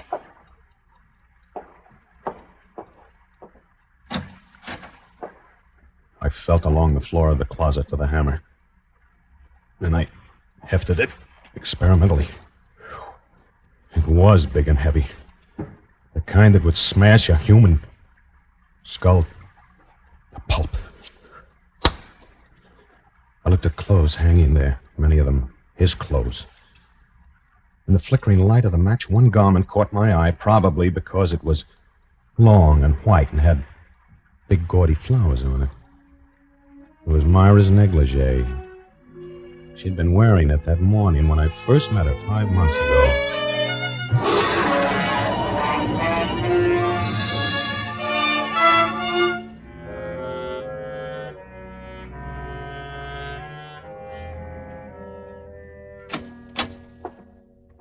Hello. What can I do for you? Oh, good morning. I hope you'll excuse me for bothering you. See, I'm taking a poll of homeowners. What kind of poll? Well, it has to do with your post-war plans. I don't have any. My husband does the planning in this family. I just go along for the ride. Oh, I see. Well, still, if you're not too busy, I would like to ask you a few questions. Why not? I'm just sitting around twiddling my thumbs. Come on in. Thanks. Thank you. It's a beautiful day outside, isn't it? Is it? I hadn't noticed. I sat down on the sofa and opened my portfolio. I felt ill at ease. Bare emotions do that to me, and Myra's emotions that morning were as bare as her throat in that low-cut negligee. I knew right away that she'd had a row with her old man. In my business, you get so you can figure out things like that. And it was as plain as the nose on my face. My nose was pretty obvious that day. I'd been to the beach and I was burned to a fiery red and my nose was peeling. She laughed then, at me, I guess. You got quite a case of sunburn, Mr. Cobb. Ernest Cobb. Yes, I have, haven't I? That's too much beach, I guess. I haven't been to the beach in 2 years. Oh, don't you like it? Sure, but what difference does that make? His Highness doesn't. Who? My husband. Let's have the quiz. Oh, yeah. Yes, of course. Now, first, your name is... Blair. Myra Blair. His name is Ray. And his business? He's an aircraft engineer. A scientist. And you don't work? No, I'm just the housewife. The little homemaker. Right here. You don't sound as though you fancy the role, Mrs. Blair. I hate and despise it. No, that's a shame. Any children? Yes, a daughter 4 named Julie. She's at nursery school. And now for the questionnaire. Are you do you know whether or not your husband is planning any extensive repairs or remodeling on your home after the war? I haven't the foggiest notion. It's like I told you, I'm part of the decorations here. What I think and how I feel doesn't count. Oh. I suppose you think I'm talking out of turn. Well, I am. I'm sick and tired of the whole mess. He comes home and smokes his filthy pipes and tinkers around his workshop down in the cellar, and I just sit here. Night after night, it's the same thing. Look at me. Am I so hard to take? Well, he's probably just got his mind on other things. Yeah, I know. Planes. That's all I hear. That's the war, Mrs. Blair. He's phooey. It was the same before the war started. I'm not getting any younger. I want to have some fun. Do you blame me? But no. I think everyone's entitled to some fun and good times, Mrs. Blair. Call me Myra. I never did like being called Mrs. Blair. About the questionnaire. Now, perhaps you can answer me... Phooey to the questionnaire. I'm sorry. I'm just in a nasty mood, that's all. I had a fight with him last night and another one this morning. I had to blow my top to someone. You just happen to be it. Oh, that's all right. About your questions, honestly, I don't have the answers. It's like I said. Sunburn of yours, you better do something about it. Well, it does burn pretty much, all right. My hands are cold. Does this feel good? She bent over me, and I could feel her breath in my ear. One lock of her hair fell away from her forehead, and it brushed my nose. Then her fingers touched my face, and I did something crazy. I reached up and grabbed her by the shoulders and kissed her on the mouth. And the next thing I knew, she was in my arms. And she was kissing me and sobbing in a sort of a spilling over of emotions that left me scared and limp as a dish rag. Oh, there, that's You're gonna change things, aren't you, big boy? Sure. You'll help me. Sure. I'd do anything for you. Anything.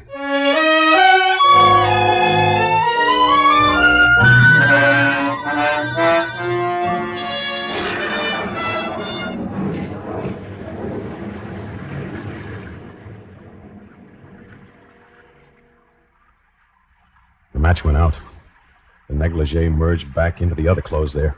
I stuffed the hammer back into the corner and came out into the room again to wait for Myra and His Highness to come home from the party. His Highness. He's unbearable, Ernie. Every time he puts his filthy paws on me, I go all raw inside.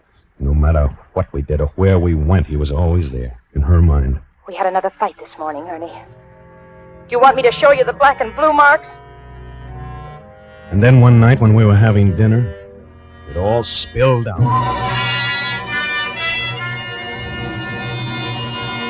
There's only one answer, Ernie. I gotta get rid of him. Well, that's what I've been saying all along. You've got to divorce him. No, Ernie. That isn't what I mean. Well, then what? I mean I'm gonna have to do away with him. Myra. What? You're out of your mind. You don't know what you're saying. Oh, yes, I do. I've thought it all out. Myra, don't say such a thing. Don't even think it. What you're suggesting is... Murder, Ernie. That's right. Murder. Didn't sleep that night. And yet, worried as I was, that the idea didn't seem real to me. Murder. It was something you read about, something for gangsters and madmen to traffic in. It wasn't a thing that could touch me, Ernest Cobb, or Myra. She didn't say anything about that. The next time we were together, I thought she'd come to her senses. She'd just been upset. And then one night we went rowing in Westlake Park.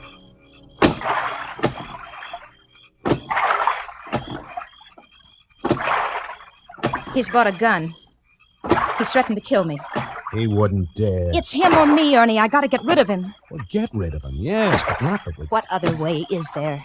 I don't know, but... What other way is there? Name it. Well, how are you going to do it, Myra? I'm gonna poison him. You'll help me, won't you? No, I couldn't. I'm not asking you to feed it to him. You can help me get a little poison, can't you? I don't know anything about poisons. I don't know anything about murder. Well, you can learn, can't you? If you're that dumb, maybe I can find someone else. Myra. There are others who'd be glad to help. Please, don't talk like that, Myra. Well, you know I'd do anything for you. There's a better way, Ernie. What? He's got a big, heavy hammer down in his workshop, Ernie.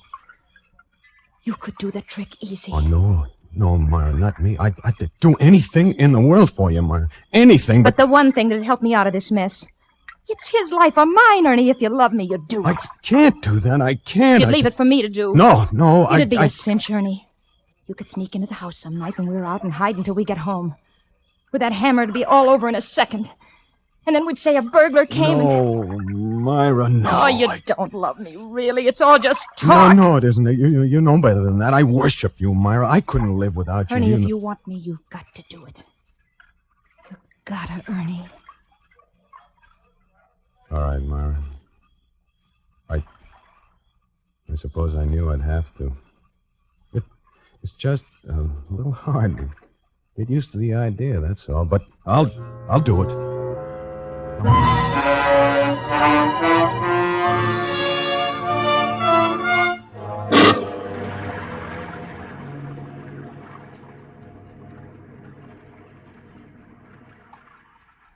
I looked at my watch.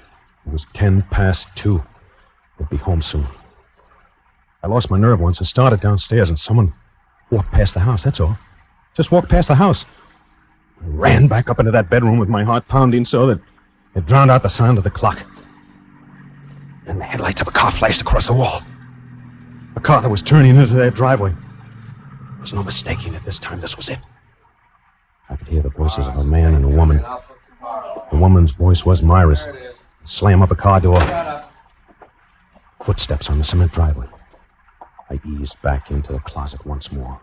Felt for the hammer on the floor and closed the door. All but a little crack. Then I heard the front door open and close. Somebody walking upstairs.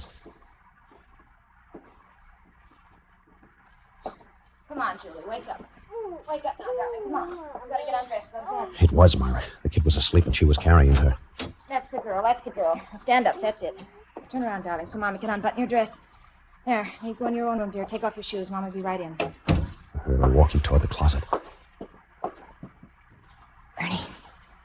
Ernie, are you there? Yes.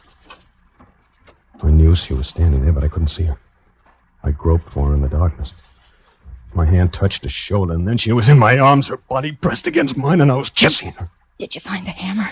Oh, Myra, I Did you find the hammer? Yeah, the hammer, yes. He's putting up the car. He'll be up in a minute. Myra, it's all off. I can't do it. You've got to. I can't do it. Ernie, listen to me. I can't. I tell you, I can't. Shut up and listen to me. Ernie, you say you love me. Oh, you know I do. I worship And you want me, don't you? More than anything in the world. All right, then. If you want me, you got to do it. But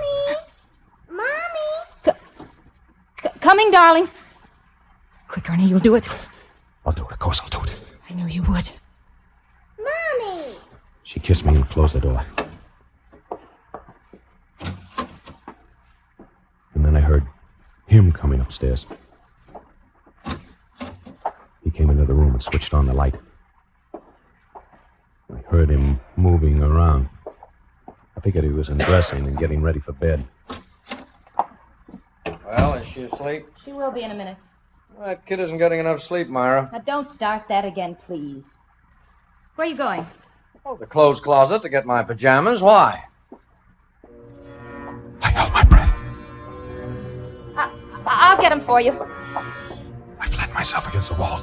She opened the door, reached for the pajamas. Our eyes met for an instant, and she was gone. The door closed. Here you are. Well, thanks. What are you hiding in there? What do you mean hiding? Well, the way you made a dive for that door, I thought nuts. that... What would I be hiding? I don't know. I just said... What are you doing? Say, what's the matter with you tonight, Myra? There's nothing the matter with me. Why? Oh, you're so jumpy. Well, can't I ask you what you're doing? Fooling with the clock? Sure, but why jump out of your skin? I'm just setting the alarm. It's already set. I'm setting it ahead for 4 o'clock. Why? Because I got to be at the plant at 5 this morning. I've got a trial run. Oh. This was something we hadn't figured on. I looked at my watch. Well, it's 3 now. You won't get much sleep. I know it, but I can't help it. Don't put the clock on my table. Put it on your side, where it always is. Oh, okay, if it's so important. Hey, how did all this water get on the floor here? Through the window, I suppose. No, but it's closed. I closed it when I came up. We left it open. Oh. Well, if you're getting up at 4, you better get to sleep, don't you think? Oh, I guess so. I heard them get into bed. Well, good night. Good night, Myra. The stage was set. I breathed easy. Now, I'd only have to wait for him to... Then the thought struck me. Suppose he doesn't fall asleep right away. Suppose he doesn't fall asleep at all. He isn't so tired. Even if it is late. He doesn't sound knocked out to me. And before he can get to sleep, then the alarm will go off and I looked at my watch. It was exactly 5 minutes past 3. This will never do. I thought I got to get a hold of myself. I've got nearly an hour yet, and in that time he ought to... I listened. I couldn't hear a sound. Was he asleep? He might be, but I didn't know. I had to be sure. I'd wait half an hour. And if I didn't hear anything by then, I could be pretty certain he was. The minutes dragged on and I listened. When the half hour was up and I hadn't heard a sound, I sat down on the floor, took off my shoes, and I picked up the hammer and turned the doorknob. I turned it very slowly. It made no sound. Then I opened the door and stepped into the room. Who's there? Who's there? Daddy, I want a drink of water. Oh. Oh, it's you. All right, baby, just a minute. What? What's the matter? Oh, it's the kid. She wants a drink of water. Oh, no. No, don't get up. Don't get up, Ray. Go back to sleep. I'll get it. I stepped back into the clothes closet, closed the door. I felt the blood drain from my head. I leaned against the wall. I heard Myra go into the kid's room. And then I slid to the floor.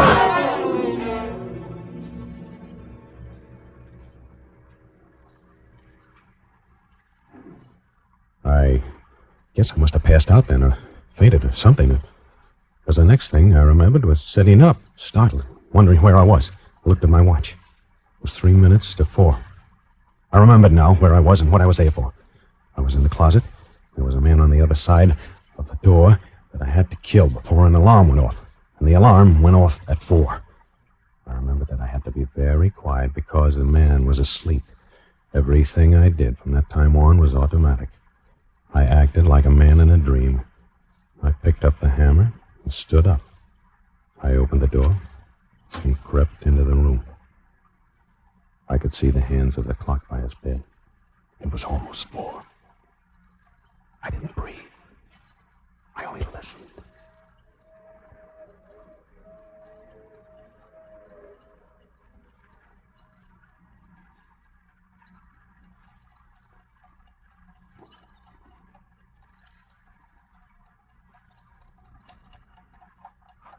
I touched the foot of the bed. I felt along the side of it until I reached the headboard. Now, I was standing over him.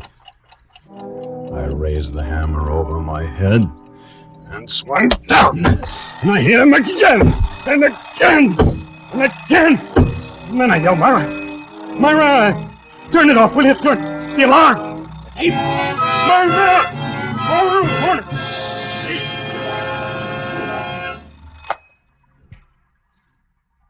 And then the light went on. And I was looking at a man sitting up in the other bed. And he was pointing a gun at me.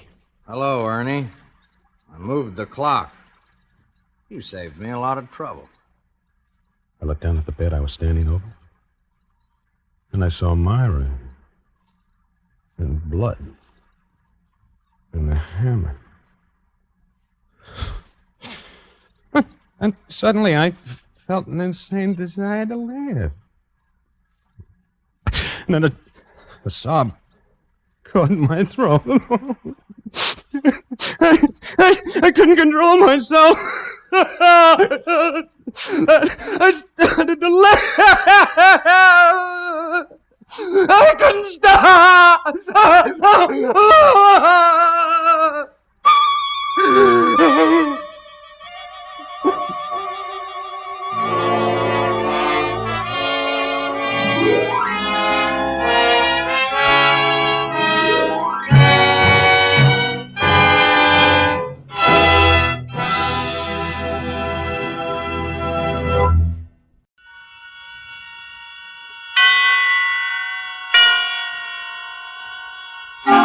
Suspense.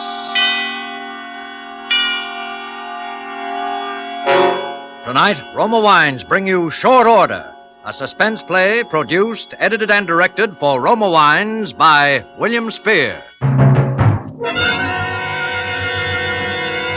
Suspense, radio's outstanding theater of thrills, is presented for your enjoyment by Roma Wines. That's R-O-M-A.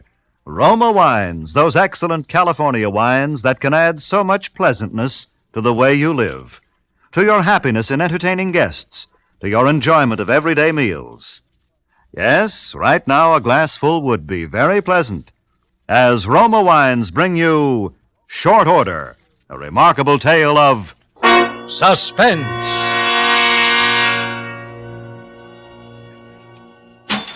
Thank you very much. Come back.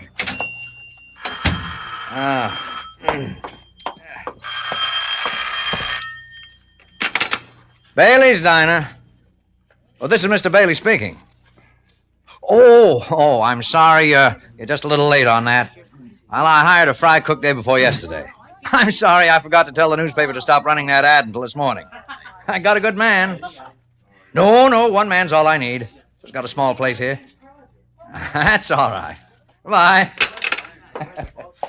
See that, Johnson? You better keep on your toes. Oh, Plenty of Mr. people Bailey. after your job. If you're not careful, something might...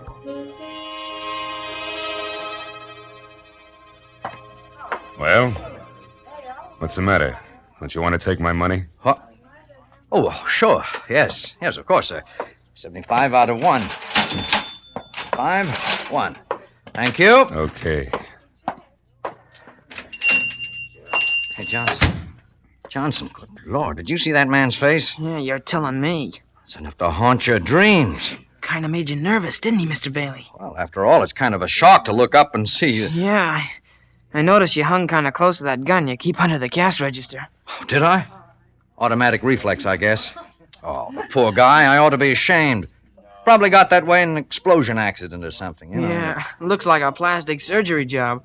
Only some doctor like Frankenstein must have done the surgery. Yeah. Ah, here you are. Enjoy it. Oh, thank you. Come back. Yeah. Yes, sir. He liked your cooking, too, Johnson. 2 deluxe sandwiches, 2 coffees. That's not bad. Right. Seems to me business has been picking up ever since you started working here. Just thought you'd like to know. Thanks a lot. You like this work, Johnson? Yeah, it'll do. The hours kind of get me sometimes, and when the rush hour starts in half an hour, I can't pretend I'll be liking it. But it's all right. Sure. Well, someday you'll have a place of your own. Be your own boss. Never get anywhere working for someone else, Well, I'm doing okay now, Mr. Bailey. Yeah. You'll never go hungry for lack of a job. You're too good a cook. But your own business. Now, you take me. I'm doing well, even if I do say so. People come here to eat. All right, I see that they get 'em. Yeah, it makes you feel pretty good having your own place. Makes the saving and scraping seem sort of worthwhile. You seem to get the business. Of course, you got a terrific location. Well, this place has a name that means something. At least I think it has. As a matter of fact, there was a man in here trying to buy it just last week. That's so? That's right. Real estate agent. Name was Sloan. Had a customer. Who's this customer? Oh, I don't know. But I told him I didn't want to sell. Oh, here, how about opening that refrigerator door for me, will you? Okay. Thanks. No, I'm not going to sell. Couldn't afford to. I'm not in a position to retire. The way things are, it'd be too hard to start up somewhere else. Uh-oh, well, here we go again. Good evening. Evening. Yes, sir. What'll it be? Special, I reckon. Right. Coffee. Oh, good evening, sir. Is it still chilly out? Oh, yeah, a little. Thought some of your chili would warm me up. Get it? I get it, yeah. Chili, coming up. All right. Bailey's place. Oh, Virginia, what's... What? What? All the windows? Well, who could possibly... Well, where were you? Well, now, why would anyone want... Oh, no, none of those kids would do a thing like that. They're nice kids. Yeah, hoodlums, I guess. Well, I don't know what you can do. Got no witnesses or anything? You sure it was rocks, huh? Well, I guess there's nothing you can do. Well, I wish I could, too, but I got to stay here.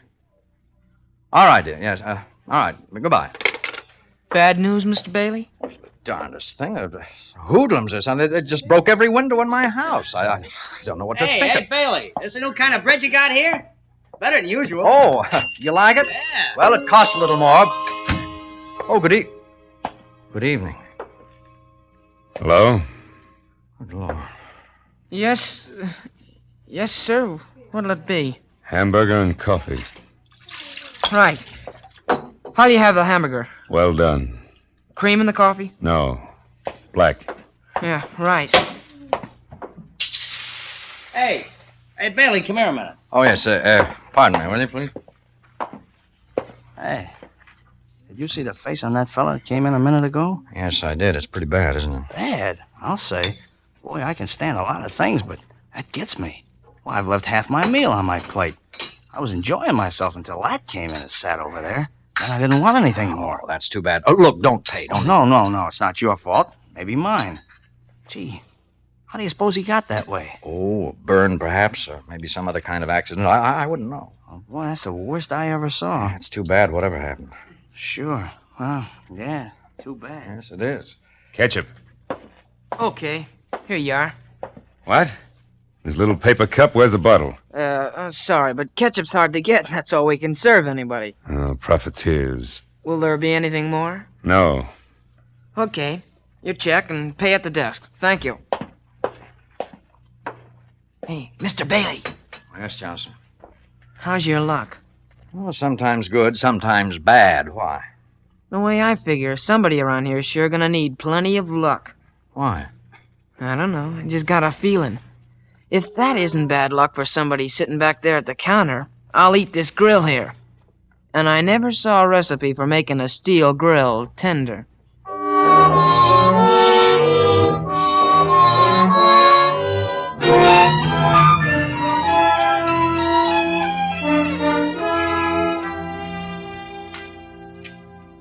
We better order some more pork tomorrow, Mr. Bailey. We're running low, are we, Johnson? Yeah, a little. If they keep hitting our barbecues the way they have so far this evening, I'm sure we'll be needing it. All right, I'll make a note of it.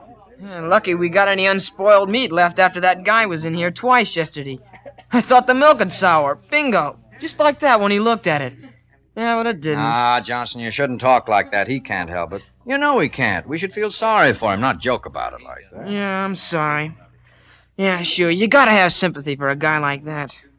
Just the same, I hate to look at it. I guess we'll have to look at it some more. I think he's coming up to the door now.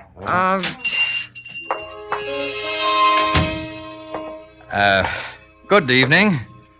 Hello? Yes, sir.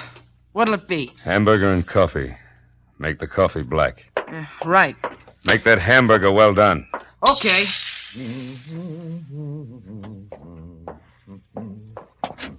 Oh, good evening. Evening. Yes, sir. What for you? Why, I'll have, Holy. How's that? Huh? Nothing. Nothing at all. In fact, I don't think I want anything. I just remembered an appointment. Just forget it. Oh, what do you know? Your hamburger, mister. And your coffee. Ketchup, please. Okay. Still no bottle? No bottle. Sorry. Here. You go buy an extra bottle. Put it back on the shelf just for me. You gonna eat here some more? Yeah. I like this place. Go on, take that and see that you get some good ketchup, too. Well, it ain't that, mister. It ain't the money. You can't buy the stuff when they don't stock it. Well, you better ask Mr. Bailey. Mr. Bailey! Oh, yes, Johnson? You tell him. I just gave your man some money to buy a bottle of ketchup. But he doesn't want to take it. Well, you see, sir, it's not that we can't afford to buy ketchup. No, indeed, we want to please the customer. Something a lot of people seem to have forgotten how to do nowadays, but ketchup's very hard to get just now, and we have to ask our customers to bear with us. You keep your money. I like plenty of ketchup. Nothing like ketchup, I always say. Well, there ought to be enough in that paper cup. Won't that do you? Well, not quite. Any chance of a refill? I'm afraid that's all we can allow. Gentleman says he's gonna eat here regular. What? I said that... Oh, just a moment. Good evening. Hello there. Could I do something for you? Well, I sort of thought Oh, no. No, thanks. No.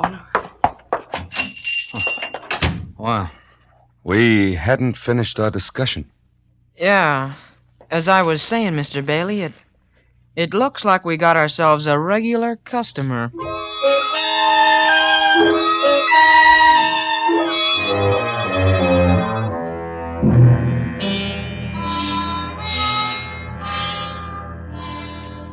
Three evenings now that he's been eating here, Johnson, and I wish you'd take a look at the figures.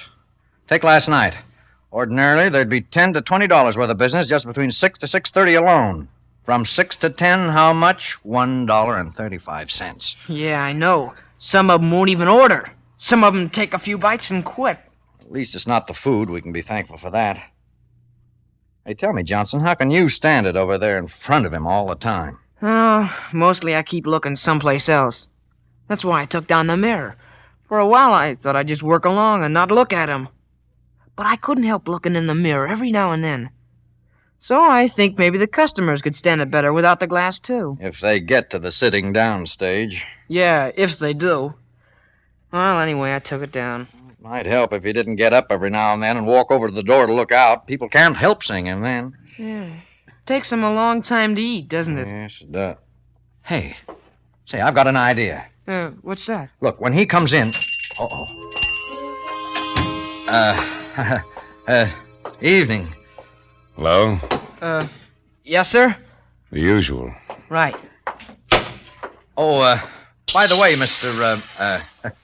What's your name? Yeah. Well, as I was saying, neighbor, we make a practice here for our special customers, not just anybody, mind you, but for our special customers of sending meals out.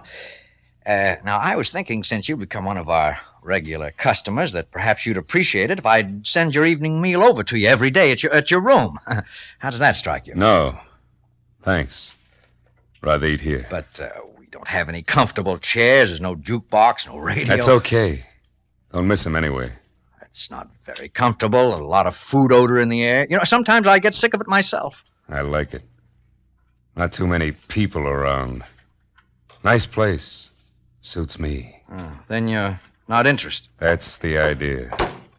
Hamburger and coffee. How about... Yeah, the ketchup. Here it is. Good. Nothing like ketchup, I always say. By the way... Yeah? Look for me about noon tomorrow. I think I'll be taking lunch with you from now on. Every day.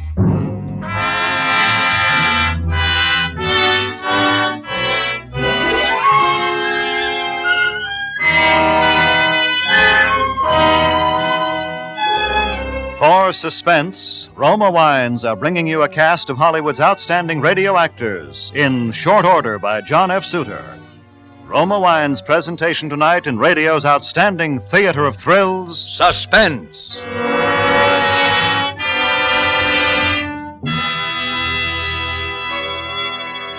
Between the acts of Suspense, this is Ted Myers for Roma Wines. Elsa Maxwell is an acknowledged expert on the niceties of dining and entertaining. Recently she said, "Gracious little touches can do so much to make meals more enjoyable. Dine by subdued light. If possible, adjust radio or phonograph for soft, mellow music. And as the crowning touch, serve well-chilled Roma California Sauterne."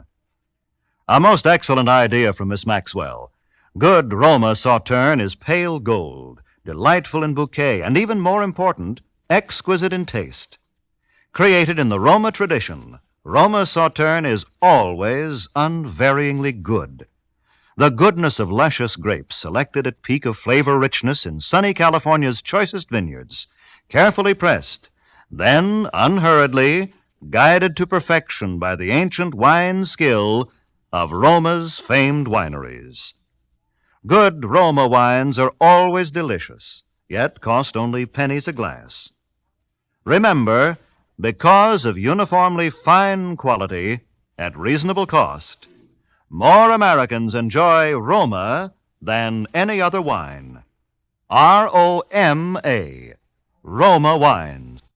And now, Roma Wines bring back to our Hollywood soundstage Joseph Kearns as Bailey, Conrad Binion as his assistant Johnson, and Gerald Moore as the stranger in Short Order, a play well calculated to keep you in suspense.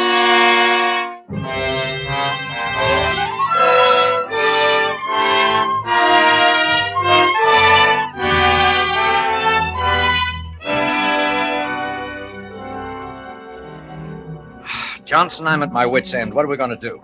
I don't know. I got no more ideas. 2 weeks now, and we're losing money every day. I could cook it so he wouldn't want to eat it. Well, you've tried that, haven't you?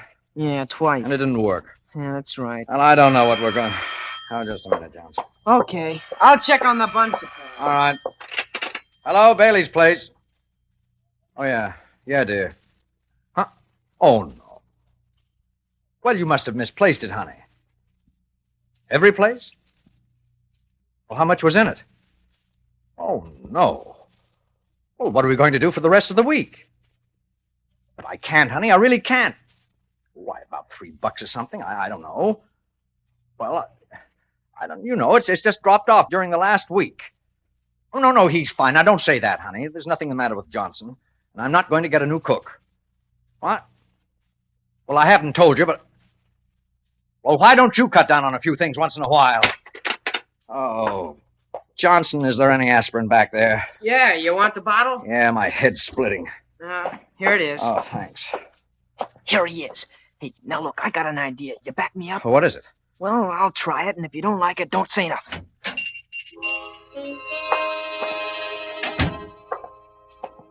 Hello? Like I say, Mr. Bailey, this kid was a pretty game fighter. He didn't have a thing but a hard left. Mind if I butt in? I'd like to eat. You bring your lunch with you? What's that? If you brought your lunch, okay, lay it on the counter and eat it. Don't be funny, Johnson. Bring me the usual. I got other things to do. What other things? I don't see any other customers. Want me to call the boss? Look, mister, I don't like you, see? I'm tired of seeing you around. You go someplace else and eat. We'll see about that. Hey, Bailey. Yes, sir. What can I do for you? This moron you call a cook says he won't serve me. Yes? Well, do something about it. What do you want me to do? Tell him to serve me, or else have him fired. Well, Johnson's a good cook. Good cooks are scarce nowadays. What is this? Are you standing up for him? I just told you, good cooks are hard to get. What about customers? Well, it's too bad, but I see. Well, look, both of you. I came in here to get something to eat, and we're going to get it. If I have to sit here all night. Suit yourself. Yes. I'll get it.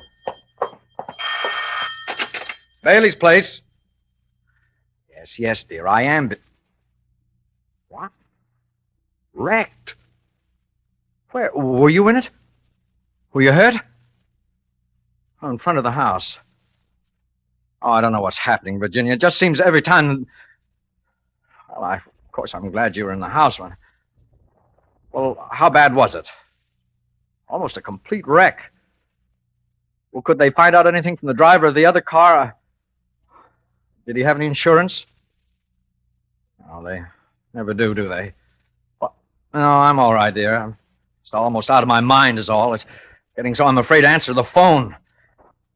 Well, we'll just have to do without a car, that's all. Oh, I'm sorry, dear. Yeah. Well, I'll talk to you later. Bye. Mr. Bailey. Yes?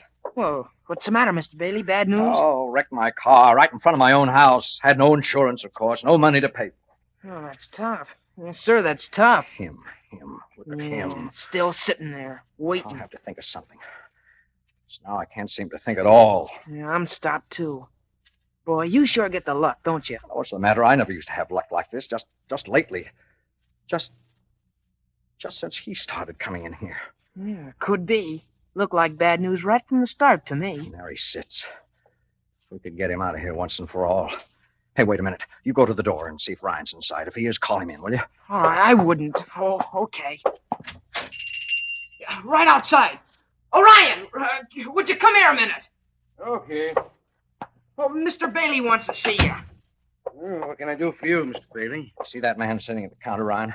I want him either arrested or thrown out of here. I don't care which. That's so? Giving you trouble, is he? Hey, you. You talking to me? Nobody else. Come here. What do you want? Now, Mr. Bailey, what's the charge? Well, he, making a nuisance of himself. What's this? All I do is come in here to eat. I'm making a nuisance of myself. I don't get it. Look at him, Ryan. I am. Not very pretty, is he? Officer, the law doesn't give you the right to criticize a man's face. I'm sorry, mister. Hello, Mr. Bailey. Every day he comes in here 2 or 3 times. I can't get anybody else to come near the place while he's here. He stays and stays. He drives all most of my business away. I have to eat. Same as anybody else. You do anything bad? Get tough, insult people, disturb the peace? No. All I do is come in and eat. Look, we reserve the right to refuse service to any customer. Well, I don't know now, Mr. Bailey. That's all very well, but technically speaking... What do you mean? He means that even if you don't like it, you can't run me out if I mind my own business. He means you can't run me out if I ask you to serve me. Well, how about that? Well... And if I ask for something to eat and offer you money for it, you've got to sell it to me. Oh, no, I don't. Oh, you'd better. Or I'll have you in court before you know it. Afraid he's right about that, Mr. Bailey. Well, all right. Sorry I can't help you, Mr. Bailey. Is there anything else? No. No, be getting on then. Good night. Well, how about it? All right. Go sit down. Johnson, get him whatever he wants. Okay. I'm not going to answer it. I'm not... Mr. Bailey, the phone, you busted I it. don't care. Mr. Bailey, put that gun down. What are you gonna do? You see. Now, look here, you. I can be pushed just so far. Now, either you get out of this place and don't come back, or as sure as I'm standing here, I'm going to pull this trigger. Go away. I'm hungry. Did you hear what I said? I hear you. Now go Now, away. look, I'm going to count 3. 1. Go away. 2. 3!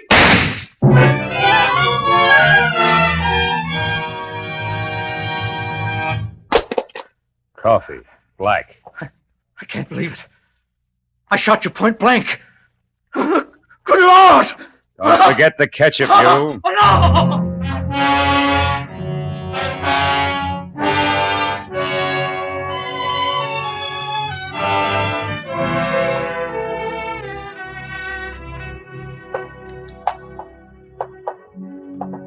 Well, you got the lay of the place now, Mr. Tanner.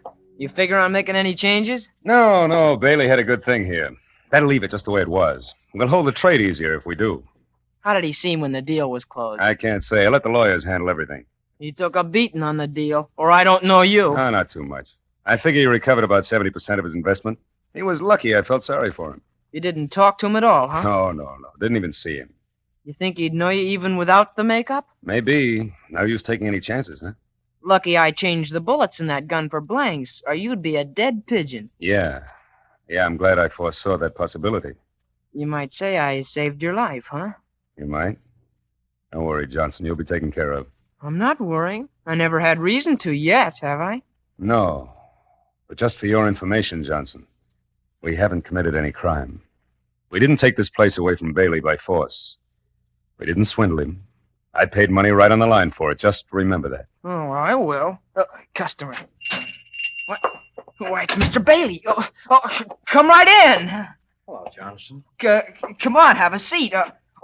By the way, you know Mr. Tanner, don't you? He bought the place. Oh, I never met him. Glad to know you. A pleasure, Mr. Bailey. You know, there's something familiar about you. Maybe I did meet you someplace. I was in once or twice. Looked the place over before I had Sloan talk to you. Oh, that's it. Well, how are you making out? Just getting started. I'm sort of breaking Mr. Tanner in, you might say. Hope you had better luck than I did. I was doing fine until this man started coming in. Johnson knows the man I mean. Bad-looking person. If he ever comes back, you just better close up and go home. That's so? Yes, that's right. Well, it's a wonder I have any mind left. Tell the truth, I'm not even sure I do. Mr. Bailey, would you let me fix you something while you're in here? Huh? Oh, no, thanks. I'm not hungry. We got some good steak. Oh, thanks, Johnson. Not even steak now. Okay, you're the boss. Boss? No, not anymore. But I would like to step behind the counter one last time just to sort of look around. Do you mind, Mr. Tanner? Oh, come ahead. Thanks. Well, you haven't changed anything, I see. Not a thing. We intend to operate the same way you did.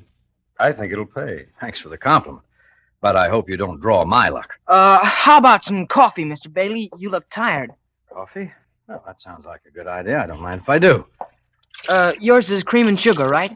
No, thanks. Black this time. Say, this coffee is hot. Yeah, I forgot to cut the burner back, and the whole tankful is plenty hot. I'll have to let it cool. It's too hot for me. Well, just one last look. Things I won't be seeing for a while, I guess. Buns, butter pats, coffee cream. You know, it's funny how you miss things like these. Mustard, ketchup. Ketchup? Where did you get all this ketchup, Johnson? Why, I ordered those. Ordered them? Well, so did I, but I never even got a look at a bottle of ketchup. You're lucky. All in knowing how, I guess.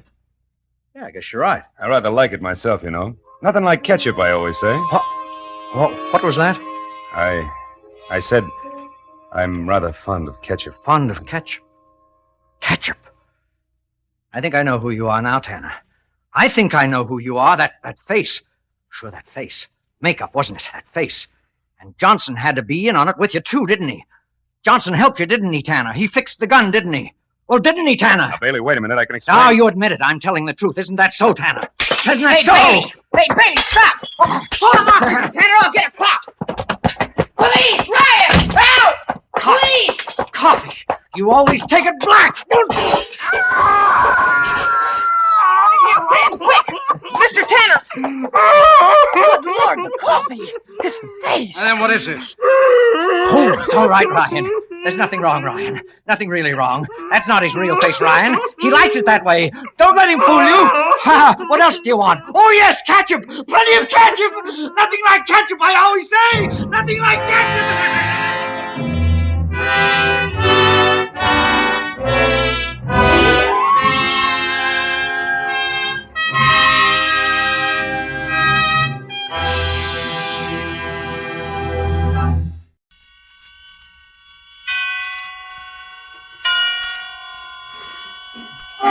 Suspense.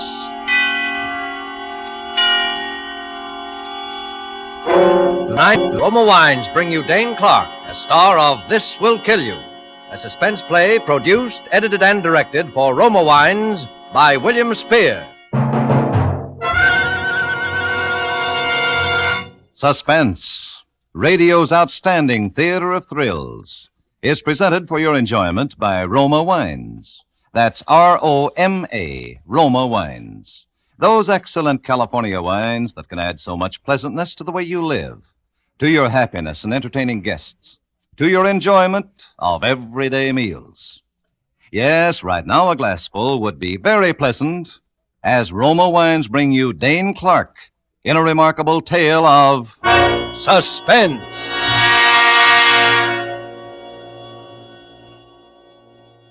Listen. Get a load of this. This'll kill you. I got a story that should be written up by one of those big magazine writers. Only mine is true. The whole thing is true, so help me. You know, they say truth is stranger than fiction, don't they? Well, get this. I was working down at the Acme Engineering, an outfit making hydraulic valves for gun turrets. And we had a foreman named Charlie Harris, one of those big, good-looking guys who thought he was a big shot because he was a boss. Well, this guy was always picking on me. Like, for instance, one morning I come to work a few minutes late and this Harris says, "Well, good afternoon, Jordan." Save those gags for Jack Benny. It's only 8:15. Well, get here at 8 and you'll be spared my sense of humor. Ain't a guy got a right to get here a couple of minutes late once in a while? Yeah, sure, once in a while, Joe, but not every other day. Oh, gee, Charlie, my alarm clock's on a bum. You know you can't buy a new one these days. Oh, save that for the teacher. Now, come on, Joe, come on, get on the ball. Save that for the teacher, he said. Always throwing up to me that he graduated from engineering school and I never even had a chance to go to high school. As if you need an education to be a smart guy.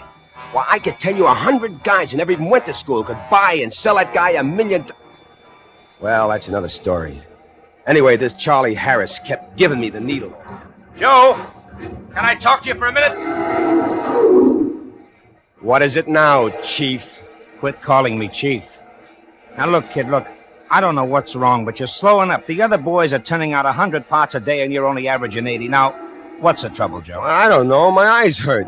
This work gets tough on the eyes, and I gotta stop once in a while. My eyes hurt bad. You complained last week, too, Joe, and the company doctor's report said there was nothing wrong. What does that quack know? All right.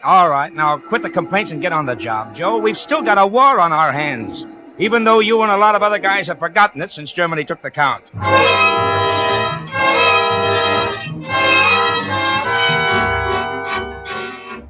There's a war on. Did you get that? At the time, he was technically right, but giving me the business just because he didn't like me, waving the flag and singing, "Oh, say, can you see?" Look, I'm just as patriotic as him or any other guy. Could I help it if my eyes hurt bad? But he had to go make a big thing out of it just because I got in the habit of stepping out a little here and there, and he found out. Well, ain't a guy got a right to have a little fun once in a while, just because those Japs are still popping away? So my eyes hurt a little the next day. Is that so terrible? Are the Japs going to win a war just because I've had a little fun? Anyway, he keeps picking on me and picking on me. And one day, while I was knocking my brains out, Joe! Oh, let me ride in the wide open spaces that I love. Don't offense me. Joe! What? Yeah? Now, look, Joe, look. I don't like playing cops, but you know there's oil and gasoline all over the place. Yeah? And that a cigarette dropped into one of those pools could burn the plant down? So what? So read the sign beside your machine. Well, I can read it, Charlie. Go on, read it. No smoking. Drop that cigarette. Why, what cigarette, Charlie? You stupid jerk! Why, I'll break your head for that! Oh, you will, eh? Okay, you asked for it.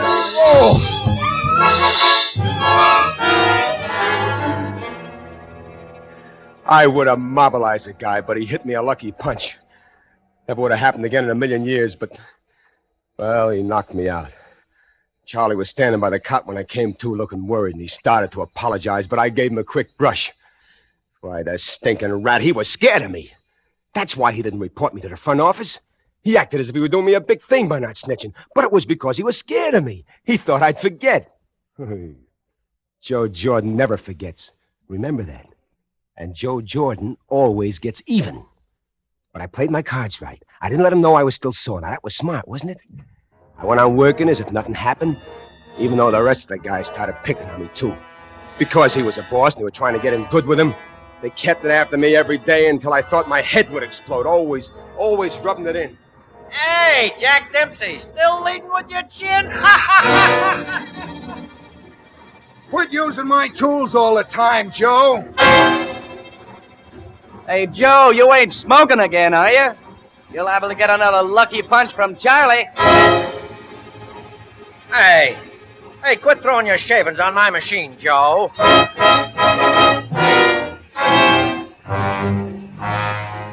I used to get splitting headaches and the pounding on my brain. Well, you would too, getting it from all sides like that, wouldn't you? It wasn't so bad during the day. The machine drowned out the noise in my head, but at night, that pounding would start steady like my machine, banging away all the time so I couldn't sleep. It might have got another guy, but not me. Not me. I'm too tough. And I got plans for Joe Jordan. Be a big guy someday with my brains. No foreman of some small-time outfit. Be head man of the biggest shop in town with a classy car, a big house with servants, and a beautiful wife. Yeah, beautiful wife. And I had her all picked out. Her name was Harriet Slayton. She was a stenographer at Acme. All the guys was on the make for her, but, well, she had a yen for me. Not that she ever said anything, but I can tell. You see, I know dames. Well, at the water cooler this day, I managed to bump her as I got a paper cup and... Oh, pardonnez-moi. Oh, you speak French. Oh, a little. I knew a guy from Paris, France once, and he taught me a couple of things. Cherchez la femme. Comentes allez-vous. Quite an accent. Excuse me, Joe, I gotta get back to No, wait a minute. I got a lot of accomplishments. I'm a good dancer, too. Did you know that I took second place in the jitterbug contest at Ocean Park last year? No, I didn't. Huh? The Lindy? No, I'm sort of on the conservative side. Well, I can do the square stuff, too. We must have a dance sometime. Excuse me, Joe, I must get... Wait, Harriet, I just happened to think.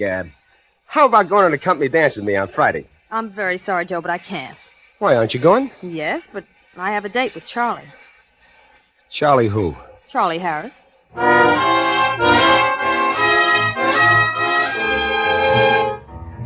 Charlie Harris. Charlie Harris. He moved into my life.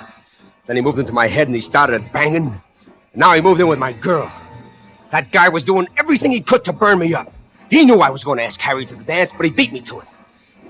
Okay, I said to myself, I can wait a week. But I'll get to dance with that little lady, and once I get her in my arms and I show her a couple of steps, she won't want to dance with him again. Well, it was a long week, and I kept hearing reports that Charlie and Harriet were engaged. But that was just to burn me up, see? And then came the dance. Hey, didn't you bring a dame, Joe? I got a doll here, pal. Where is she? Dancing with some other guy? Yeah, she's dancing with some other guy. Don't stand there with egg all over your face. If my dame was dancing with another guy, you can bet I'd cut in. Well, that's a good idea.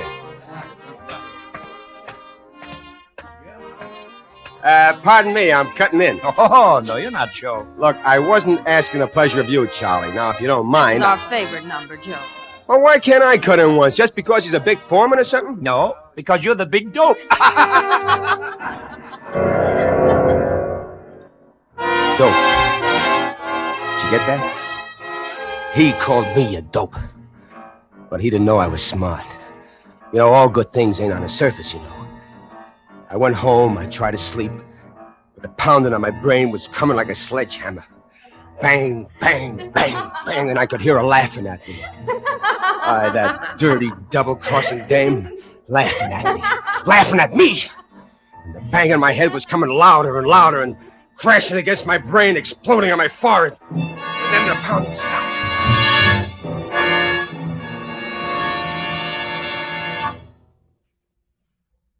And for the first time in weeks, there was silence in my head. That soft, cool quiet, like Sunday morning when you were a kid and no one was awake in the house but you. Like Christmas night after the excitement was over and you went to bed and you thought about the new sled and the wonderful dinner you just ate. And there was peace on earth and then I got the idea. No more pounding in my head now. I was going to eliminate the cause of the pounding, kill the root. Yeah, I was going to kill 2 birds with 1 stone. Charlie Harris was going to burn for murder. And the murder? The murder of Harriet Slate.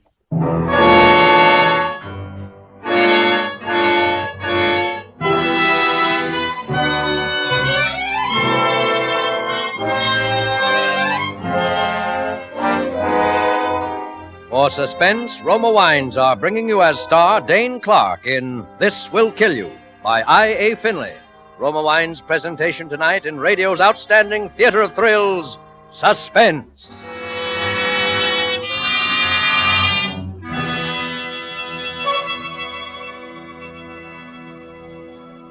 Here's a suggestion from the internationally renowned hostess Elsa Maxwell, who says this about smart and gracious hospitality.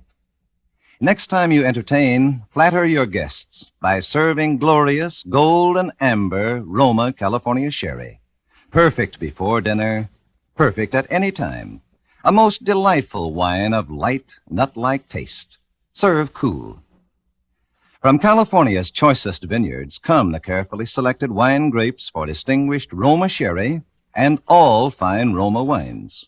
Remember, good Roma wines never vary in fine quality, are always pleasing, the happy result of selected grapes, carefully picked at their peak of flavor goodness, gently pressed, then unhurriedly, guided to perfection by the ancient skill of Roma's famed wineries. Yes, good Roma wines are always delicious, yet cost only pennies a glass. Remember, because of uniformly fine quality at reasonable cost, more Americans enjoy Roma than any other wine. R-O-M-A, Roma Wines. And now, Roma Wines bring back to our Hollywood soundstage Dane Clark in This Will Kill You, a narrative well calculated to keep you in suspense.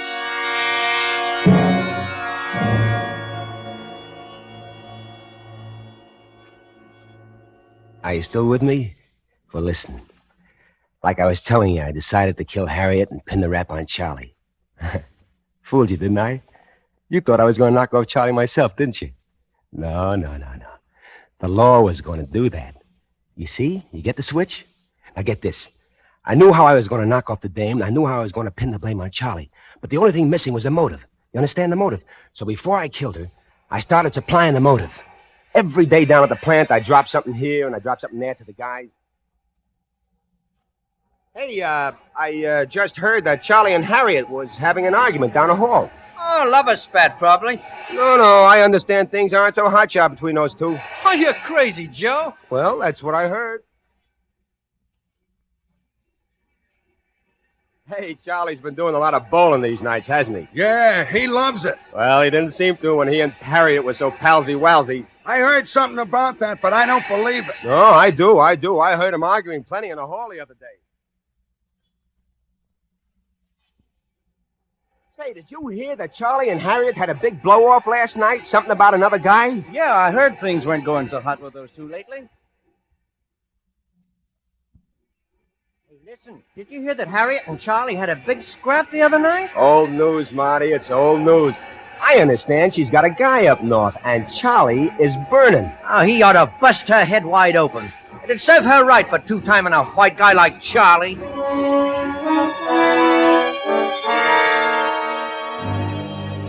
There was the motive. Signed, sealed, wrapped up in a big red ribbon. Now, was that smart or was that smart? The next afternoon, I heard Charlie making a date with her for that night. He didn't know it, but it was going to be his last date. When the 5 o'clock whistle blew, Charlie went in to wash his hands. I slipped over to his workbench. I grabbed the steel pipe he used on his drill press, and I slipped it under my coat. I wore gloves so my fingerprints wouldn't show on it. Smart, huh? Only Charlie's fingerprints were on the pipe. I waited outside the plant, and in a little while, Charlie walked by. Got a minute, Charlie? Huh? Yeah, I guess so. Look, there's an idea I've been working on that can speed production in our department. Now, can I talk to you tonight for an hour or so? Oh, I'm sorry, Joe. I can't tonight. I got a date with an angel. But, Charlie, with my idea, each man can turn out 200 valves a day easy. I got it all worked out in a model in my room. Can't you make it tonight? Look, Joe, I told you I got a date. Oh, fine. You're always giving me that patriotic stuff when it doesn't cost you anything. Huh? Okay, Charlie, I took you up on it. I've been giving up my nights to work on this idea I have. Now, look, I don't expect nothing out of it. But when I ask you to give up a measly hour, you're too busy. Now, why can't you come up after your date? Whoa. Easy there, Joe, easy. Oh. I didn't know you were so hot about all of this. Okay, if it means so much to you. Look, suppose I leave my girl about 11 and get to your room a few minutes later, huh? Gee, you're swell, Charlie, swell. I'll be waiting for you. Now, look, I may be out for a minute or two to get a pack of butts or something, but the door will be open, so will you wait for me? Yeah, sure. Okay. I'll see you later. You sure will.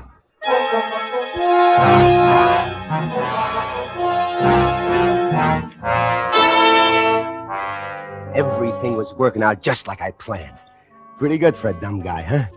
I grabbed a bite of dinner, and then I dropped over to Charlie's boarding house. He lived on the first floor in the back. I looked at his window, and it was open. Perfect. I waited until dark. I pushed up the window, and I dropped in. It took only a few seconds to find what I wanted. A handkerchief with Charlie's initials on it. I was outside and walking down the street before I had a chance to even get nervous. I killed time till about 10:30, and then I drove over to Harriet's house, and I waited across the street. In a little while, Harriet and Charlie walked up. And they talked, and then Charlie looked at his watch, and he kissed her goodnight. Kissed her goodnight. I waited for a few minutes after he left, and I walked up to her room and knocked on the door.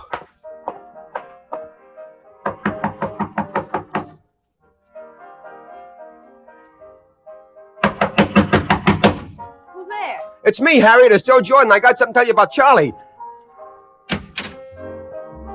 What is it, Joe? Don't get nervous. Nothing's happened. I'm just playing a little trick on Charlie. Oh, you had me scared for a second. Come on in, Joe. I was just making a little home recording of this song on the radio. You know, singing along with the band. I know Charlie will get a big kick out of it. That's your favorite song, isn't it? Mm-hmm. It's Charlie's, too. We love it. You really go for that guy, don't you? Is there any question about it? Joe, we were going to tell everybody in a few days anyway, so you may as well know now. Charlie and I are going to be married in 3 weeks when we get our vacations. Isn't that wonderful? Yeah, that's wonderful. Only you're taking your vacation a little sooner than that, baby. What do you mean? You're not marrying him or anybody else. Are you kidding? Get out of here, you big dope. Oh, I'm a big dope, huh? I'm a big dope. Joe, what are you going to do with it? Joe, no! Ah!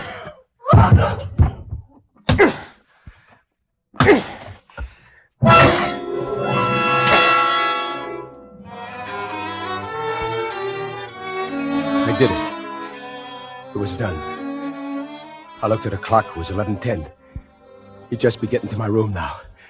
5 minutes to kill. Hey, did you get that? Now I had time to kill. That was a good one, wasn't it? I dropped Charlie's handkerchief on the floor, then messed up the joint to look like a struggle. And I waited till 11:15, and then I smashed the clock. It stopped dead. Did you hear that one? The clock stopped dead. Good, huh? I dropped the steel pipe on the floor, blew the place fast, and raced home. I ran up the stairs, worried that maybe Charlie had left, but he was still there. Well, where have you been, Joe? I was just getting ready to leave. Oh, I'm sorry, Charlie. I got stuck. Oh, okay. Where's the model you were talking about? Oh, gee, I'm sorry to have dragged you all the way over here for nothing. It's Huh? It's still at the welder's. I thought it would be here sure by tonight. Can we make it tomorrow? Oh, you're a corker, Joe. You've messed up my whole evening. I sure did.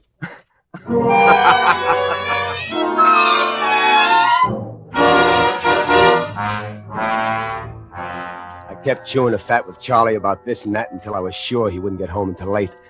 And then I dropped off to a nice, restful sleep. The next morning, I was on the job at 8 on the dot. Charlie was there already, but that didn't worry me. It wouldn't be for long.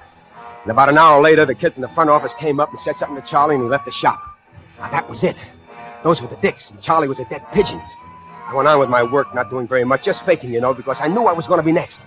And I was. The same kid came at lunchtime and told me I was wanted at the front gate. Got a little nervous when I saw the two big coppers, but as soon as they spoke, I felt it was going to be all right. Joe Jordan? Yeah? Yeah, it's me. I'm Lieutenant Sullivan, Homicide Squad. It's Sergeant Carter. Hello. Hop in. Hope you don't mind coming down to headquarters with us when I ask you a couple of questions. No, I don't mind. What's it all about? Where were you last night, Jordan? Last night? Well, I hit the hay early. What time? I was awful tired. I had a tough day at the shop yesterday. I guess it was about 9:30. Did you see Charlie Harris last night? No, I saw him when we left the plant yesterday about 5, but... Hey, wait a minute. Where's Charlie now? He left the shop about 10 this morning. Never mind. But he says he was in your room at 11:15. He says he was in my room at... Well, maybe he was. No, Charlie Harris is a white guy. He don't lie. If he says so, then he's probably right. I thought you said you went to bed about 9:30. Well, I did. Maybe I was asleep when he came, and maybe I was talking in my sleep when he was there. I wouldn't want to do anything that contradicts Charlie. Say, what are you guys trying to pin on me? If Charlie's in a jam, I got to know what he said because I got to back him up. Save it, kid.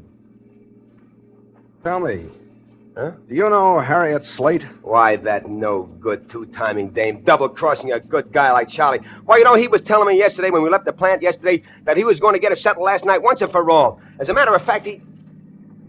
Say, what are you guys smiling at? Did I say something? Why, did I say anything to make Charlie... Did Charlie... Smart, huh? I handled that smart, didn't I? You see now how I worked the whole thing out? Every little detail? Remember now how I planned it that night in bed when the pounding stopped like I told you before? Oh, the trial was a cinch. The DA had all the evidence he needed and a little more. Charlie was with her that night? Proved. The steel pipe was his, wasn't it? Proved. There were his fingerprints on it, wasn't they? Proved. And the motive? The boys in the plant furnished that. They were perfect witnesses. They liked Charlie. They tried to help him, but they had to admit the stories that were going around. And the piece de resistance, that's French, was the way I knocked his alibi for a loop. Now do you see why I smashed the clock at 11:15? Do you? It was airtight. Charles Harris, will you rise and come before the court?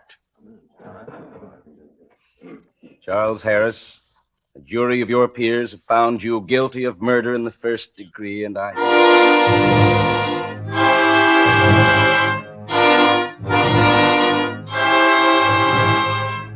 Oh, boy, what a day. You should have seen him. He stood there trying to put on the big shot stuff even then, trying to act like he wasn't scared. But I could tell he was ready to faint right there and then. But the newspaper guys were taken and they said he stood straight and fine and brave, like a soldier facing a firing squad. That's what they said, the dopes. But I knew he was yellow. Or else he wouldn't have picked on me just because he was boss, would he? Would he? Huh? So you see, I was smarter than he thought, than anybody thought, even the DA and those dicks. Now there was a funny situation for you, wasn't it? The real murderer was in court furnishing that testimony that convicted that poor... and no one knew it. That's a good one, isn't it, huh? Isn't that wonderful, Father, huh? Isn't that marvelous? The real guy was in court. It's time, Father. Be brave now, Joseph. We must go. Well, all right, Father, but let me tell you the punchline. Come on, Joe, it's time. Now, will you quit a warden so we'll be a minute late? So you'll pay the guy who pulls the switch a minute overtime. The state can afford it. I've been telling Father here the whole story. I got to tell him to snap it, don't I? Let him finish, Warden. Go on, my son. Well, you see, it was a fluke, Father. 1,000,000 to 1 shot. They never would have got me if not for just one thing. One little mistake, Father. You see, the night I knocked the doll off, she up and told me that she was making a recording of that song on the radio. She told me, do you hear? And I forget all about it. So all the time I was spilling my guts to Harriet, that machine was taking down every word. And I forgot about it. Why, if I had only thought of the record, if I only smashed it that night. But I didn't. Then Harriet's old lady got a hold of her stuff, and months later she decided to play the records, and she heard the whole thing. My whole confession, just as if I spilled it to the dicks. Father. We must go now, Joseph. Okay, Father. I'm coming. Come on, Warden. Come on. Watch a real man walk down the last mile. The Lord is my shepherd. I shall not want. You maketh me to lie down. You seen plenty of guys walking down this road, didn't you, Warden, huh? I bet none of them ever took it as good as me, did they? They say guys crack up on this little walk, don't they? Not me. I got guts. I bet Charlie would have cracked up by now, huh, Warden? You know, those newspaper guys said he stood straight and fine and brave that day. He wouldn't be standing that way now, would he, Warden? He'd be screaming his yellow head off. He wouldn't be taking it like me. See, there's nothing to be scared of. Guy pulls a little switch, it's all over. They say you don't feel a thing. You don't feel nothing, do you, Warden? You should know, you've seen plenty of it. It doesn't hurt. Does it? I would have been a big man in this town. Classy car. Big house with servants. Beautiful wife. It's a beautiful wife, but I got a tough break. You know what? 1 in a million, I tell you, but it's all in the game, see? Come see, come saw. It's French, you know. I'm taking it pretty good, ain't I? Nobody take it like me. Nobody. Not many of them, do they? Do they, Warden, huh? Huh? Do you think the paper will say I stood straight and fine and brave? Like a guy facing the firing squad, huh? Do you? I'm taking it pretty good, ain't I, Warden? Ain't I, Father? Tell me. I said tell me. I'm not afraid. You hear me? I'm not afraid. I'm not afraid to burn. Look, I'm laughing. Aha! Aha! Aha! No, don't take me in there, oh God! Please don't take me in there!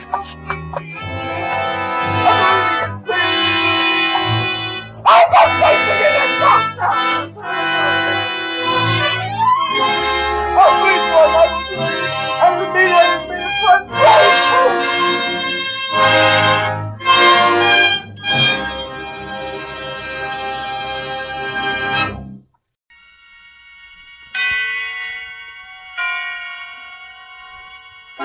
Suspense. Tonight, Roma Wines bring you Mr. Peter Lorre as star of Nobody Loves Me, a suspense play produced, edited, and directed for Roma Wines by William Spear. Suspense, radio's outstanding theater of thrills, is presented for your enjoyment by Roma Wines. That's R-O-M-A, Roma Wines. Those excellent California wines that can add so much pleasantness to the way you live, to your happiness in entertaining guests, to your enjoyment of everyday meals. Yes, right now a glassful would be very pleasant as Roma Wines bring you Peter Lorre in a remarkable tale of suspense.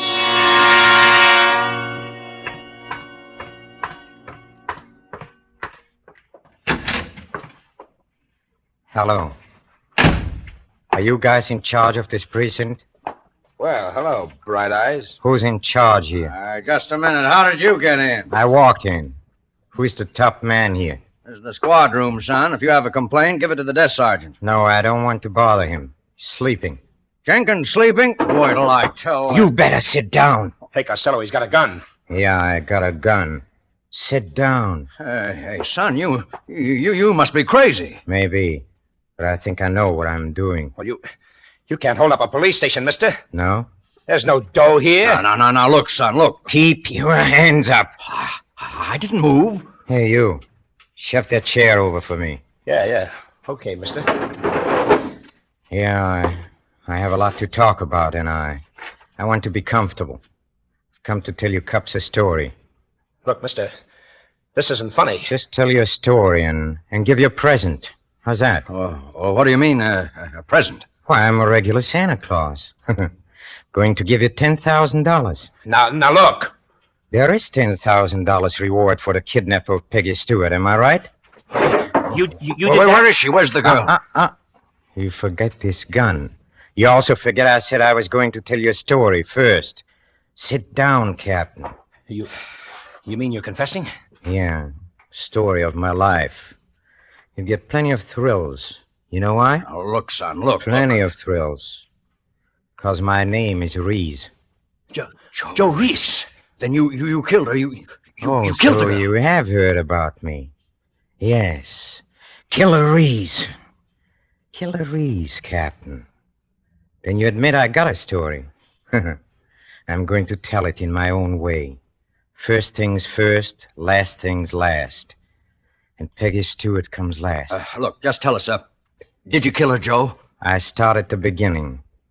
The beginning when I was born, and don't interrupt. Okay, we won't interrupt. 'Cause, you see, I think a lot about when I was born.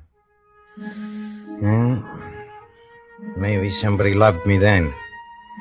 Maybe when I sucked in my first breath of air and let out a yell. Maybe my mother loved me. Maybe she wished I was dead. She didn't live long enough for me to find out. But after she died, it was like I was just shoved clean out of the world. Shoved off to an aunt and an uncle who had the meanest, grimiest, stinkingest little souls even you fellows could hope to meet. Yeah, Aunt Ella and Uncle Walter. Oh, they were a pair. Why, they even looked alike. Faces like rotting cabbages, and their mean little mouths yapping away in the middle of them. Those two would have eaten the heart out of a saint. But I was so little when I went there, I didn't even know what I was missing. Until one day, when I was about 9, I found a kitten. A dirty, sick little kitten. Joe Reese, what you got there? Just a little cat. How do you speak to me? I mean, ma'am. We found it down the alley, Mother, back at the fish store. Well, you get it out of here, Joe. You get it out quick. I told you, Joe. Please, ma'am, You hear me? It won't eat much. Please. You hear me? You get it out of here. Dirty thing. And if I see it again, Uncle Walt will beat the stuffing out of you. Yes, ma'am. Ought to kill it. Would, too, but it'd turn my stomach. Now get both of you. Yes, Mother. What you gonna do with it, Joe? I don't know. Nothing. We could have some fun, I bet. Tie something to its tail. No. I don't want to. Might as well. We could have some fun. No, I said. Say. Feel. Yeah? What about it? It's buzzing inside. Like machinery. Oh, that's purring. Purring? Sure. Cats do that when they're glad. It's glad? About what? Bet it thinks you're gonna feed it. Oh, yes. What do cats eat, Cousin Alex? You ain't gonna keep it. Sure I'm gonna keep it. I'm gonna keep it somewhere she don't know. You're crazy. I'm not. I'm gonna keep it. It likes me. That's why. Likes you? A cat? Then why is it buzzing? Purring? Sure it likes me. Oh, it doesn't. It's hungry. I'll stop it purring. Look. What you doing, Alex? Watch when I twist its tail. No, don't. Hey, now look what you done. See? Now it ain't purring. Joe! Joe, what are you doing? It clawed me. It clawed me, and now it's scared. It clawed me. It's scared now.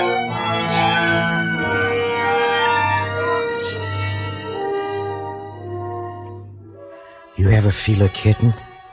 What it's really like? A skinny little kitten? Why, it's nothing but fur. Soft and a head. And its backbone is like a thin string of beads. Curled just so. When it's scared, its eyes stare. All one color. And its neck is thin. Thinner than a match. Like a string of beads. Just nothing between your fingers.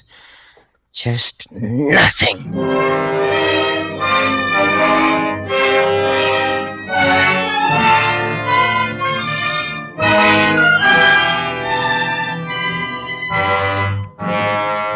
For Suspense, Roma Wines are bringing you as star Mr. Peter Lorre in Nobody Loves Me by Herbert Clyde Lewis and Sylvia Richards. Roma Wine's presentation tonight in radio's outstanding theater of thrills, Suspense.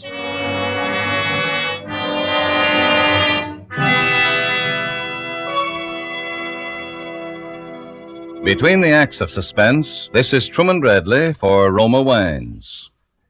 This holiday weekend, millions of Americans will return to the traditional way of observing Labor Day by having friends in for dinner.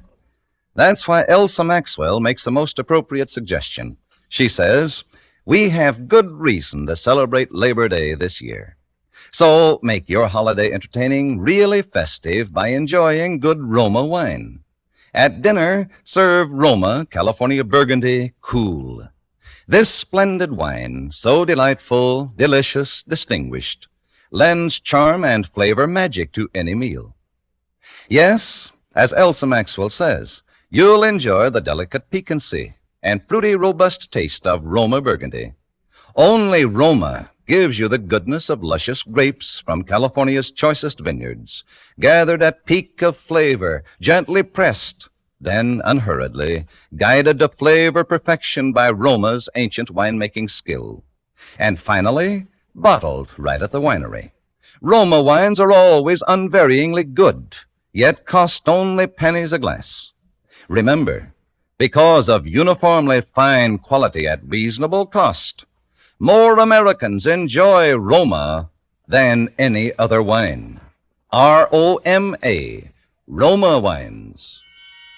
And now Roma Wines bring back to our Hollywood soundstage Peter Lorre in Nobody Loves Me, a narrative well calculated to keep you in suspense.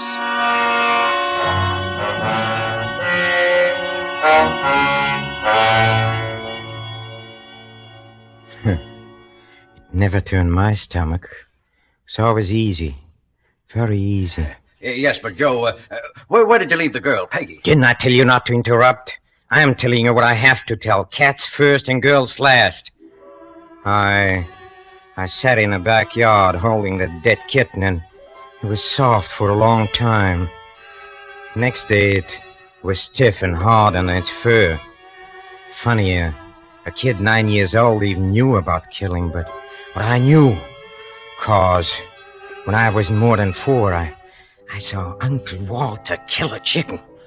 I saw his mean, stringy shoulders jump when he brought the axe down. You know, that's how I knew, because watching Uncle Walter, I could tell he liked to kill. Liked it way down inside of him. And I hated him. So whenever I killed anything or anybody, after that, I was killing Uncle Walter and everybody like him. I hated him. I hated him till he died. Joe, come here. Your poor Uncle Walt is passing on, and I want you to see him before he goes. Joe. Yes, ma'am. Don't say a word unless he speaks to you. I won't. Go stand on the other side of the bed. Oh, listen to the blessed man fighting for his life. Just listen to him. Yes, I listened. Oh, did I listen? And I only wished he knew he was dying. I wanted to tell him. I wanted to say, "You are dying, Uncle Walter, and I'm wishing you dead." That's why I'm strangling the wind out of your turkey neck. I'm burying a knife in your filthy heart. I am doing it. Me, Joe. Oh, look at him. I think he's going to speak. Oh, no. No, he's not.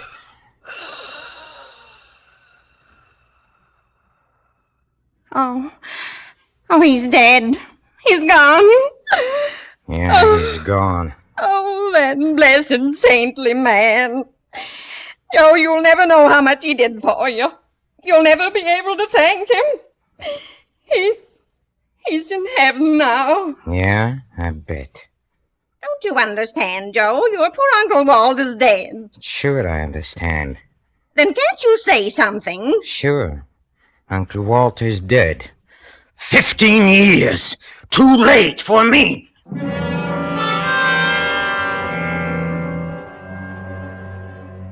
One day after that, I mashed a toad under a rock. And there was a white dog I caught in a fence, in a corner, and threw stones at it, dozens of stones. Each day I killed one thing, and some things died quick, and some died slow. But I always felt the same. I felt good.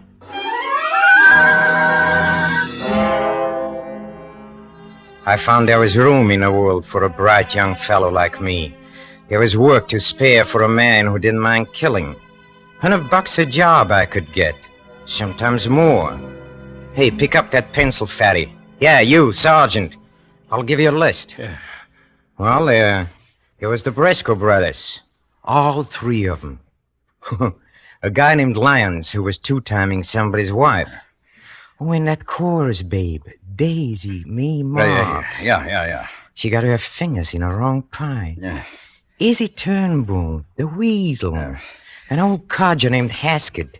We called him the Yeah, that's enough of them, Joe. Now, please, where'd you leave the girl? I'll get her around to her. Where'd you kill her, Joe? I am telling this. It's my story. Yeah, sure, Joe, sure. Because it all happened different with Peggy Stewart. See, I wasn't supposed to kill her. The boy sent me around to case the Stewart house for the kidnapping. It was all I was supposed to do, find out who was in the house and when the girl was alone. It was a big job. Why, with her father owning half the estate and holding a mortgage on the rest, we expected it to pay off plenty. Yes, sir?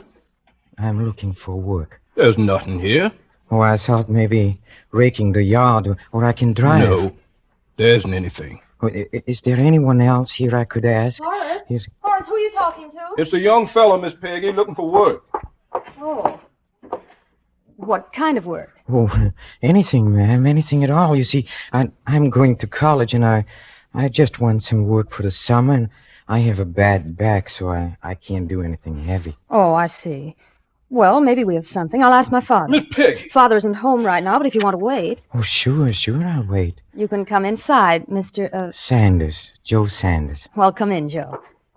Horace was about to give me my lunch. Maybe you'd like to eat with me.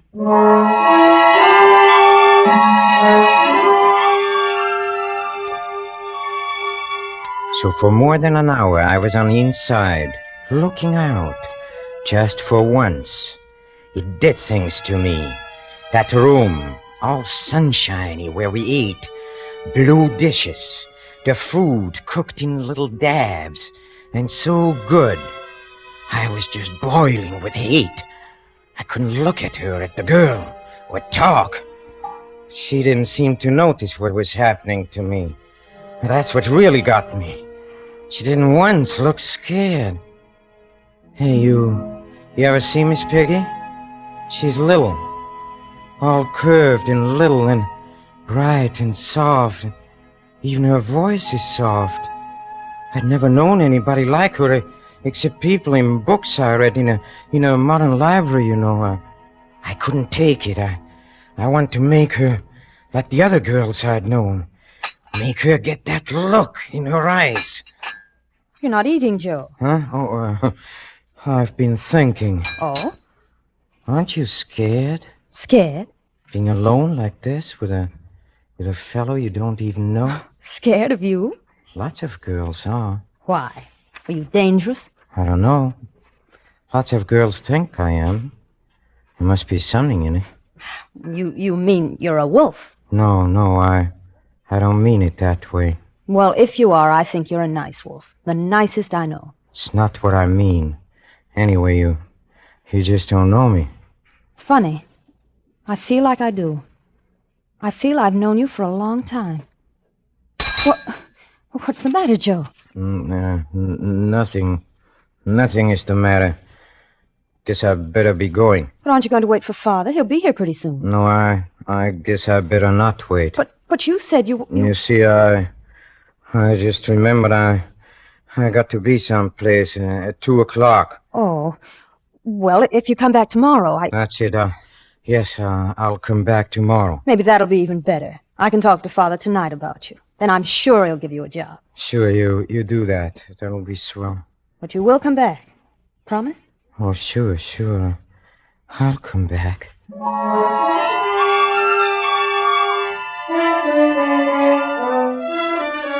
I couldn't figure it out. How a girl like her could be with me and not be scared. And after I practically warned her, too, you can see how I tried to warn her, but she just looked at me, at my eyes. My eyes! And hers stayed just the same. Blue and soft, like she was looking at anyone. Hey, there is killing in my eyes. Lots of killing. Well, anyone can see that. But then it hit me. I had to make her scared. I had to get her to look at me in that beautiful, naked way, from back deep in her head. Her blue eyes, all glazed, all over, all one color.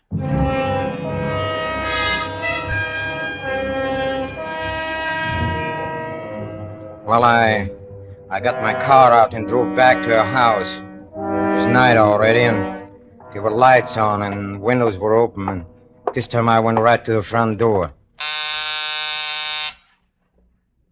I'll go, Father. What, Joe? Hello, Miss Peggy.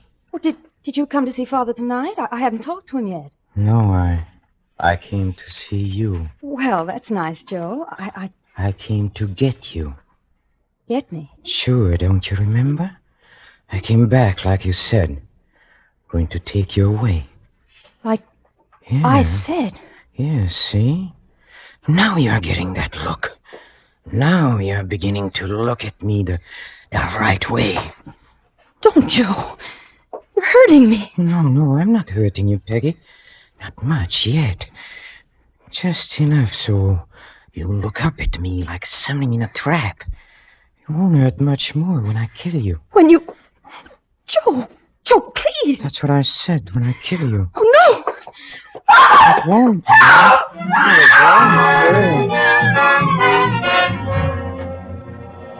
I dumped her in the front seat, and after I got the car in high, she didn't move anymore. She sat there with her big eyes staring at the road. I didn't talk anymore. I thought fast, and I drove fast. I thought how it was going to be, killing her. And I was still thinking when we got to the hideout. Huh? Where it is? Oh, well, it's up in the mountains, and I like it there. It's nothing but a shed, but someone had a house there once, and well, there are still lilac bushes and roses. Lots of roses. When I lifted her out of the car to carry her into the shed, I could smell the lilacs. There was just enough moon to see her face. You don't have to carry me. I can walk. Just the same, I carry you. That's part of the fun for me. You don't want to spoil my fun. Where are we? What difference does it make? No difference. Then don't ask so many questions. You won't see much of it anyway. Okay. Inside. Walk straight ahead and stand still. It's dark. I got a candle. There. Now get over there and sit down. On the floor? Yes, on the floor. What do you want? All the comforts of home? Of your beautiful, clean, bright, wonderful home? Well, why don't you tell me what you want? Joe, what's the matter? What did I do to you? Nothing. You did nothing to me. Then why are you... Why, Joe? Go on, say it. Why am I going to kill you? Yes. It's a very foolish question. I got to kill you. But why? I got to talk to you, watch your eyes, and tell you a lot of things. I got to hold you. Please, Joe. I got to know how you feel before you die. Hold you like this. Do you love me, Peggy? Do you? Love you? Sure. That's what I asked. Of course not. Of course I don't love you. You see? Nobody loves me. Nobody ever loved me. Maybe a cat once. Everyone hates me, Peggy. But I don't hate you either. See, that's funny. I just thought of something. You know what? Joe, how can you... No, this is important. Listen, it's this way. I used to live here in a shack weeks sometimes, and I'd read books. Oh, good books. Modern library. Do you know about them? Yes, I know. Well, you can get any book, and it's only $1. It's less than $1 the best, see? Yes? So I read something by a man, called Oscar Wilde. And he says, each man kills the thing he loves. It's in a modern library. Each man kills the thing he loves. Maybe that's what I am doing. No, Joe. You don't love me. You don't get it. Like I said, nobody loves me, but I get love anyway. I get something like love, because when I start to kill you, Peggy, there won't be anyone else in the world for you. But me, no one else will matter. And then your eyes, they'll get shiny. Oh, so shiny. And they'll blaze, and the blue will spread out. That's why I'm going to kill you, Peggy. Oh, it'll be so easy. There won't be anything in them but me. All I got to do is take your neck in my hands like this.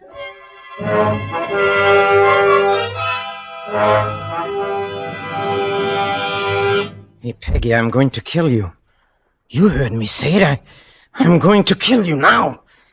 Why don't your eyes... Poor Joe. What? What did you say? You've been hurt. You've been terribly hurt.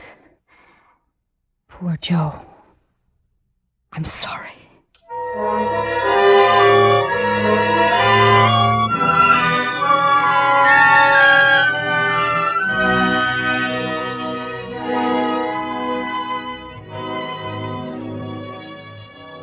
Oh, well, that's it. But, where did you leave the body, Joe? What are you talking about?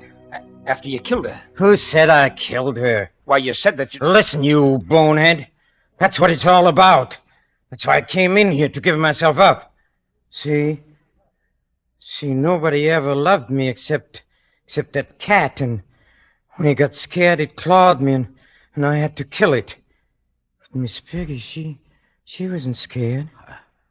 I don't get it. Miss Peggy looked at me and into me and through me, and she knew what I was. Rotten. But she said, poor Joe. To me, Joe Reeves. I figured that was as close as I'd ever get to love. Well, I figured it was enough. Go ahead, answer it, Sergeant. Guess that's her father, saying she's home. And then you can lock me up, Cap. I need sleep. I'm dead for sleep.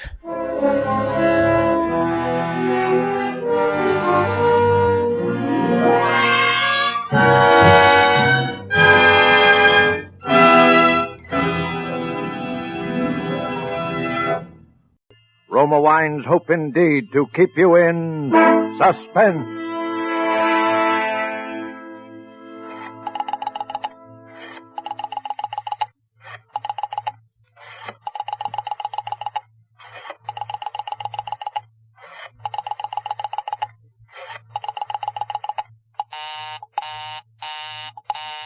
Oh, dear.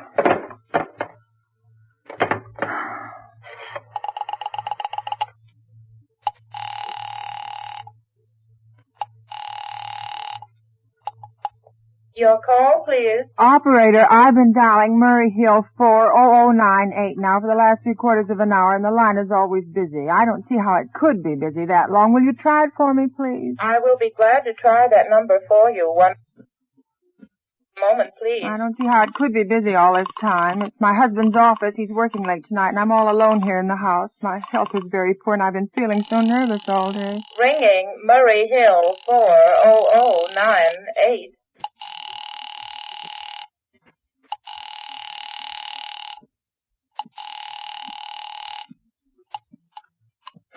Hello? Hello, is Mr. Stevenson there? Hello? Hello? Hello? Hello? Hello? George? Yes, sir.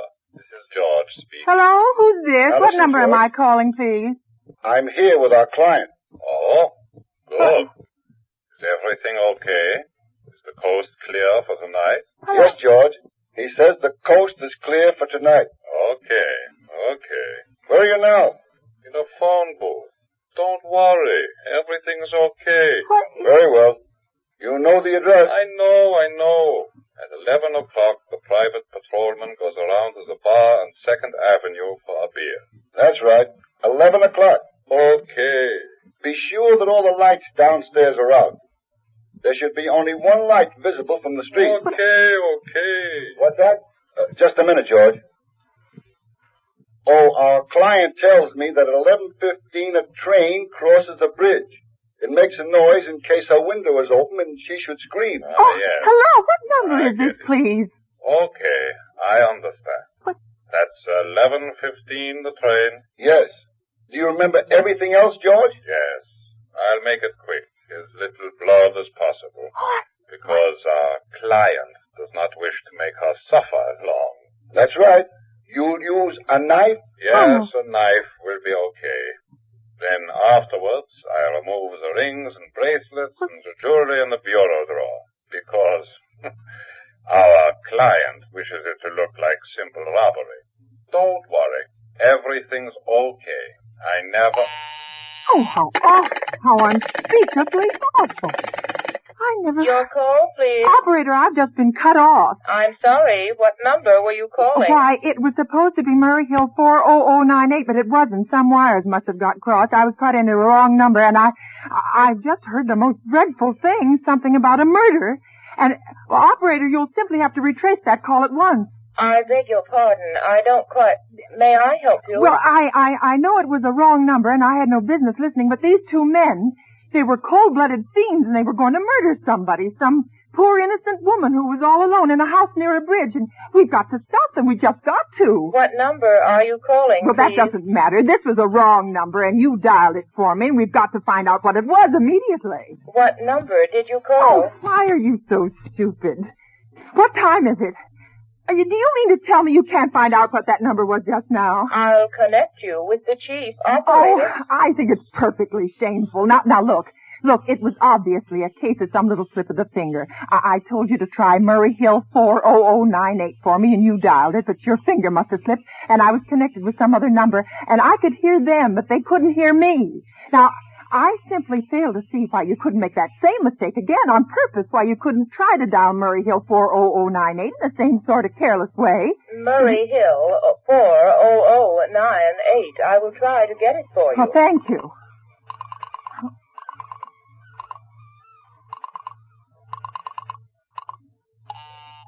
Oh.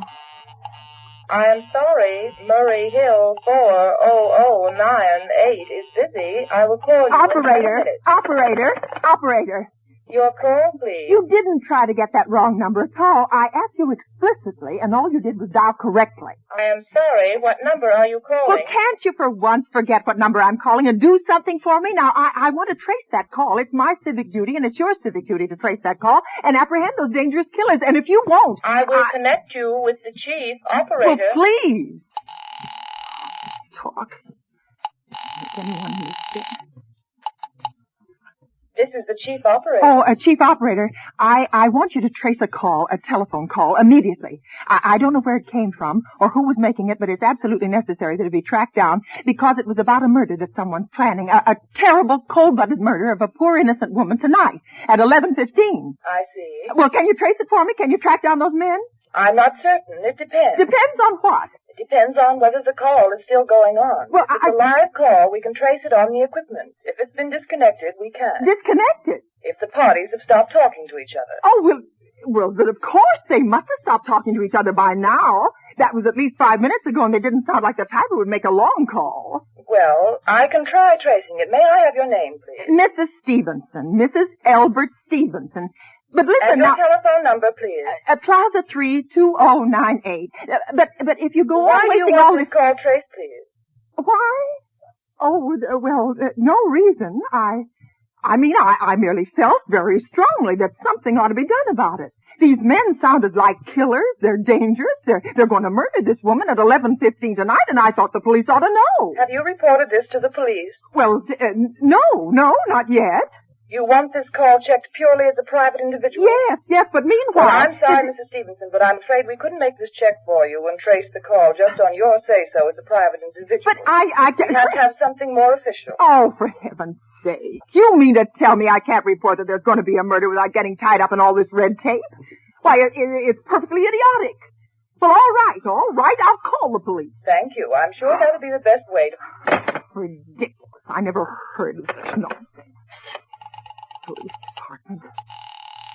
We have to go...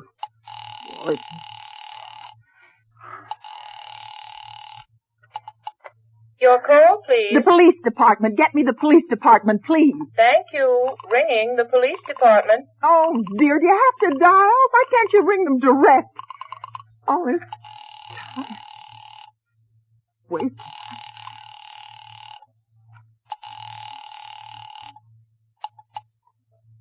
Police station, precinct 43, Sergeant Markham speaking. Police department, this is Mrs. Stevenson. Mrs. Albert Smythe Stevenson of 53 North Sutton Place.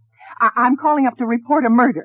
I mean, the murder hasn't been committed yet, but I just overheard plans for it over the telephone, over a wrong number that the operator gave me. And I've been trying to trace down the call myself, but everybody is so stupid, and I guess in the end you're the only people who could do anything. Yes, ma'am. Well, it was a perfectly definite murder. I heard their plans distinctly. Two men were talking, and they were going to murder some woman at 11:15 tonight. She lived in a house near a bridge. Are you listening to me? Huh? Oh, yes, ma'am, yes, ma'am. And there was a private patrolman on the street. He was going to go around for a beer on 2nd Avenue. And there was some third man, a client, who was paying to have this poor woman murdered. They were going to take her rings and bracelets and use a knife. Well, it's unnerved me dreadfully. And I'm not well. I'm very nervous. I see. And when was all this, ma'am? Well, about 8 minutes ago. Then you can do something. You do understand. What is your name, ma'am? Mrs. Stevenson, Mrs. Albert Stevenson. Uh-huh. And your address? 5353 North Sutton Place. That's near a bridge. The Queensboro Bridge, you know, and we have a private patrolman on our street, and 2nd Avenue is the next street, what was the number you were calling, please? Murray Hill 40098. But that wasn't the number I overheard. I mean, Murray Hill 40098 is my husband's office. Well, he's working late tonight, and I was trying to reach him to ask him to come home. I'm an invalid, you know, and it's the maid's night off, and I hate to be alone, even though he says I'm perfectly safe as long as I have the telephone right beside my bed. Well, we'll look into it, Mrs. Stevenson, and see if we can check it with the telephone company. But the telephone company said they couldn't check the call if the parties had stopped talking. I've already taken care of that. Oh, you have? Yes, I have. And personally, I feel you ought to do something far more immediate and drastic than just check the call. Well, what good is checking the call if they stop talking? By the time you track it down, they'll already have committed the murder. Well, we'll take care of it now. Don't you worry. I'd say the whole thing calls for a search, a complete and thorough search of the whole city. Yes, but... I'm very near the bridge, and I'm not far from 2nd Avenue, and I know I'd feel a whole lot better if you sent around a radio car to this neighborhood at once. And what makes you think the murder's going to be committed in your neighborhood, ma'am? Well, I don't know. Only the coincidence is so horrible. 2nd Avenue is a patrolman, the bridge. Well, look, you see, 2nd Avenue is a very long street, ma'am. Well, I know You know how many bridges there are in the city of New York alone? Yes. Not to mention Brooklyn, Staten Island, Queens, and the Bronx. And how do you know that there isn't some little house on Staten Island, on some little 2nd Avenue you never heard about? How do you know they were even talking about New York at all? But I heard the call on the New York dialing system. Well, maybe it was a long-distance call you overheard. Oh, Telephone's a funny thing. But I did... Now, look, lady, look. Why don't you look at it this way? Now, supposing you hadn't broken in on that telephone call. Suppose you got your husband the way you always do. Now, you wouldn't be so upset, would you? Well, No, I suppose not. Only it sounded so inhuman, so A lot of cold-blooded. murders are plotted in this city every day, ma'am, and we manage to prevent almost all of them. But a clue of this kind is so vague, ma'am. Well, it ain't much more use to us than no clue at all. But surely you can Unless, of course, you have some reason for thinking this call was a phony, and that someone may be planning to murder you. Me? No, I hardly think so. I mean, why should anybody? Well, I'm alone all day and night. I see nobody except my maid, Eloise. She's a big girl. She weighs 200 pounds. Uh-huh. She's too lazy to bring up my breakfast tray. Mm-hmm. And the only other person is my husband, Albert. He's crazy about me. He just adores me. Yes, he waits on me hand and foot. He scarcely left my side since I took sick 12 years ago. Uh-huh. Well, then there's nothing for you to worry about, is there, huh? Now, if you'll just leave the rest to us, we'll take care of it. But what will you do? It's so late. It's nearly 11 now. We'll take care of it. Will you broadcast it all over the city and send out squads and warn your radio cars to watch out, especially in suspicious neighborhoods like mine? Lady, I said we would take care of it. Now, just now, I've got a couple of other matters here on my desk that require immediate attention. Good night, ma'am, and thank you. Oh, you idiot. Oh, now, why did I hang up the phone like that? Now he'll think I am a fool. Oh, why doesn't Albert come home? Why doesn't he? Why doesn't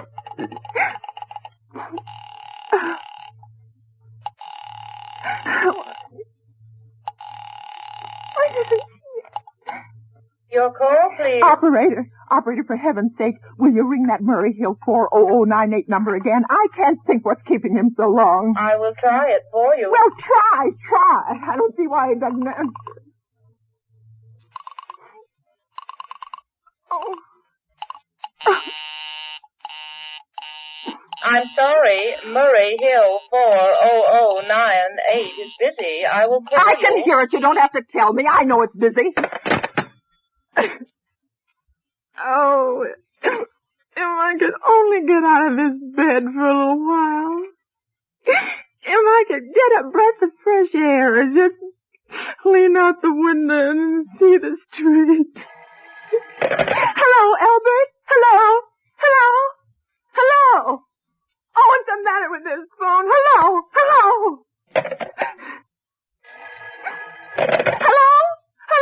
Oh, for heaven's sake, who is this? Hello? Who's trying to call me? What are they trying to do to me? Your call, please. Hello, operator. I don't know what's the matter with this telephone tonight, but it's positively driving me crazy.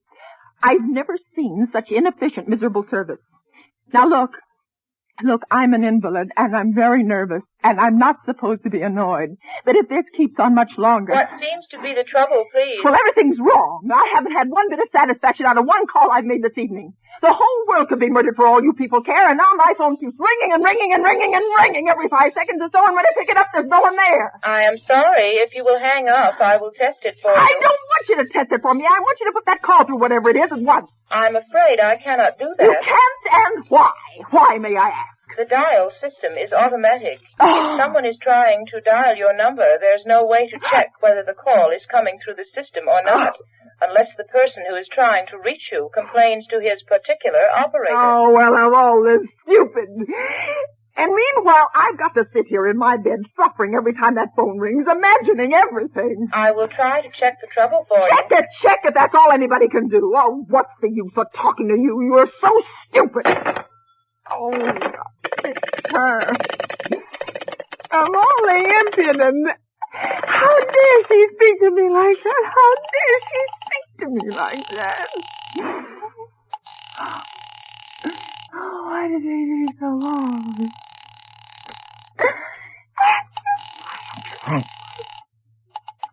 Your call, please. Young woman, I don't know your name, but there are ways of finding you out, and I'm going to report you to your superiors for the most unpardonable rudeness and insolence it's ever been my privilege. Give me the business office at once.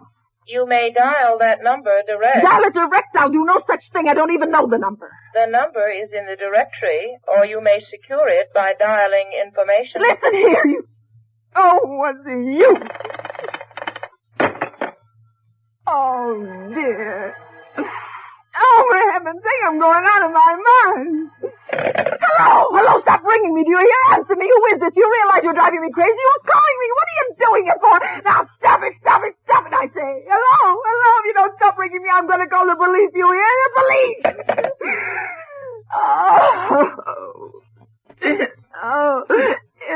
If Albert would only come home. Oh, let it ring. Let it ring. Let it go on ringing. It's a trick of some kind. It's a trick of some kind. I won't answer it. I won't, even if it goes on ringing all right. I won't answer it. I won't answer it. Oh, what's the matter? Why did they stop ringing all of a sudden? What time is it? Where's my clock? Oh, where did I put it? It's 5 to 11. They've decided something. They're sure I'm home. They've heard my voice answer them just now. That's why they've been ringing me. Why no one has answered me.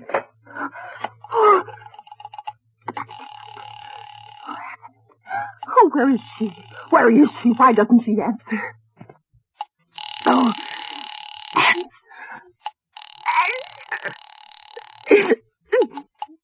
Your call, please. Where were you just now? Why didn't you answer at once? Give me the police department.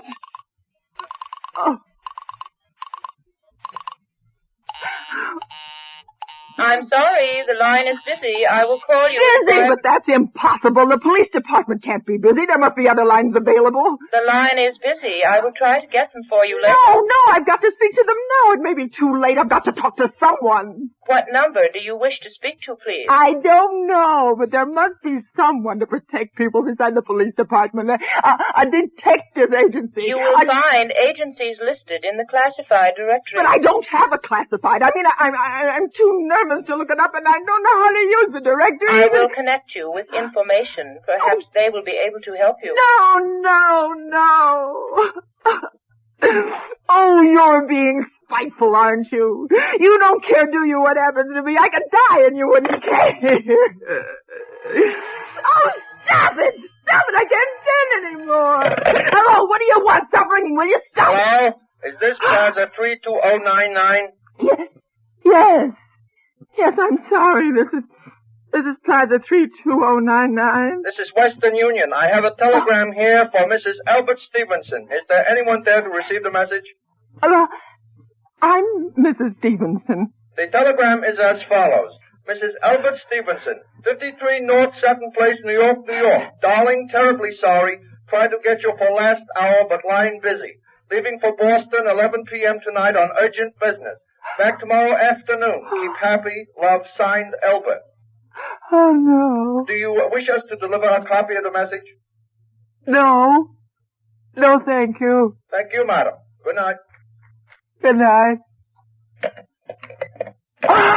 No, I don't believe it. I don't believe it. He couldn't do it. He couldn't do it. Not when he knows I'll be all alone. It's some trick, some fiendish.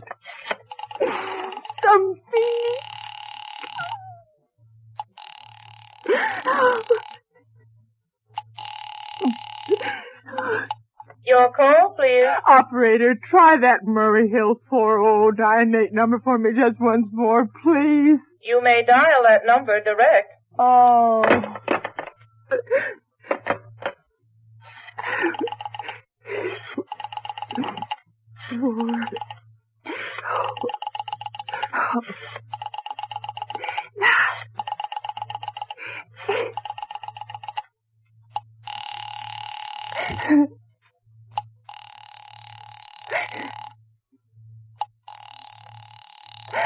Oh, no.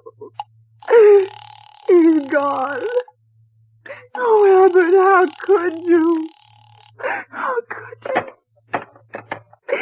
I can't be alone tonight. I can't.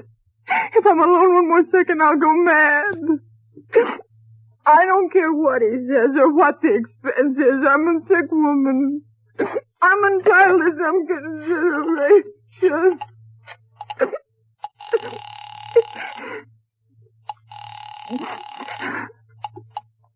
This is information. May I help you? I want the telephone number of Henchley Hospital. Henchley Hospital? Yes. Do you have the street address? No, it's somewhere in the 70s. It's a very small, private and exclusive hospital where I had my appendix out 2 years ago. Henchley, H-E-N-C. One moment, please. Oh, please hurry. And please, what is the time? You may find out the time by dialing Meridian 71212. Oh, for heaven's sake, I've no time to be dialing. The number of Henchley Hospital is Butterfield 89970. Eight.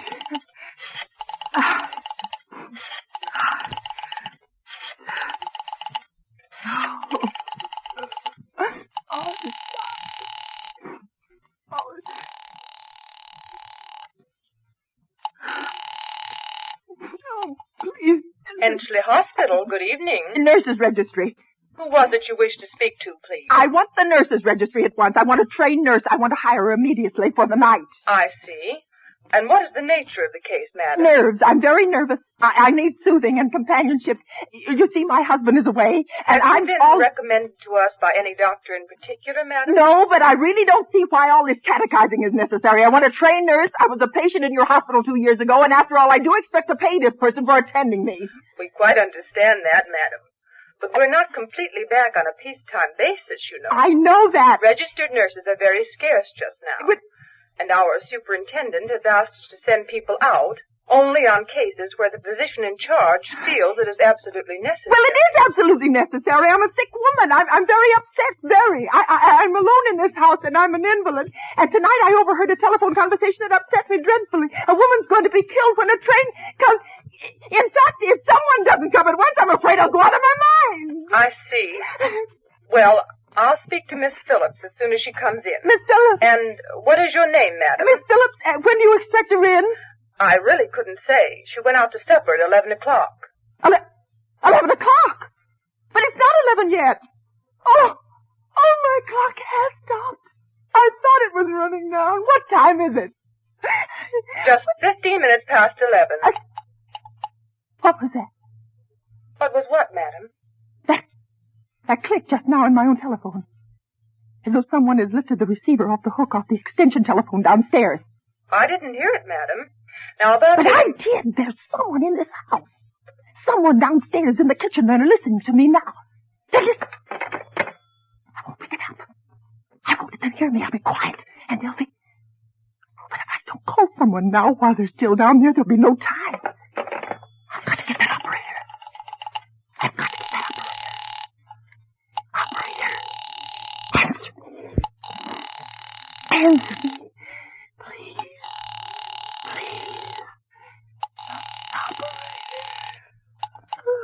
Your call, please. Operator, I'm in desperate trouble. I am sorry I cannot hear you. Please speak louder. I don't dare. There's someone listening. Can you hear me now? I am sorry. But you've got to hear me. Oh, please, you've got to help me. There's someone in this house. Someone who's going to murder me. And you've got to get in touch with it. Did you hear it? There it is. Just put it down. He's put down the extension phone. He's coming up. He's coming up the stairs. Give me the police department. The police department. One moment, please. I will connect you. Oh, I can hear him. Please hurry. Please hurry. Oh, please hurry. What are you going to do? Oh, no, come near me. I haven't done anything. Oh, please don't. Oh, no. Oh, no.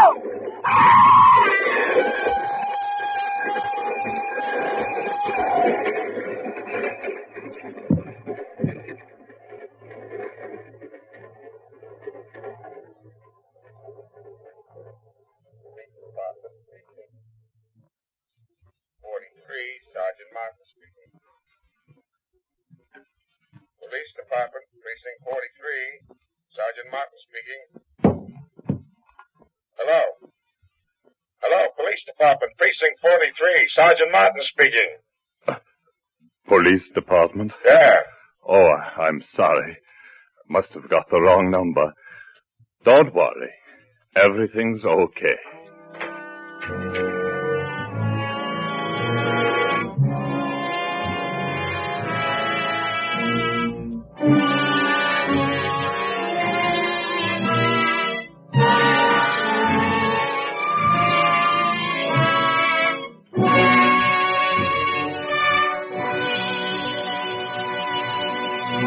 Roma Wines hope indeed to keep you in suspense.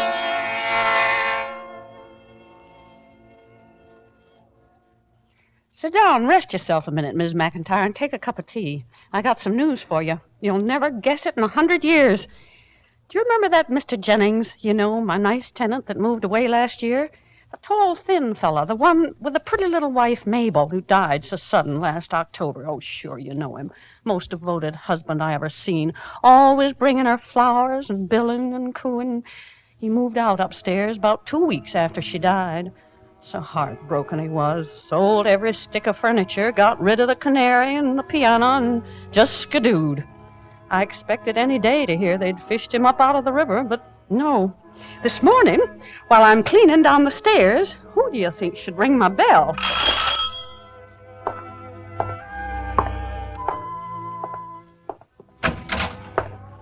Hello, Mrs. Hawkins.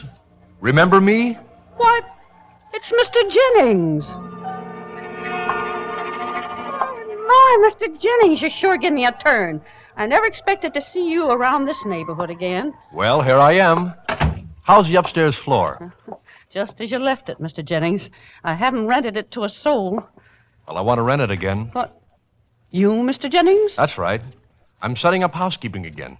Well, if that don't beat... Getting married again, Mr. Jennings? In a way. Let's run up and take a look, shall we? Okay, if you say so. Only, won't it make you feel kind of blue to see the old place again? Blue? Why should it? Well, memories, That's just what I want to find. Memories. Everything just as it was. I hope you've left it just the same, Mrs. Hawkins. No painting or new wallpaper? Not yet. Thought I'd fix it up to please the new tenant. Well, leave it just as it was. Please, for me. Well, here's the keys. Maybe you'd like to go in and look around by yourself. No. Do come in, Mrs. Hawkins. You were always so very kind. More a friend than a landlady. Oh, how beautiful it looks, even bare. The sunshine always was so warm up here. And the trees. Why, I'd almost forgotten how close the trees were. And there's the marks our sofa made against the wall. And the square shapes of our pictures still on the wallpaper. Well, it could stand a good cleaning, of course. Do you remember how Mabel used to sit here of an evening and sing? Now, the upright was over there, and over at the Maxfield Parish. And over near the bay window, above the ferns, the canary sat in his cage. And when she sang Swing Low, Sweet Chariot, he'd always sing with her. Oh, come now, Mr. Jennings. You'll be getting yourself all fretted up. Oh, no. I assure you, Mrs. Hawkins, it's very important. You see, I'm going to have it again, just as it was. Is that so? I've made a list, but in a year, so many details escape one. Like those ferns, for instance.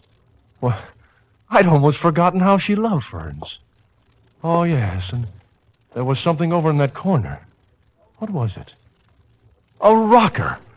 Her mother's old rocker. It used to squeak over a loose board whenever anybody sat in it. You mean you're going to try and find all them things again, Mr. Jennings? Yes. But you sold all them to junk dealers. You gave them away, but you scattered them every which way when you broke up your home. I've already been looking. I've collected a lot of things. It isn't so hard. You see, our furniture wasn't very precious to anyone but us. Well, of course, you know what you're doing, Mr. Jennings. It's none of my business, I suppose. Will 2 months' rent be enough in advance, Mrs. Hawkins? I won't be moving in for another couple of weeks, but from time to time, I'd like to have things delivered. Well, 2 months will be just dandy. I'll make you a special bargain price, too, seeing you don't want no redecorating. You're sure your lady friend won't want none neither, Mr. Jennings? I hardly think so. Well, I hope you'll both be very happy here. It's nice to have you back in the neighborhood. It's good to be home.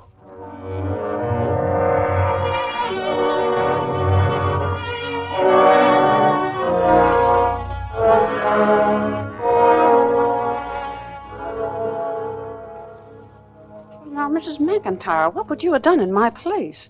I admit it gave me a funny feeling, you know. You would think a man had more respect for the dead, and her dead only less than a year, than to bring a new wife plumb back to the same floor and the same furniture.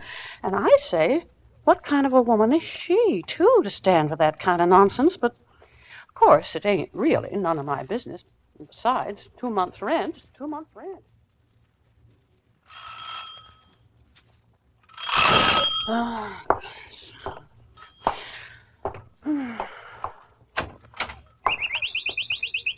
Mr. Jennings, what are you doing here this time of night? I'm moving in. Moving in? I intended coming much earlier, but I had so many last-minute things to do, like picking up Dickie and... Oh, now, don't tell me that's your old canary, Mr. Jennings. Yes, it's little Dickie. I found him in a pet shop on 3rd Avenue, in his old cage.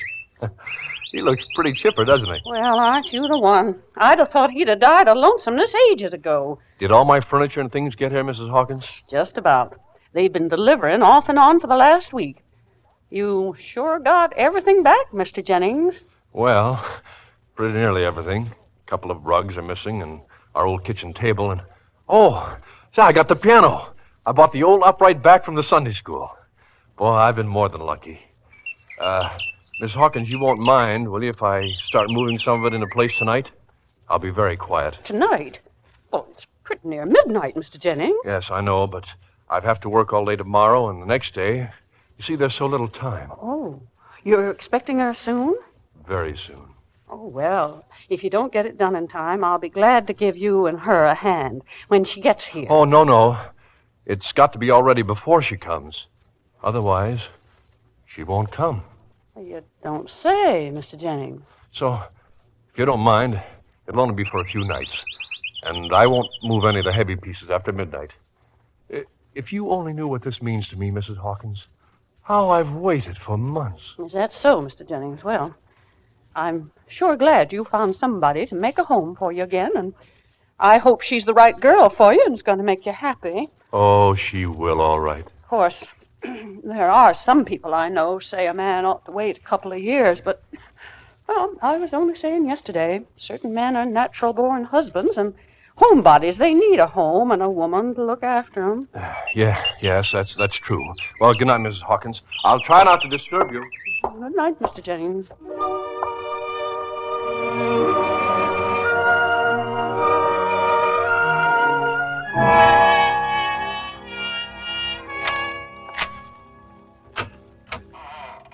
Come in, Mrs. McIntyre. No, it's okay. He's at the office. You'll never know we come up. Yeah. Take a look around. Ain't it something? Everything fixed up down to the last knife and fork, just exactly as she had it. Don't it give you the creeps? Yep, that's the same canary singing in his cage, just like it used to. And look, Mrs. McIntyre, come here in the bedroom. He's even got her clothes hung up in the closet. Now, I'm asking you, Mrs. McIntyre, what do you think the second Mrs. Jennings is going to say to that?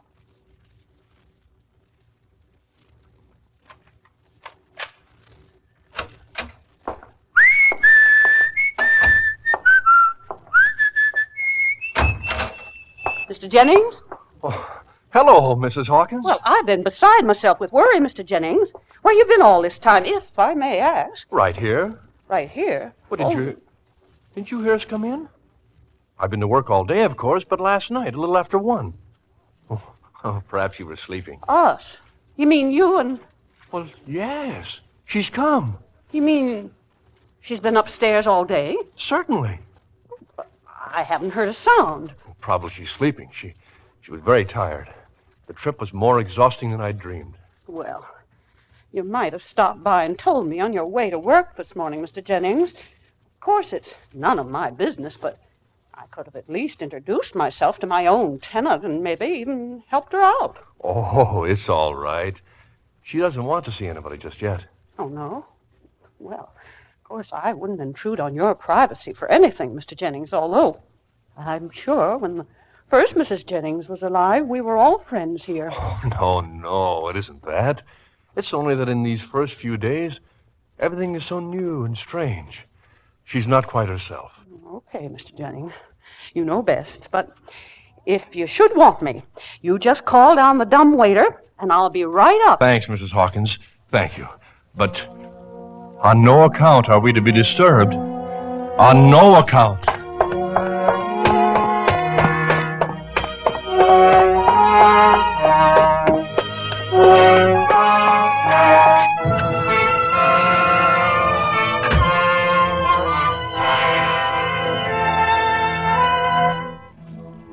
For Suspense, Roma Wines are bringing you as stars Mildred Natwick and Don DeFore in The Furnished Floor by Lucille Fletcher. Roma Wines' presentation tonight in radio's outstanding theater of thrills, Suspense.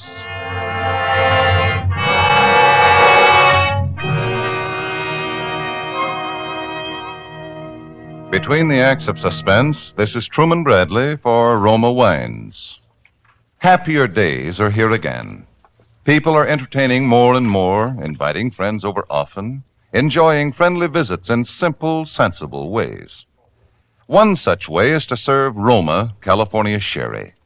In the words of famed hostess Elsa Maxwell, I serve my guests Roma sherry. There is nothing so friendly, so heartwarming as delicious, glorious, golden amber Roma sherry, rich in nutty, mellow taste goodness, served cool. When I invite friends in, I always serve Roma sherry as first call for dinner. And Miss Maxwell might have added, Roma sherry is most enjoyable later in the evening, too. In fact, anytime. Roma sherry, like all the famous Roma wines, reflects the heritage of carefully selected grapes, freshly gathered at flavor fullness from California's choicest vineyards, quickly but gently pressed. Then by a process as slow as time, brought to liquid perfection by Roma's ancient winemaking skill, and bottled at Roma's famed wineries. Enjoy Roma wines regularly. They are always unvaryingly good. Remember, because of uniformly fine quality at reasonable cost, more Americans enjoy Roma than any other wine. R-O-M-A. Roma Wines. And now Roma Wines bring back to our Hollywood soundstage Don DeFore and Mildred Natwick in The Furnished Floor, a play well calculated to keep you in suspense.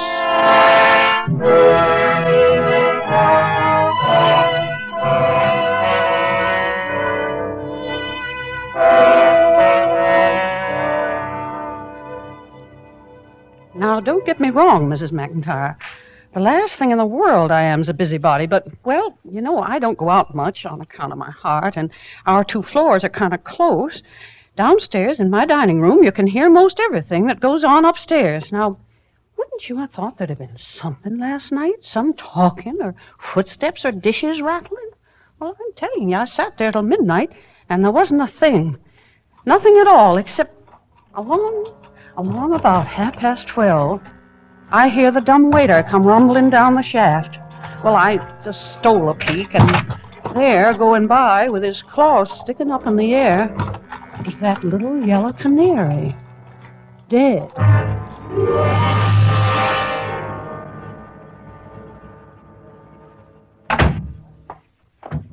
Good morning, Mrs. Hawkins. Good morning. And how's Mrs. Jennings today? Wonderful. Feeling a bit better now? Oh, yes. Of course, she's still very weak, but every day I'm sure will make her stronger. I have high hopes for her recovery. You had a doctor in to see her yet? Dr. Rubenstein. My doctor is very good. No. I'm afraid a doctor wouldn't help her. No.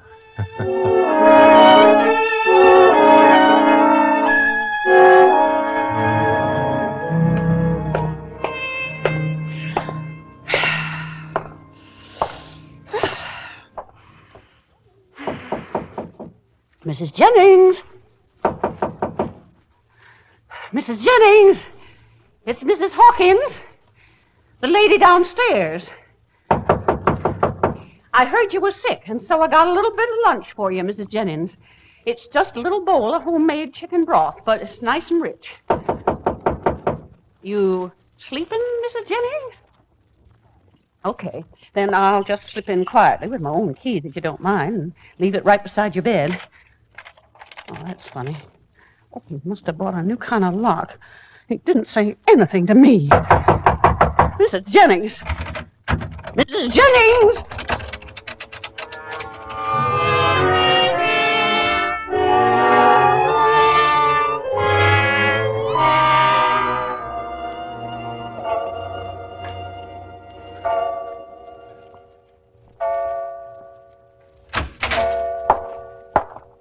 Mr. Jennings? Oh, good evening, Mrs. Hawkins. You got a minute, Mr. Jennings. I'd like to speak to you, if you don't mind. Well, Mrs. Jennings is waiting for me upstairs. It's about Mrs. Jennings. She's still poorly, you say? Well, she is confined a good deal to her bed. Well, why don't you get someone in to look after her? I know a good woman, Mrs. McIntyre, goes out nursing by the day. No, oh no. Well, I don't like it, Mr. Jennings, locking her up like that every morning so not a soul can get in. Suppose something happened. What could happen? What could happen? Anything could happen. A fire. Oh, that doesn't worry me. Or she could get worse and maybe even die. Oh, no. Everybody's got to go sometime, Mr. Jennings. I wouldn't take no chances. Yes, I know. But not her. Not her? Whatever do you mean, Mr. Jennings? Because she's immune. Immune? Against... She ain't got no contagious disease up there, has she? No, it's nothing like that. Oh, Mrs. Hawkins, please don't worry or be uneasy. It's worked out so beautifully. It's nothing that can do you any harm. And we're so happy. So wonderfully happy. Oh, Mr. Jennings, I'll be up in about 1 hour with the plumber. The plumber? I'm sorry to disturb you at supper time, but there's something gone wrong with the pipes, and we think it's upstairs in your floor. You can't come in. Mrs. Jennings will be sleeping. Plumber says it's the only time he can come. Unless he comes tomorrow afternoon while you're at the office. You want to leave me your key, Mr. Jennings? No, I can't. Well, he'll have to get in there sooner or later, Mr. Jennings. The water downstairs all black and discolored. It's out of the question tonight. I'll discuss it with you in the morning. Okay, Mr. Jennings.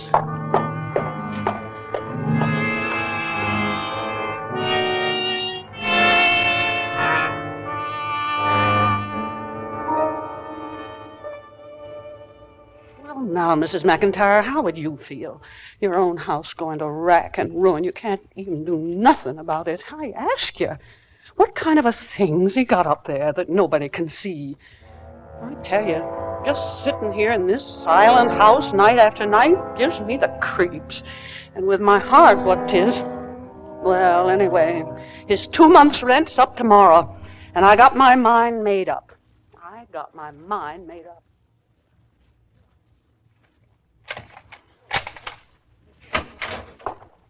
Oh, good evening, Mrs. Hawkins. Why, I didn't know you for a minute standing there in the dark. Well, I didn't want to miss you this time, Mr. Jennings. No? I got your money this morning for next month stuck under the door. Oh, yes. I had to leave early. I hope it was all right. No, it wasn't all right.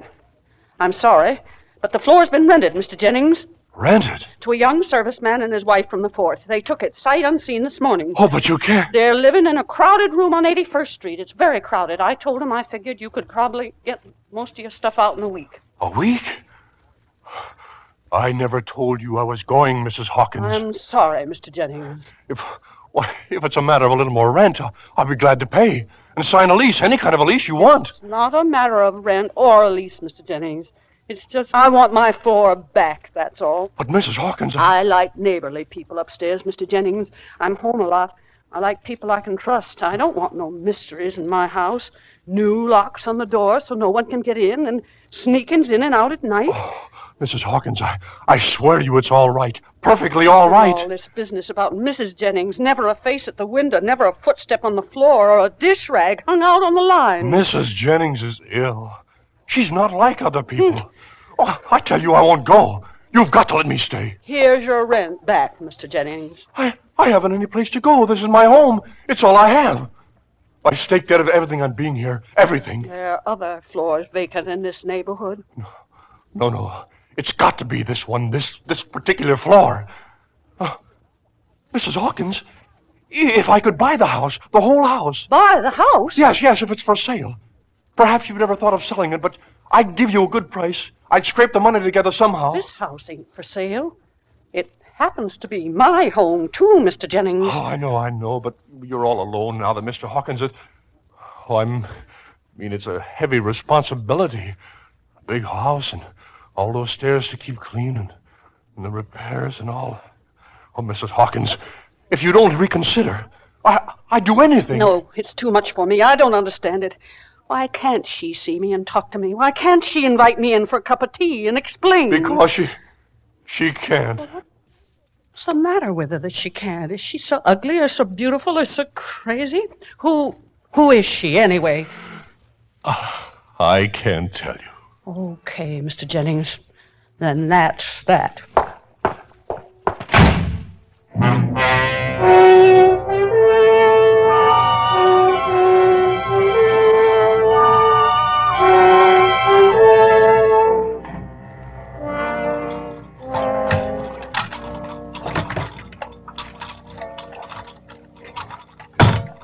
Mrs. Hawkins! Mrs. Hawkins! Yes? I'm here, Mr. Jennings, at the dumbwaiter. Mrs. Hawkins! Yes, Mr. Jennings? What is it? I'm sending you down the key on the dumbwaiter. She wants you to come up. She? Mrs. Jennings. Okay? Got it? Yes? She wants me to come up now, Mr. Jennings? That's right. Well, it's kind of late. If she ain't so well. That's all right. She's feeling much better tonight. She wants to talk to you about the floor before it's too late. Okay. I'll be right up.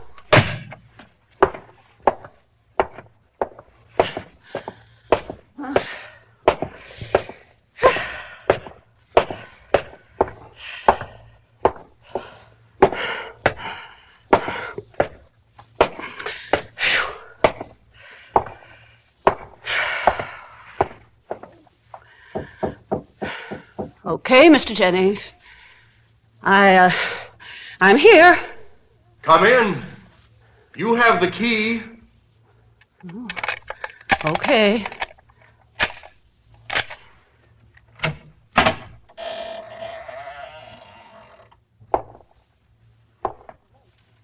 Well, where's your lights, Mr. Jennings? I can't see a thing. I'll light a candle in a moment. Mrs. Jennings prefers the dark. But you know this floor so well, Mrs. Hawkins. Come in. Oh, where are you, Mr. Jennings? Right in here, in the parlor. Sitting on the sofa. Oh. That's just the wind. There's always a little draft blowing in here. But won't you sit down, Mrs. Hawkins? No, thanks. I'm only going to stay a minute. Just long enough to meet Mrs. Jennings. Oh. But you've already met her. Already met her? Don't you remember? 5 years ago. A rather chilly day. The rain was falling. She rang the bell to ask about the upstairs floor. And you invited her in for a cup of tea. I'm afraid you're mistaken. That was the first Mrs. Jennings. That's what I mean. Oh, no, Mr. Jennings. Now do you understand, Mrs. Hawkins? Now do you know why we couldn't ever go away? We? But that couldn't... Well, the first Mrs. Jennings, it's... I know. You saw her coffin in this very room, didn't you, Mrs. Hawkins? You saw them take her away. I think you even followed out to that cold, dark cemetery. Well, but that... But she couldn't stay away. She pleaded with me in my dreams to bring her back, and I brought her back. Oh, no, Mr. Jennings. Don't say such things. If everything were the same as in the past, she said, we could have the past. If I furnished our old floor with the same things, she'd live here, too. Excuse me, Mr. Jennings. I'm afraid I got No, don't go yet. There's nothing frightening about it. Would you be afraid to look at a forsythia bush that had been asleep all winter? Or a tulip? Or a tree? I ain't afraid, Mr. Jennings. I only... Listen. What? You don't hear it? In the bedroom? The rocking? No. Mabel. Mabel. No. Don't call her. I hear it, Mr. Jennings. Oh, but she wants to meet you. She's always loved you so much. I just as soon... Some other time, Mr. Jennings. The door's locked. It's snapped shut behind you. Really, Mrs. Hawkins, don't go. She'll be in a moment. There. She's coming down the hall. Now, let me out of this. Do you hear? Let me out. My heart won't stand it. Oh, here she is. Where? Standing in the doorway, smiling. Oh, my darling. My darling. I don't see nobody. Mrs. Hawkins, she's going to sing for you.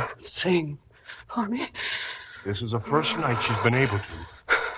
You remember the old song she used to sing of an evening? Swing low, sweet child? I don't want to hear it. Oh, please, Mrs. Hawkins. She's very timid. You'll frighten her. The dead can't come back. They'd never want to live on this earth again. And... Go on, Mabel, dearest.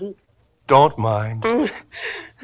You're looking very beautiful tonight, my darling. I like that dress. Do you remember when we bought it? On our first wedding anniversary. Why don't they all come back then? Why couldn't my poor old John... Sit down, dearest. There. Now it seems like old times again. The flower in your hair, the canary singing in his cage. No, it can't. Oh, I told you. My heart. Oh, get a doctor, quick. Your voice was always like a bird's to me. I'll never forget the first time I ever heard it. On an evening in spring at the Calvary Baptist Church. Doctor. Play, dearest, play.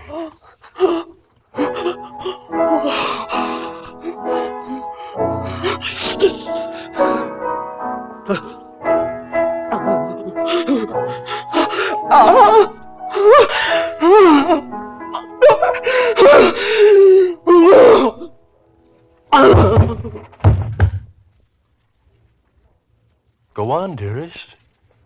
It's all right. Sing. Swing low, sweet chariot, coming for to carry me home. Swing low, sweet chariot, coming for to carry me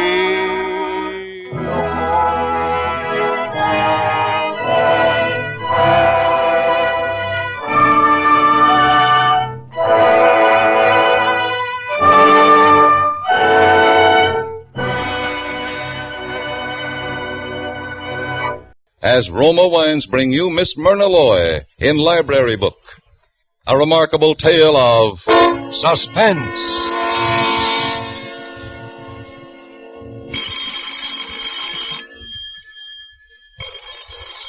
I'll get it, Maggie. Public Library, Hillcrest Branch. Miss Roberts speaking. No, I'm sorry. We do not carry the racing form. We do not carry even the current racing form, much less those published in 1925. I know nothing whatever of man-of-war's activities. Well, you'll have to consult another source to win your wager. Goodbye. Yes? Miss, do I give mine book back here? Yes, this is the return desk. Let me see. That's 2 days overdue. You owe 4 cents, Mrs. Rudnick. It's a lot of reading. My daughter read it to me nights. Here's the 4 cents, miss. Thank you. Oh, it was a grand book, though. Really grand. Gone with the Wind, I suppose. I personally very seldom read bestsellers. It surely is romantic. I wonder, miss, do you know what happens on page 931? Page 931? Yes, we don't know to this day whether Scarlett, she goes to Melon's party for Ashley, or page 931 and 932 are missing. So we were wondering if... Missing? Good heavens, let me see. We just give anything to know if Scarlett went to the party. One moment, Mrs. Rudnick. Huh? The pages are missing. One leaf has been torn or cut from this book. This is vandalism. It's what? A page has been deliberately ripped out. I'll have to ask you for your reader's card. But we didn't do it. One moment, please. Miss Hughes. Yeah? Miss Hughes, will you please look up the list price of this book, Gone with the Wind? Yeah, sure. Just a second. You see, Mrs. Rudnick, you will have to pay the cost of the book or lose all library privileges until you do. Oh, but please, miss, we didn't do it. It's $1.49, Prudence. I don't pay no $1.49, 'cause I didn't do it. How'd you find out about the damage, Prudence? Mrs. Rudnick called my attention to it, fortunately. Oh. Well, if she tore out the page, she wouldn't have told you. No. You see, miss? But the rules... Oh, relax, Prudence. Well, very well, Mrs. Rudnick. I'll investigate further. In the meantime, you may continue to use your card. Oh, thank you, miss. Thank you so much, and goodbye. Goodbye. Maggie, why must you interfere like that? You know the rules perfectly well. Yeah, sure, but they don't make sense. That's not for us to say. She should have reported before she took the book out. Well, now that's silly. How could you report the page was torn out before she read the book? Well, maybe you're right. I don't know why you raised such a dust about it anyhow. Because if I don't find out who did tear the book, I'll have to pay. And I don't want to spend $1.49 on a bestseller. Hey! Take care of that boy, Maggie. Okay. What'll it be? These here. You want to take these out? All of them? Sure, here's my card. Oh. Tarzan of the Apes, Tarzan Triumphant, Tarzan and the Leopard Men, Tarzan and the Forbidden City, Tarzan the Invincible, Tarzan... Morning Becomes Electra. Yeah, I'm making a radio, a walkie-talkie. Oh, look, I haven't read this myself, but I don't think it's going to help you. No? It says Electra. Yeah, well, anyway, you got one too many books. Okay, I'll take the electric book out when I bring these back. I'll bring them back tomorrow, so save it. 5 books, and he'll bring them back tomorrow. Did you get that, Prudence? 5 books, and the kids... Prudence, what are you doing? It's very strange. It's really very strange. Are you still mooning over that missing page? In Gone with the Wind? Yes. You know, whoever ripped that page out also underlined words on the following page, page 933. Yeah? What kind of words? Oh, they don't seem to mean anything. Words like anyone, merrily, hardly. They've been underlined by little scratches in the paper. Well, maybe somebody was cutting out cookies on top of the book. Come on, huh? It's past closing time. I've got to find out what's on page 931. Well, I can buy a copy of this book on my way home, and I will. Buy it? I thought you wouldn't spend dough on a bestseller. Well, I shouldn't. But this annoys me. It's vandalism. And besides, I have an odd feeling, a feeling that something's wrong. Yes, I have a definite premonition.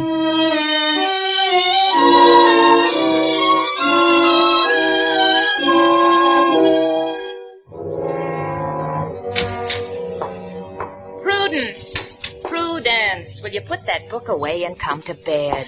All right, Maggie. I guess you win. Oh, was cookies? No, it was words. I fastened the 2 pages together and made the marks back through. But these words don't mean anything either. Cure, wait, poor. I think they were cut out of the book because the marks are above and below each word. Sure, that's kid stuff. You know, cut out words and paste them to write a letter. Cut them out. Well, of course. Let's see. There's poor, your, 50, instructions, her, Melanie. Oh, Melanie. That was Olivia de Havilland in the picture. Really? I wouldn't know. Now, I'll start with the word 50. It's an adjective and must modify something. Oh, Natch. 50 health. No. 50 instructions. Could be, but it's awkward. 50 grand.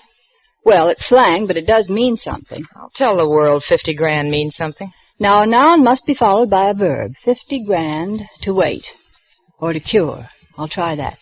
50 grand to cure. That's a plenty expensive cure, that. Now, her. 50 grand to cure her. Melanie. A girl's name. Melanie, why, yes. All the other words pair off perfectly now. Your Melanie, poor health, weight, instructions. 50 grand to cure her. That's it, Maggie. The words couldn't possibly go in any other order. Yeah. So, now you've solved the puzzle, let's get to bed. Well, all right. I suppose I have to wait until the morning to call the police. The police? Just because a book was torn? No, because it's a ransom note. Oh, Prudence. But can't you see? That's what it says. Some poor girl named Melanie has been kidnapped and is being held for ransom for 50 grand. It's our duty as citizens to help her.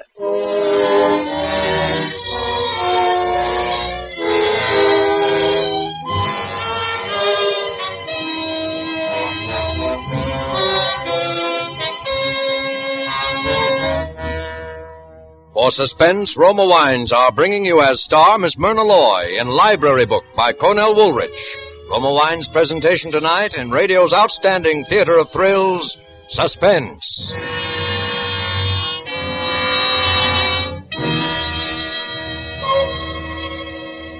Between the acts of Suspense, this is Truman Bradley for Roma Wines. Elsa Maxwell, the noted hostess, says, "Every woman knows men love good home cooking, simple dishes cooked well, like beef with pan-browned potatoes, a rich stew piping hot, a spaghetti with a lively sauce. And here's a secret to really make simple food more tempting, more enjoyable. Serve cool Roma California Burgundy. So delightful, so delicious, so distinguished. Enjoy Roma Burgundy with your dinner tomorrow night. It adds so much to the pleasure of dining. Roma wines are always unvaryingly good, full of fragrance and finer tasting, the result of carefully selected grapes, gathered at peak of flavor fullness from California's choicest vineyards, quickly but gently pressed, then unhurriedly, guided to perfection by Roma's ancient winemaking skill, and bottled at Roma's famed wineries. Remember, because of uniformly fine quality at reasonable cost, more Americans enjoy Roma than any other wine. Always ask for Roma, R-O-M-A, Roma wines." And now Roma Wines bring back to our Hollywood soundstage Myrna Loy as Prudence Roberts in Library Book, a play well calculated to keep you in suspense.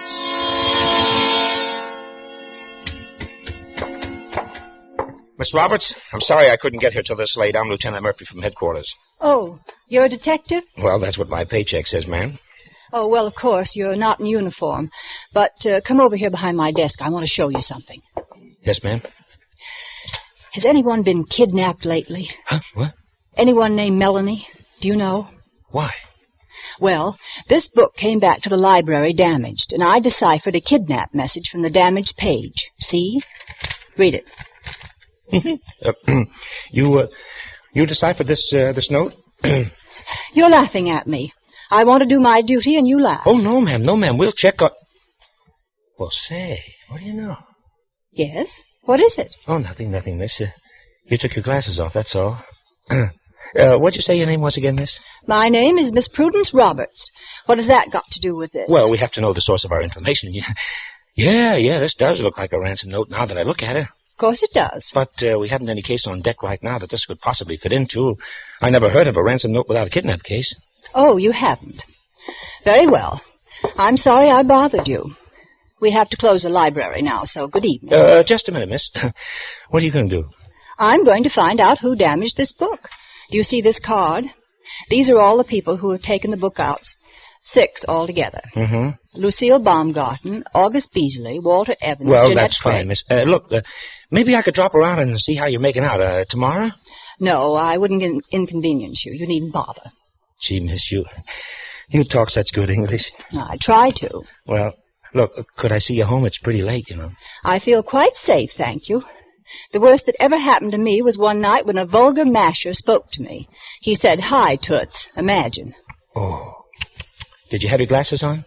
Why, come to think of it, that was the time I'd left them to be repaired. How very peculiar. Yeah. Say, miss, how would you like to see a picture tonight with me, huh? I wouldn't think of going out with someone I've met only once, Lieutenant. Oh, yeah. I guess you wouldn't. And besides, because the police of this city are obviously so inefficient, I have a great deal of work to do. Yes, Lieutenant Murphy, I'm going to be very busy tonight.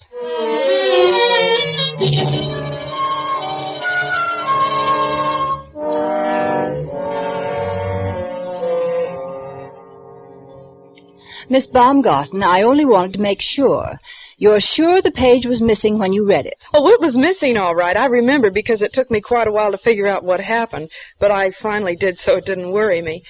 Say, I'm not going to be in any trouble over this, am I? No, it was damaged by someone before you. But,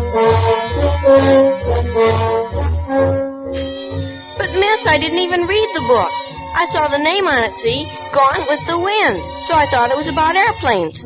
I'm building a glider, but when I started to read it, criminally. I think they ought to name books so you know what you're getting. It'd save a lot of trouble. My dear young lady, a man of my age and education is aware of the value of books and cares for them properly, even novels. Yes, I remember that page was missing. Obviously ripped out, an act of wanton destruction. Shocking.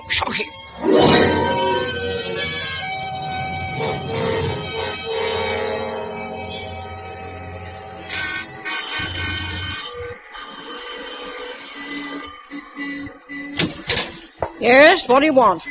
Does Miss Jeanette Craig live here? What's that? Does Miss Jeanette Craig live here? She did. She moved. Ah. When did she move? Oh, about 2 weeks ago Monday, I think. Yes, on the 17th. But she returned this book on the 18th. That book? Oh, no, I was the one that returned that for her. I was cleaning out a room and I found it. Well, I work in the public library, and this book was damaged. I wanted to speak to Miss Craig about it. Oh, well, all I know is that she didn't expect to go when she did. Her room still paid for her, and she left most of her things. Ah. Someone took sick and sent for her, they said. They called for her late one night, and off she went in a rush with 2 men. But if she left her belongings, she'll be coming back for them. Well, I guess she will, or she'll send for them. When did you say her room would be available? Her room? Yes, I'm thinking of moving, and I like this neighborhood, and I thought... Oh, well, come right in, and I'll show it to you. Now, it's real nice, first floor. Careful, it's dark in these halls. I'm used to it, and I can roam around with my eyes shut and still find my way. Now, this was her room. Come in. It's real nice in the daytime. Is the closet good and deep? Well, go ahead and look. That's her things in there, and some real nice things, too. I don't see how they do it, being a nightclub dancer. Yes, lovely things. Funny. This monogram is M.S., and on this bag, too. Those aren't her initials. Oh, you know how it is. These girls lend each other their clothes. Probably belongs to a friend of hers. Did you ever hear her mention Melanie? Oh, no, we don't allow any eating in the rooms. Well, I'll take it, but I have a roommate. That's all right with me. Fine. I'll get her, and we'll move in tonight. Tonight? Well, all right. I'll move Miss Craig's things into my room, then. Oh, no. Leave them right here. I mean, you don't have to bother. We'll have plenty of space. The closet is so large. Oh, just as you say. And anyway, I want to know when someone comes for her things, because I do want to find out where Miss Craig is. You see, I'm terribly anxious about the book. I really am.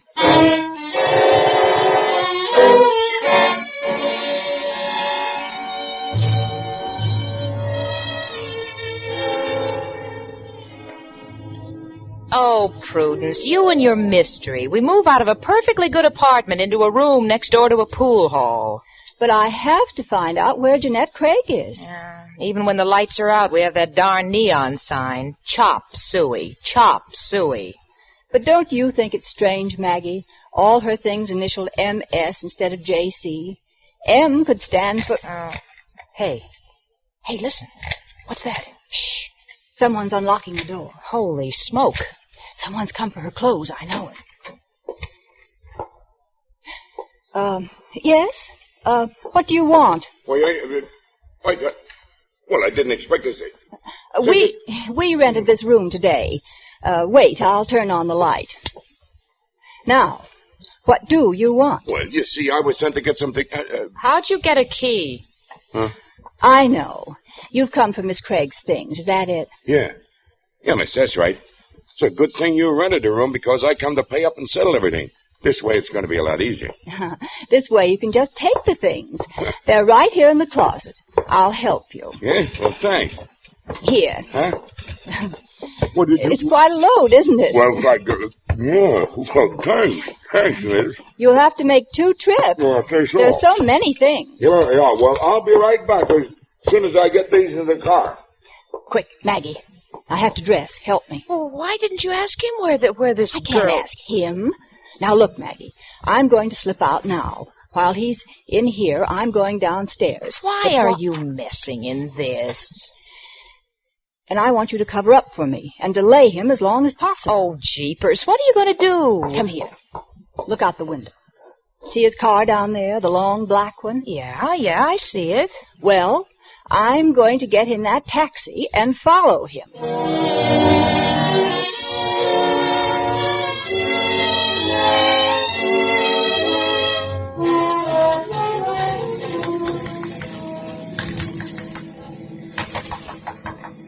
Driver, he's awfully far ahead. Lady, I know this game backwards. It's been 20 miles and I haven't lost him yet. Keep close watch. He may turn off in an effort to evade us. I'll see him. Hey, what's the matter? You move out on you, huh? Well, I don't blame you for being sore. But, lady, there's all kinds of angles. I beg your pardon. For instance, I notice you wear glasses. Now, there's a saying. Men never make passes at girls who wear... Please, will you confine yourself to your driving? Okay. Hey, look, he turned. Oh, hurry. Why? We're way out in the country. Oh, you said it. He's turning off again, up ahead. Probably a driveway. Pull up at the entrance. Okay. Well, this must be it. There's a house, and there's the car. Oh, what a lonely-looking place. Yeah. Now what? Well, you wait here, driver. 1 minute, lady. The time has come to tell you I got you clocked at $7.85. That much? And I forgot my pocketbook. I thought so, the old game. But I have money at home. Outside. You heard me? Outside. That's right. Now, if you was a man, I'd take it out of your jaw. As it is. Oh, please. You aren't going to leave me. Yeah. You're gonna walk. But you can't leave me here. Lady, I can't. Anyway, they might have a phone in the house. I don't even know where I am. I'll tell you where you are, baby. You're on your own. Oh, to think anyone could be so... I'll report you.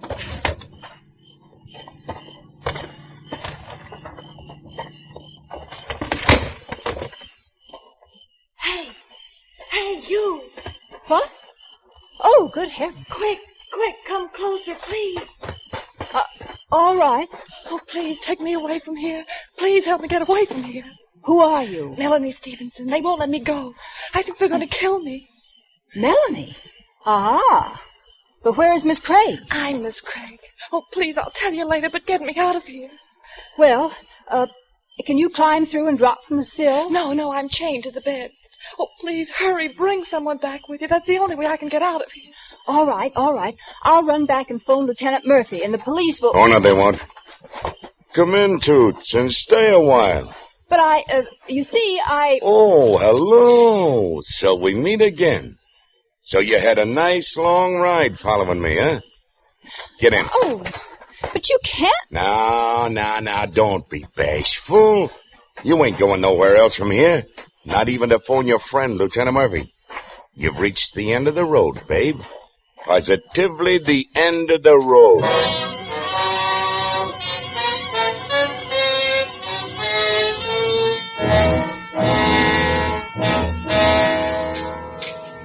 Oh, Murphy.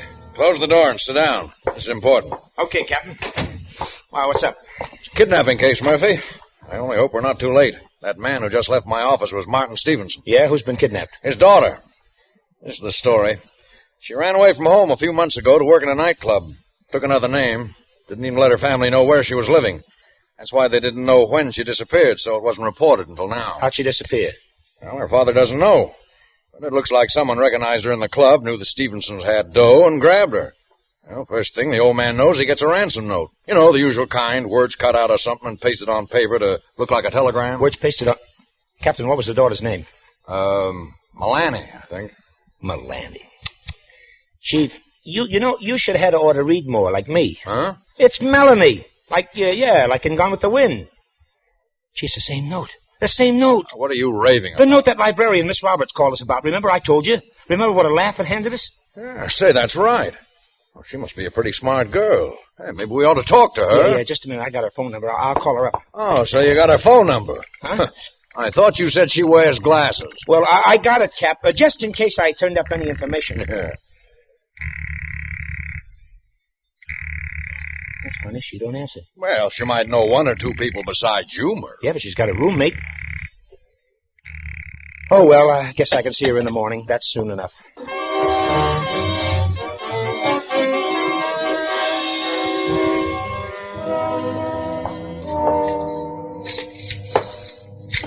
Oh, Prudence, they're going to kill us. I know it. They're sure you already went to the police. They're desperate. Maybe tonight they'll do it. I guess they could kill us and still collect the ransom. But I don't think... No, they won't dare. What are you doing? Still trying to get this chain off my wrist. If I could open the padlock... Oh, darn if you'd only moved away from the window sooner. Hey. What's that? Someone on the stairs. They're carrying something up. Listen. Have you got enough, Duke? You want to pour a lot on the stairs? A lot of what? Plenty. I got plenty. What's that smell, Prudence? It's like... Gasoline. Oh, No, they couldn't do that. Come on, Duke. Get in the car. I got to start it. oh, they're going to burn us alive. Shh. I want to hear. Be right with you as soon as I give Meech a clip in the head. Why worry? The smoke will get them. Come on. No, I'm soft-hearted. Won't take a minute. Oh, Prudence. Shh. Get under the bed, quick. That's right, way back. Now, don't make a sound. Okay, Duke. Step on it. All right, ladies, where are you?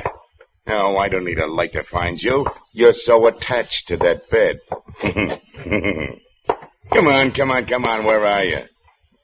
So you're being cute. Well, that ain't going to help any because you trip me up, you little... Bully, you unutterable bully. This is a good, strong shoe, and I'm going to... Trying to hit two helpless girls. Prudence, the fire, look. Oh, I'm getting out of here. Just have it your way, babe. Just have it your way. Melanie. Melanie, will you stop that awful noise? I don't want to die like this. I don't want to die like this. Well, neither do I, but I have my dignity. Help! Hush. Please, hush.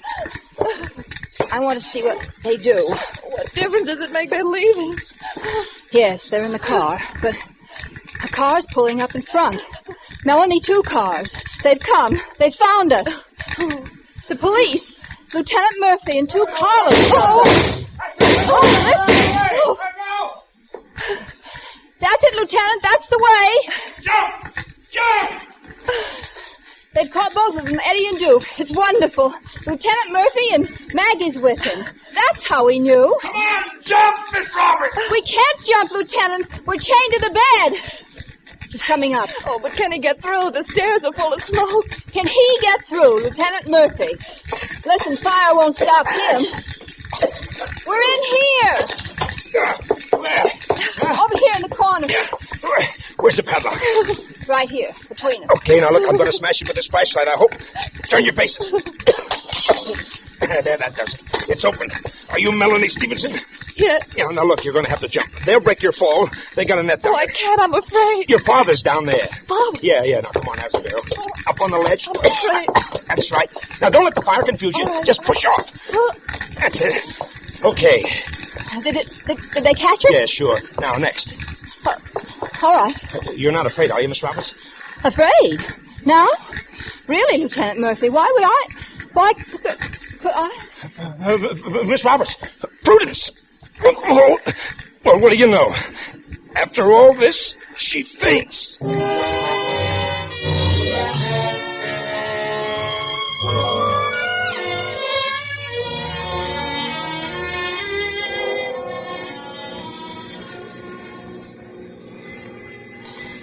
It's awfully nice of you to drive me home, Lieutenant. Oh, forget it.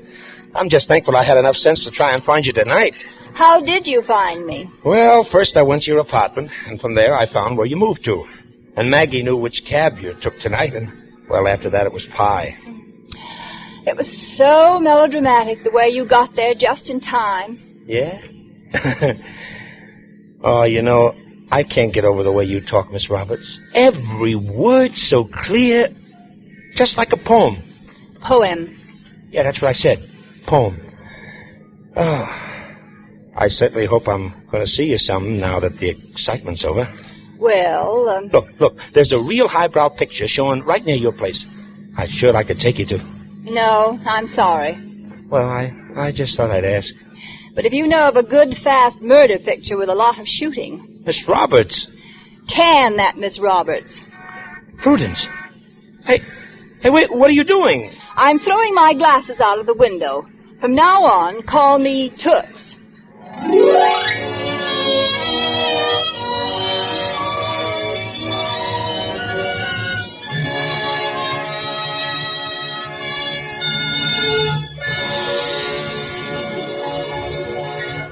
As Roma Wines bring you Mr. Joseph Cotton in a remarkable tale of Suspense.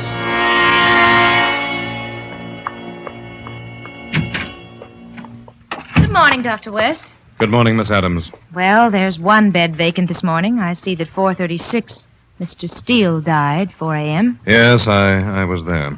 Coronary thrombosis. You're not terribly concerned, Dr. West? Why should I be especially concerned? Well, the day nurse, Miss Rosenberg, said that you and Mr. Steele You girls were... gossip too much. Yes, Doctor. But I understand there's no family. What am I going to do with Mr. Steele's things? What things? Well, his overcoat. This parcel was in it. This book. He said it was his journal, and he told Miss Rosenberg you were to have it. He said it had important scientific data. And... Well, give it here. Yes, Doctor. Journal of Richard Thomas Steele. Important scientific data, I'll bet. I still can't figure out what was eating that guy. What he had to say to me that was so darned important. Why do people want to keep diaries? July 26th, not a fruitful day. The weather this morning was heavy, sticky. Lord knows what crazy stuff he's written here.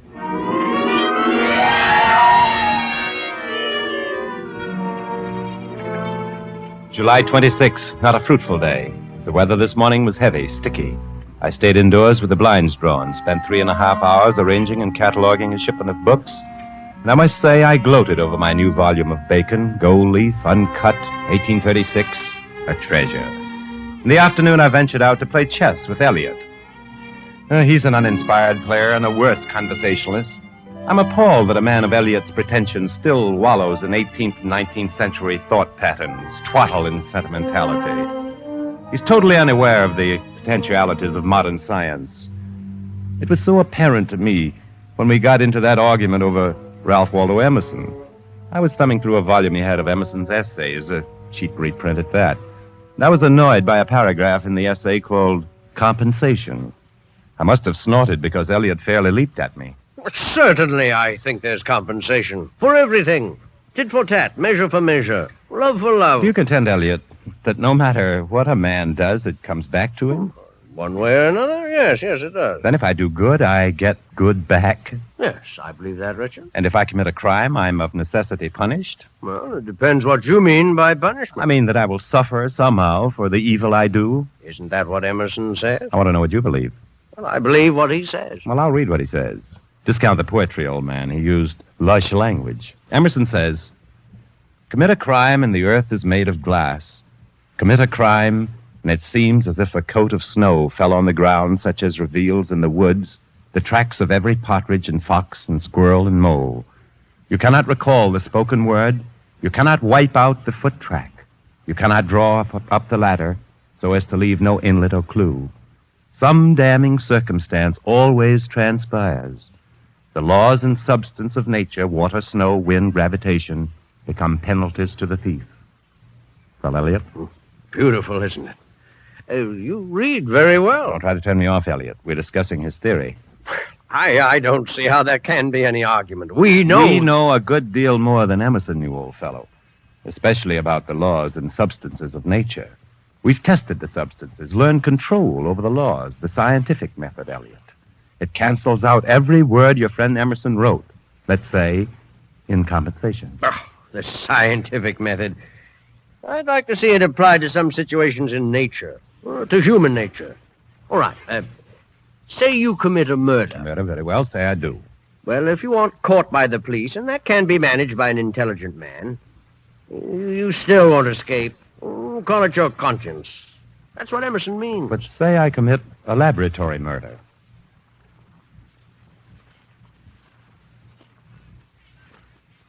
What kind of a murder is that? Let me put it this way. When the police catch a murderer, they have found a connection between the murderer and his victim. Motive and clues, right? Mm. And when a murderer is caught by his conscience, it is still because he is connected with his victim through his emotions. I agree so far. Well, how is a murderer caught if he is in no way connected with his victim? Well, that's not possible. I don't know. There could be a pure abstract murder, a murder occurring in almost a vacuum, a murder in which the only connection between the two participants is the unadulterated act of killing.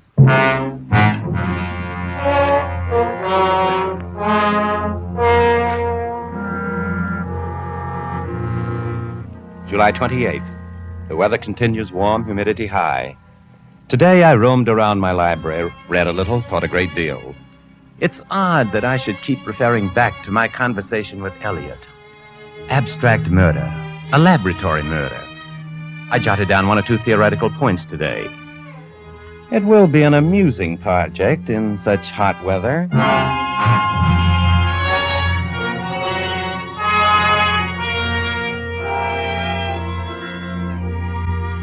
July 29th.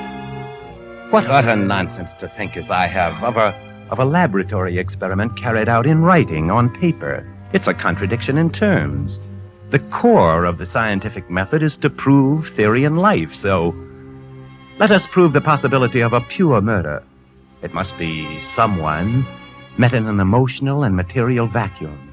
Someone with whom I have no connection, someone whom I have no possible reason to kill.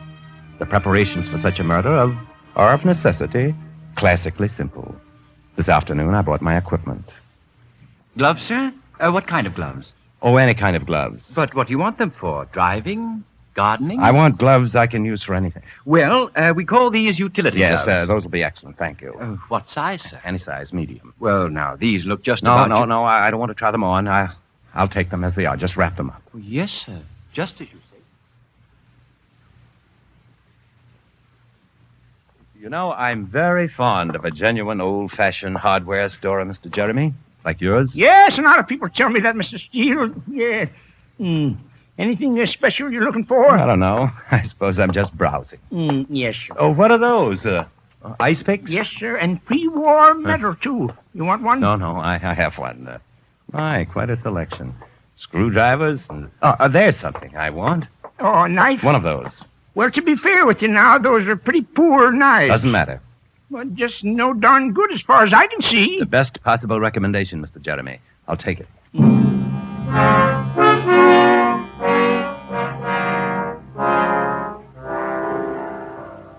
A meaningless knife, all-purpose gloves, Knife and gloves new, factory-made, uncontaminated by human association, smelling only of the harsh, impersonal machines which turn them out. My first safeguards against the intrusion of emotion. In a laboratory, this procedure would be called controls. To complete the controls, who would it be? I must never see his or her face. I must never know his or her name, age, occupation, thoughts, or desires. I must come into contact with this victim as casually as though we were blown together by the wind. There can be no selection, no volition on my part except the elementary volition necessary to raise my arm to kill.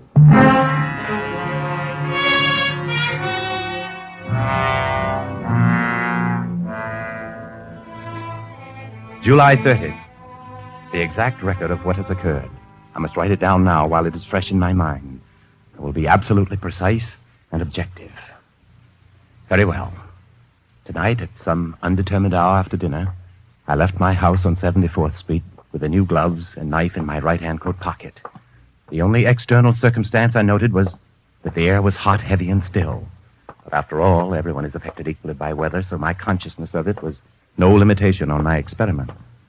I walked an undetermined number of blocks, taking care to observe no street signs or landmarks. I observed only one thing, that there were many people on the street. In fact, I became aware only vaguely that I was pushing through a rather dense crowd, but I deafened myself completely to any specific words or conversation. Brilliant recording. Brilliant. And although I imagined there was traffic passing in the street, I successfully blotted out all sound except for a dull roar. It seemed to me that the ominous heat had increased. The stillness of the air was almost palpable.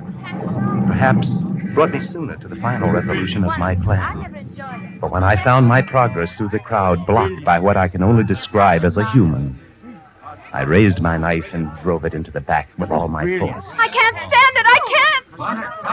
What's the matter?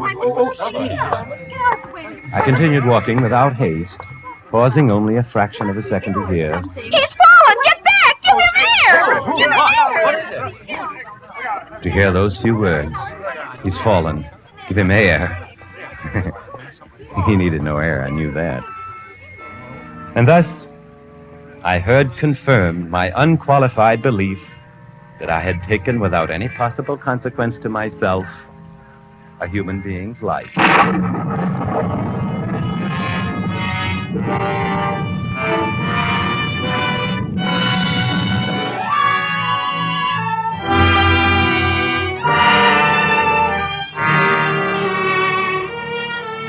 For Suspense, Roma Wines are bringing you as star Mr. Joseph Cotton in The Earth is Made of Glass by Sylvia Richards.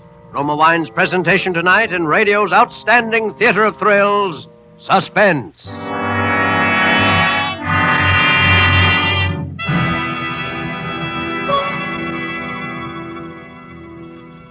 Between the acts of Suspense, this is Truman Bradley for Roma Wines. First call to my dinners, says Miss Elsa Maxwell, is Roma California Sherry. For this delicious wine is a perfect beginning to a good meal. In fact, this famous hostess goes on to say, Roma Sherry is an ideal wine because you can enjoy it any time of day or night. Golden amber with a rich nut-like taste. Glorious Roma Sherry is at its most delightful best served cool. Roma Sherry, like all the famous Roma wines, is made from carefully selected grapes from California's choicest vineyards. Grapes gathered at the peak of their flavor goodness, when every grape is hanging firm and full on the vine. Then quickly but gently pressed. Finally, by a process as slow and as old as time, brought to delicious liquid perfection by Roma's skilled vintners. Yes, all Roma wines are true wines, always unvaryingly good, bottled at Roma's own famed wineries. Enjoy Roma wines regularly for only pennies a glass. Remember, because of uniformly fine quality at reasonable cost, more Americans enjoy Roma than any other wine. Always ask for Roma, R-O-M-A. Roma Wines. And now Roma Wines bring back to our Hollywood soundstage Joseph Cotton as Richard Thomas Steele in The Earth is Made of Glass, a play well calculated to keep you in suspense.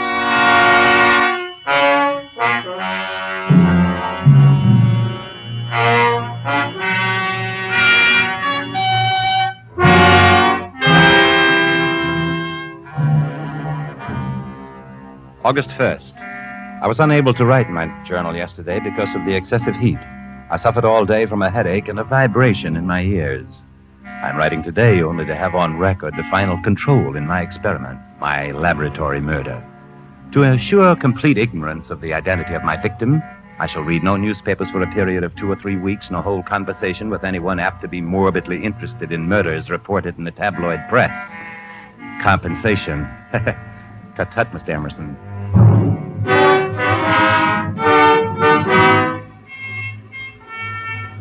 August 4th. The heat is unbearable.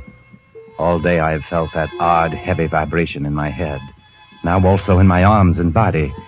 It is almost constant in a 1, 2, 3 rhythm, and sometimes it is a sound as well as a vibration, like the distant sound of the sea.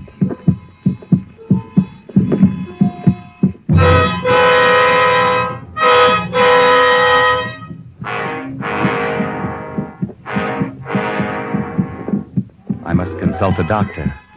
Last night I was kept awake by the throbbing in my head, and toward morning I was subjected to a new agony.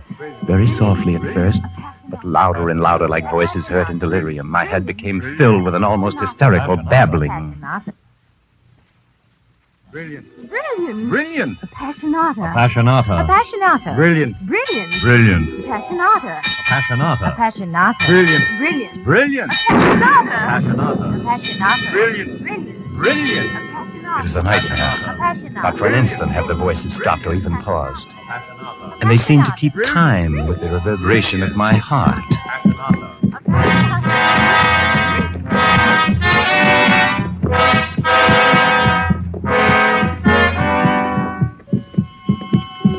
August 8th. I have no need to consult a doctor. Now I know the nature of my illness. Last night I turned to music, trying to drive the unspeakable uproar from my brain. But when I put the records on the machine, the Frank violin sonata, and settled back to hear the first flowing melody of the violin, something happened. The music swelled and changed and became the Appassionata, Beethoven's Appassionata.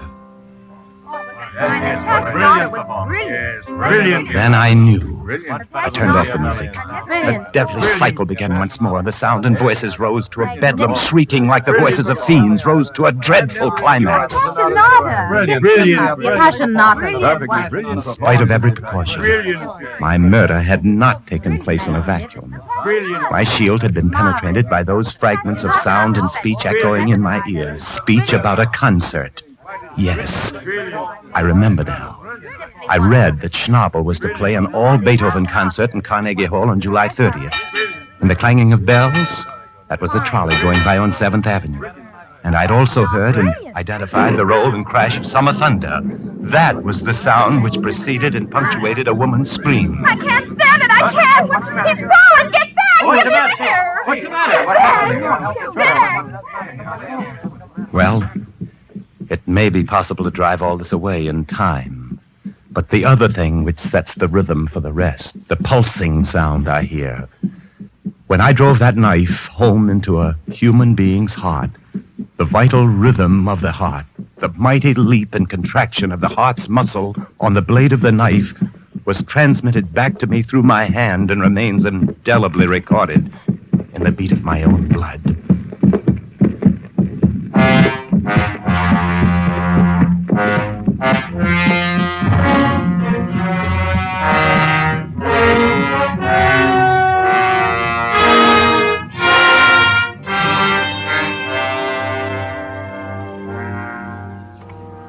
August 11th. While I am still able to reason, I must discover where I erred and act swiftly to correct my error. There is no turning back. The death I caused is a fact. I cannot banish it by wishing, for each day I remember something more. Today, the color of his hair. photographed between the black collar of his coat and his gray hat. I saw it, clipped, silky, reddish, and I had an insatiable desire to turn the head to see his face. There is one course left to me. I will reverse my plan. I will learn. I will learn in every possible detail the person whom I killed. Learn to know him, construct a total portrait. Then I will attempt to discard this portrait in its entirety. I beg your pardon, miss. Where are the newspaper files? I'll have to get them for you. What dates did you want to see? The week of July 30th. Which paper? The Times. I'll start with that. Just a moment. I want them for the whole week. Yes, well, here are all the copies for July, bound. And these loose ones are August so far. Thank you. They must not be taken out of the reading room. The reading room is to your right. Will you need them long? It may take me some time. I don't know. I'm doing some rather intensive research. Return them to the desk when you're through. I opened the bound volume near the end and immediately saw his picture, page 1, center. The photograph was blurred, but without reading a word, I recognized him because he matched his hair. I mean, his face went with the back of his head, the one I had seen. The hair growing to a slight widow's peak, eyes widely spaced, gray or very light blue, mouth wide, young and strong. Then I read the words above the picture. Young man slain in crowd. That was all I read because at a moment someone spoke to me. Pardon me. When you're finished with that volume, may I look at it? It was impossible. It couldn't be. Standing at my shoulder, smiling, young, apparently as alive as I, but it was. He was there, he, my victim. The face and the paper in his face were the same. I swear they were the same. I'm sorry to bother you. The girl at the desk said you had the July volume of the Times. Yes, I'm sorry. Did I startle you? Your picture, I'm looking at your picture. My picture?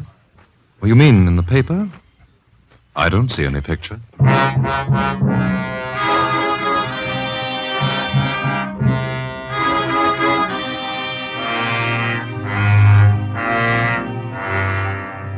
He's dead. I know he's dead.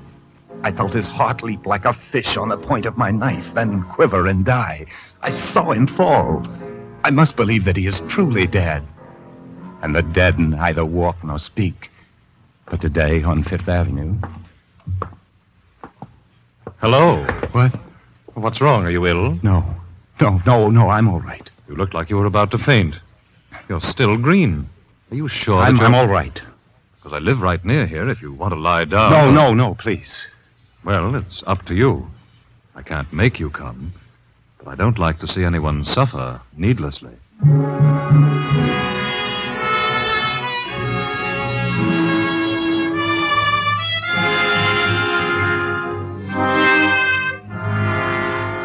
August 20th. He doesn't like to see anyone suffer.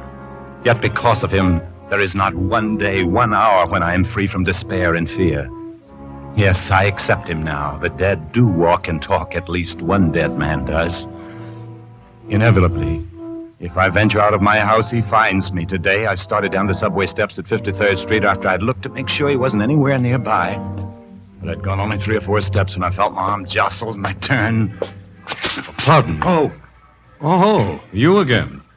I'll bet you think I'm haunting you. Please, what do you want? Well, look, I don't want anything. Let's just call it fate or something. Why don't you let me alone? I'd begun to think that maybe we were both to be spared this. So had I. If I were superstitious, I'd say we had some unfinished business. Please, will you tell me something? Will you answer one question? Do you believe in compensation? You'll have to explain what you mean. If someone does evil, if I have done evil, must I get evil back? Well, say it again. Do you believe in good for good, evil for evil? Look, what about killing? Well, there's all sorts of killing. But senseless killing. Killing with no reason. What is the compensation for that? You've asked a pretty complicated question of a pretty simple man. The only thing that comes to my mind right off is what it says in the Bible. An eye for an eye, and a tooth for a tooth. That's what you believe? Why, yes, I believe that. Is that any help to you? Yes. Oh, yes. Anything you say would help.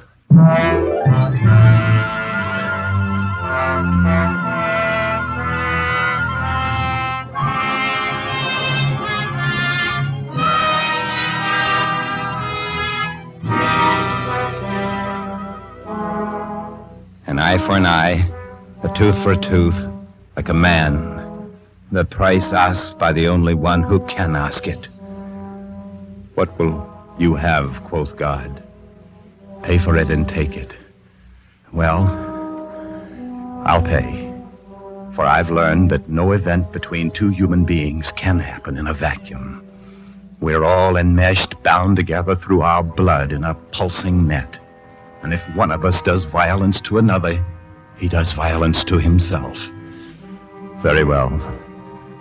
This price I am glad to pay. There is no other way.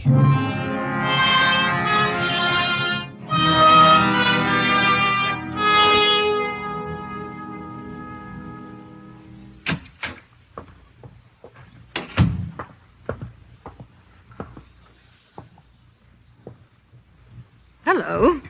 Are you awake, Mr. Steele? Where am I? You're in Washington Hill Hospital. How do you feel? Hospital, but I mustn't. I have to die. Not if we can keep you from it. I have to. Did I bleed much? Bleed? From the knife. You had a heart attack, Mr. Steele. Coronary. No, I tell you here, I stabbed myself here. Where's the doctor? Lie down, Mr. Steele. The doctor will be here in a minute. I have to make him understand. I promised to die. You promised? Oh, here's the doctor now. Yes, but you. Of course, you. Well, Mr. Steele. I tried to tell her. I tried to tell her that I have to die. Call another doctor for this patient, nurse. But, doctor... You tell her. The earth is made of glass. That if I don't die, you'll always find me. I know that. But tell her. Tell her the evil thing I have done, so she'll let me die. Dr. West, his pulse. Emerson said it. I carry a malignity in me. When I die, I make square the eternal account.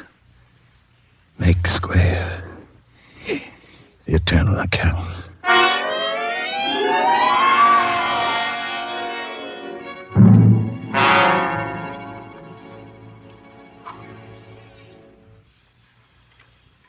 Well, Miss Adams, that's all there is. The Journal of Richard Thomas Steele.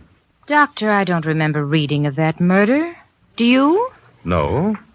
No, I don't. Who was the man he met? Who was it he thought he'd killed?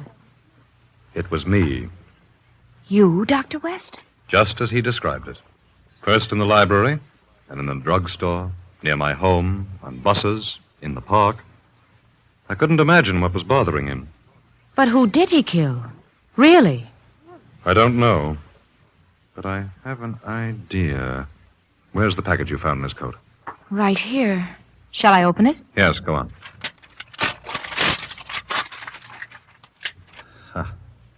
You see? The gloves. And the knife. And they've never been used.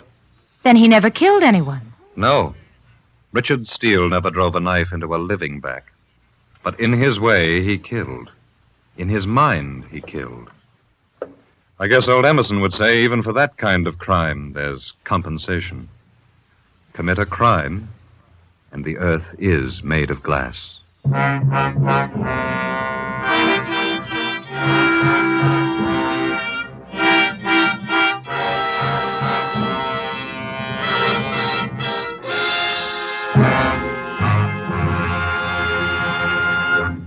As Roma Wines bring you Mr. Joseph Cotton in Beyond Good and Evil by Ben Hecht and Douglas Whitney in a remarkable tale of suspense.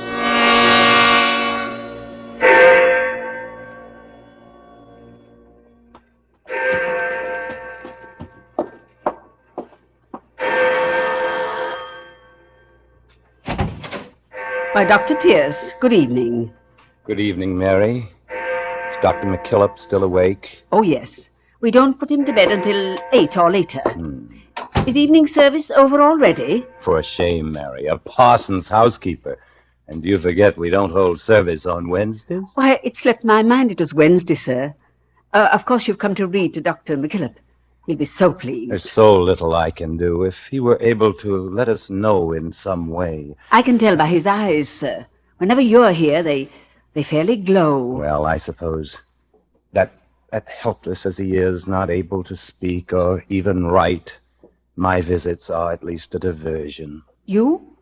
You're more than a diversion, sir. You're his hope, if I may say so. No, Mary.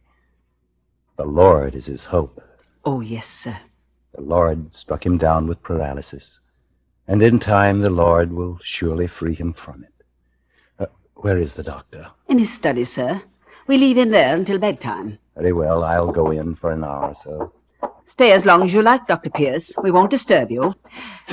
Dr. McKillop, it's Dr. Pierce come to read to you. Good evening, Dr. McKillop. Good evening. Good evening, good evening. You're a most satisfying companion, McKillop. You hang on my every word and you never talk back. Never but once. And after tonight you won't get the chance, so speak up, Doctor, why don't you? No? Oh, of course, the cat's got your tongue. Well, I'll turn up the lights a bit so I can at least bask in your baleful stare. Yeah, that's better, much better. Yes, tonight is your last chance, McKillop. Tonight is the consummation, the grand finale, the end, Act 3 curtain on a great play about death, redemption, about good and evil. And I won't shrink from your eyes tonight, McKillop. Your eyes can't kill. But I can kill. I have the mind and the will and the hands. I've killed one man, you know that. And tonight I'm going to kill again. No reading from the good book tonight, Doctor. No more metaphysics now. I'm going to tell you a story. Much of it is ancient history to you, but I think there's enough new to hold your interest. I know it'll hold my interest because I enjoy talking about myself. Well, you already know I killed a man. You know who he was. And you even know who I was before I became Dr. Howard Pierce, pastor of this good and godly community. At least you know the name Philip Gentry. But you never knew the soul of Philip Gentry, Doctor. The contempt for some of evil that was in me the night it all began. That was 3 months ago, a stormy night, as you remember. And where was I? I was crouching in a swamp with a man named Mac, because we had just escaped from prison, hiding like an animal in the deep mud and ooze, alien from the whole human race.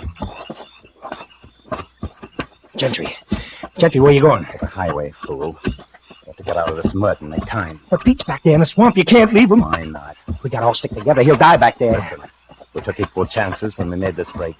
I'm not taking extra chances for anyone. But make time before daylight and before the rain stops. We'll bring out dogs in the morning. Dogs? Okay, you're the boss. There's a highway now, beyond the fence. Okay, so what do we do now? Where do we go? We split up. Split? But Gentry, shouldn't we stick together? We split up. I go my way, you go yours. I'll meet you in Chicago later. At Tony's place? At Tony's place. In 2 or 3 weeks, when the manhunt cools off. Okay, we'll make a great team, you and me. We'll make them suckers scream. Chicago. And then maybe South America. All right, Mac, save the dreaming for later. Right now, you get moving. Now go on, fast.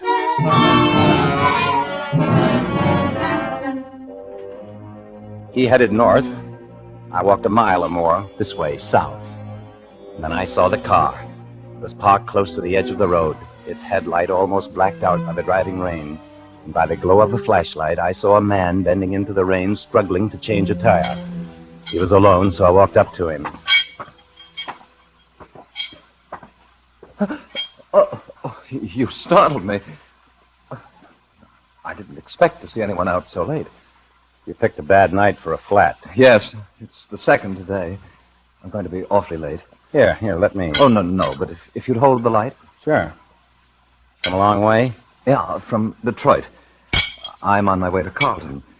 I was supposed to get there this afternoon. That's your home, Carlton? Well, it will be. I'm the new minister there. My name's Pierce. Oh, of course. I didn't notice you were a preacher. Do you know Carlton? Well, pretty well. I'm taking over for old Dr. McKillop at Grace Church. Oh, yeah, I've heard of him. He's been in bad health, so I'm taking his place. My, this bolt is stubborn. can't seem to get it. Here, let me try. No, I'll manage if I can just... Give me the wrench. No, really, just hold the light. I said give me the wrench. Well, all right, it's awfully good of you, but... Oh, wait, what are you doing? I need your car, Dr. Pierce. You're going to be even later than you thought. No, please! Please, don't hit me! No! Help!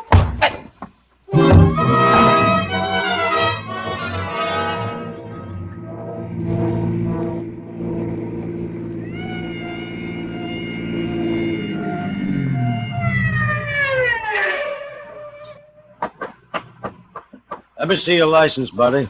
My license? Oh, yes, I have it here. Here it is. Mm-hmm.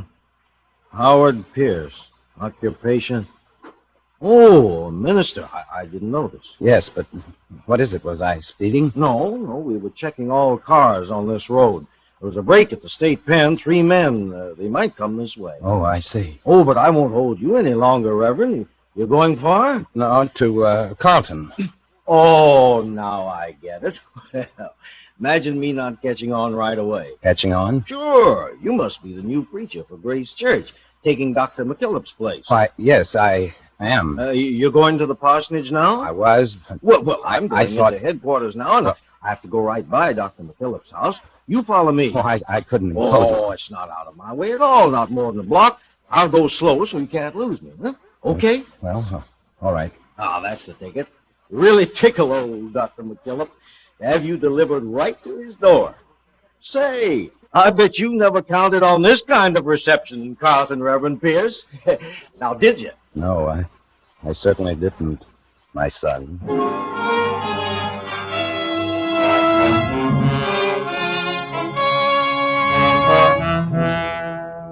For Suspense, Roma Wines are bringing you as star Mr. Joseph Cotton in Beyond Good and Evil by Ben Hecht and Douglas Whitney. Roma Wines' presentation tonight in radio's outstanding theater of thrills, Suspense.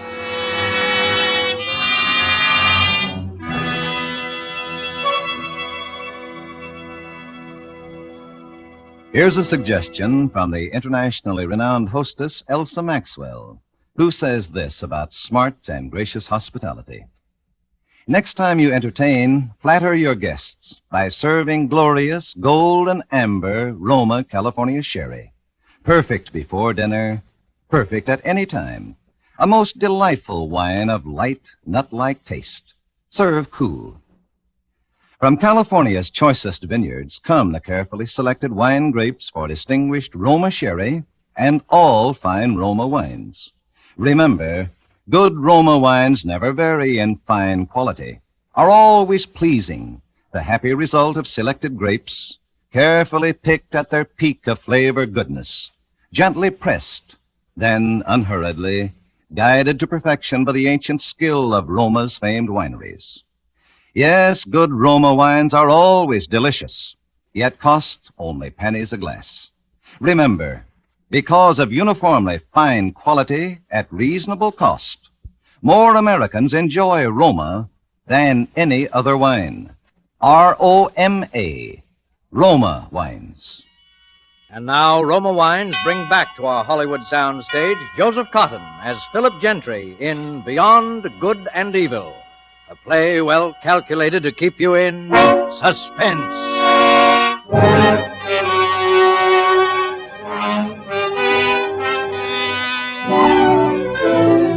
So that was it. My arrival in your dull, pleasant town of Carlton, remember? Officer Owens and your very beautiful daughter escorted me into your study. Father, Mr. Owens brought Dr. Pierce. Dr. Pierce, come in. You and Mr. Owen wait outside for a few minutes, Lucy. Yes. Okay. All right, Father. Sit over here, Dr. Pierce. I can't tell you how relieved I am to see you. I'm relieved to finally be here, Dr. McKillop. Yes, well, I really couldn't bring myself to sleep tonight without first talking to you. You see, the situation's serious. Serious? My health, I'm a sick man. I've had one stroke, as you know. Oh, yes, you wrote. Yes, well, I could have another one at any minute. The doctor says a worse one. And I feel it essential that the work of the parish is in firm hands.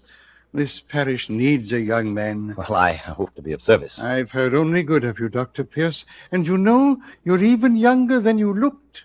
And I looked? In the picture you sent, darker, too. Your hair... I'm afraid it wasn't a good likeness. I have the picture here somewhere on my desk with your letters. What did you want to talk to me about, Dr. McKillop? Oh, the work of the parish. Oh, yes. Here's the photograph. It's Dr. Pierce. Is there something wrong, Dr. McKillop? It's not... who are you? This isn't your picture. Who are you? I don't think that would interest you, Dr. McKillop. Something's happened to Dr. Pierce. What did you do to him? What do you think I did, Dr. McKillop? Oh... Go on, guess. Don't play with me, you sanctimonious fool. Speak up. Speak! Oh, brother, don't tell me. Don't tell me you've had a stroke. You can't speak, is that it? Well, I'll find out. I'll take that picture, Dr. McKillop. Now, if you don't... Dr. Pierce, we thought we Yes, heard... Miss Lucy, something's happened to your father. We were talking, and all of a sudden... Say, he's sick. I'll call the doctor, Miss Lucy. Yes, please, Mr. Owen.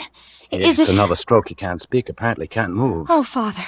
Father, what can we do? We'll have to wait for the doctor. Maybe even then. I know. The doctor said he could be paralyzed for months, years, but he mustn't die. No, I'm sure the Lord will spare him if we have faith. Yes.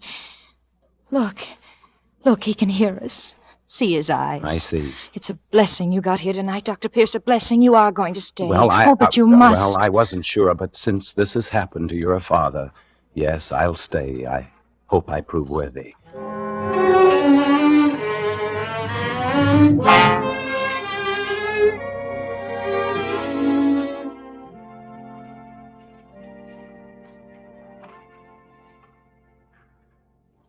Dear friends, you may wonder that I chose this subject for my first sermon to you, the agony of the thief.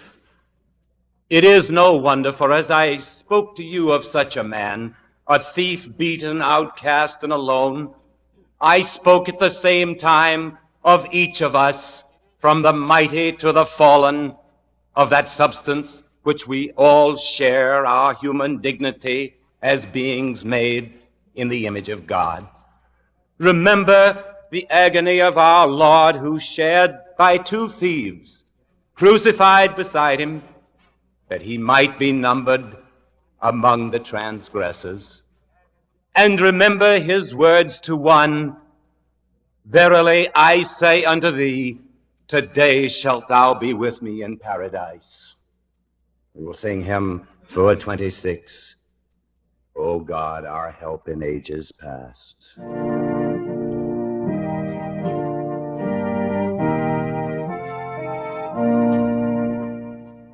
My first sermon, Dr. McKillop, and it was duck soup for me.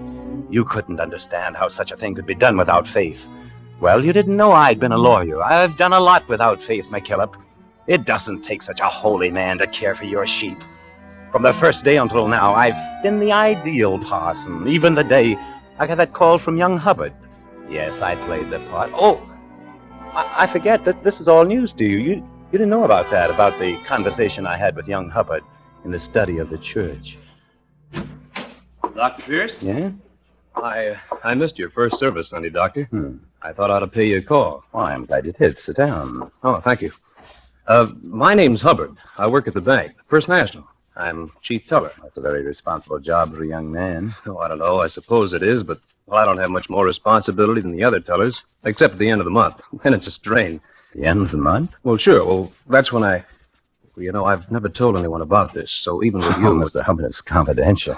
Oh, naturally, not so far as you're concerned, Dr. Pierce. You see, the 30th of the month, we move all our deposits to the Federal Reserve Bank. $50,000 or more. Well, you can see how I wouldn't want some people to know that. You mean you would take the deposits alone? Oh, no, that'd be even worse than it is. There's an armored truck comes to take the money, comes by around 9:30 at night. But I'm alone in the bank until it gets there. Well, sometimes when I'm sitting there at my desk, I think how easy it would be.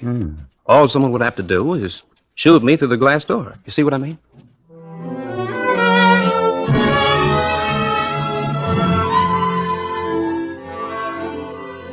Faith, McKillop. God never sendeth mouth, but he sendeth meat. Out of all this community's 35,000 souls, Hubbard chose me to share that secret. Sent a letter that night to Mac, care of Tony's in Chicago. As you can see, Mac, the setup is simple and foolproof. If you do as I say, leave Tony's now, hide out until the 28th of June, then head this way. Case the job first, because you must be at the bank not later than 9 p.m. on the 30th. Yours, Gentry.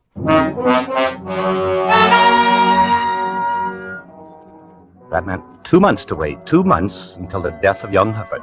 2 months until I had $50,000 and a clear getaway. 2 months until tonight. 2 pleasant months to play a saintly part, warmed by adulation, warmed by love, because even you could see what was happening to your daughter, your very beautiful daughter, Lucy. Dr. Pierce, do you ever think of anything besides your work? I don't know, Lucy. What sort of things? Well, do you ever think of yourself? Of a full life for yourself? Why, of course. That's why I work. My work gives me a full life. You don't know what I mean. Yes, I think I do. You see, I have to tell you, even if you don't want to hear. Lucy, my dear. I have to tell you that I love you, Howard. I know I can't expect that to mean much to you. It means a great deal. Not enough. Lucy, dear, you told me once that you were engaged to someone. Yes, I'm supposed to be. Tom's all right, but he's little and unimportant and afraid. He's afraid to dare anything, to do anything. He's meek. The meek shall inherit the earth. You don't believe that, Howard Pierce. Even if you are a parson, you don't believe it. What do I believe, Lucy? I don't know exactly. But when I first saw you, I knew that you were like me. You have boldness and strength. You have an inward feeling about life.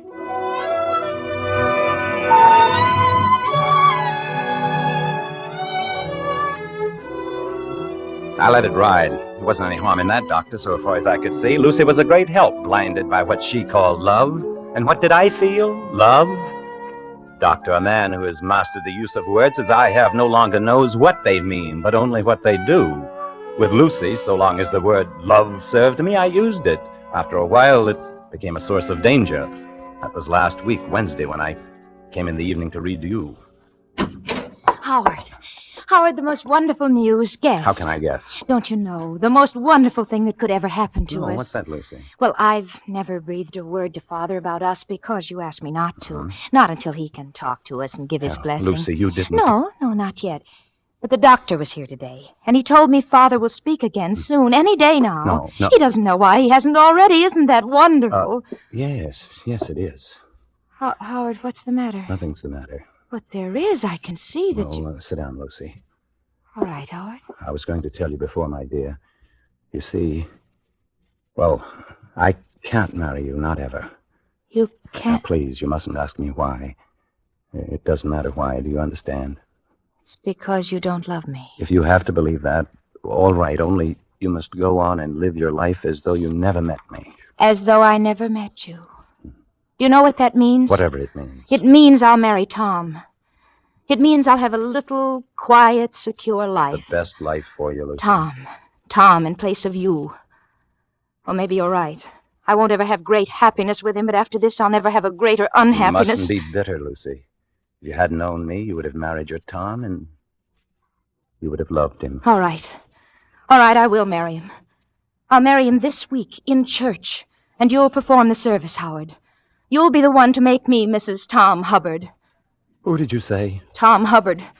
I'll be a banker's wife. I never knew his name before. Well, no matter what you think, Lucy, I'm sure you'll be happy.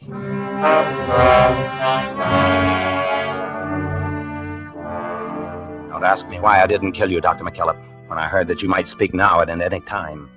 I can still smother you with a pillow and no one would know.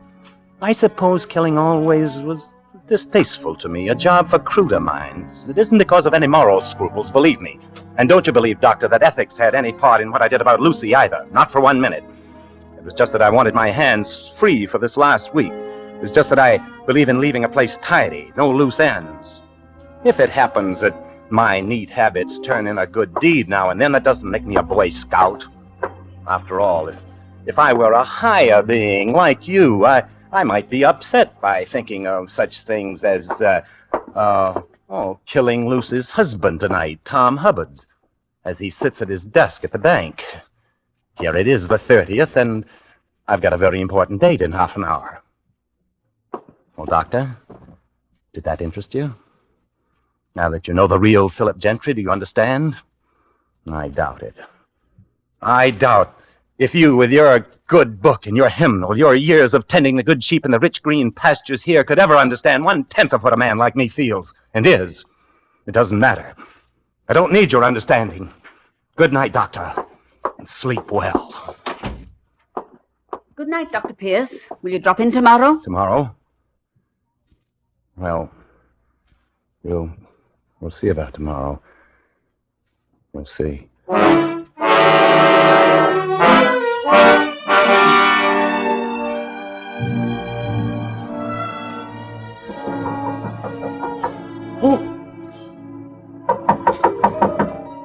Who is it? It's Dr. Pierce, Tom. Let me in. Oh, Doctor, just a minute. I wanted to make sure. You see, this is the night when the truck's supposed Yes, to come back. I remembered. That's how I knew where to find you, Tom. Did you want something? Lucy is feeling sick. I came to send you home. Lucy?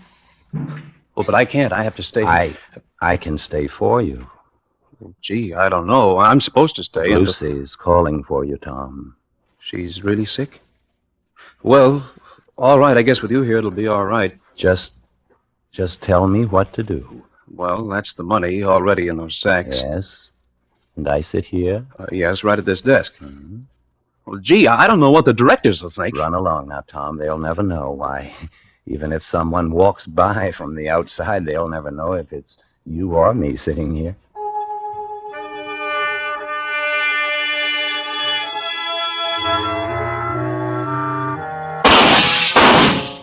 There. That got him right through the head. Now, he ought to have that money already, right near him. Mac. Huh? What? Who's there? Mac. Come here, Mac. Gentry. Yes. It's Gentry, Mac. But something screwy here. You sent me a letter. I know. I didn't have a chance to tell you. The plans were changed, Mac. Gentry. Honest, Gentry, I didn't mean to switch I know. You'd better go. I'm dying, Mac. Nah, I ain't gonna leave you here. What do you think I am? Yes, you are. They won't get me, Mac. I'm dying. You go on now. Only you won't be able to take the money. Huh? The plan is all changed. Okay, that don't matter. The dough. Remember me when thou comest into thy kingdom. What? What are you talking about? That's from the Bible, Mac. You wouldn't know it, I guess. It's from the Bible. It was said by a thief.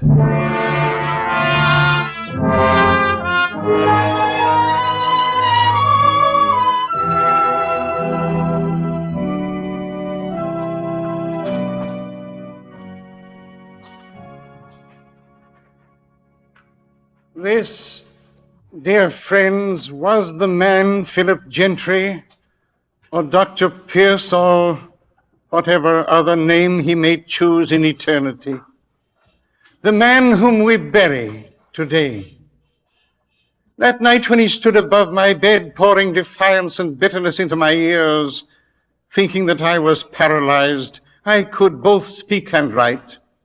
My paralysis had been gone for many days, but I did not speak, because I knew what Philip Gentry would do, what he had to do. I knew what he denied, that to accomplish work as he had in God's vineyard, a man must have faith, even though he denied that faith. That is why, in spite of all, he protected my daughter's happiness. That is why he could not kill me. For the work he did here had molded him, in spite of himself, into a man who was truly a servant of God. To such a man, our Lord would say, Verily, I say unto you, today shalt thou be with me in paradise.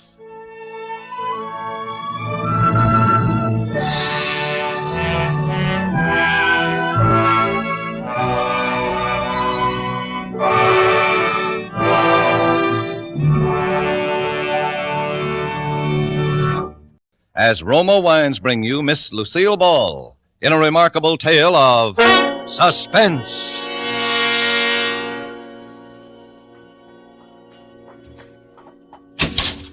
Oh, Sarah? Sarah! Come in, George.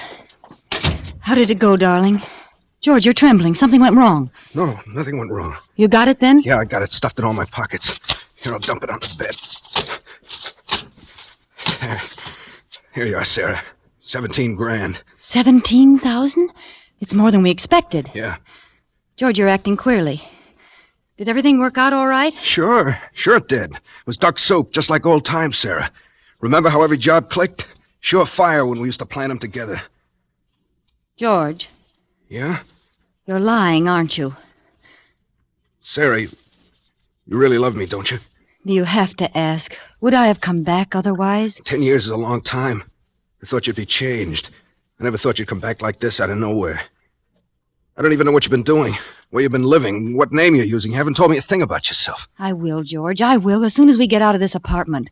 As soon as we're really together, darling. That's the way you want it, isn't it, Sarah? Of course. Why do you think I never got a divorce? I didn't, you know. I didn't even consider it. No, you didn't. And you could have. You certainly had a right with me up for 5 years on a felony. I'm glad you waited, Sarah. You won't regret it.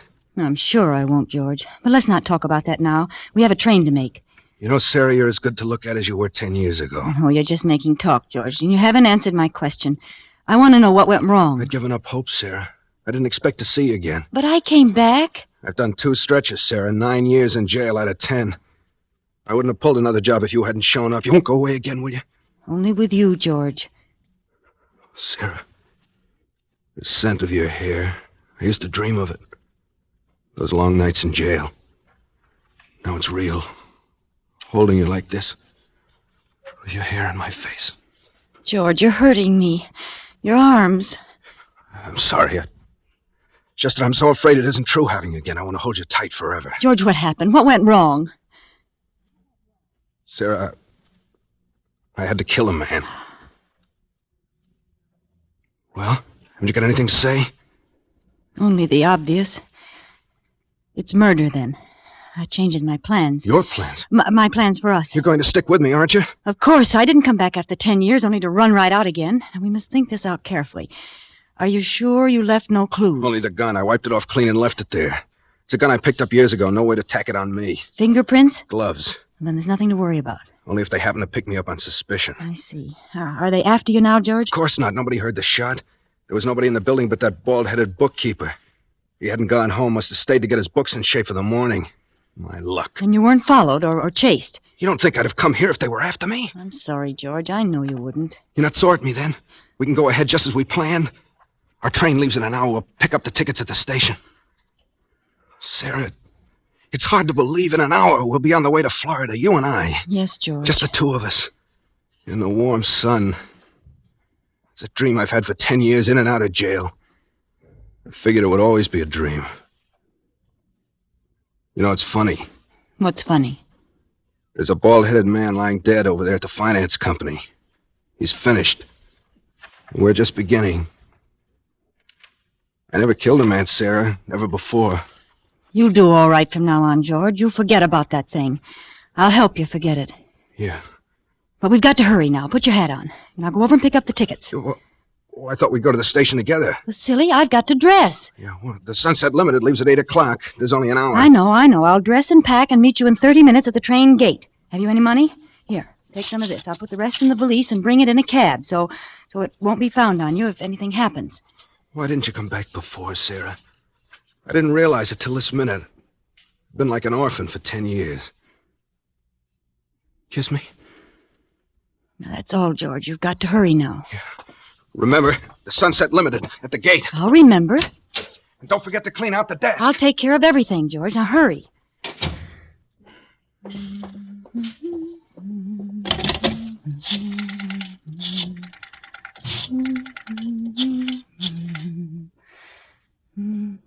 Hello? Police headquarters? A man was killed a few minutes ago at the Vanda Finance Company on Dexter Avenue. Please don't interrupt. If you go to the LaSalle station, you'll catch the murderer at the Sunset Limited train gate. His name is Monk, George Monk.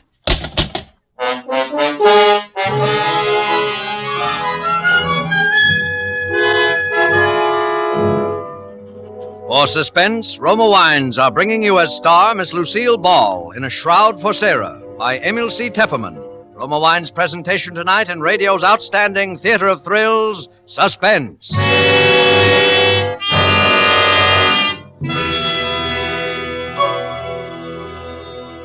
Between the acts of Suspense, this is Truman Bradley for Roma Wines. Saturday is Navy Day. On this day, all America gives honor to the returning veterans of the fleet.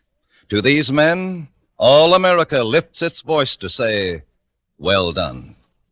This weekend, too, millions of Americans will be entertaining family and friends. To them, here's a hospitality word from famed hostess Elsa Maxwell. My guests compliment me when I make delicious Roma California sherry first call for dinner.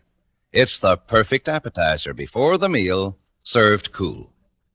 Yes, Miss Maxwell, Roma sherry is most delightful later in the evening, too, when friends drop in, especially when served with tasty snacks. For glorious gold and amber, Roma sherry is a happy, mellow wine with natural fragrance and cream-rich, nut-like taste.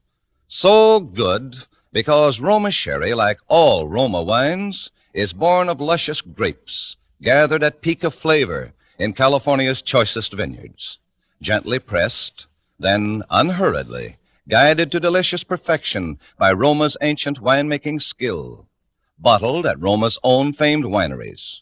That's why all Roma wines are true wines, unvaryingly good always. Remember, because of uniformly fine quality at reasonable cost, more Americans enjoy Roma than any other wine. Insist on Roma, R-O-M-A, Roma wines.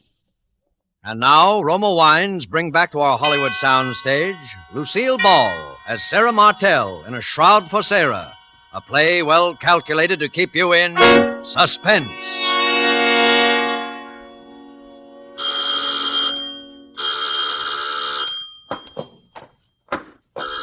Coming. I'm coming. Oh, I knew it was you, Sarah.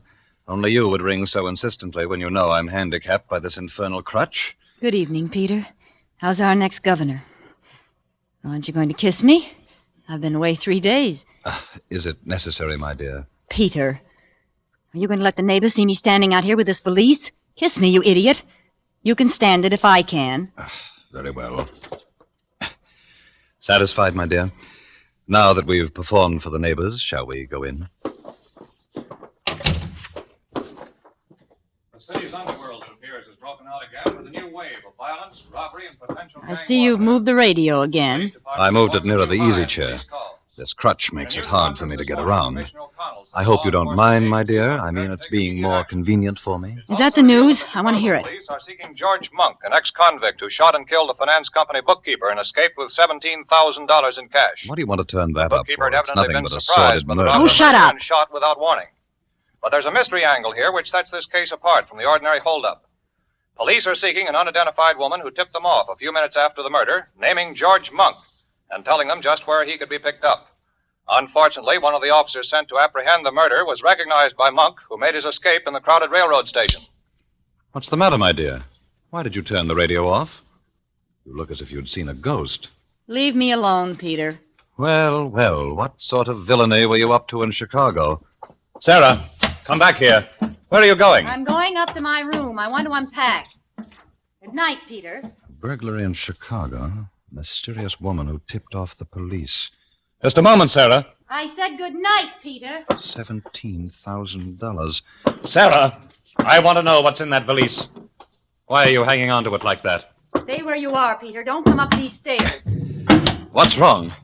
Are you afraid to let me see what's in that valise? No, I'm not afraid. Just don't come up any closer.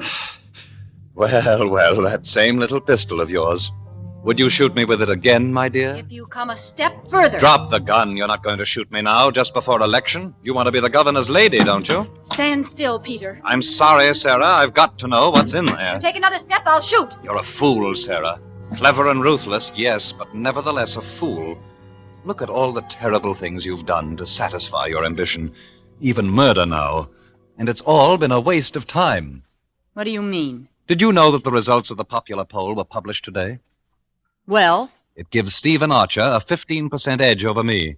And not only that, but the incumbent governor, the man we're both trying to beat, ran ahead of the two of us in the poll. You're not lying about that? Of course not, my dear.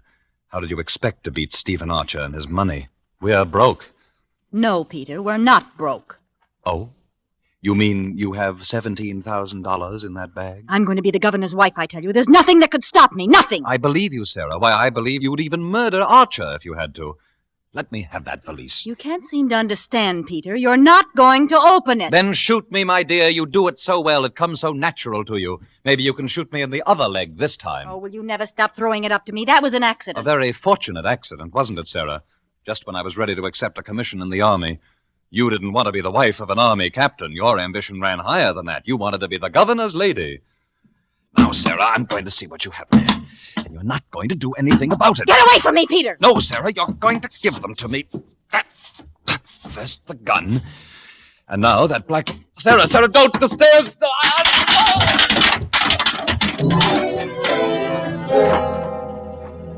Oh, Sarah. Oh, Sarah.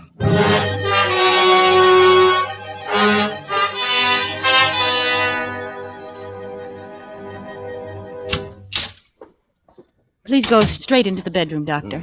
Peter fell again and hurt his leg in the same place. Now, look here, Mrs. Martell. What's the use of keeping up this deception between ourselves? You know and I know that your husband didn't fall the last time. That was a bullet wound in his leg. Dr. Varney, you promised never to mention that bullet wound. And you promised to pay me, remember? $10,000. Where's the money? Don't worry, I have it. Oh, well, that's different. Where is it? I'll take it now. Later. Please go in now and take care of Peter. Did you shoot him again? Of course not. That was an accident the last time. I was examining the pistol and it went off. Yes, of course. That's the story, Mrs. Martell. And for $10,000, I'll gladly subscribe to it. But I must have that money. I need it. I won't touch that leg till I get the money. All right. I have it here. Oh. There. That's $10,000. Now hurry in there and take care of Peter. Afterwards, I'll want to see you in here. There may be another matter that I'll want you to handle for me. Yes, it's $10,000. Another matter? You are also the physician for Stephen Archer, aren't you? Yes. You've been attending him every day during the campaign. I understand his heart needs attention. Look here, Mrs. Martell. Stephen Archer's running against your husband for governor. I wonder when you originally called me in, did you know I was Archer's physician? Could be. Well, I'm sorry I can't discuss Archer with you. Why not? Why not? Why, the ethics of my profession. The ethics of your profession. Please, Dr. Varney. If your fellow practitioners knew what I know about you, you wouldn't have any profession. I won't listen to any more from you. I'll take care of that leg of your husband's, but more than that, no. Oh, but I'm sure you'll change your mind, Doctor. Whatever your proposition is, the answer is no. Even if I were to offer $50,000? $50,000? There, now, I knew you'd be interested. Now run inside like a nice fellow and tend to Peter. I must go out for a few minutes, but please wait for me. There's an appointment I must keep. I won't be long.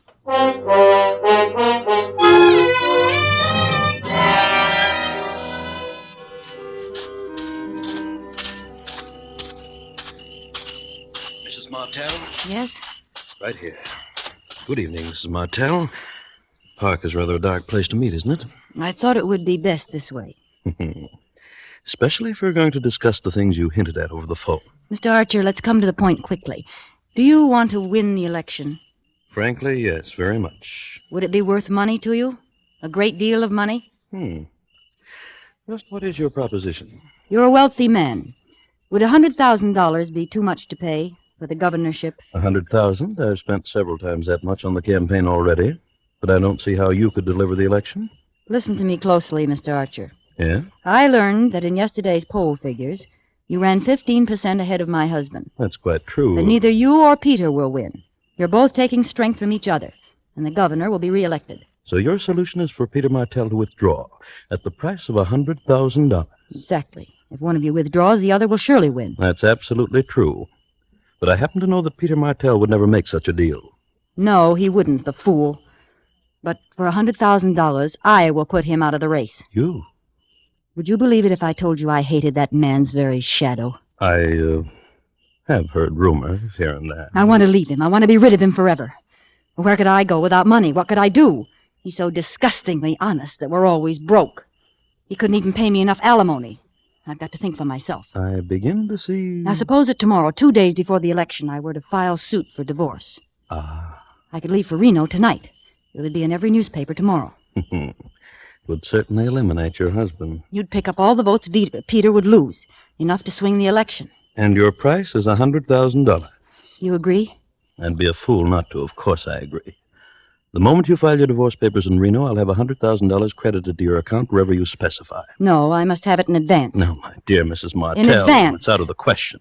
How do I know you'll go through with it after I pay you? And how do I know you'll pay me after I go through with it? Don't you trust me? Do I have to answer that?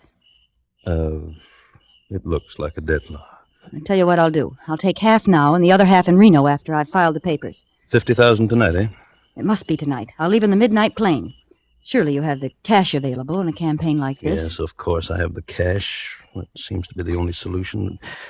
It's a deal, Mrs. Martell. You'll get the money now? At once. Wait here. My home is just across the park. I'll be back in 5 minutes. But just as a precaution, I'm going to note down the serial numbers of the bills I give you. If you aren't in Reno tomorrow morning, I shall report the money stolen. Don't worry, Mr. Archer. I promise you. After tonight, there won't be anything to worry about.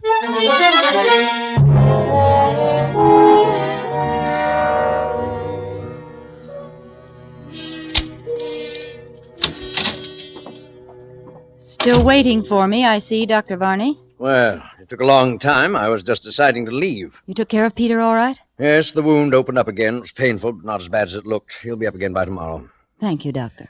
Oh, you said you wanted to talk to me. Yes, I have a little proposition for you. You mentioned $50,000. Yes. Yes, I have the money in my handbag. Here. One. Take it. Now count it. Yes. What do you want me to do? Doctor, have you ever murdered anyone? What? I said, have you ever murdered anyone? Oh, you're joking. You'd hardly call murder a joke. What are you suggesting? You are Stephen Archer's physician. You stop at his home every night and check his heart. And you give him a sedative. No. I'm going out of this house, Mrs. Martell, and I'm never coming back. Before you go, Doctor, I'll take that money back. $50,000, Doctor. It's a lot of money. Yes, I know just how deep you are in the red. $50,000 will put you on your feet again. Well, it's... And you'll have the friendship of the wife of the next governor. You want me to give Archer an overdose of sedative, huh? I knew you'd be reasonable, Barney.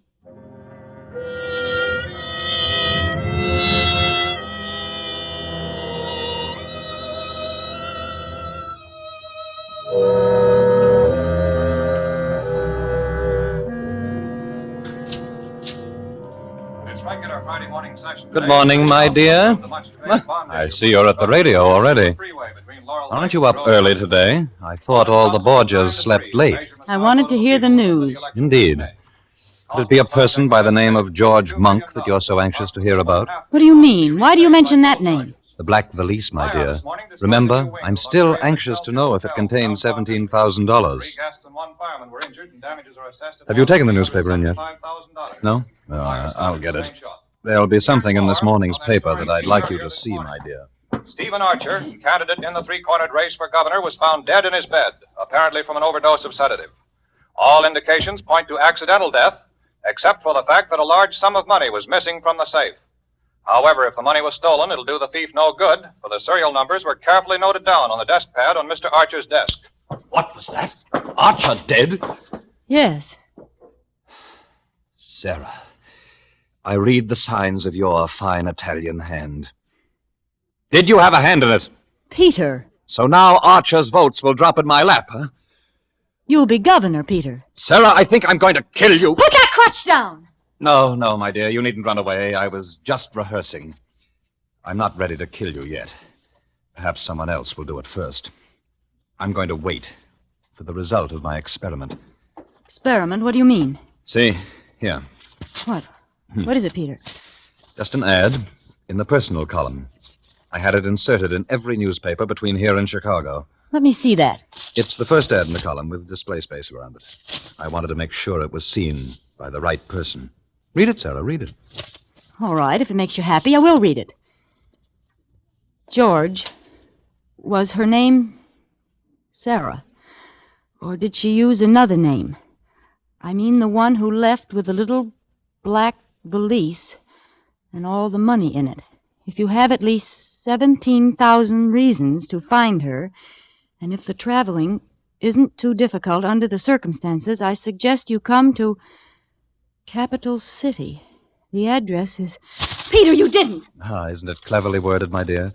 I had to phrase it so that only George Monk and no one else would catch its meaning. You put this ad in all the papers? Exactly.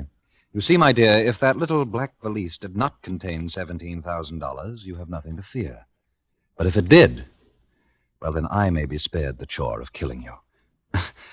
I'll let George do it.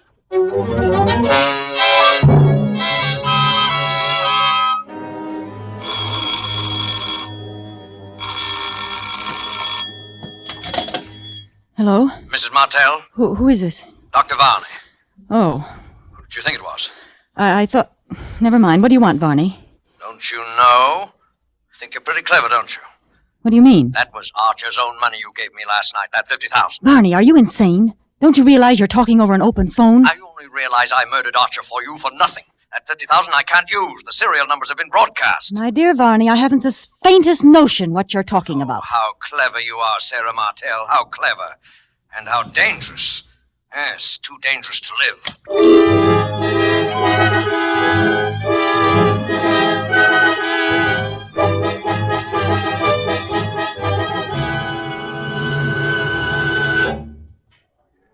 The medical examiner's all through with the body, Inspector. All right, O'Connor, all right. Then I guess we're finished, too. Tell Mike to be careful with the body. And put down in your report, dead on arrival, murdered by person or persons unknown. I'll sign it when I get downtown. She was a beautiful woman, O'Connor.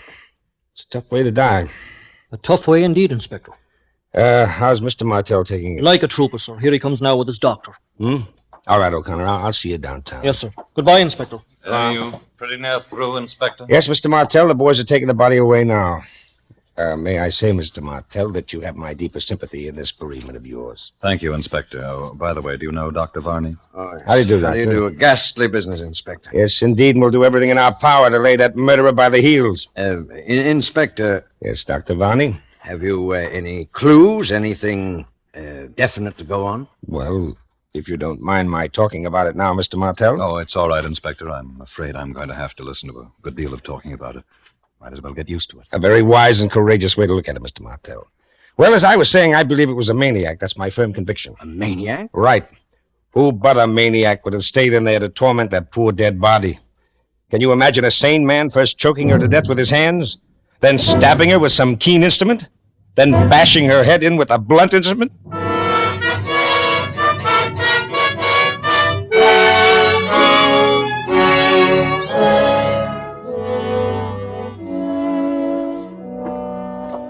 Well, Varney, that was quite an ordeal. It was terrible. Varney. Yes? You hated her very much, didn't you? No more than you did, Mr. Martell. I won't deny it. It's true. You haven't been using your crutch this morning. Huh? What made you think of the crutch? Oh, nothing. A blunt instrument, huh? That's all right, Varney. I don't mind your asking. I was thinking along the same lines myself, only it was the keen instrument I had in mind, say a scalpel. Now look here. Skip it, Varney. I was just making conversation. Oh. You know, there's something I don't understand. Yes, Varney? Yes? Nothing at all. Nothing. I know what you want to ask. You want to know who was the third man. Well, I'll show you, Varney. Where are my keys? Here. What have you got in that closet? A guest, Varney. Shall I say, an invited guest? You can come out now, George. The coast is clear. Thought you meant to bury me alive in there. Tell, who's this man? Dr. Varney, George Monk. Shake hands, gentlemen. No? Very well. I thought it would be right for all three of us to be together for a moment. What are you talking about, Martel? Listen carefully, Varney, and you, George. Each one of us was in her room last night. The cumulative effect of our individual deeds has convinced the inspector that a maniac murdered my wife. But we three know better. However, there is one of us who knows more than the other two. One of us killed her first. I say first because the other two were not one whit less murderers for the fact that she was already dead. The three of us. We all did it. Yes, George. And I suppose that by checking each other and comparing notes, we could determine, to the satisfaction of all of us, just who took precedence. For instance, when I heard you move about in the closet this morning and turn the key on you, I had no way of telling how long you'd been in the house. And I don't want to know. Then two of us will always be in doubt. Exactly, Varney. Do you agree to it? Yes. And you, George? Yes. Then, goodbye, gentlemen.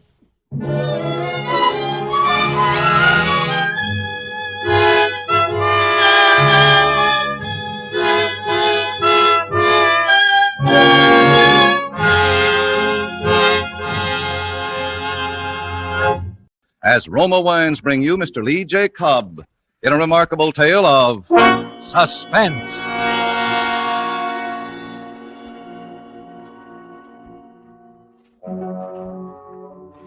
Haunted? Yes, I'm haunted. It's a year now, and I can't erase the memory of that precipice I very nearly stepped from. That darkness into which I almost plunged. Or maybe I took the plunge and I'm in it now, in the dark. It doesn't usually happen in my business. But what's the use of talking about it? You'd only say I'm too susceptible. And I'd say you're right, I am susceptible. To faces and places. To women's faces. One woman's face. And to lost, dark places on what I call the rim of the world. Places like Sierra Leone, Saigon, Balsall. Places like Trinidad.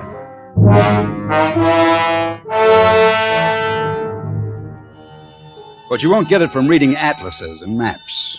If you read, for instance, that the seasons of Trinidad are regular, wet from May to January, dry from the end of January to May, the average annual rainfall 63 inches, you won't understand how I saw it when I landed at Port of Spain in April, the dry season. I remember it was a day so clear and bright that it was a world under glass. And I liked it. I liked the harbor, cathedrals, the old streets, the dry, spiced air, and that little shop I wandered into to get away from the blaze of the sun. I'd heard she went there. Siam Brahmahari shop of Hindu antiquities. Hello? Anybody here? Certainly. Good afternoon. I am Siam Brahmahari. Oh, it's dark. I didn't see. Yes, I live here like a mole, and when the clock rings, it brings me customers every time. What can I show you? Well, I thought I'd look around. It's a pleasure. Look as you wish. You're a stranger in Port of Spain? I landed today. And you're an artist? Well, how did you... That's a sketch pad you carry. Oh, yes, I You'll paint. find Trinidad charming to paint until the rains come, Mr. Scott Turner. Mr. Scott Turner, yes.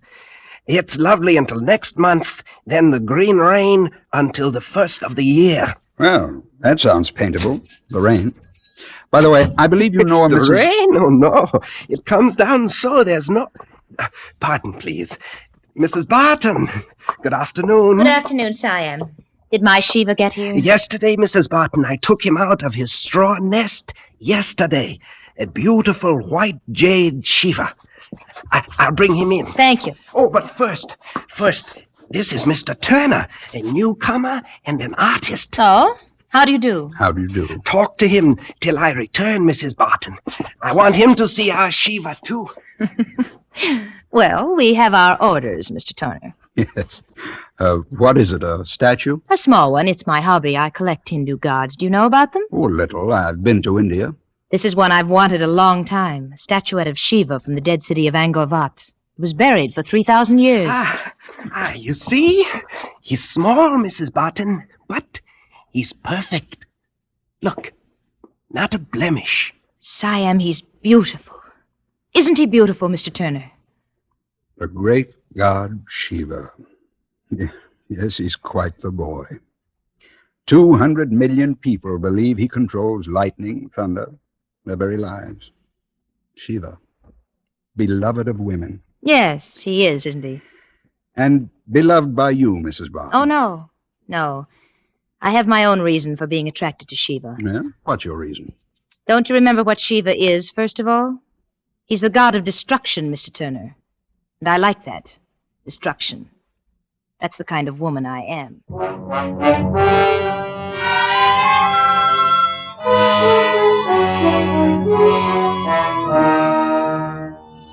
She liked destruction. Of course, I knew that already about Ada Barton. She must have loved Trinidad, a place where a casual conversation turns suddenly intense, suddenly dangerous, where you never know the whirlpool under your feet until you're in it. I was in that whirlpool in a second, and I'm still there. But I'm getting ahead of myself. I had no difficulty meeting Ada Barton again. You know how colonial cities are. The teeming population that belongs, and the handful of English, Americans, French, administrators, speculators, painters, planters, who huddle together socially because, well, they're afraid. And even so ungregarious a man as Paul Barton wasn't above inviting a visiting American to his home. But no matter how we'd met, he and I were bound to disagree. So you're an artist, Mr. Turner. Well, I envy you. It must be pleasant not to have to work for your living. Well, naturally, I don't look at it that way. Paul, for heaven's sake. Oh, but Ada, my dear, surely neither you nor Mr. Turner contend painting is labor, not productive labor. But that's not the point. Well, I think it's a point. And I think painting is productive. Although I must confess that painting seldom produces for the painter comfort such as you have here. I wish it did. More coffee, Scott. Please, Miss Barton. Well, naturally, millions buy my sugar because it's a necessity. A picture on the wall isn't. It is for me, Paul. It is for the millions who buy your sugar, Mr. Barton. At least it's necessary for me to believe it's a necessity to them. A necessity for which they're starved. But I think your difference with me is more personal, Mr. Barton. Oh, no, wait a minute. You see, I think you envy me. I envy you? Because you're a romantic who never found whatever you came here for. This is a beautiful island, Mr. Barton. In the dry season, yes. You've built a beautiful house, and you're married to an extraordinarily beautiful woman. Thank you, Mr. Turner. But because you've pegged your dream to what the morning stock market has to say on the price of sugar, it's all ashes to you. So you resent me, the itinerant artist, symbol of the freedom you lost. Ashes? I love it. I'm a man who likes organization, utility, and there's plenty of romance in sugar. As much as there is in a Portuguese sloop, Java-bound, or in the ruined streets of Palmyra, gulls flashing in the sun over Sicily, or in the port of Spain tonight, with its smell of fast-growing things, to a man like me who can claim the whole world because no part of it claims him. You are very persuasive, Mr. Turner. You know what I think? I think you're irresponsible, Mr. Turner, because you haven't the necessary courage to take responsibility. Paul, you're insulting. Maybe, but I put years of hard work into developing this business. And you don't think I've worked? No, I don't think you have, and I don't think you can. Why, I'd bet $50,000 that you couldn't stick to a useful routine job for 2 years. What you call a useful routine job? Yes. I'll put up $50,000 that you couldn't stick it out, say here, where you think it's so beautiful, working for me. Paul, don't be ridiculous. You can't buy everything with your money. I have an idea that Mr. Turner is the sort of man... Maybe he can. What kind of work, Mr. Barton? You can't be serious, Scott. Oh, it would be work that you can do, say, in my laboratory. I've got some things going on tropical diseases in addition to the necessary laboratory work for the sugar, soil tests, things like that. Well, I'm not a technician. Oh, I'd make it easy for you. I'm the technician. All you'd have to do is keep routine records for 2 years. For $50,000? That's right, $50,000. Or if you quit, nothing. It's a bet, Mr. Barton. It's a bet. What's that? What? That. Rain, Mr. Turner. Rain for 9 months. Endless, remorseless oceans of romantic rain. It'll make it easier for you to stay indoors.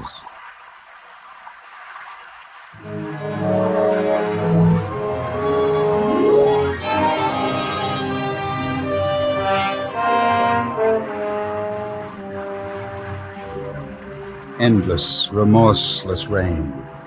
I liked it at first because it blurred the passage of time. And somehow my job wasn't easy. In the fields around the laboratory, the cane grew up, was cut, grew and was cut. But inside the laboratory where I lived day and night, all sound and life came wrapped in the silken, deadly, hypnotic drumming and hissing of rain. The first 2 months, only one thing bothered me. The petty needling of Paul Barton. We spent our mornings together, he making his tests while I wrote them up for the files. Scarcely a day went by when he didn't say something sharp or bitter. Well, how's the romantic Mr. Turner today? Can you read any poetry into the smell of aniline dyes? 2 years, Scott, 2 years. You see what you're heading for? A laboratory stoop. And this rain will grow mole in your curly artist locks. I guarantee it. Yes, my wife Ada fancies art too, Scott. She buys little things, paintings, statues. But she buys them with money from sugarcane, Scott. Or had you forgotten that?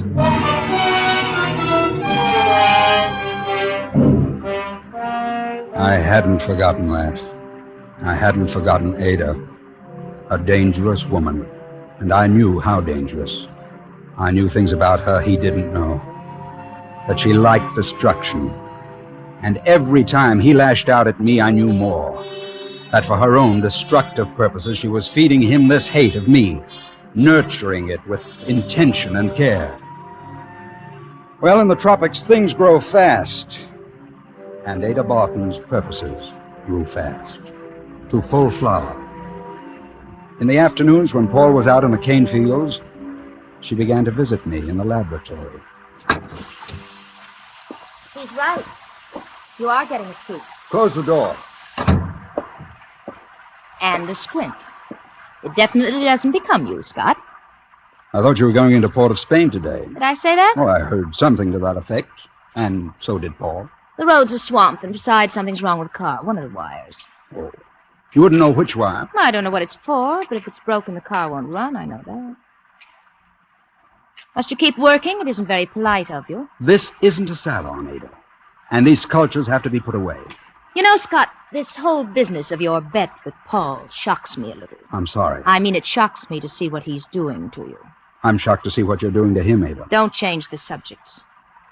Why do you put up with it? Why do you stay here? Isn't $50,000 an understandable motive? To you? Not for a man like you. You must have another motive. Believe me, I haven't. I'm just that crass. Not even me, Scott. You might have been a motive. At first. Now I don't compete with Java, the gulls of Sicily. Look, Ada, why don't you give him a break? You don't mind taking his money. Why don't you take his terms, too? He doesn't ask much. Why don't you kiss me, Scott?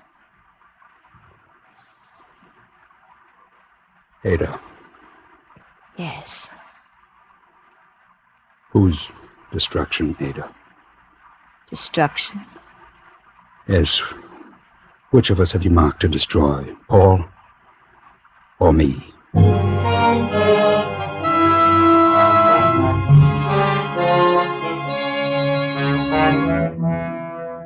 For Suspense, Roma Wines are bringing you as star Mr. Lee J. Cobb in The Bet by Donald S. Ryerson.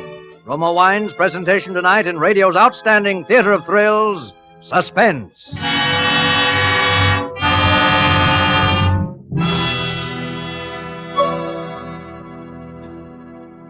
Between the acts of Suspense, this is Truman Bradley for Roma Wines. Have you invited friends or family to dinner tomorrow night? Then here's a timely suggestion from famed hostess Elsa Maxwell. Welcoming guests with Roma California sherry is becoming an American custom. My guests compliment me when I serve Roma sherry with simple hors d'oeuvres or cheese. Roma sherry served cool is a delicious appetizer before the meal, the perfect first call for dinner. Yes, and Roma sherry is delightful later in the evening, too. Glorious golden amber Roma sherry is a happy, mellow wine with natural fragrance, cream rich with natural grape sugar sweetness and nut-like taste. If you prefer a dry sherry, get Roma California Pale Dry Sherry, famous for its light, nut-like taste. It's a good idea to keep both Roma sherry types in the house and give your guests their choice. Remember, because of uniformly fine quality at low cost, more Americans enjoy Roma than any other wine. Always insist on Roma, R-O-M-A, Roma wines. And now Roma Wines bring back to our Hollywood soundstage Lee J. Cobb as Scott Turner in The Bet, a play well calculated to keep you in suspense.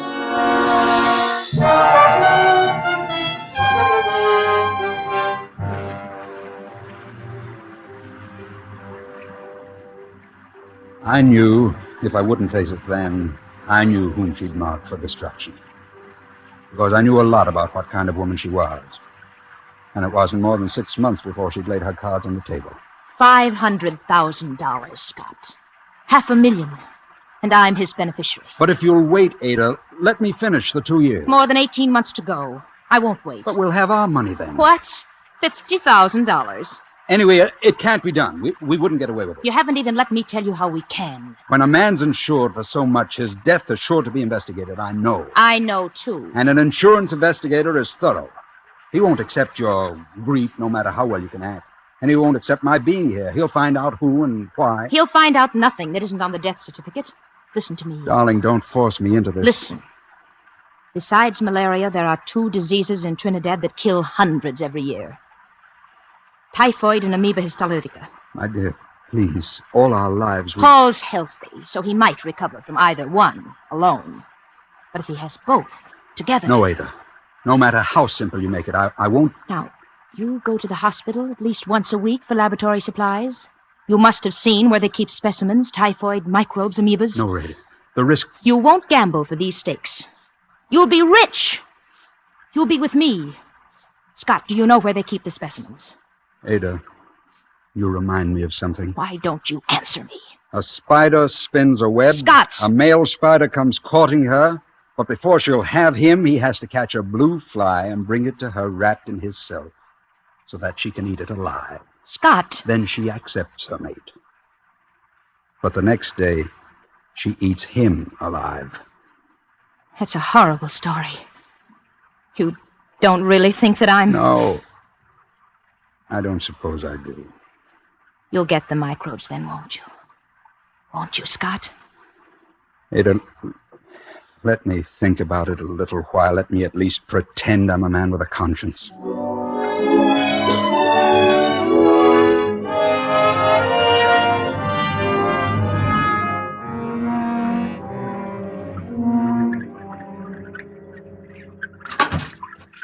Scott? Oh, Paul, I wasn't expecting you this afternoon. Yes, I know. You were expecting Ada. Well, she's here, too. Hello, Scott. Hello.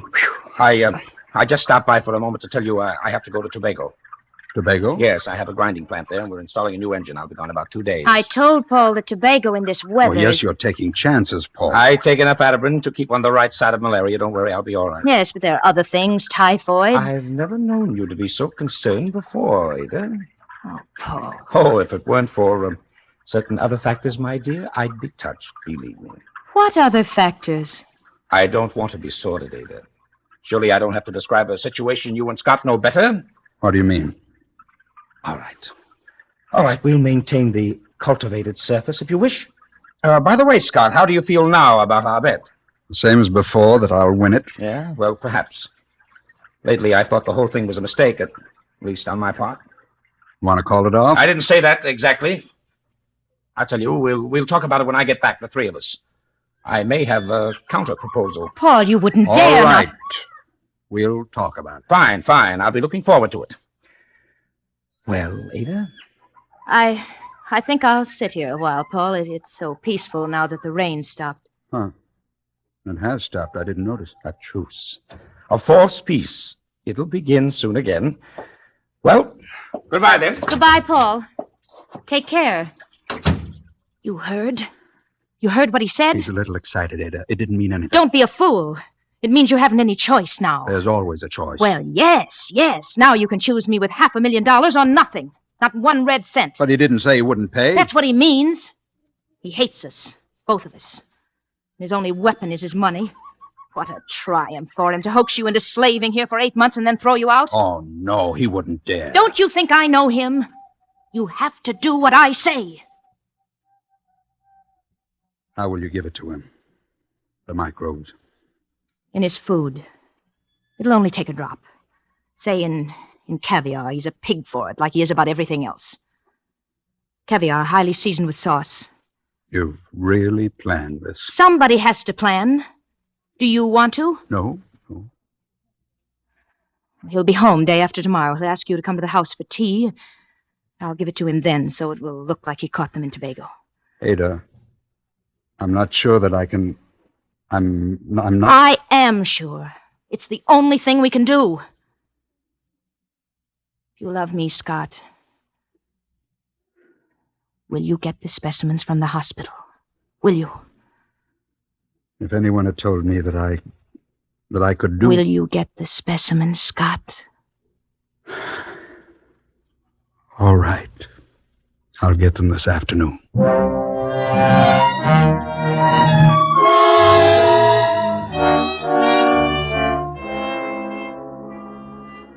That afternoon, the rains had stopped. It was no false peace. The season was over, 2 weeks early. I drove into Port of Spain through a crawling, chalk white mist, through the strong, heady smell of decaying jungle. And the cessation of sound was enormous in my ears. It was as though the rain had stopped on a shout. I got the specimens, 2 tiny tubes of dynamically living death. When I stored them away in the laboratory refrigerator, I riveted my mind on Ada's face and her incomparable voice. We can do so much together, Scott. You're a savage like me. Remember how you looked at Shiva that first day? I could tell we're alike. No little stifling moralities. We're beyond such things, you and me, beyond pity or shame. Yes, quite beyond shame. Or pity. Be very careful, my darling. Eat only the caviar without the sauce. We'll leave all the rest for him.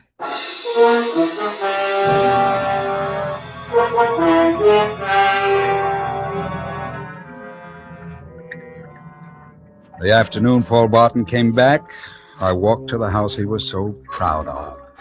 There was a mist, still on the ground, but thinning fast. The dry season had begun. The only sound beside my footsteps was the last rainfall dripping from the giant trees and the hushed, mysterious voice of the jungle itself. Ada met me at the door. You can't possibly understand about her face.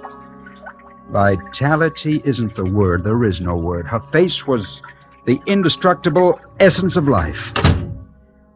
When I saw her, there were no more doubts. She took me into the room where she kept the Hindu gods, where Paul was already sitting over his tea. Oh, hello, Scott. Come in. Well, you did invite me. Of course, but you surprised me again. You're punctual as well as tenacious. Help yourself to tea, Scott. I'll get the caviar. Thanks, Ada. I'm sorry I disappoint you so often, Paul. Disappoint me? By not conforming to your preconceived portrait of an artist. Oh, that's not where I misjudged.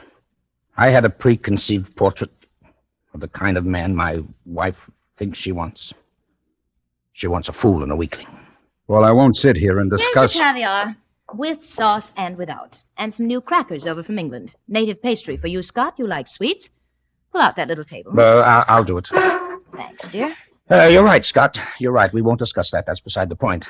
We were going to discuss my counter-proposal. Oh, Paul, let's not have unpleasantness right away. You assume it's unpleasant, not for me.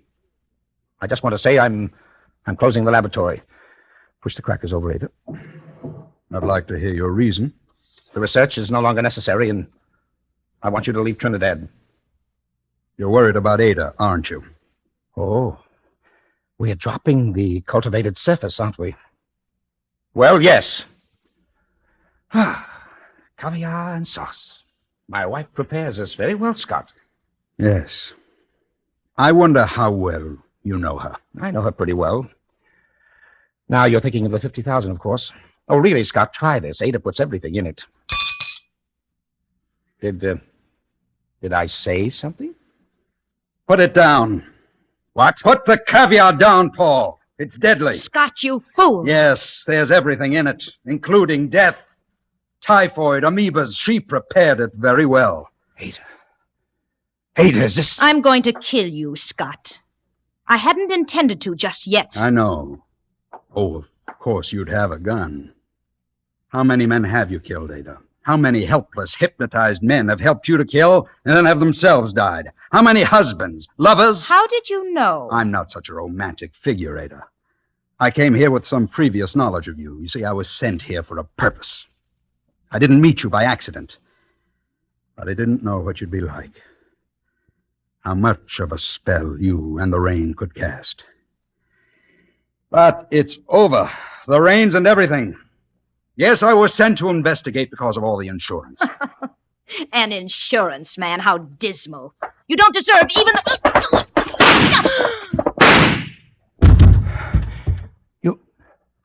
You killed her. You killed her. Yes. I killed her.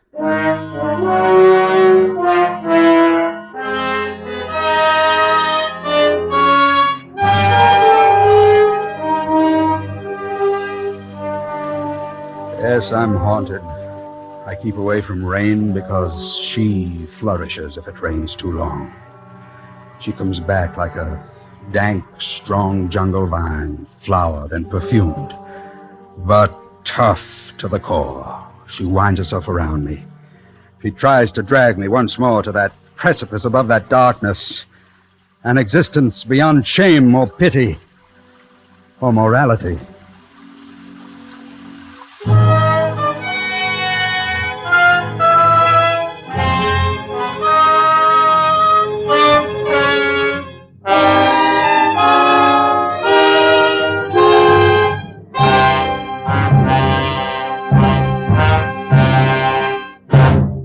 As Roma Wines bring you Mr. Zachary Scott in a remarkable tale of suspense.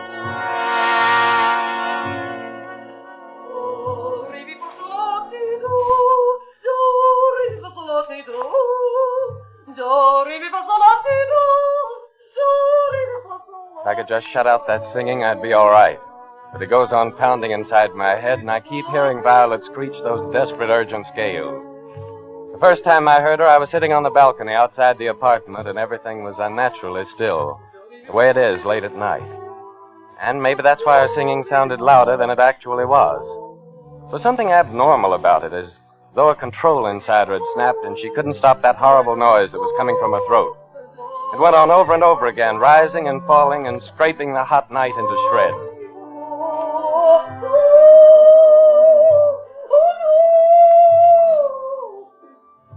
She's pretty terrible, isn't she? What?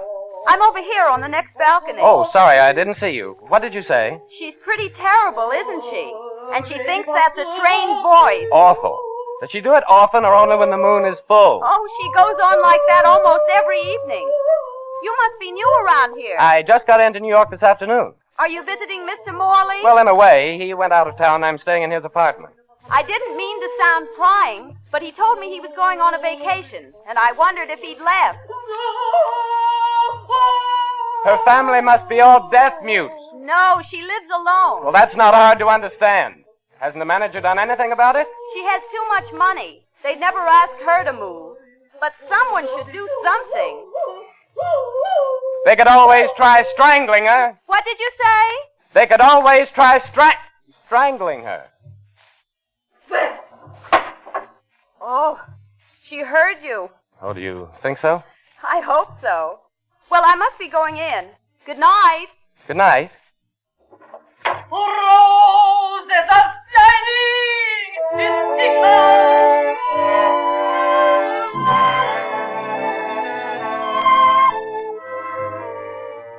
It was in the lobby the next afternoon that I met her.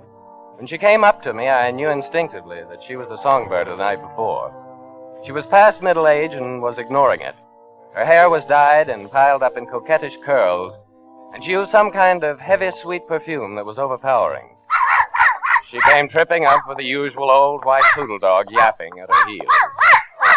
Pardon me. Would you hold this package for a moment? I have so many things I'll never find my key. Well, I was just... Thank you so much. Oh, now, Petty. Is that nice, making such a fuss at this charming gentleman? Oh, no, what will he think? Oh, I don't know what I'm going to do if this weather keeps up. Yes, it's... I've always been on the delicate side, and I've never been able to stand the heat. When my husband was alive, he's dead now, he always whisked me away to the ocean the first warm day. Even when I was in the theater. Oh, my manager would be furious. Well, I can understand. I can't imagine where my key is.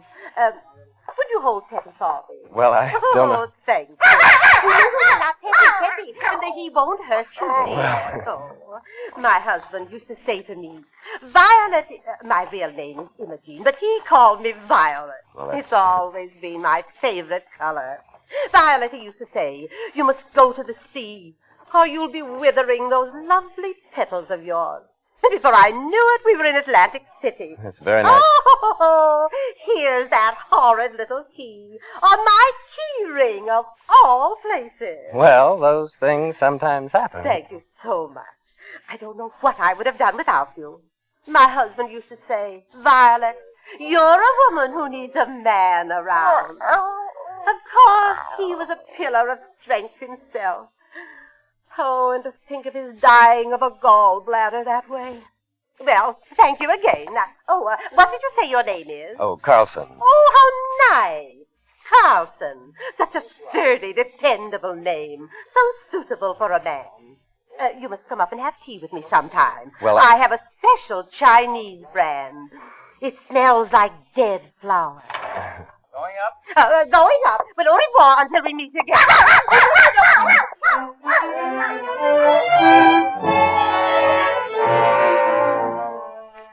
That next meeting would be never, as far as I was concerned at that point, but it actually happened that night.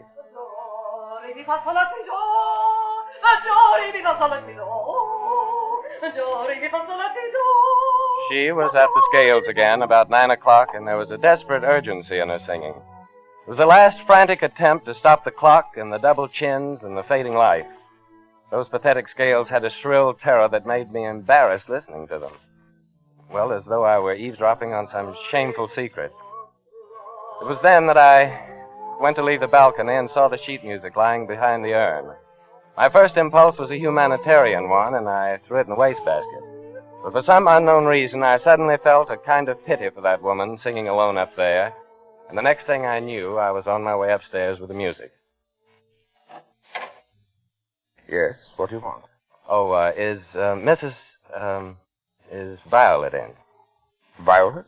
I'm sorry, old boy. She must have given you the wrong number. Oh, I thought it was on this floor. Oh, hold on. If you mean Mrs. Pondecker, it's the next apartment. Oh, sorry to have bothered you. Going in for tea? Or do you have your own bank account? Thank you very much. Oh, not at all, not at all. I'm always glad to help a music lover.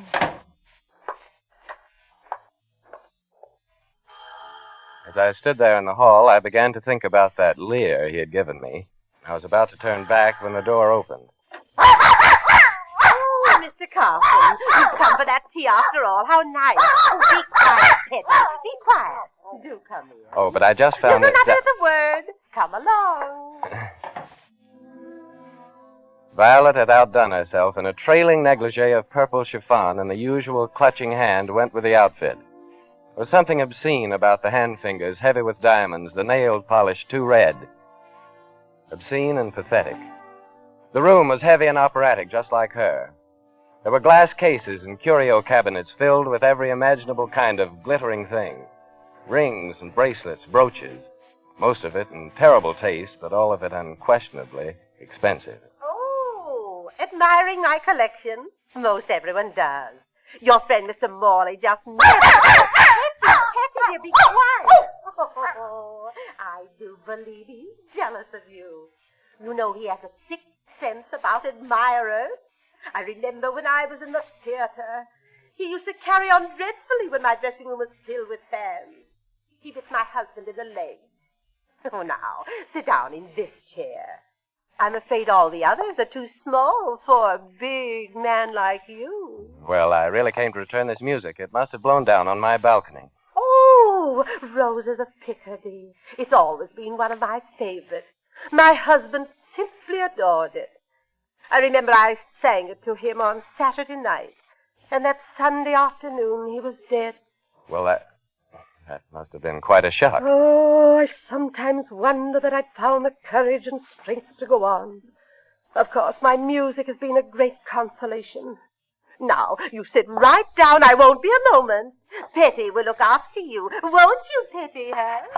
Roses are shining. You get here and answer that. It's probably the elevator boy. I've come to take the... Oh, a new one. Yes, what is it?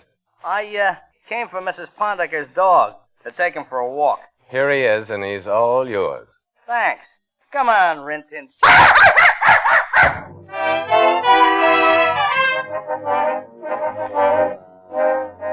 I didn't care for the way the elevator boy smirked.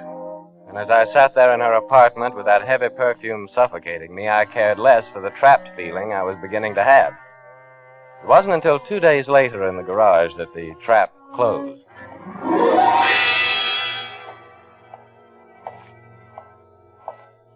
Good morning, Mr. Carlson. Can I do something for you? Oh, no, thanks, Joe. Just want to get my sunglasses out of the compartment. Well, your car's right over here. I cleaned her up for you. Gee, it was a mess, let me tell you. You must have run into something. What? The whole front was stuck with brown stuff and white fur, like you hit a dog or a cat, maybe. Funny, I don't remember hitting anything. Well, don't worry, I cleaned it off. Hey, Joe. Yeah? Wait a minute. What, something wrong? Tell that help of yours my car's in an ash can. They dumped all these old newspapers in the back. Oh, gee, I'm sorry, Mr. Carlson. Well, just give them to me. I'll throw them out. Boy, they sure are a mess. Looks like something out of the butcher shop, don't it? Well, it won't happen again, sir. You bet your bottom dollar on that.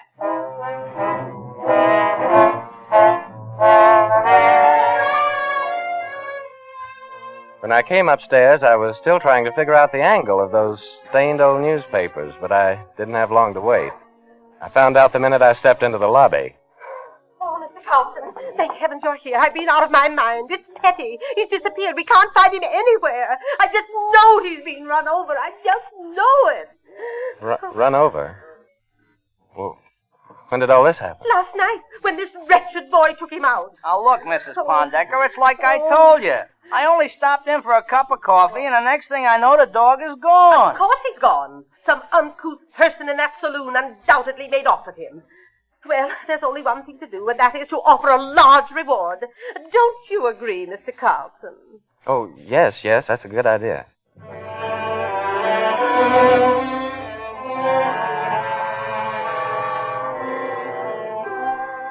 But I knew then, as sure as I was standing there, that nothing would bring Petty back. Just as I knew that he had been in my car sometime last night, lying on some old newspapers.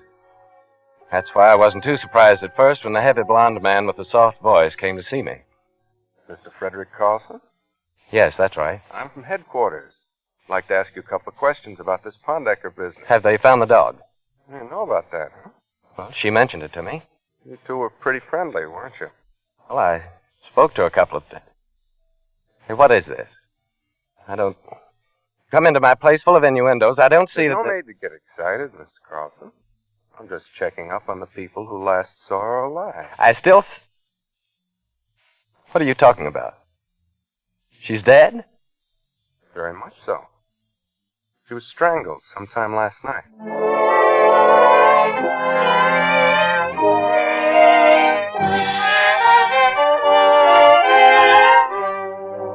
For Suspense, Roma Wines are bringing you as star Mr. Zachary Scott in Murder Off Key by Gene Russ Kern.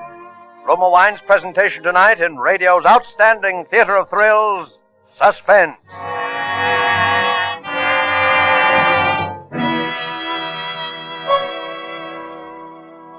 Between the acts of Suspense, this is Truman Bradley for Roma Wines.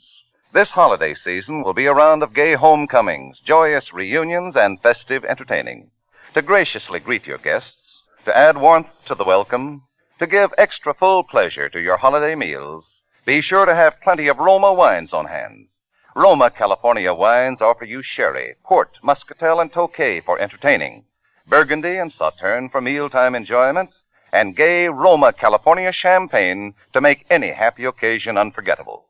Each of these fine Roma wines brings you the goodness of luscious grapes, gathered at peak of flavor, gently pressed, then unhurriedly brought to delicious perfection under the patient guidance of Roma's ancient winemaking skill, bottled at Roma's own famed wineries in California's choicest vineyard districts.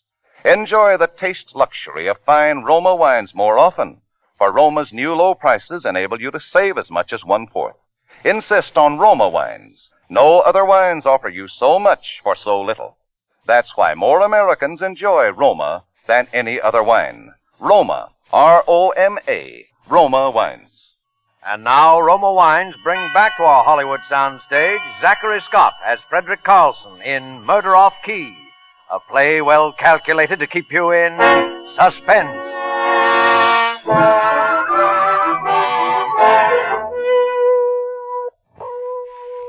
The heavy blonde man with the soft voice asked a few more questions after that, and then he left. The motive was robbery. Very valuable jewelry and a great deal of money. Everything gone. It seemed Violet was in the habit of drawing out large sums and keeping them around in old beaded purses and tarnished gilt boxes. It all fitted in with Violet, who was so helpless without her pillar of strength, and who sang those desperate jangling scales. Obviously, she had no idea of financial matters. But somebody else had plenty of other ideas, and I was one of them.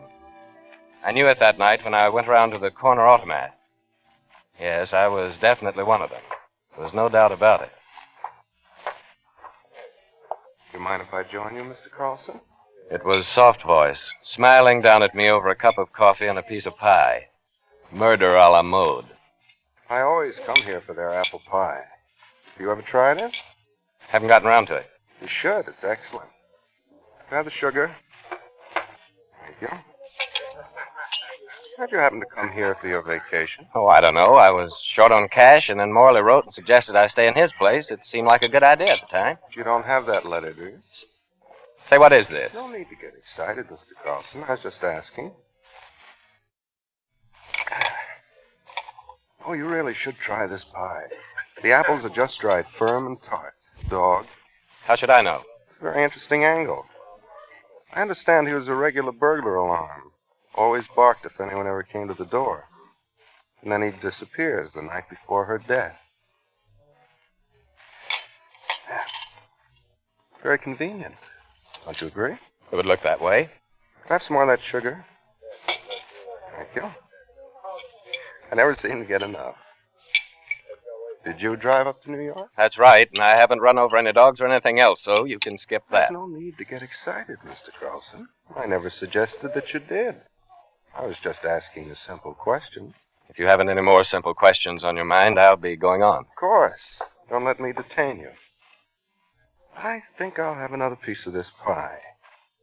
You really should try it sometime, Mr. Carlson.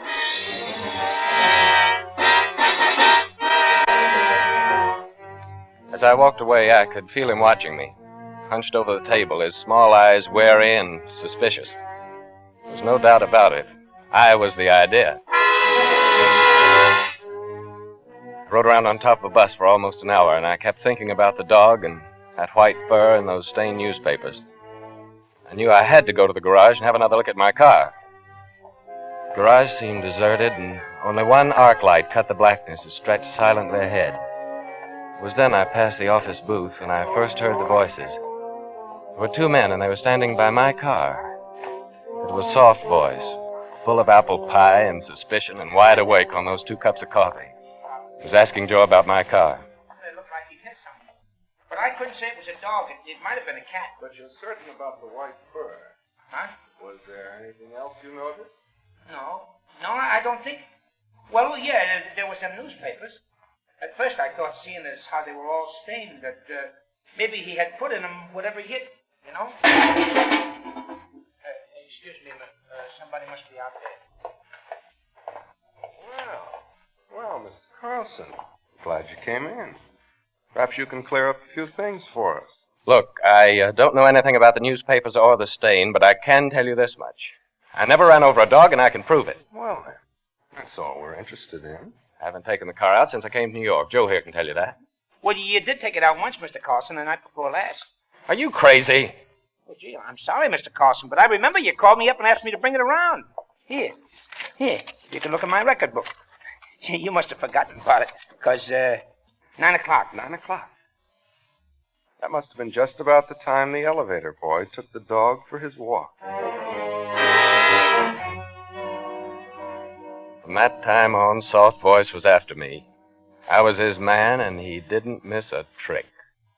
Now, you say you talked to Carlson last Saturday? Yes, I was sitting out on the balcony. Did he mention Mrs. Pondecker in the conversation? He heard her singing. She had an awful voice. And he asked about her, whether she had a family or lived alone. I don't remember anything else.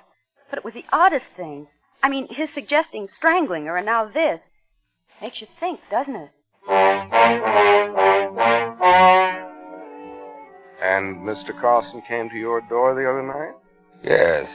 Yes, he was asking for some woman by the name of Violet.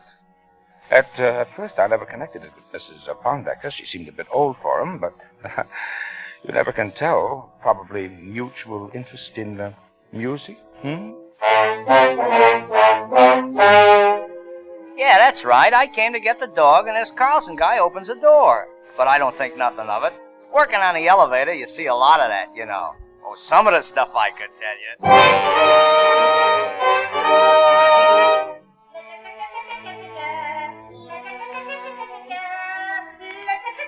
It was about this time that I began hearing those scales again. They were so shrill and desperate, I thought everyone else must hear them, too. I even heard her on the elevator. What are you staring at? Nothing, Mr. Carlson. This is your floor. Hey, do you think the police will catch a guy who done it? I don't know. I figure it must have been somebody who knew her and been in her place. Those old dames always go for the young guys. I say, find her boyfriend and you got to kill her. Am I right? Why ask me? How should I know?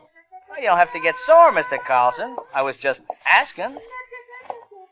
Well, what are you waiting for? Me? Nothing. Well, shut up. Stop it, do you hear me? The concert's over. Good evening, Mr. Carlson. I hope I didn't startle you. The elevator boy let me in.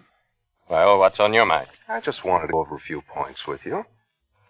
Do you know anything about a resort called Orchard Beach? It's not far from here. Yes, I stayed there for a couple of weeks last summer. Why? Strange you never ran into Mrs. Pondecker. She played in the summer theater there. I told you I never saw her before I came here. If you're trying to pin this on me, you're wasting your time. Look, how could I have planned this thing? I never even knew I was coming here until Morley wrote me and asked me. He'll tell you that. Unfortunately, we can't seem to contact Mr. Morley. You don't have his present address, do you? All he said was something about a camping trip, but he's bound to turn up in a couple of days, and he'll set you straight on all this. That is, if he turns up alive. What do you mean by that? I was just considering a possibility. After all, if anything happened to Mr. Morley, he couldn't back up your story, and he couldn't deny it either, could he? Well, I'll be getting along. Good night, Mr. Carlson.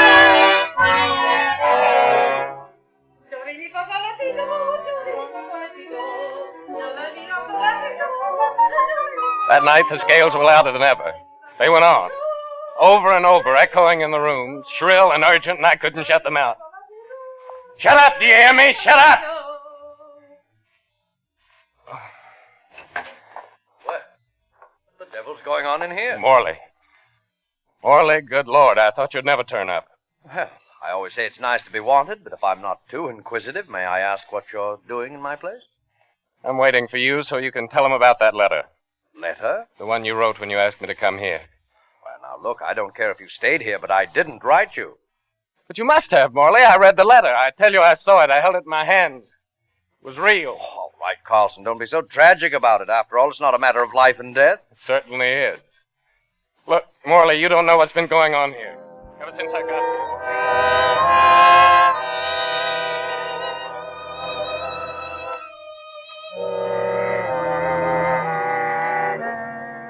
The whole thing's got me nearly crazy.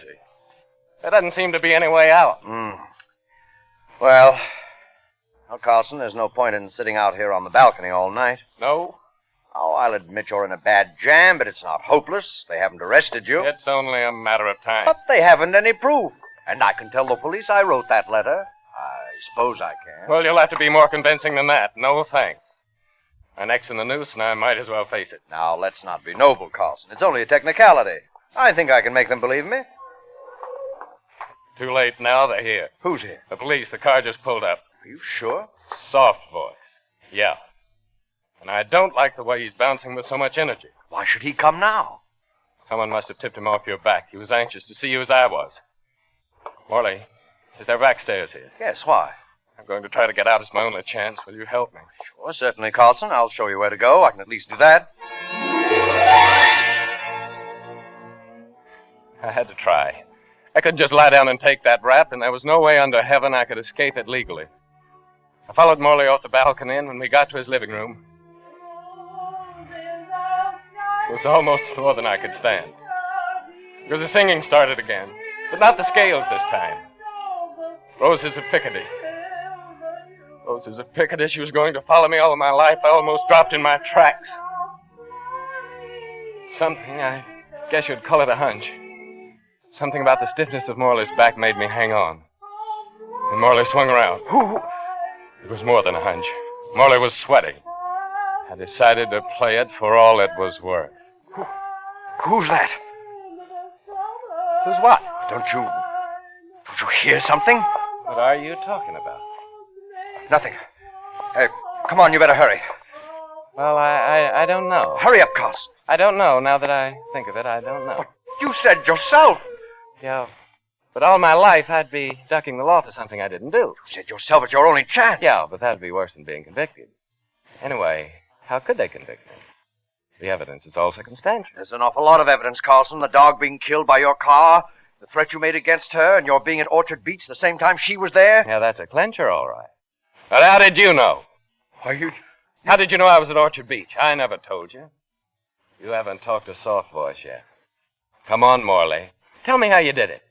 Tell me how you killed Mrs. Pondecker. You're out of your mind. How did you get the car business fixed?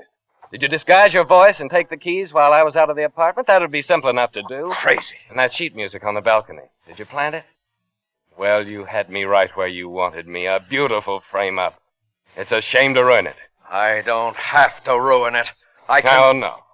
You can't kill me, Morley. I'm your fall guy. Remember? I can kill you in self-defense. I can kill a murderer who's living in my apartment, who's threatened me. Unfortunately, the police didn't get here in time, and in simple self-defense, I had to... Yeah, but they did get here in time, Morley. Yes, Carlson. You're very lucky. How much did you hear? Enough. He was a slick boy. He had you measured for the noose, all right. How did you get him to open up? Well, in a way I didn't. It was the Roses of Picardy. Roses of... Well, I thought it was Mrs. Pondecker. When she started Roses of Picardy, Morley thought so, too. It scared him green. Scared him more than me. You know, I thought everyone felt the same about Violet's singing, but not the little girl next door. The only thing she had against Violet's voice was professional jealousy. She thought her voice was better, but Violet's could drown her out. Listen.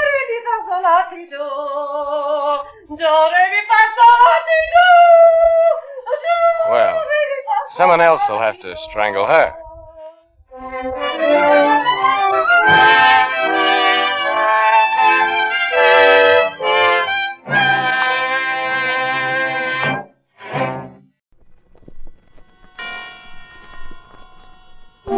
Suspense.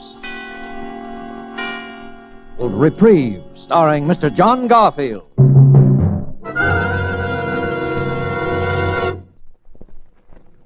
This morning, my lawyer, Mr. Gurley, said he was trying to get me a reprieve, so I looked it up in a dictionary I got.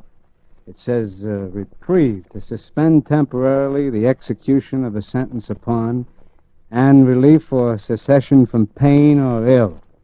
Well, the first part, I guess Mr. Gurley can get. He knows all the rules. But the second part, cessation of pain, well, that's up to me. Maybe when I've spilled it all out, put it out on a table where I can look at it, why I'm here, and about the kid, about Laurie, maybe then will come cessation of pain.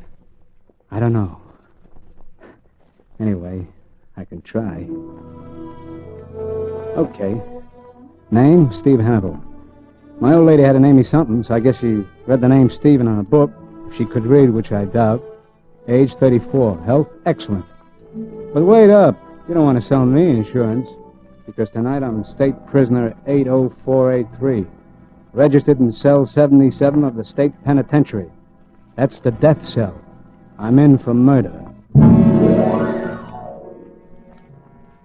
I was always the bright boy, but right now, I don't know, I'm mixed up, but good. And not about being here, not about murder. Well, the pen is my home, away from home, kinda. And murder in my social set, well, murder is as common as chickenpox in PS 137. No, it's that last year of honest toil that threw me for a loss.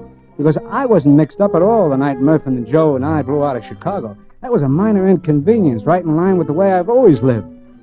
Let's see it. It was nearly 2 years ago. Murph and Joe and I and the boys had knocked off a payroll. A good, clean job, except for a couple of guys getting hurt fatally. And the Murph was tipped off that one of the boys, he didn't know who, had squealed to the cops. So Murph knew we were hot, and he came up to my room on Madison Street. I'm leaving town, Steve, tonight. It's an idea. So am I. Yeah, we better blow. You and me and Joe. And the rest of the boys? Look, I can't take care of everybody, Steve. You know how it is. Sure, I know. We'll take care of the ones that you can't get along without. That do your thinking for you. Oh, it ain't that, Steve. Cut it. Well, okay. So we got around 20 grand. 23. Yeah, sure. Yeah, 23. Well, with that dough, we can go to Florida. Yeah? Yeah. Lie down there all winter till the heat's off. You think that's a bright idea, don't you, Murph? Well, sure. Why not? Yeah, we take a nice big shiny suite in the Paradise Hotel, pick up some dolls. Yeah, that's right. Well, that's just what we're not going to do. What do you mean? We're not going to travel first class, spread dough around places like the Paradise accompanied by any dolls. And why not? The dough's marked, bird brain. The serial numbers have been written down, and we'll be looking for that kind of dough in places where dough changes places. Places like the Paradise. Well, we could go to some other place, like a rooming house in St. Pete. Yeah, and we could be smart if we put our minds to it. Yeah? Like what? Like putting that package of dough out of circulation in a safety deposit box. Here. You know that's all the dough we got. Sure, so we can get along without it for the time being. It's worth a little discomfort to beat a murder rap. Okay, say you're right. But we still have to leave town. We'll leave, Murph. And this is how. I figured I'll never look for you where there isn't a stall shower, so we'll fool them. We'll ride the rails.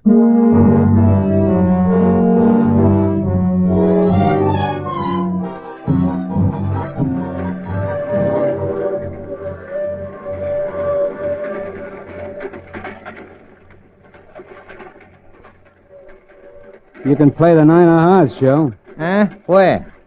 Oh, yeah. Yeah, I was going to. You were. You never saw her, huh? What a guy. Outsmarts himself in solitaire. Ooh. Hey, it's cold in this boxcar, Steve. Yeah, just pick up a phone, Murph. Tell the management. They'll give you more heat. All right. I just said it was cold. At a time like this, be glad it's cold. Joe. Mustn't cheat. I wasn't cheating. Oh, new game. You slip the card under when you can't play it, huh? Well, so what if I'm cheating? It's my skin in it. You're absolutely right. Well, I wonder how many of the boys have been picked up.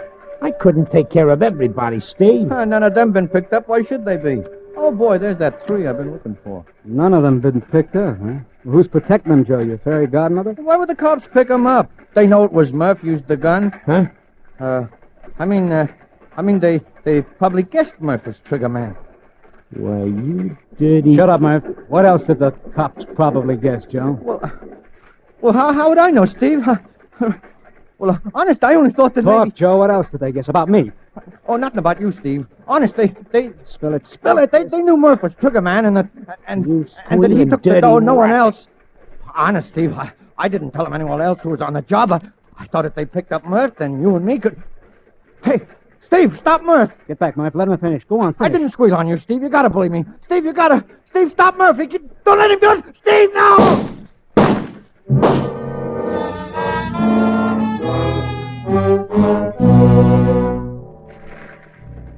That was Murph being trigger happy. Joe went down sort of slow and quiet, like the movies you see of a parachute settling on the ground. I think he twitched a little. I looked out and saw the train was slowing up and that we were coming into a freight yard, not 50 feet across the tracks. I could see a couple of guys heading our way who looked like railroad dicks. I thought fast, like always. Murph was hot, very hot, and being very shy on brains, if they picked him up, he'd lead them to the payroll door like a homing pigeon. Inside of 24 hours, too. And I hadn't anything pinned on me for a few years. If anyone took the rap, it would have to be me. If I ever wanted to smell my share of that 23 gang, and this was a rap I thought I could beat. Unlucky, why, I'd go up for a year or so for manslaughter, claiming self-defense. Lucky, I bluffed my way out of it altogether.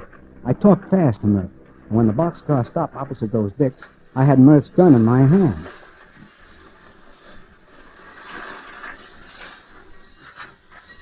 How many of you guys in there? 3, mister. Well, pile out, boys. It's the end of the... Hey, What's the matter, Whitey?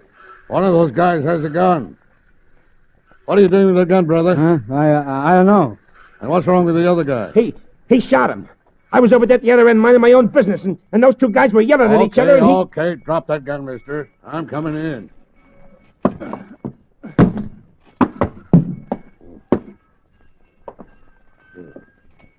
Is he dead? Dead as a mackerel. All right, mister. Tell me about it. I don't know what happened. It was his gun, or it just went off. Yeah? Did you see it? You over there. I didn't see nothing. I was down at this end of the car minding my own business. They've been yelling at each other for hours. I didn't pay any attention till the gun went off just now. And honest, I don't know anything. Now keep your shirt on. Looks like you're in trouble, mister. I tell you, I don't know what happened. Leave it to headquarters, Whitey. Yeah. Maybe you remember better at headquarters. I don't know what happened. All right, Ramey, no matter what you remember, the rap is murder.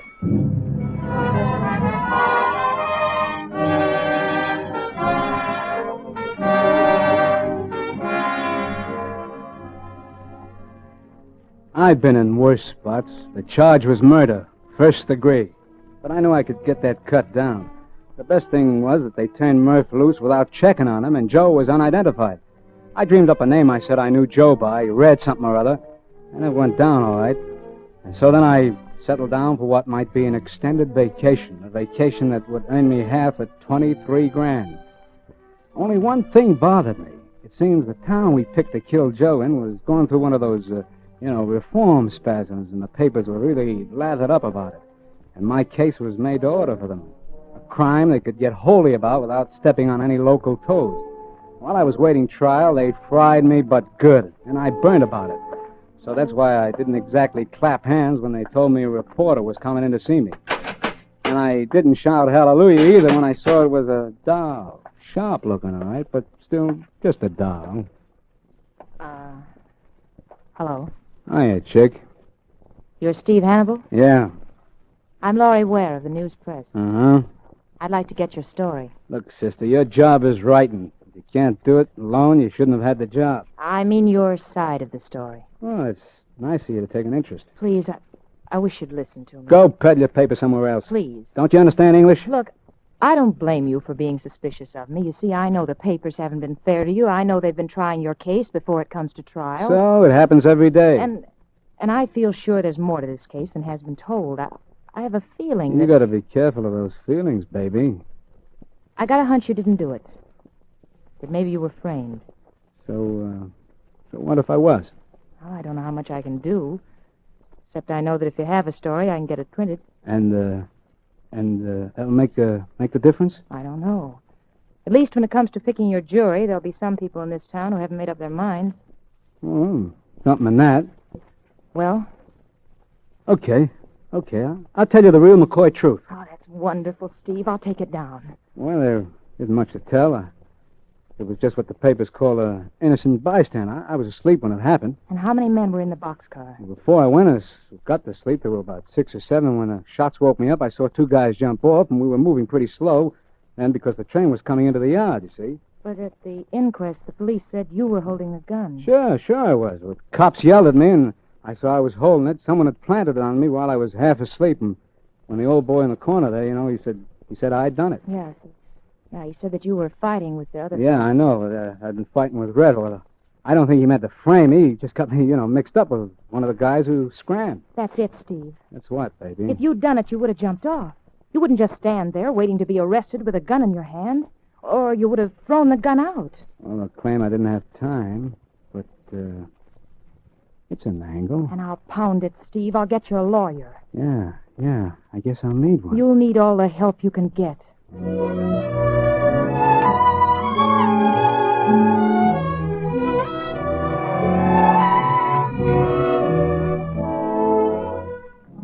What a doll. Sold on me before she even got the pitch. And what made my hand all aces was the girl could really write. She had the news press giving me more space than the World Series. Well, the other papers had to pick it up. Well, by the time the trial came up, I was local hero #1, an orphan child. The whole town wanted to adopt me. So no one, least of all of me, was much surprised when the jury filed back into the jury box with their decision.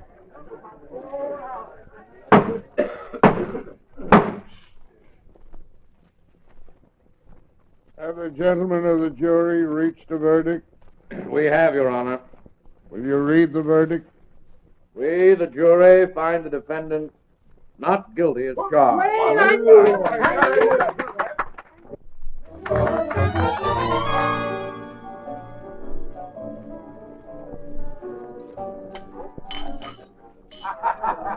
Oh, Steve. Well, your work, kitten. What do they say? The pen is mightier than the sword. Oh, I'm so happy I could help you, Steve. Oh, you don't see me crying, honey. Want to dance? Come on. Sure, but... Come on. Wait, I want to talk first. Have you got a home you're going to? Or a job? Look, kid, you've been Girl Scout enough today. Let's dance. Come Please tell me, Steve. I'm worried about you. on. I'm going to winter in California and summer in Maine. You haven't any place to go. See America first. That's my motto. Steve, I don't want to butt in, but Harry Singles will give you a job. Yeah? Doing what? In the circulation department. You're kidding. Well, it wouldn't be such a good job to start, but I know you could work up, Steve, and you'd like Harry. 9 hours a day, 5 days a week. Is that it? 5.5 days. Steve Hannibal punching a time clock. Boy, I suppose I'd get a Social Security number and everything, huh? Don't you have one? Unemployment, security, income. That's a lot of legality. Legality? Oh, skip it, kitten. Let me think. You know, I might just take a whirl at that job. Oh, Steve, I think that's wonderful. Well, it's not so much the job, but you and I have a lot of unfinished business, baby. And we can't get it all done in one day. But right now, I want to dance. Come on, baby, let's go.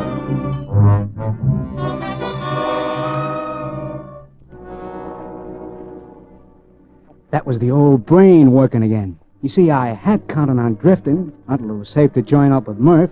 I didn't know where he'd be gone, but I figured I'd be able to find him when the heat was off. But when Laurie said job, it was a kind of new angle. I could stay right here in town, pull down enough money to get by, and maybe even a little on the side. Well, it was the safest spot I could possibly be for the time being. I went down to the newspaper office with Laurie the next morning and was hired. First time in my life such a thing ever happened to me. Harry Singles was a sharp guy for any racket, and working with him, I got so I didn't mind it. Of course, the hours were very regular, all daytime, and I had to put on a clean shirt now and then. But I always had that 23 grand to think about. And the kid Laurie, well, I couldn't have squired a better doll in Chicago, New York, or any place. Only sometimes she made me nervous. Let's not go out tonight, huh, Steve? Let's stay here in my place. I'll cook something. I don't know. It doesn't seem right. What doesn't seem right? Seeing a doll with class and an apron, I can't get used to it. You will eventually. After all, you're used to being a working man now. Well, don't be too sure, baby. Ah, Steve, you know you love it. I don't know. Sometimes I get the itch to move on. Forget the itch, Steve. A rolling stone gathers no moss, you know. Yeah, so they tell me. But I saw some moss once, and I still wonder, what does a stone want with moss anyway?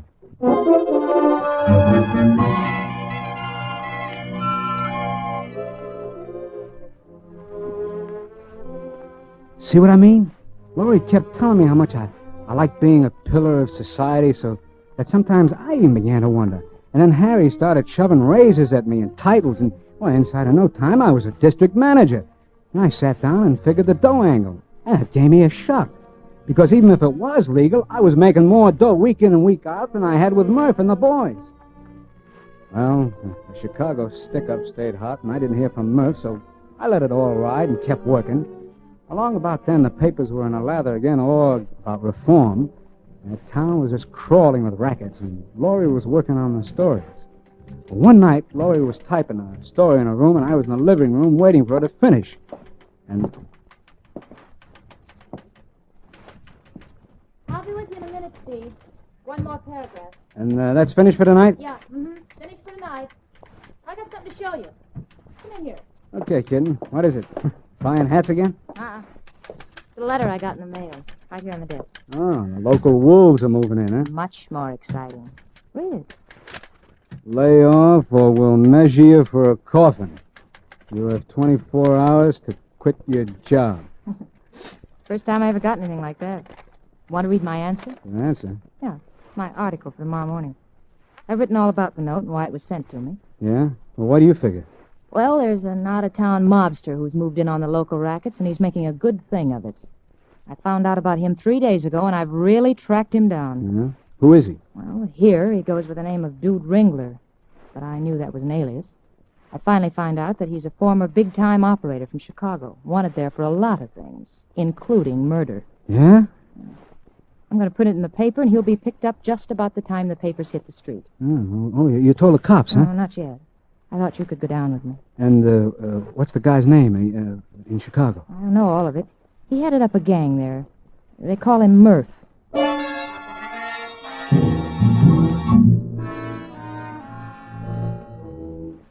I got that roller coaster feeling, only worse. I still can't figure it. She was only a half-baked doll, moving into territory where anyone was likely to get clipped. Why should I care? But something funny happened to me, and she could see it. Steve, what's the matter? Well, you got to lay off, Laurie. You got to quit. Because of that ridiculous note? Don't ask me why. Just quit. Well, I certainly won't quit. Don't you see? That's just what he wants me to do. Okay, I'll tell you. I know Murph. You know him? Yeah, and he's trigger-happy. He's a rattlesnake in pants. Well, then that's all the more reason, Steve. Now, listen to me. I don't know why I'm doing this. I never missed figuring percentages before in my life, but I'm going to tell you something. And I'm going to tell you before I wise up. What, Steve? You remember when you got my true story when I was up for the murder rap? Of course I remember. Well, that was all a pipe dream, sweetheart. Something for the books. You lied to me? You did kill Red? His name wasn't Red. He was a slimy little punk from a mob that I ran with named Joe Tonelli. Mob? And he wasn't killed by me. He was killed by the other guy who was in the car. He was killed by Murph. I covered for Murph because he was hot. Steve. Then, Listen. Steve, they want you for those jobs, too. They... Well, shut up. I'm listening. What? What is it, Steve? I thought I heard someone in the other room and the door closed. You're just imagining it, Steve. Yeah, I guess I am.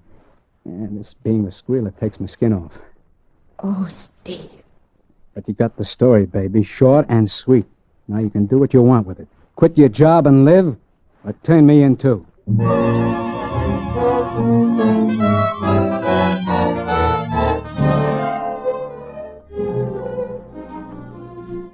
What a doll. What a doll. She cried on the front of my shirt, and then she smiled. And she called Harry Singles with me sitting there and told him she quit. She told him she was getting married the next morning to me. And well, I played along.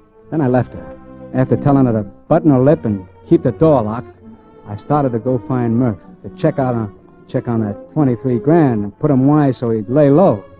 I could see that he still needed me to think for him. But there was something wrong, something very wrong. I felt like I was kind of cracking up, so I let it ride until the morning. I was climbing the stairs to pick up Laurie at 9 on the dot, and for some reason I was feeling pretty good. Open up, chick! It's me! Open!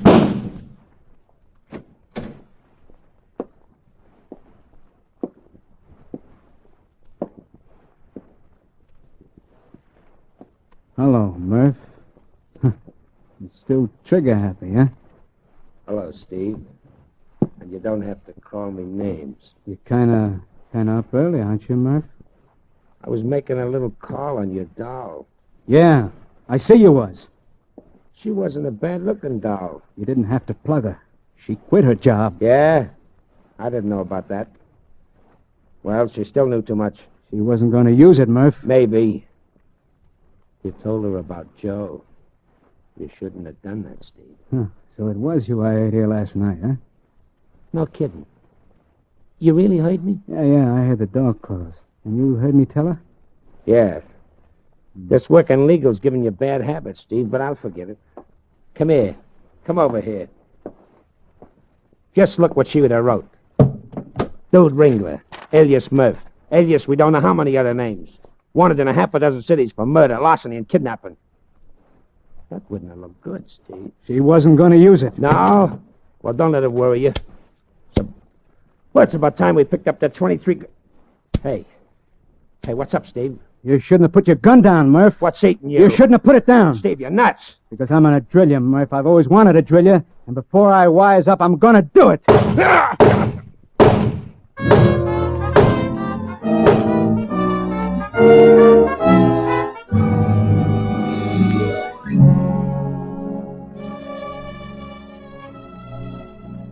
That time, the neighbors heard it.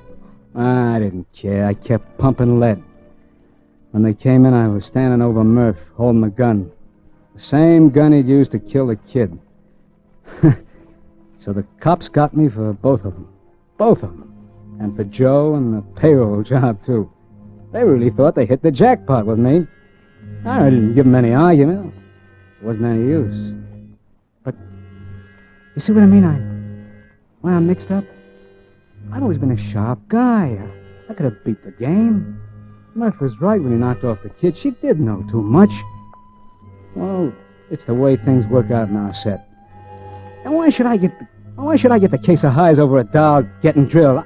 I can't figure it out. And, well, now I'm trimming my fingernails, waiting for Mr. Gurley to get a reprieve. And I'm all mixed up about that, too. Because in a dictionary, it's a word that's got two meanings. And the way I feel, they don't mesh. They kind of cancel each other out. To suspend temporarily the execution of sentence upon, and relief or cessation of pain or ill. Well, any time now.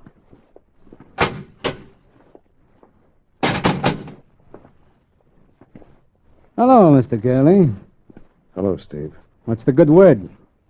My boy. Turn your collar around, Mr. Gurley, if you're going to talk that way. Spill it. Wasn't any use, Steve. No reprieve. I'm sorry.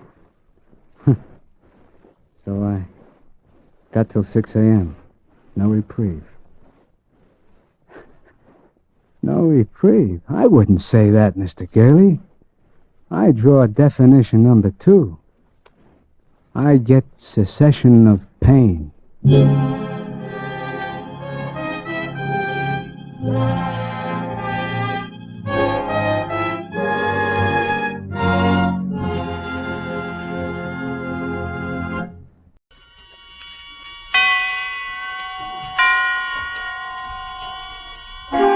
Suspense.